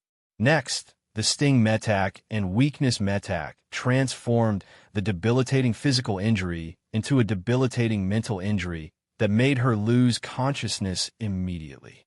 Finally, the Bleed metak will ensure that the large gaping hole on her chest will remain for a long time. The single attack knocked Lady Red out and caused her to fall from the sky. She didn't wake up until she landed on the ground from a height of over 100 meters. Even when she woke up, she was too weak to do anything and could only lie on the ground moaning in pain. This was because both her body and mind had been injured 6 times by that single attack. The Multiple Strikes metak had made her incur 6 times the power of 655,200 units, while the Compound Damage metak had ensured that she actually suffered more than 6 times 655,200, which is 3,931,200. So Loki wasn't surprised that she couldn't muster any strength. In fact, he would be far too surprised if she could still move after that much damage to her every part of her existence, including her mind. She was on the ground while he was still floating in the air, looking down at her. As he looked at his handiwork, he said to himself in satisfaction, "It is good that I didn't use that Lightning Engine metak, or she would be ashes right now."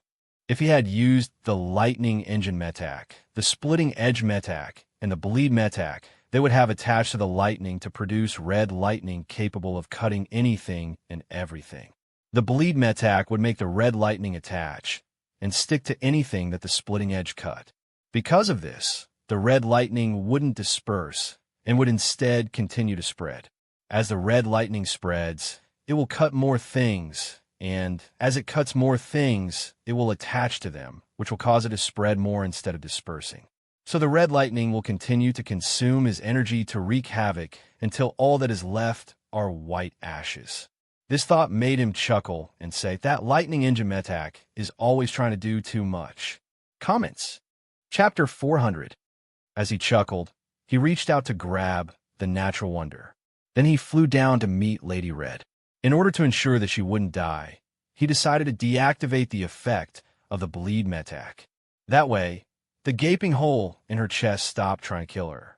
But in order to ensure that she wouldn't be able to muster any will to resist and escape, he grabbed her head when he reached her. Then he activated the memory read metak to search her mind for information. As he did this, he said, "You can only blame yourself for having a mental world. This is the only way I have to get information out of you, so you have to bear with it." Rank 5 cultivators have a mental world which shields their minds and thoughts. Their mental world is like a shield, and it blocks mental influences like the thought-reading metaks. So if he wants to get information from her, he can't interrogate her and glean the truth from her thoughts. The only way for him to get information from her is to break into her mental world by force. As it is, breaking her mental world was very easy to do. This was because the sting metak and the weakness metak had done a number on her mind. When he gained access to her mind, he realized that even though he hadn't used the overzealous lightning engine metak in that attack, her mental world was still damaged and full of cracks. Of course, the cracks were not capable of destroying her mental world. At most, the cracks would sever the connection between her mental world and her body, which would effectively kill her. But her mental world would still be capable of reincarnation. This made him shake his head and say in wonder, "Reincarnation is truly a wonderful thing. I wonder who came up with this cultivation system." Not every cultivation system and world has the concept of reincarnation, so it is something special. So is reincarnation intentionally arranged to be part of the cultivation process, or did someone stumble upon it by chance? While he was saying this, he was searching Amelia's mind for information about how to become a divine being. There are a lot of things he wants to know, such as how divine metaks are made or how to get natural wonders. But becoming a divine being is still the most important thing he wants to know. As a rank 5 cultivator at the peak of her cultivation and with many lifetimes of experience, Lady Red was in possession of a lot of useful information about how divine beings are created. He had only seen a divine being ascend once, but she had seen up to 6 divine beings ascend over her numerous lifetimes.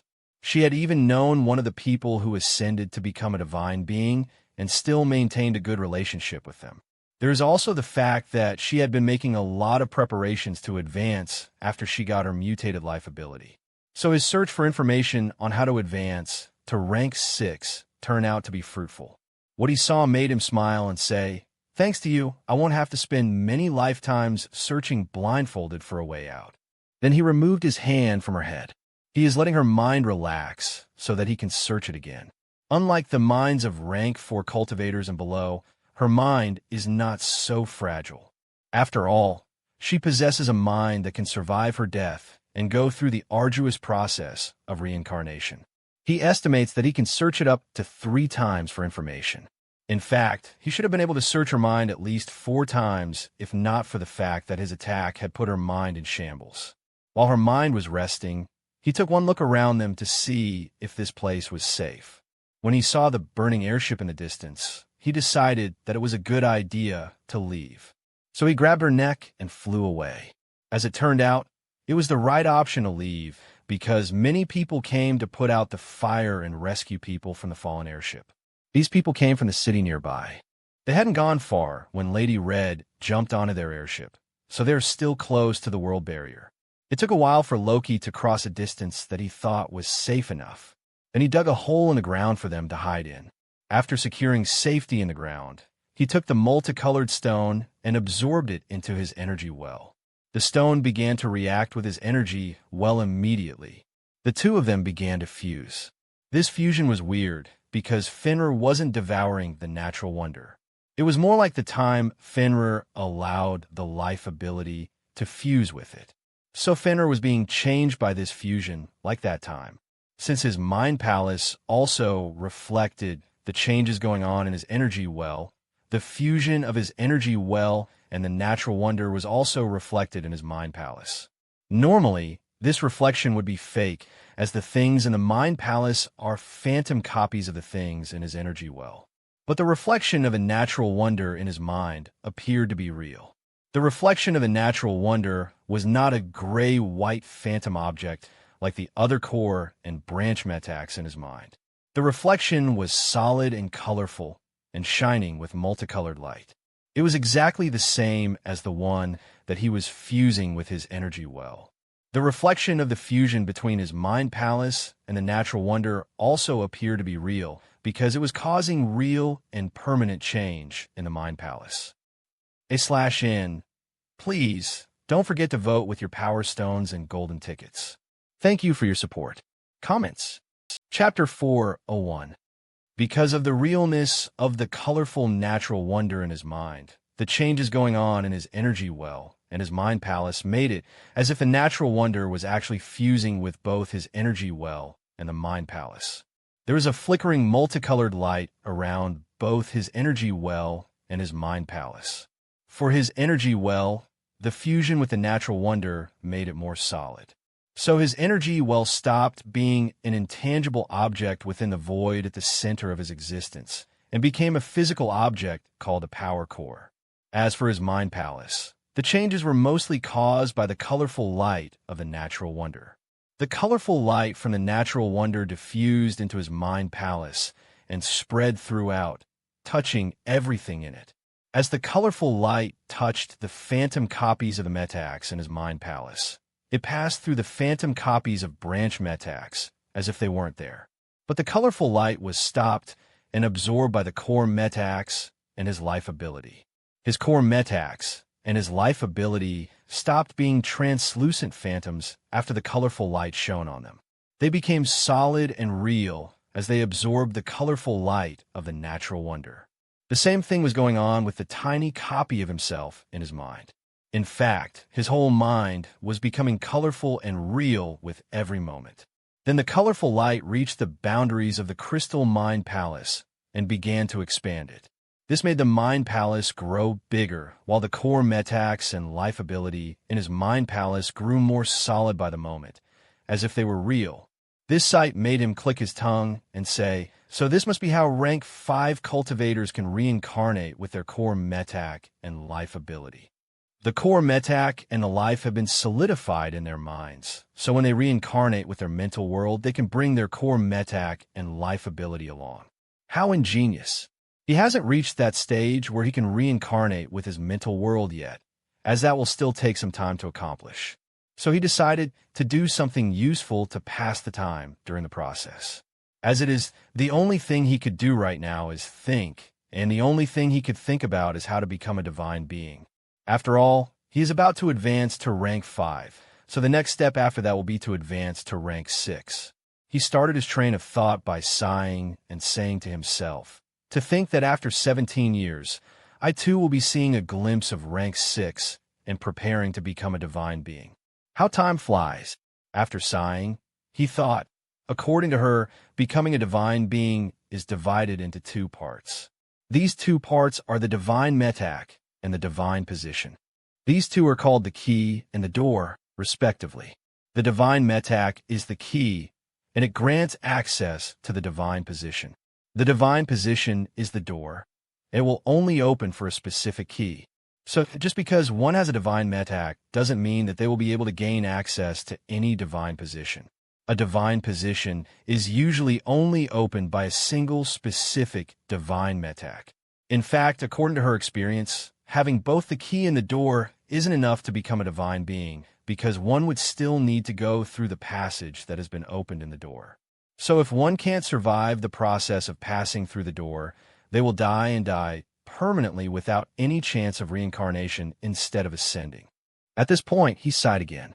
Then he said, "That's just the requirement for people who have a free divine position above them. If there is a divine being already filling that divine position, then things will become more complicated. A normal person who wants to become a divine being only needs to acquire the key and use it to gain access to the door. But for those people who have divine beings blocking the way, they have to create a new key and a new door to fit that key. So people like Lady Red and me have to create a new divine metak. Then we must also create a new divine position to fit the key into. What a hassle. This was why he sighed again. Apparently, the difficulty of becoming a divine being, while there is another divine being with his life ability, is exponentially more difficult than taking up an available divine position. However, despite the exponential difficulty, his eyes were still full of hope. His eyes were shiny with hope and anticipation as he said to himself, "Fortunately, hope is not lost. Creating a divine position is possible. In fact, creating a new divine position is easier than creating a divine metak." According to her research, the process of transforming a mutated life metak is to fuse the mutated life metak with the symbol of authority of a small world. If the two are compatible, a successful fusion will occur. If the laws of the small world are compatible with the pathway, the symbol of authority will be compatible with the mutated life ability. This compatibility will ensure a smooth fusion between them that will transform the mutated life ability into a divine metak. At this point, he shook his head and said, "It sounds simple, but high compatibility between the life ability and the symbol of authority is very difficult to achieve. One would have to go around searching for compatible worlds. Probably only forgers have a good method to ensure compatibility by forging the symbol of authority into something compatible. But that still doesn't change the fact that the symbol of authority is the source of power of a world king, and world kings are usually rank 6 beings." Comments. Chapter 402. When he thought of how rank 5 cultivators have to get the symbol of authority of a small world, he laughed and said, "Surely, the world king won't give up his source of power and let invaders do whatever they want with it. But how is a rank 5 cultivator supposed to match a rank 6 being?" Then he shook her head and said, "No wonder that Lady Red immediately reached out to a divine being for help. And she reached out to a divine being of another world completely, so that they won't be tempted to take her divine metak for themselves. She had to get the help of a divine being, because only a divine being could help her contend with another rank 6 being. But why will a divine being help a rank 5 become a divine being when they ban the creation of more rank 5 beings?" As he thought of this, he asked himself, saying, "Am I to believe that a divine being will be willing to help someone else ascend to their level of power?" Then he shook his head and said, "That's unlikely to happen without a lot of benefits to bribe the divine being. But what does she plan to use to convince the divine being to help her? I should ask her for that information later." Lady Red has only reached out to the divine being. The divine being hasn't replied to her messages, so the divine being might be ignoring her, or the divine being might be dead. There was no way to know, but there was a way to know what Lady Red had in mind to convince the divine being to help her. He plans to ask her that next.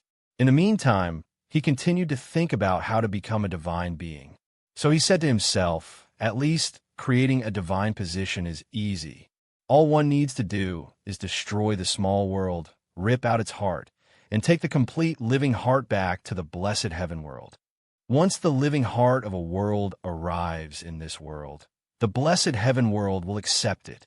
When the living heart is being accepted and absorbed by the world, the divine metak connected to the living world heart through the symbol of authority will be pulled up by the blessed heaven world, which will in turn make the rank 5 cultivator ascend into the sky as a divine being. This ascension will be witnessed by the world because the blessed heaven world will celebrate and announce the addition of a new divine position and the strengthening of the world. That's how a new divine being and divine position are created.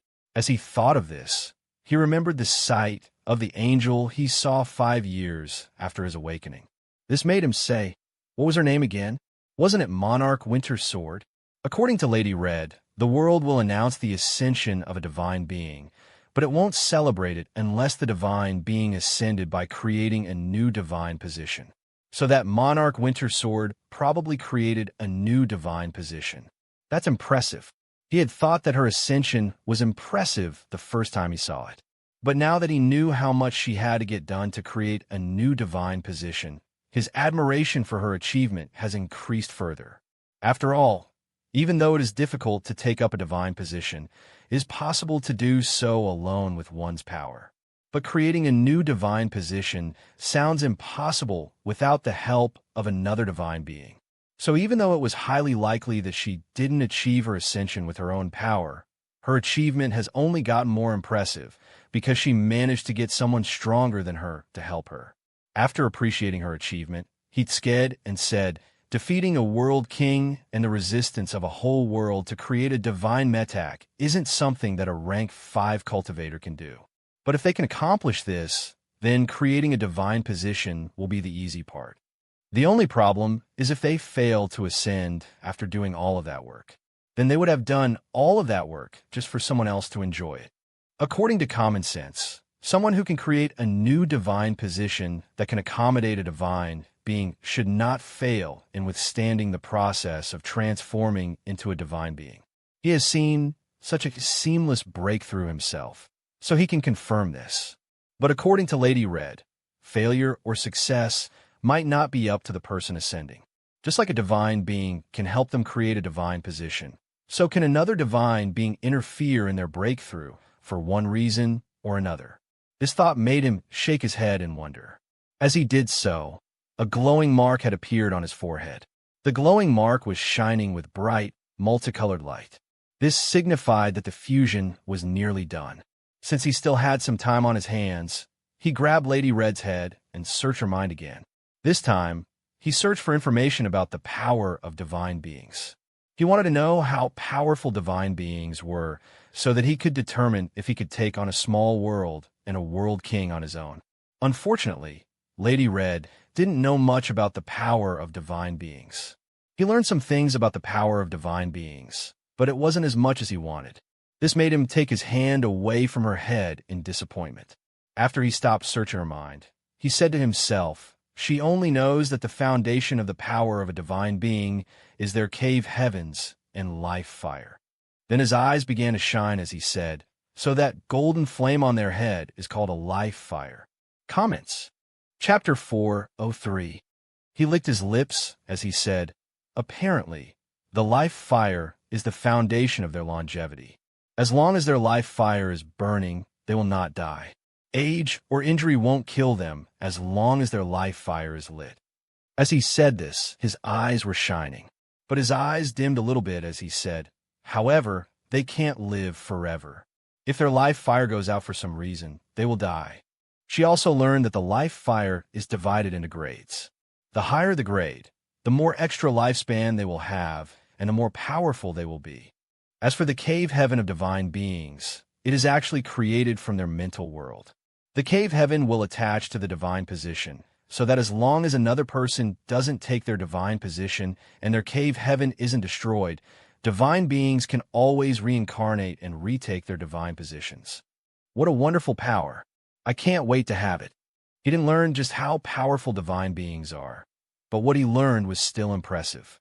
He was so impressed with it that he was riled up into standing and pacing around the cave in the ground.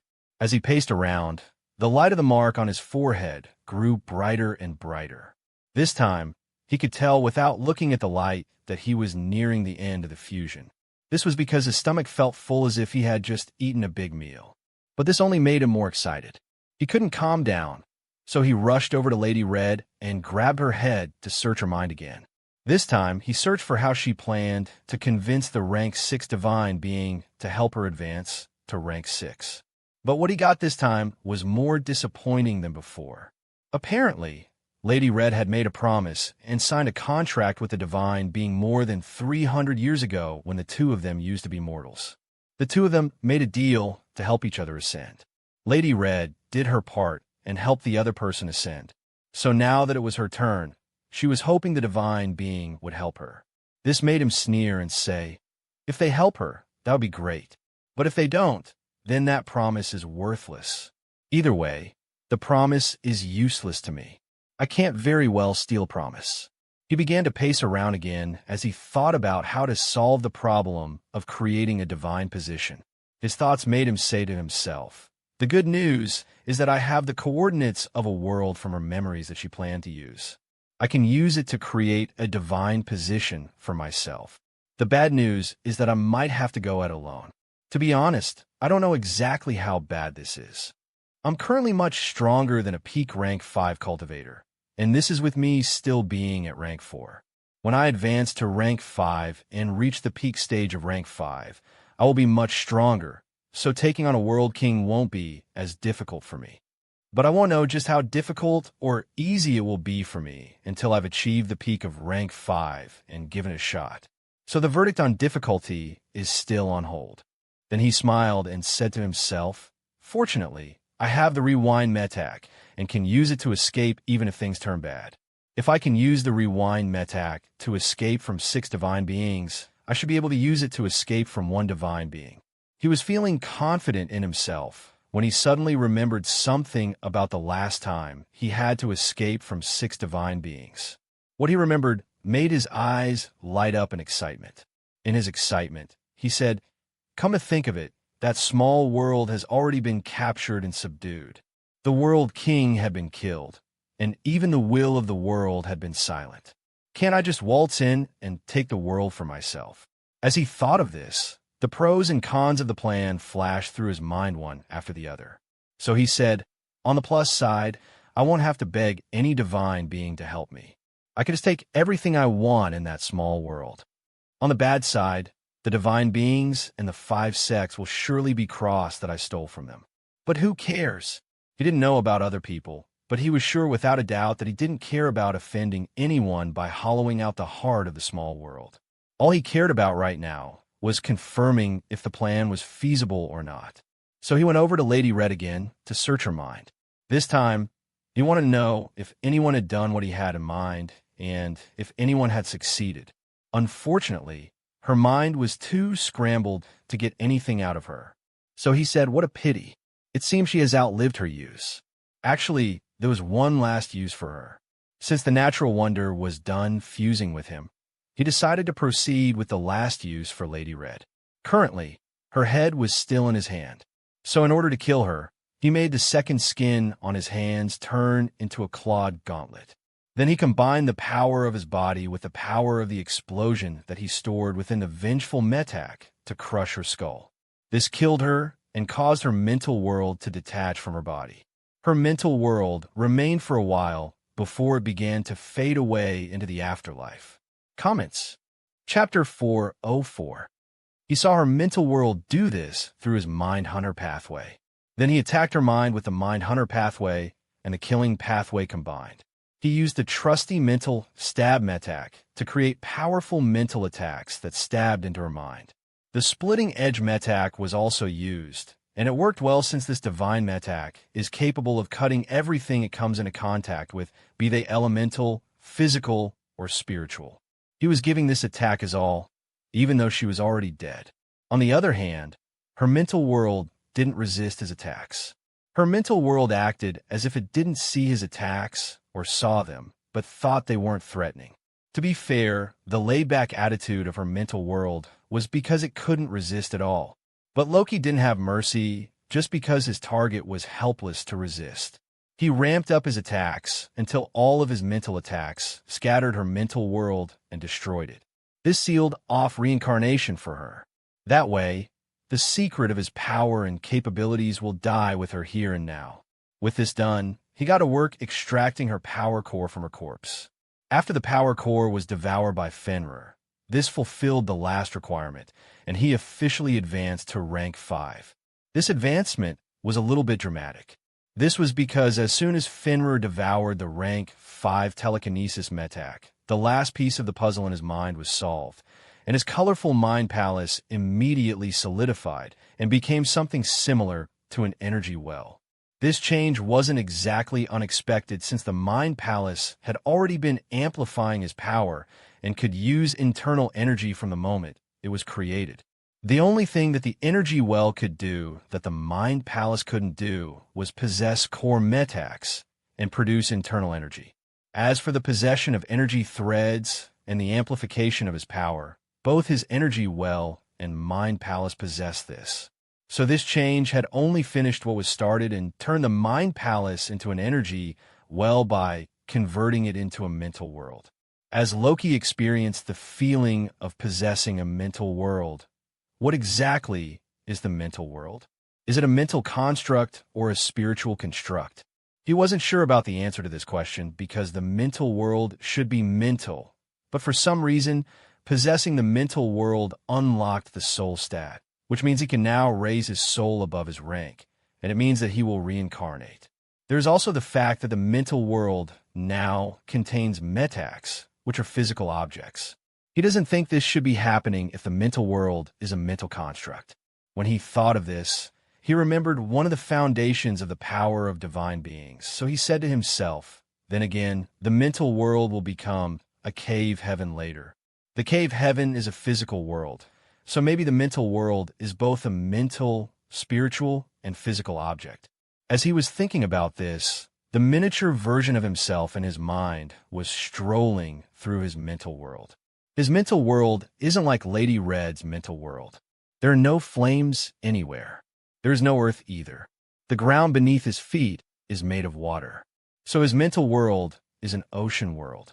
Everywhere he looks, he sees water. But the water isn't right. The water isn't blue like one would expect. The water is white and viscous like milk.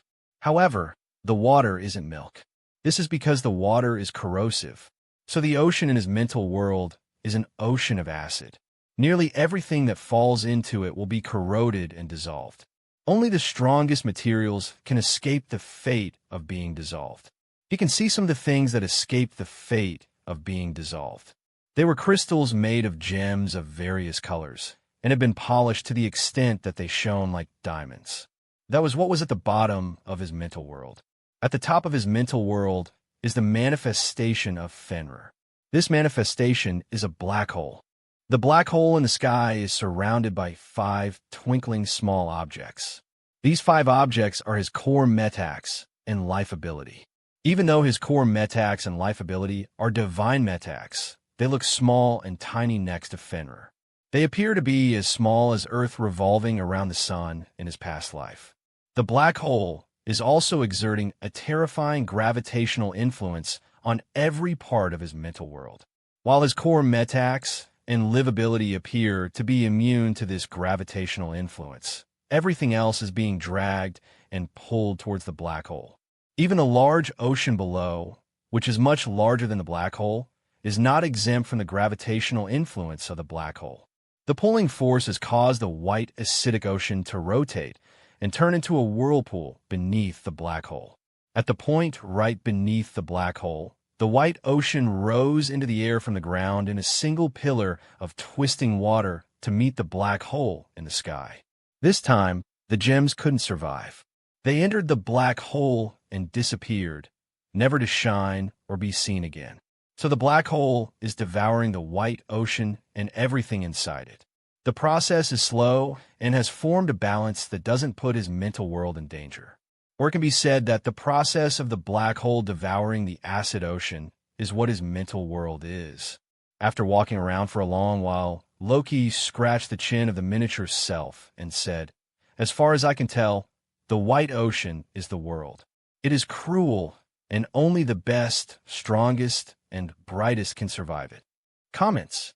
Chapter 4:05. Then he said, "The ones that can survive the acidic world are as rare as gems, and wherever they are, they shine like diamonds. But I'm not like them. I don't shine. I don't produce any light or reflect any light. I'm also above the struggles of the world. My destiny is to bring an end to everything in the world and devour even the strongest and the brightest that the world can offer." After saying this, he chuckled and said, "This is narcissistic, isn't it? But I like it." This is what he truly sees himself as. The appearance of his mental world is his underlying ego and the manifestation of his ambition and desire. He wants to rise above and be able to devour to his heart's content. He also wants to be the strongest of the strongest. This can be called pride, and he would concede to it. It can be said that he is full of himself, and he won't deny it. But one thing that he won't do is apologize for any of these. After chuckling, he shook his head and said, "If I can't be proud, who has the right to be proud? If I can't be full of myself, who should be full of themselves?" His eyes hardened into a glare as he said, "Tell me. I truly want to know." His questions come with a sincere motive to learn and be enlightened. He wants someone to correct his ignorance and point him in the direction of someone more qualified than him to be conceited, so that he can eat that person and take their qualifications for himself. Unfortunately for him, no one answered his question, so he can only go about hunting while hoping to stumble onto someone more qualified to be proud. The good news is that Fenrir has grown stronger just as he has grown stronger. Or it could be that he can use more of Fenrir's power now that he is stronger. So his ambition doesn't seem impossible to achieve at all. This made him say, "My path is one that will be forged by eating. I shall eat my way to the top, and if there is a God above me, I shall eat that God too." As his mind flashed through potential targets, he laughed. He was happy because there seemed to be a lot of things that he could eat to strengthen himself. Images of powerful divine beings, images of small worlds, news about DMadLords, and images of supreme metax flashed through his mind. These things filled his heart with anticipation and spurred him into action. He was motivated to take action to achieve his lofty ambition. So his eyes opened in the real world, and he stood up. The first thing he did after experiencing his breakthrough was to check his token. This was because the sect had sent a message to him.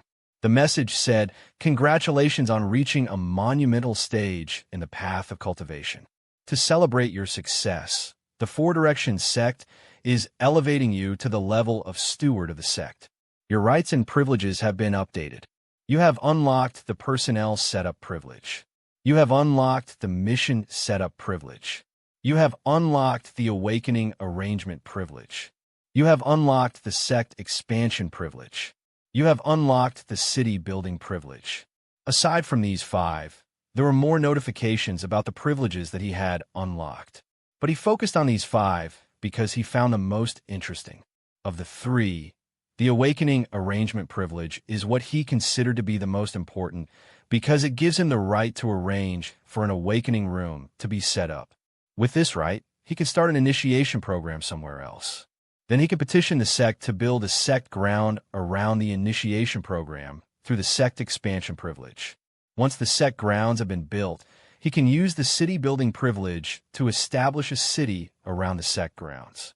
This city will be recognized by the sect, so no one in the sect is allowed to attack and destroy the city. Apparently, anyone can build a city, and the sect won't stop them from doing so.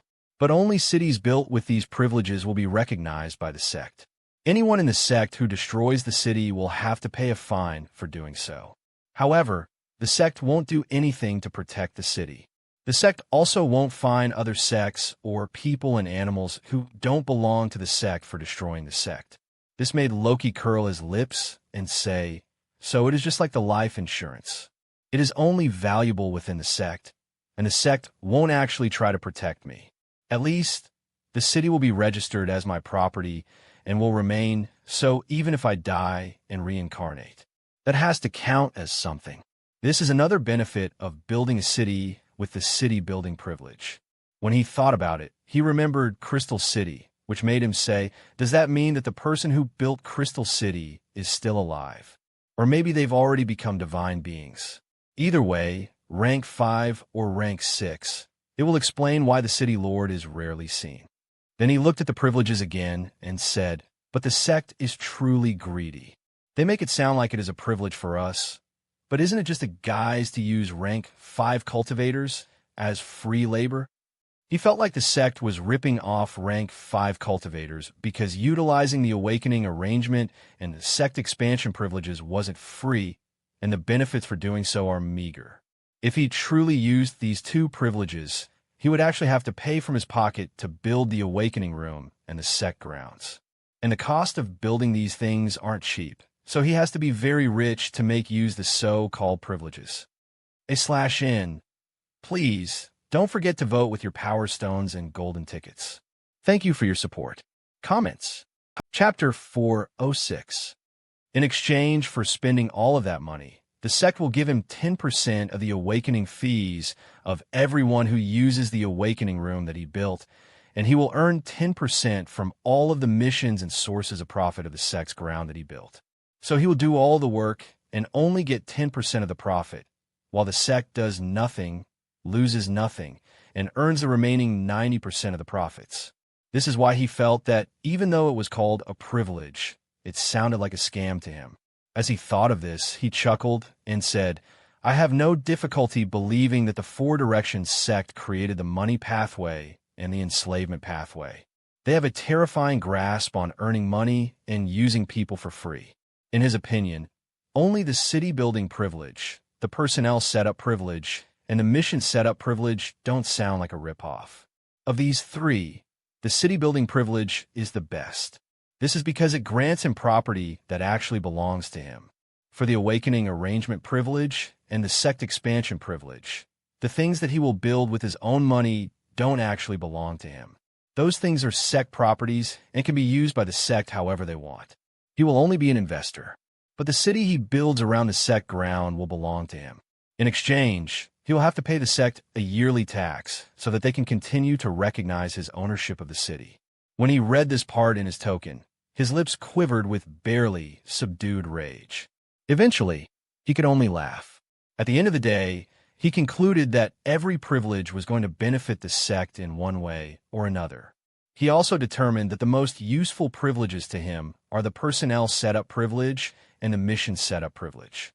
The city building privilege, awakening arrangement privilege, and the sect expansion privilege aren't useful to him because he doesn't need the money and because he will have to rebuild them anytime he reverses time. On the other hand, the mission setup privilege can be used to issue a mission for the disciples of the sect to do. Of course, he will still need to pay the reward of the mission, and the sect will take a 10% mission handling fee from him.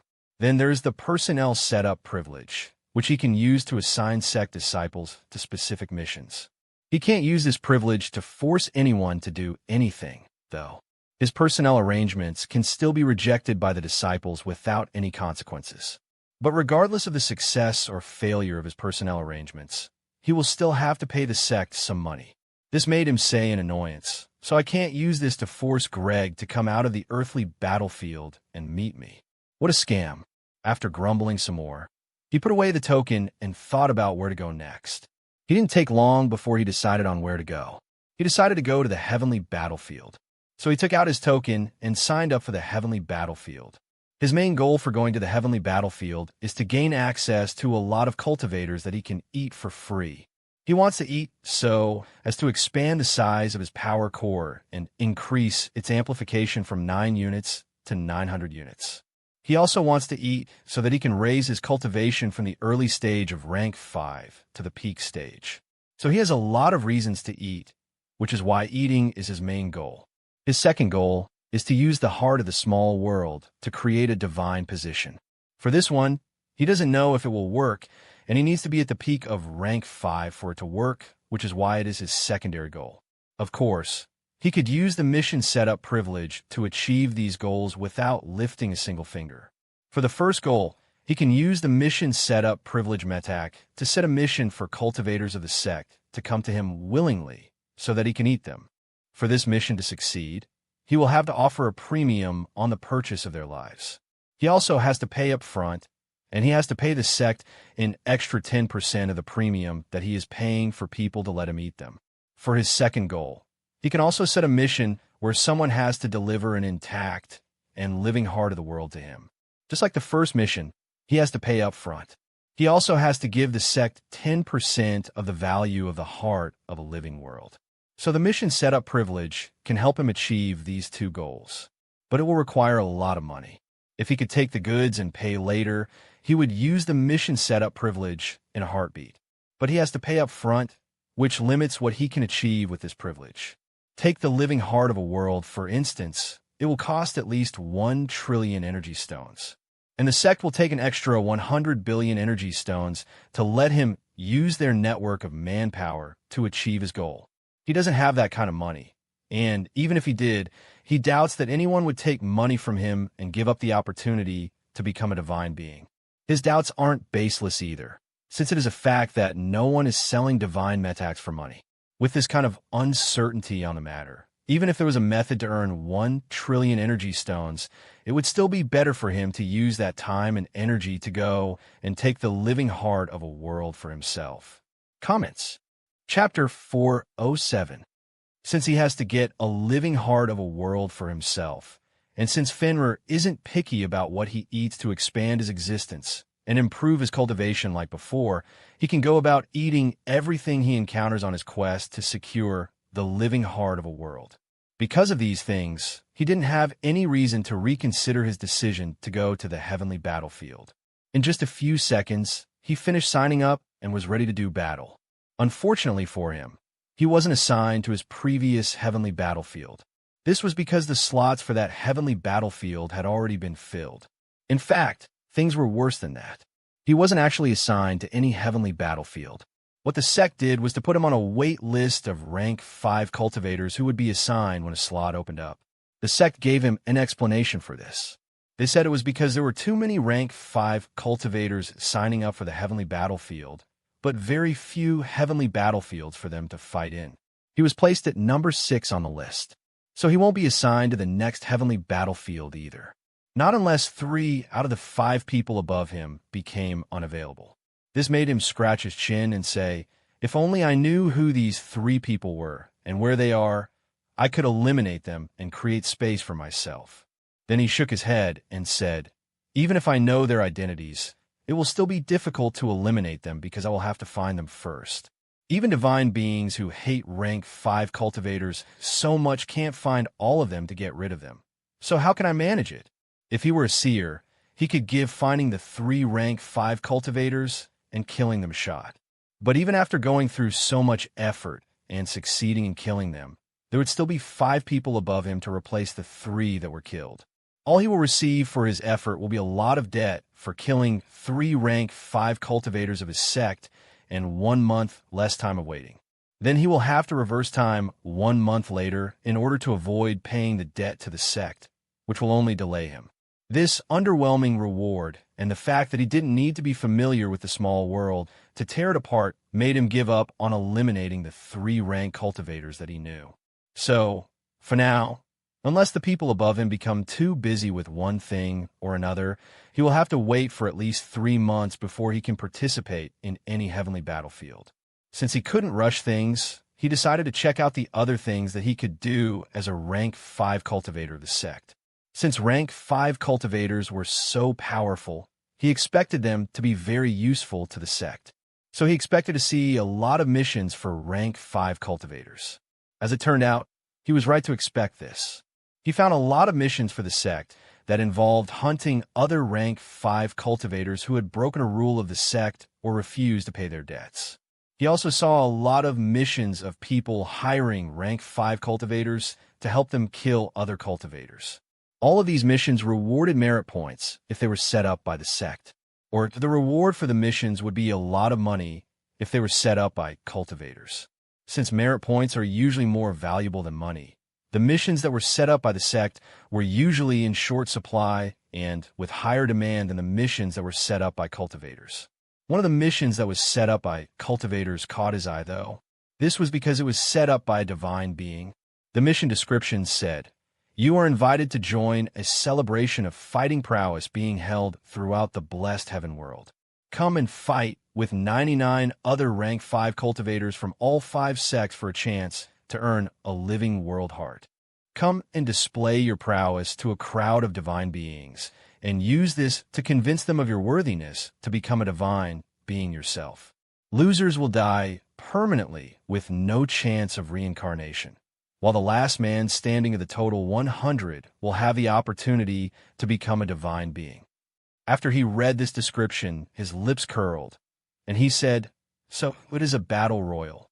Not only will it entertain whoever set up this game, but it will also permanently eliminate 99 rank 5 cultivators.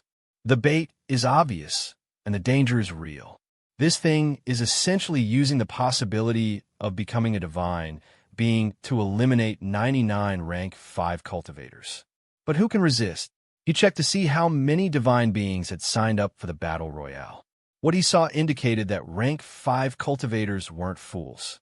Apparently, the mission had been up for more than a year, but only 11 people had signed up for it. So it can't be said that rank 5 cultivators can be easily blinded by greed.